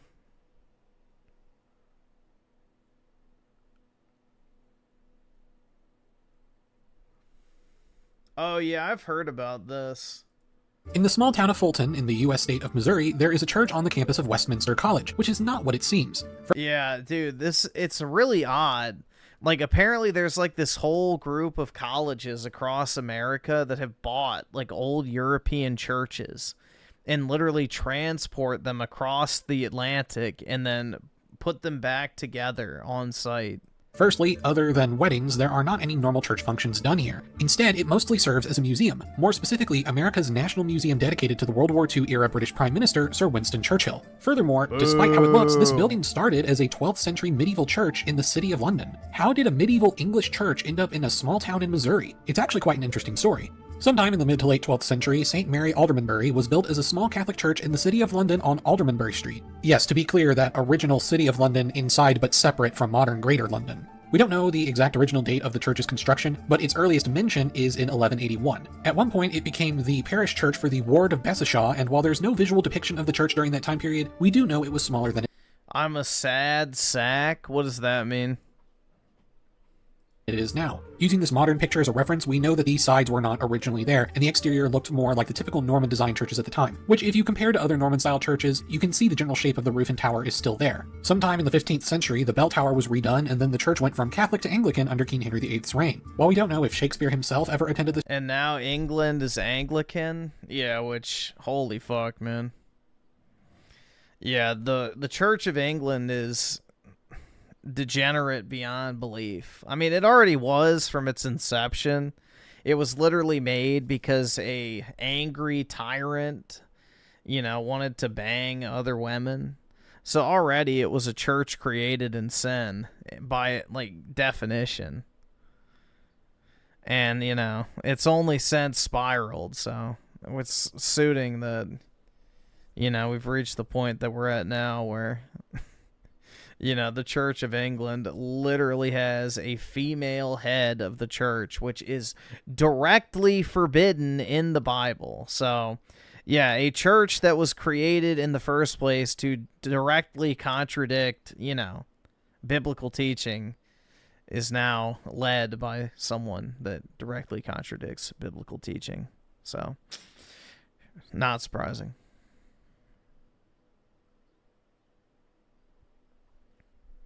This church, we do know that two notable actors of his play company did, John Hemmings and Henry Condell. Later in 1656, the poet John Milton got married in this church to his second wife. But then in 1666, the Great Fire of London ravaged the area and destroyed the church. After the fire, notable English architect and mathematician Christopher Wren would spend years on rebuilding 52 London churches lost in the Great Fire, including the famous St. Paul's Cathedral. In 1670, Wren got permission— Nowadays, they just sell their churches to the Muslims to rebuild St. Mary Aldermanbury. Isn't it crazy how much people actually used to give a shit about their churches and heritage? It's almost like the British government has been, you know, infiltrated and destroyed. The original church's foundation, crypt, and set of stairs leading to it were well preserved. The rest of the rubble was taken away, and the church was rebuilt starting in 1672. This time, it was expanded to the shape it has today, incorporating a mixture of Renaissance and Baroque architectural styles that Wren was a fan of. Wren was knighted in 1673, and the rebuilt church was complete enough to restart services in 1677, and then fully complete in 1679. The church would, however, find itself destroyed again 243 years later, thanks to the German Blitz over London during World War II. On December 29, 1940, German bombs once again set the church on fire. Only the foundations, a few outer walls, and 7 interior columns remained. Unlike the Great Fire, which just devastated London, the Blitz leveled a lot more of the United Kingdom as a whole. Rebuilding the country would not only take 1 to 2 decades overall, but the high cost even in spite of Marshall Plan funding meant that not everything could be rebuilt. So, for the time being and for many years, the rubble of St. Mary Aldermanbury remained, in its ruined state. Crossed the Atlantic in 1945 to the small American town of Fulton in the state of Missouri. At the time, Fulton only had around 9,000 people, and its college was hardly as prestigious as a place like Harvard. But the college in early 1946 decided to offer honorary degrees to U.S. President Harry S. Truman and former British Prime Minister, now opposition leader Winston Churchill. Truman, being from Missouri, was delighted to accept, and encouraged Churchill to also accept, which convinced him to go. With Churchill now being the opposition leader, he saw it as a way to return to international spotlight with a charismatic geopolitical speech. You know, the typical Churchill playbook. Churchill also acknowledged the name Westminster stuck out to him since, you know, British Parliament is in Westminster in London. On March 5th, 1946, the two leaders arrived to accept their honorary degrees and to give their speeches. 40,000 people, over 4 times the size of Fulton, gathered to hear Churchill speak. You have to imagine, being in small town or rural Missouri, the opportunity to see such a major foreign figure you heard on wartime radio broadcasts was now in person in your neck of the woods of all places. It wasn't something you could just pass up. In fact, you could even buy pennants for the event like it was a baseball game. Churchill's Sinos of Peace would end up becoming famous. Yeah, I'd have some choice words. As for one section in particular where he mentioned the new Soviet bloc across Eastern Europe and describing it as being cut off by an Iron Curtain. From Stettin in the Baltic to Trieste in the Adriatic, an Iron Curtain has descended across the continent. Aside from the novelty of the speech, this speech in a way was one of the things that informed the American public that the Cold War was on. Remember that while there were always anti-communists who hated the Soviet Union, a lot of the American people were used to the Soviets being an ally that helped take down Nazi Germany. There hasn't been a Berlin blockade yet, no Korean War, no NATO or Warsaw Pact. For the average American, the almost whiplash of the Soviets going from an essential ally to the next great threat was a wake-up call. Towards the 15th anniversary of the speech, Westminster College wanted to build a sort of— It's almost like they should have been the great threat from the beginning. monument to commemorate the event, but in 1961, the college's president, Robert L. D. Davidson, thought about the ruins of St. Mary Aldermanbury after seeing it in a Life magazine article, hearing that its remains were slated for demolition after 20 years of just sitting there in ruins. Davidson proposed rebuilding the church on Westminster College's campus. You can imagine how random and strange this seemed to the British, and there were worries about how expensive this would be to plan, transport, and rebuild. Churchill, though, loved the idea and endorsed it, which helped convince both the City of London and the Diocese of London to ultimately approve the idea. They were even able to raise $1.5 million to fund the idea. However, Churchill would not live to see the end or even the real beginning of this project, dying on January 24th, 1965. Now the question was how to take 600 tons of rubble across the Atlantic and rebuild the church in the same way it originally was. Sure, they'd still need some new material, but they wanted as much of the original as they could get. They ended up taking 7,000 salvageable stones from both the remaining structure and rubble, and numbering each of them individually so they know where they belonged. Then they were transported in 1965 by ship across the Atlantic and by train across mainland America until they arrived at Westminster College. The stones were laid out in their numerical order, and the building process began. The London Times remarked that this project was one of the most intricate jigsaw puzzles in the history of architecture. Churchill's death early on in the project would add to the public support for it, with Presidents LBJ, Truman, and Eisenhower supporting the project in various ways. Notably, Eisenhower's wife Mamie contributed by helping to stitch one of the kneeling cushions. Eventually, in 1969, the church was finally complete, and a commemoration was set on May 7th, which was attended by several American and British dignitaries. At the commemoration, the church was dedicated as a memorial and library for Winston Churchill from then on. By this point, only the foundations and crypt stairway remained from the original 12th century church, so we definitely have a Church of Theseus situation, but now a medieval downtown City of London church was at its new home all the way in a small Missouri college town.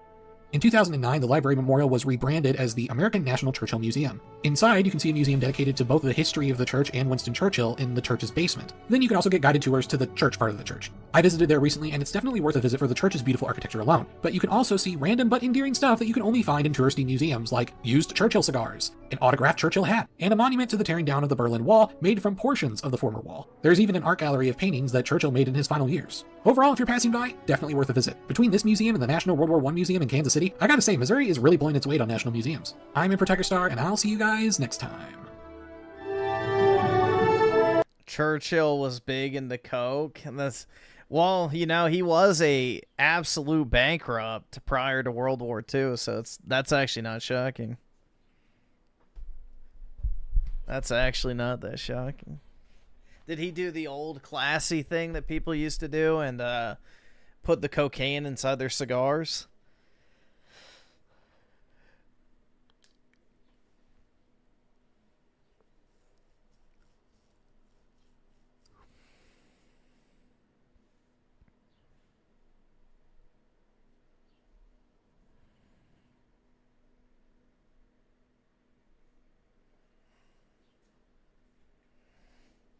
He'd inject coke? You don't inject coke. He probably just snorted it. Either that or rubbed it on his gums.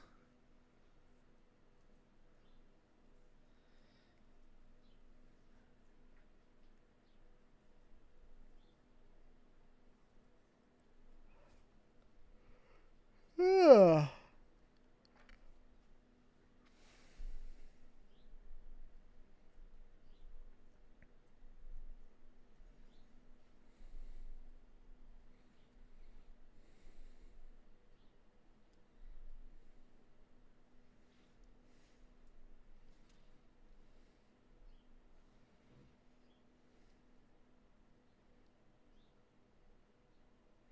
The fuck is this shit?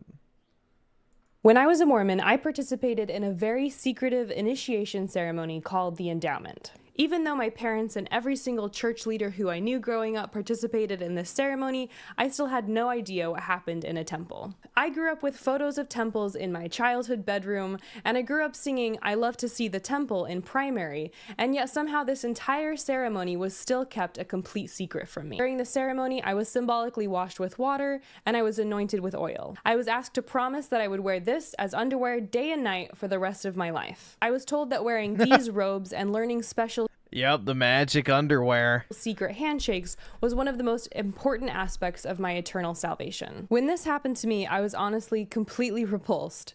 I felt very betrayed that this secret ceremony that was at the heart of my religion had been kept a secret from me my entire life. Despite my disgust, I went back to the temple again and again because I was so brainwashed to believe that this was the only way to be with God again. When I was a Mormon, I participated in a very secretive initiation ceremony. Yeah, the Mormons have magic underwear.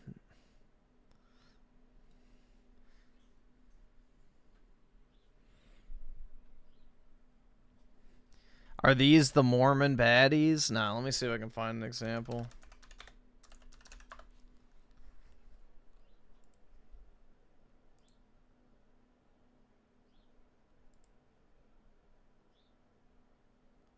All I can say is when I went to Yellowstone as I think like 12-year-old, we had a I guess like a connecting flight in Salt Lake City, Utah, which is the heart of Mormonism.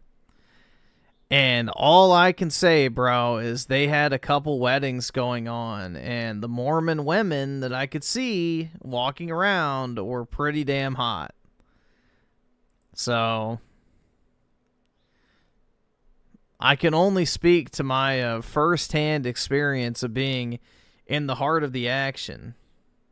Like, at the fucking, like, big Mormon temple thing they have in Salt Lake City, but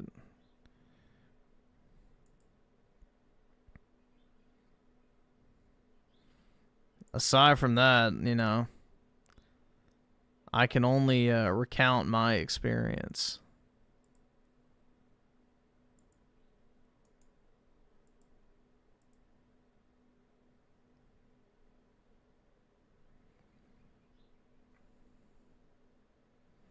But Mormon has... Yeah, I know, I'm just saying, they had hot white women there.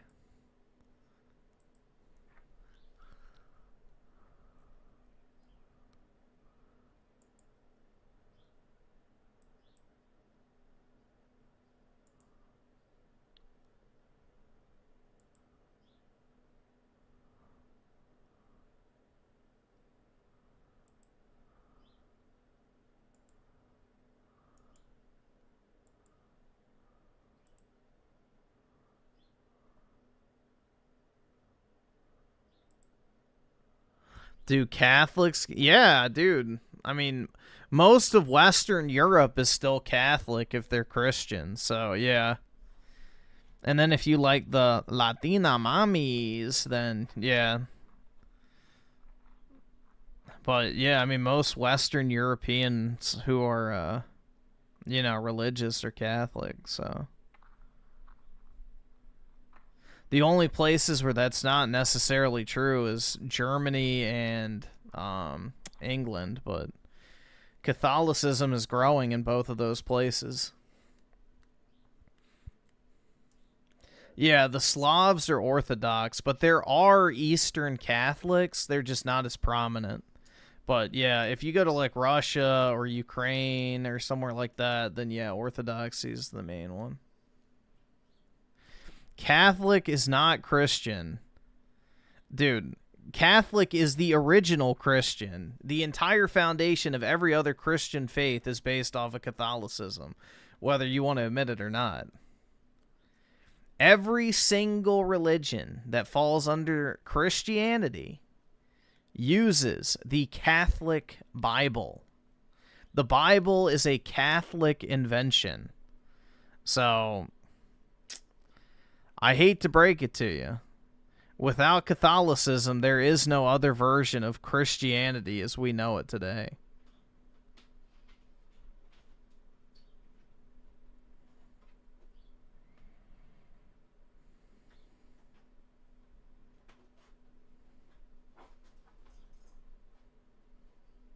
Am I a cat? Technically not. I'm a dirty Protestant, but I might change that soon. By baptism, at least, not by choice. That was not my decision to be Protestant, but yeah. I'll probably change that at some point. I don't know. I got to figure out if I want to do Catholicism or Orthodoxy. I mean, they're both basically the same thing. Orthodoxy and Catholicism are pretty much two sides of the same coin. But yeah, I'll figure that out at some point.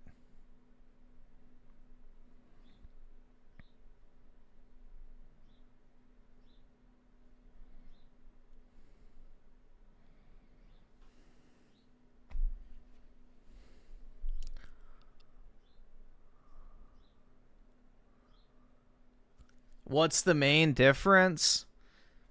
It's kind of hard. I mean, a lot of it has to do with the structure of the church as well as the like writings of the church, like who you it's a very complicated issue.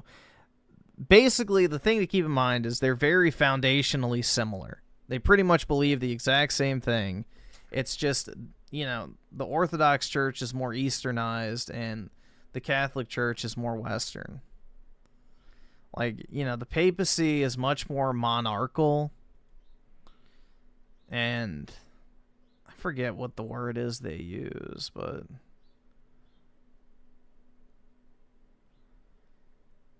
admitting your biggest sins out. Well, dude, you don't have to like get into the, you know, details, but yeah.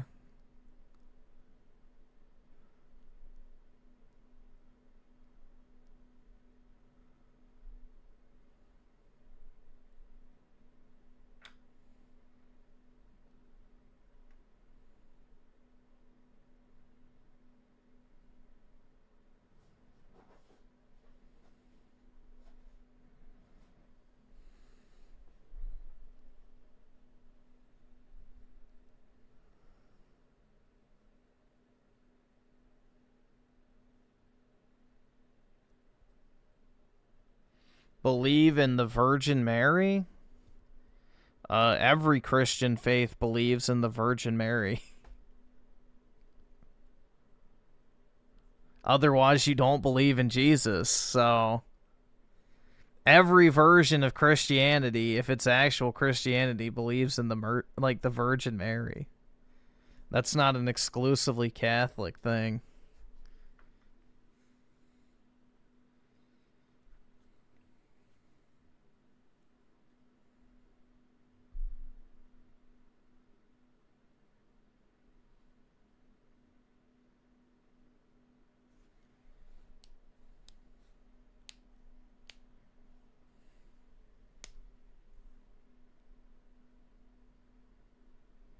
Here, let's just look it up real quick. Main differences between Catholic and Orthodox.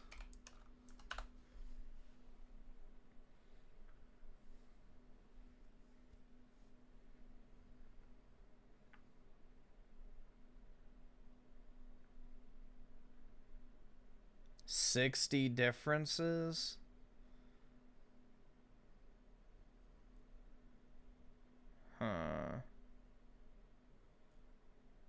Just trying to see if they have.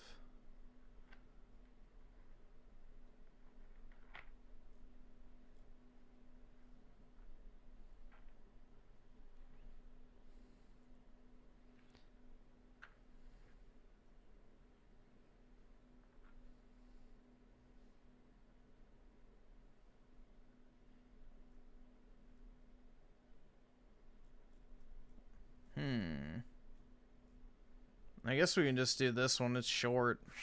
I'll just see. Hello my siblings in Christ, and welcome to another video that I have made. Today we will focus on the differences between the Roman Catholic and Eastern Orthodox churches. Dude, why do they always draw the Orthodox priest obese? I've always noticed that. All the differences have a lot of... I mean, it is kind of true, but... exceptions. I will focus on the dominant practices of each church. In addition, I will ignore the historical context for most of these, as it would take too much time. Let us begin. The Catholics don't have beards, the Orthodox have beards. Not only that, they're all beard, and it is one of our goals as an Orthodox Christian to become one with the beard, to achieve the hypostatic union. This is illustrated nicely with this image of a Catholic bishop and an Orthodox abbess. Catholics believe that the Holy Spirit proceeds from the Father and the Son. This is called the Filioque clause, meaning and from the Son, a clause that was gradually added to the Nicene Creed in the West. The Orthodox believe that the Spirit proceeds from the Father alone. The Orthodox make a distinction between God's essence and His energies. God's essence will always be unknown to us, whereas we interact with Him through His energies. However, both His essence and His energies are uncreated. Catholics make no distinction as regards to essence and energies. Catholics believe that the Pope has the supreme authority over the entire Church, whereas in the Orthodox Church, all bishops have the same authority that only differs in honor due to different bishoprics. Catholics believe that the Pope is infallible when he defines a doctrine on faith and morals that is upheld by the whole Church, something that is a good thing when the Pope is good and a very bad thing when the Pope isn't good. The Orthodox have no concept of papal infallibility. For Catholics, the Assumption of Mary is a dogma. The Assumption isn't a dogma in the Orthodox Church, but everyone believes in it. Catholics believe that Mary was born without the original sin, a dogma that they call Immaculate Conception. Orthodox have no such belief. Catholics use unleavened bread for Mass. Orthodox use leavened bread for the liturgy. Catholics believe that transubstantiation of the gifts occurs at the verse of institution. Orthodox believe that we cannot truly pinpoint the moment of the change, but consider the epiclesis, that is, the invocation of the Holy Spirit upon most the of this gifts, shit is as the pinnacle of most of this just comes down to semantics, it sounds like. the divine liturgy. Catholics can use hosts consecrated during previous Mass for communion during the Mass that's currently celebrated. Orthodox always take communion that's consecrated on that liturgy. Catholics require their members to reach the age of reason to receive communion. All baptized members of the Orthodox Church, even babies, can receive communion. Catholics have a very developed devotional system around Eucharistic adoration, that is, worshipping the consecrated host outside of Mass. No similar services or devotions exist in the Orthodox Church. The Catholics generally baptize with pouring. Triple immersion is preferred method in the Orthodox Church. Yeah, dude. The Holy Mystery Those of are always funny videos. The Orthodox baptisms where they like fucking dunk the baby. That shit's funny, man. Confirmation is performed immediately after baptism in the Orthodox Church, even with toddlers.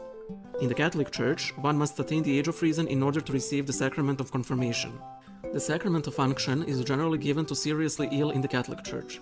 In the Orthodox Church, it can be given to anyone. Most of the Catholics make the sign of the cross with all 5 fingers from left to right. Orthodox make the sign of the cross with 3 fingers joined and 2 fingers folded from right to left. The typical devotional device of the Orthodox is a prayer rope where they pray the Jesus Prayer. For the Catholics, it is a rosary upon which mostly Our Father and Hail Mary are said. Catholics use icons, images, and statues in their worship, whereas Orthodox use only icons and squint with suspicion at more realistic imagery. Catholic priests are miserable for having to be celibate, and Orthodox priests are miserable for having to be married, unless they're monks. Then they're miserable like the Catholics. Catholics don't allow divorce unless they call it an annulment. Orthodox don't allow divorce, and then they do. Catholics make a distinction between mortal and venial sins. Such a difference is generally absent in the Orthodox Church. Catholics believe in the purgatory, where we endure punishments due to forgiven sins. These can be alleviated by indulgences, specific acts of piety that are meant to reduce one's time in purgatory. In Orthodoxy, prayer does help the dead have their sins forgiven, but they're not purged passively of anything, and Orthodox have no concept of residual punishment or related indulgences. A lot of Orthodox believe in the toll houses, which is like purgatory, just much worse. Catholics have a lot of different monastic orders with different goals. Orthodox monasticism is usually of the same mold. Catholics traditionally abstain from meat on Fridays. Orthodox are borderline vegan more than half a year. The Catholics use the Gregorian calendar. The Orthodox use either revised Julian calendar, similar to the Gregorian calendar, or the old Julian calendar. Traditionally, the Catholics make their services incomprehensible using Latin. Orthodox traditionally make use of specialized local languages to make their services incomprehensible to general public, like coining Greek, Church Slavonics, and so on. Catholic priests can serve facing the altar or facing the people, depending on the order of the service they use. Orthodox priests always face the altar. The dating of Easter and all related feasts is different for Catholics and Orthodox. Sometimes they align, most of the time they don't. Catholics use music in their worship. Yeah, so this just, even more so, listening to this just seems like literal, like minor disagreements. Because again, the Eastern Orthodox Church was Catholic up until, what, 1054? So, for what? Almost 700 years, they basically had the exact same, practices. Traditionally an organ. Orthodox usually see instruments as distracting during worship, so we don't use instruments and distract you by being constantly lost in different kontakia, troparia, irmoi, and other words you don't know. Catholic churches often have pews. The Orthodox know that the participation in the liturgy is best achieved not by passive observing of a spectacle, but by searing leg pain. Catholics wear lace, Orthodox do not. This is the biggest difference between the two churches and a serious impediment to an honest ecumenical dialogue. I hope you enjoyed this video. Remember to subscribe if you haven't already. Also, you should check. Yeah, dude, honestly, the sound of Latin is really cool. At one of my previous schools I went to back in the day, we had to do like a Christmas concert thing. And, we had to like learn the, I guess, traditional, like Latin versions of the songs, which was kind of cool. So, but yeah, there's just something really, really satisfying about hearing Latin. I don't know, it like speaks to your genes.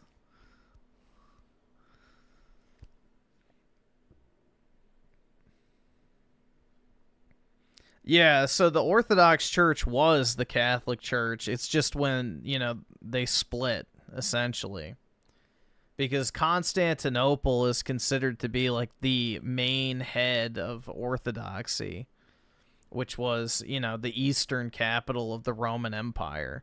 So you have Rome and Constantinople that were the two, you know, main cities of Catholicism, and they just split in 1054. Hearing Latin greater than hearing a Latina? Exactly, dude. Exactly.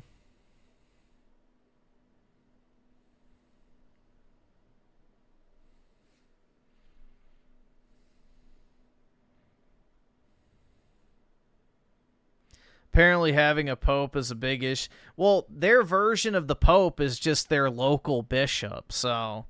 Because the way the church was set up is the Bishop of Rome became the Pope, while the Bishop of Constantinople used to be the head of the Orthodox Church.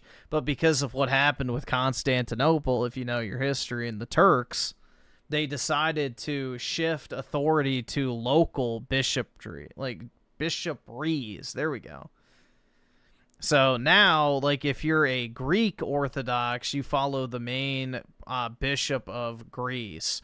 Or if you're Russian Orthodox, you follow the bishop of Moscow or whatever.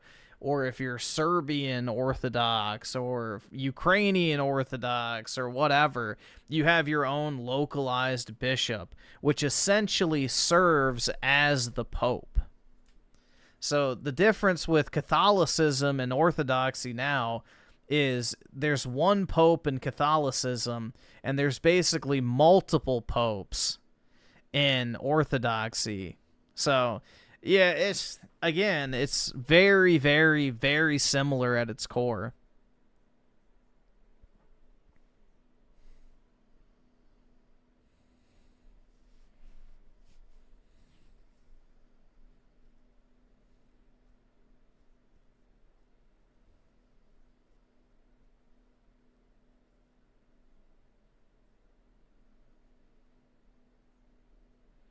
The Eastern Church in Constantinople was never Catholic.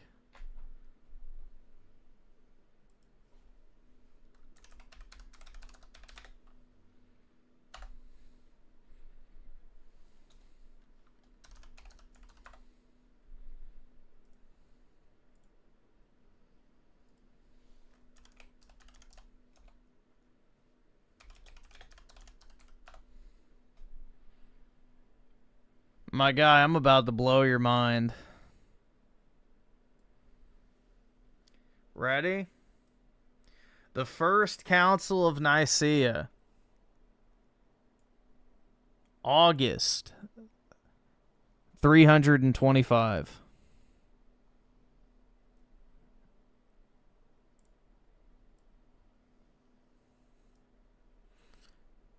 Constantine died 337. 12 years later. Guess what was the capital of the Roman Empire during this guy's lifetime?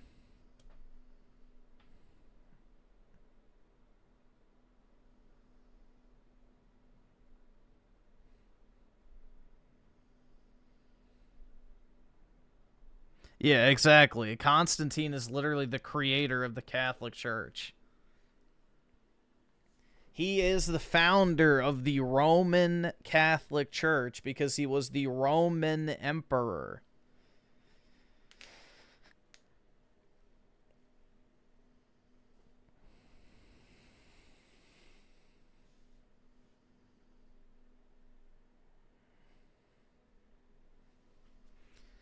Catholic literally means, I'm pretty sure, universal, right? Isn't that like the actual...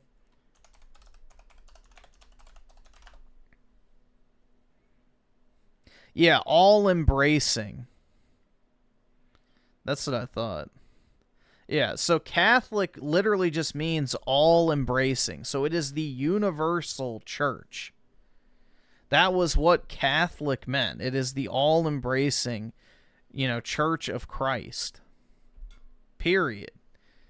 It wasn't a denomination. It was the Christian faith, encompassing all peoples. So that's all Catholic means.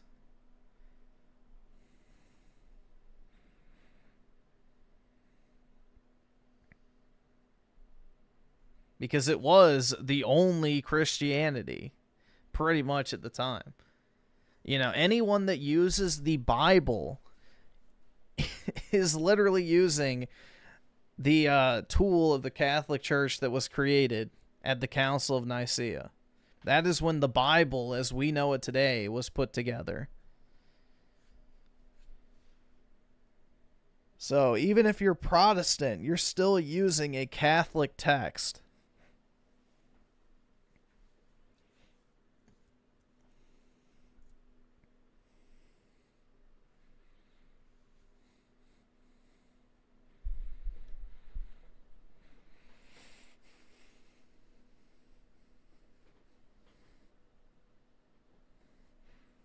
Yeah, he neglected the Western Empire and instead focused on the East, which the East is where the money was, so it's kind of easy to understand why, but yeah.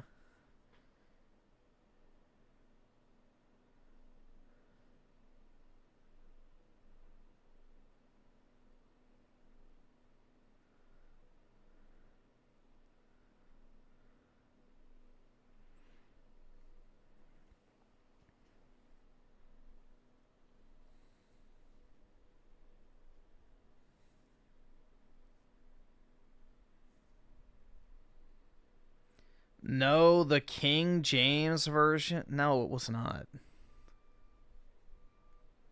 The King James Version just means it was printed in English.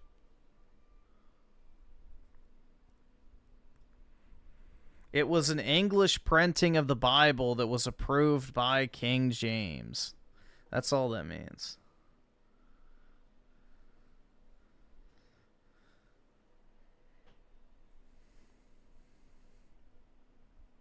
King Jamal Bible. Granted, the fact he made it so Christians weren't being prosecuted makes him better than a lot, but still, yeah.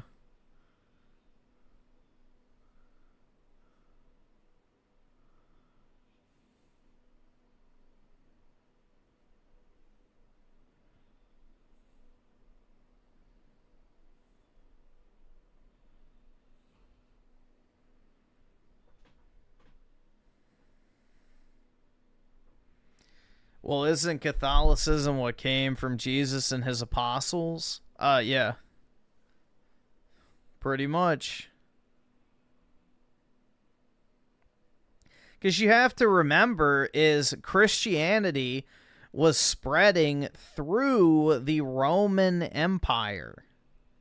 That is the predominant area of the world that Christianity spread. The early church fathers of Christianity used Rome's infrastructure in order to spread,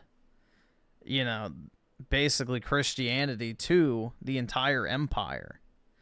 Which is why, emperors like Nero, for example, persecuted Christians because they were all inside of his borders. So...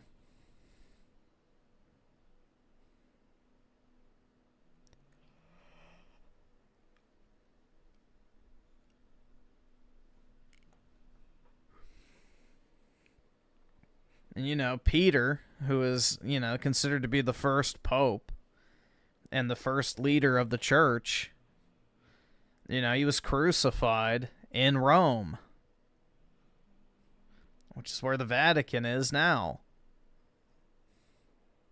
So, crucified on Vatican Hill, which is why the Vatican is where it is. So, again, it all stems from that area.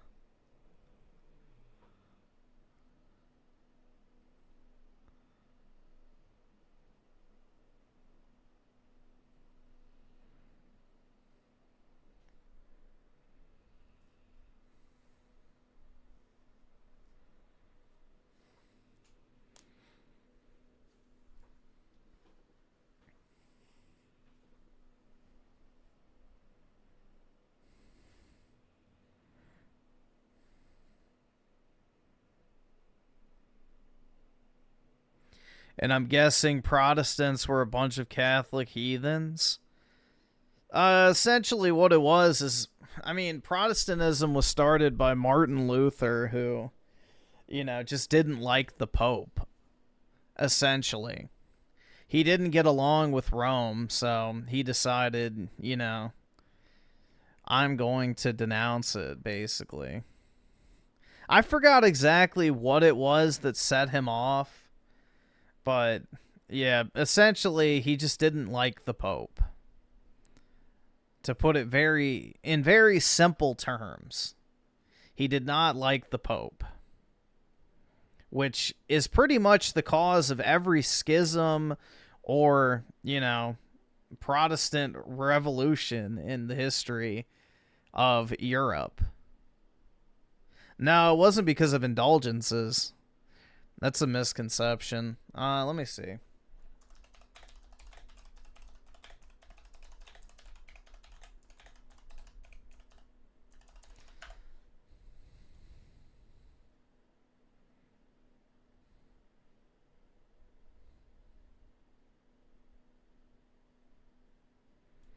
Yeah, this was it. The Bible should be the sole source of religious authority, not the church's traditions and interpretations. And he thought that salvation could be achieved only by faith alone.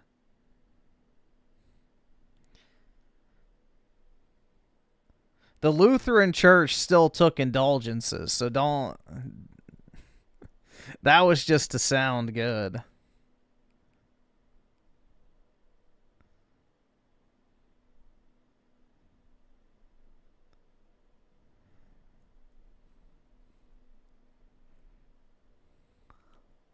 Because the Lutheran Church at its core is still pretty damn Catholic. That's the thing. It's almost identical to the Catholic Church still. The only difference is it doesn't have a pope. So... most of its core beliefs are pretty similar. Like, they believe in the saints and everything like that. It's just pretty much they don't have a pope.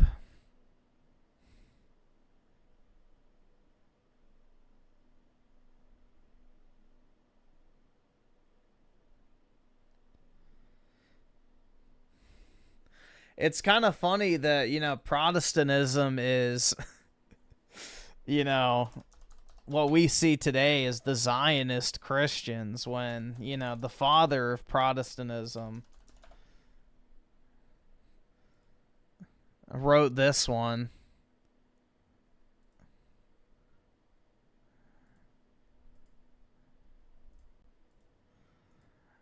The father of Protestantism also wrote this little book.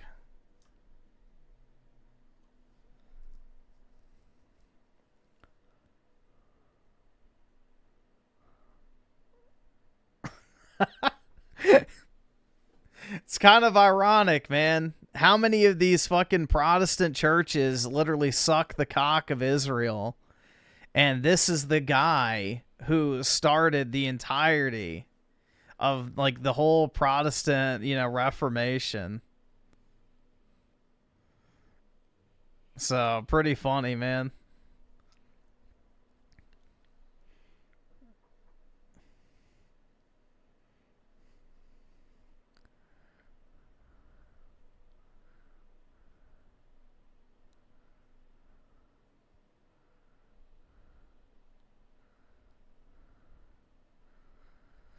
Ignoring what's happening now, what's the most based form of Christianity?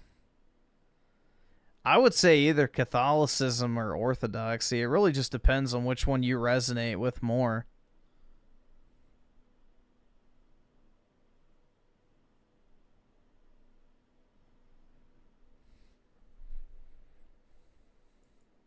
Most Protestant religions are just mad gay nowadays. Like, literally, they have fucking pride flags and BLM signs and female pastors and all this wild shit.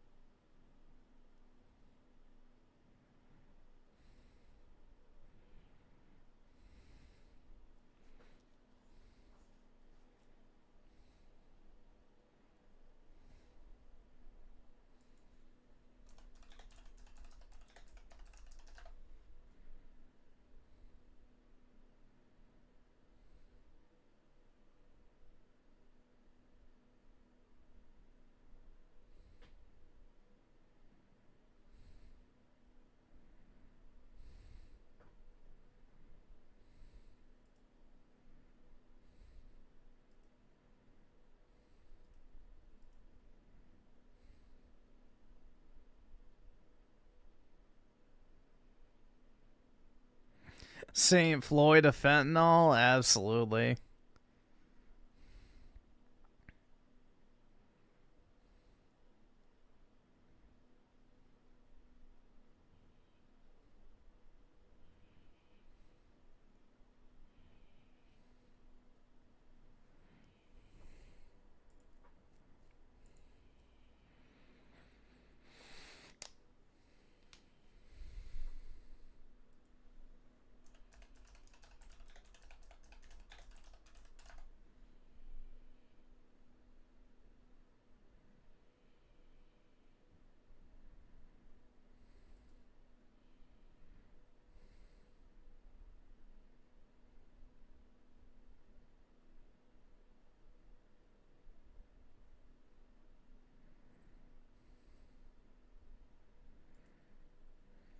You can't think of the name of one saint?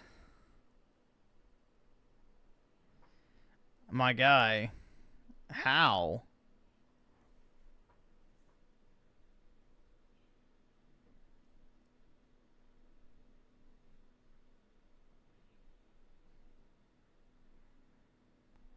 Yeah, Saint Michael, Saint Mary, Saint Peter, Saint John.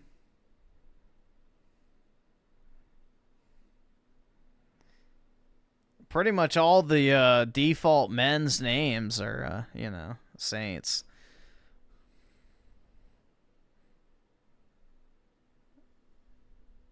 Yeah. Yeah, Saint James is another one. Yep.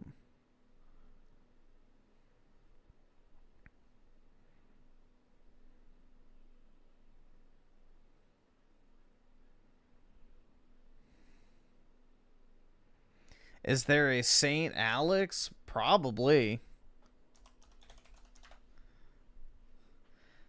Yeah, Saint Alexius of Rome, a legendary saint known for abandoning his wealth to live as a beggar, and is sometimes conflated with another saint named Alexander. In some spiritual traditions, Saint Alex is invoked as a patron saint for protection against negativity and harm. There you go.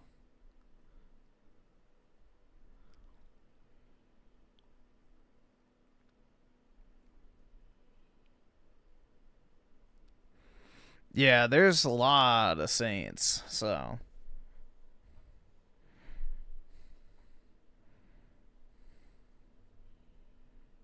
Yeah, Saint Paul. Yep.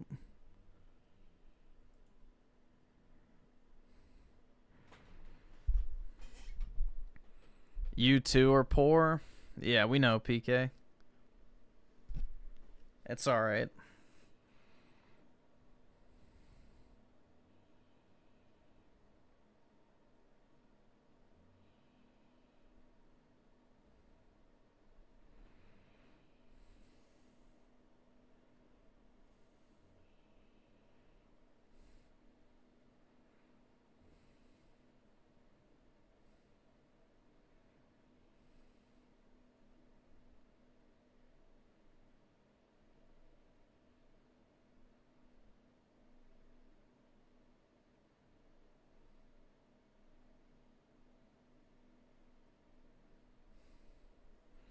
You can't pray to dead people? Why is that?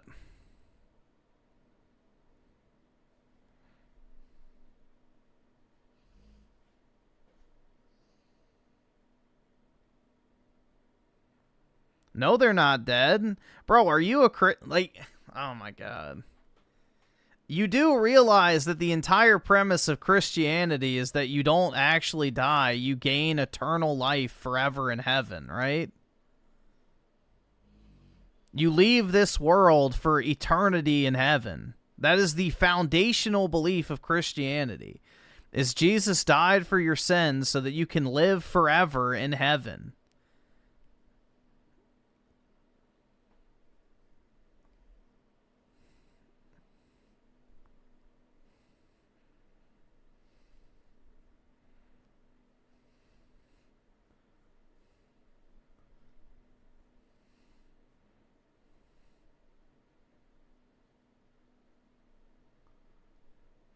So what does it mean to not worship false idols? Worshipping a false idol means you're equating an idol to something that is God. So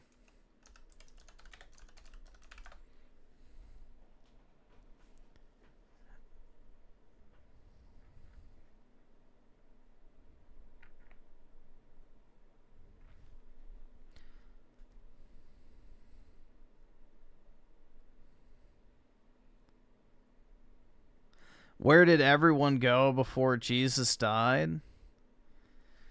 Now we're getting into some complicated questions here because, you know,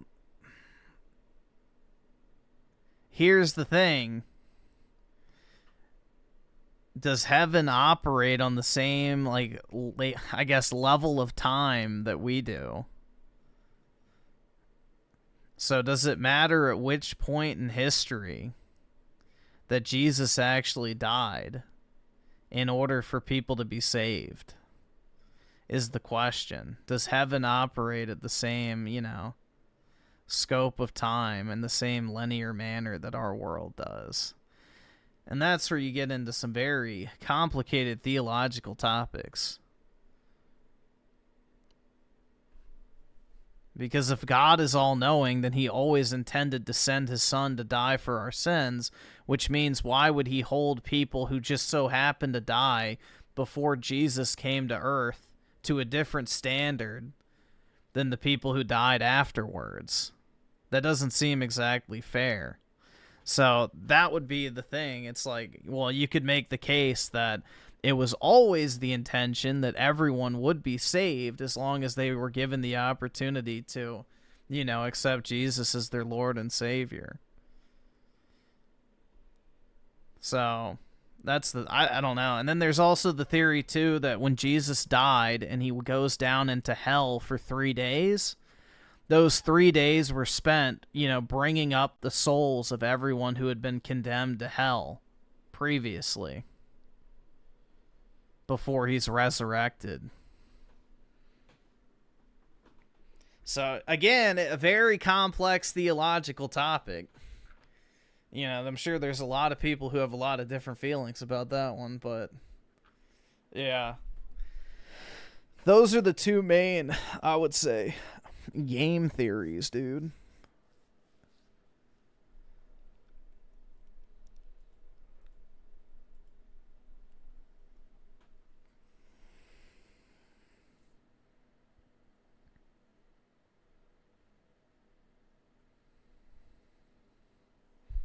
Well, yeah, I mean, you shouldn't worship anyone other than God and by extension Jesus. So, yeah, worshiping someone is not allowed in any version of Christianity other than maybe fucking Mormonism, which, again, not Christianity. But yeah, you're not allowed to worship anyone other than God and Jesus. So, period.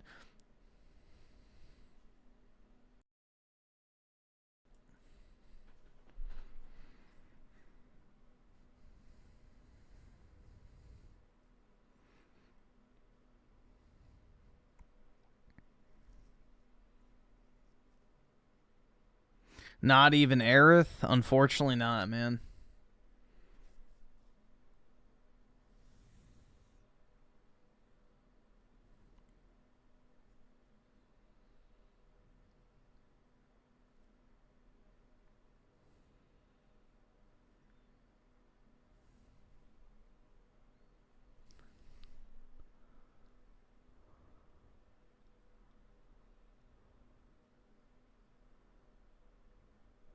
You don't pray to them, more so you ask them to help strengthen your prayer. Yeah, exactly. You ask them to intercede on your behalf. Basically, you're asking them to pray for you as well, because they're already, you know, in heaven with God. That's essentially what it is. You're not praying to, like, a saint. You're essentially asking the saint to intercede on your behalf. And, you know, essentially, yeah, strengthen your own prayers. That's it. You're not worshiping the actual saint.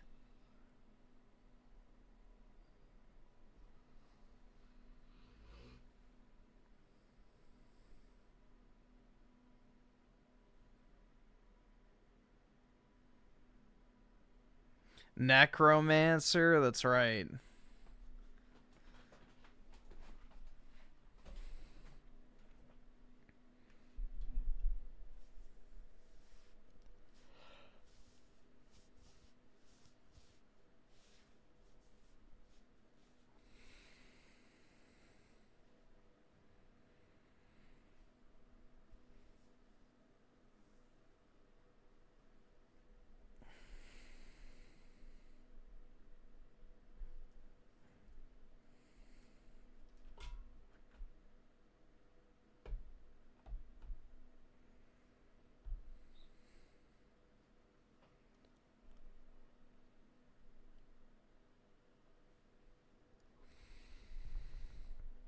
France has some great Gothic churches. Yeah, well, they still stand.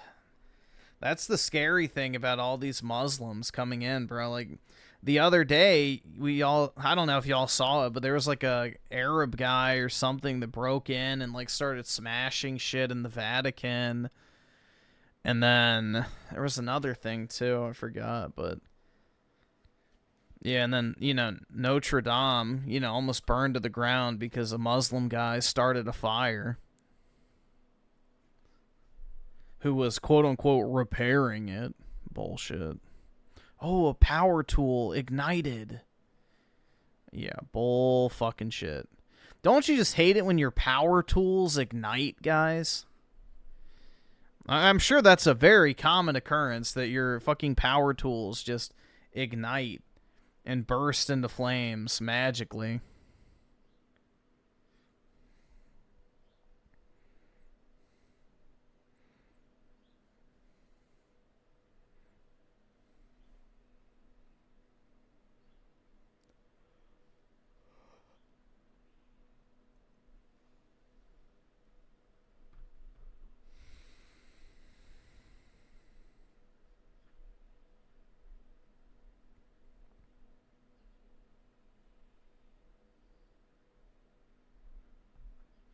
When did, I forgot when it burned down. Here, let's see. It was a few years back. Oh, yeah, April 2019. So about 6 years ago.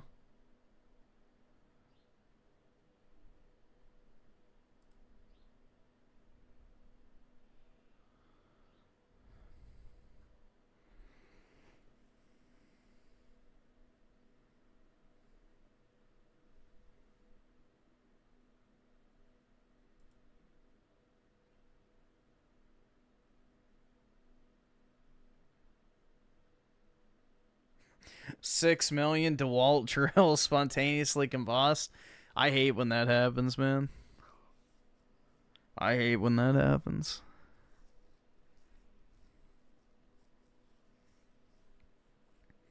Yeah, I think it's pretty badass what those monks are doing in Wyoming with the coffee business. I think that's neat. Good for them.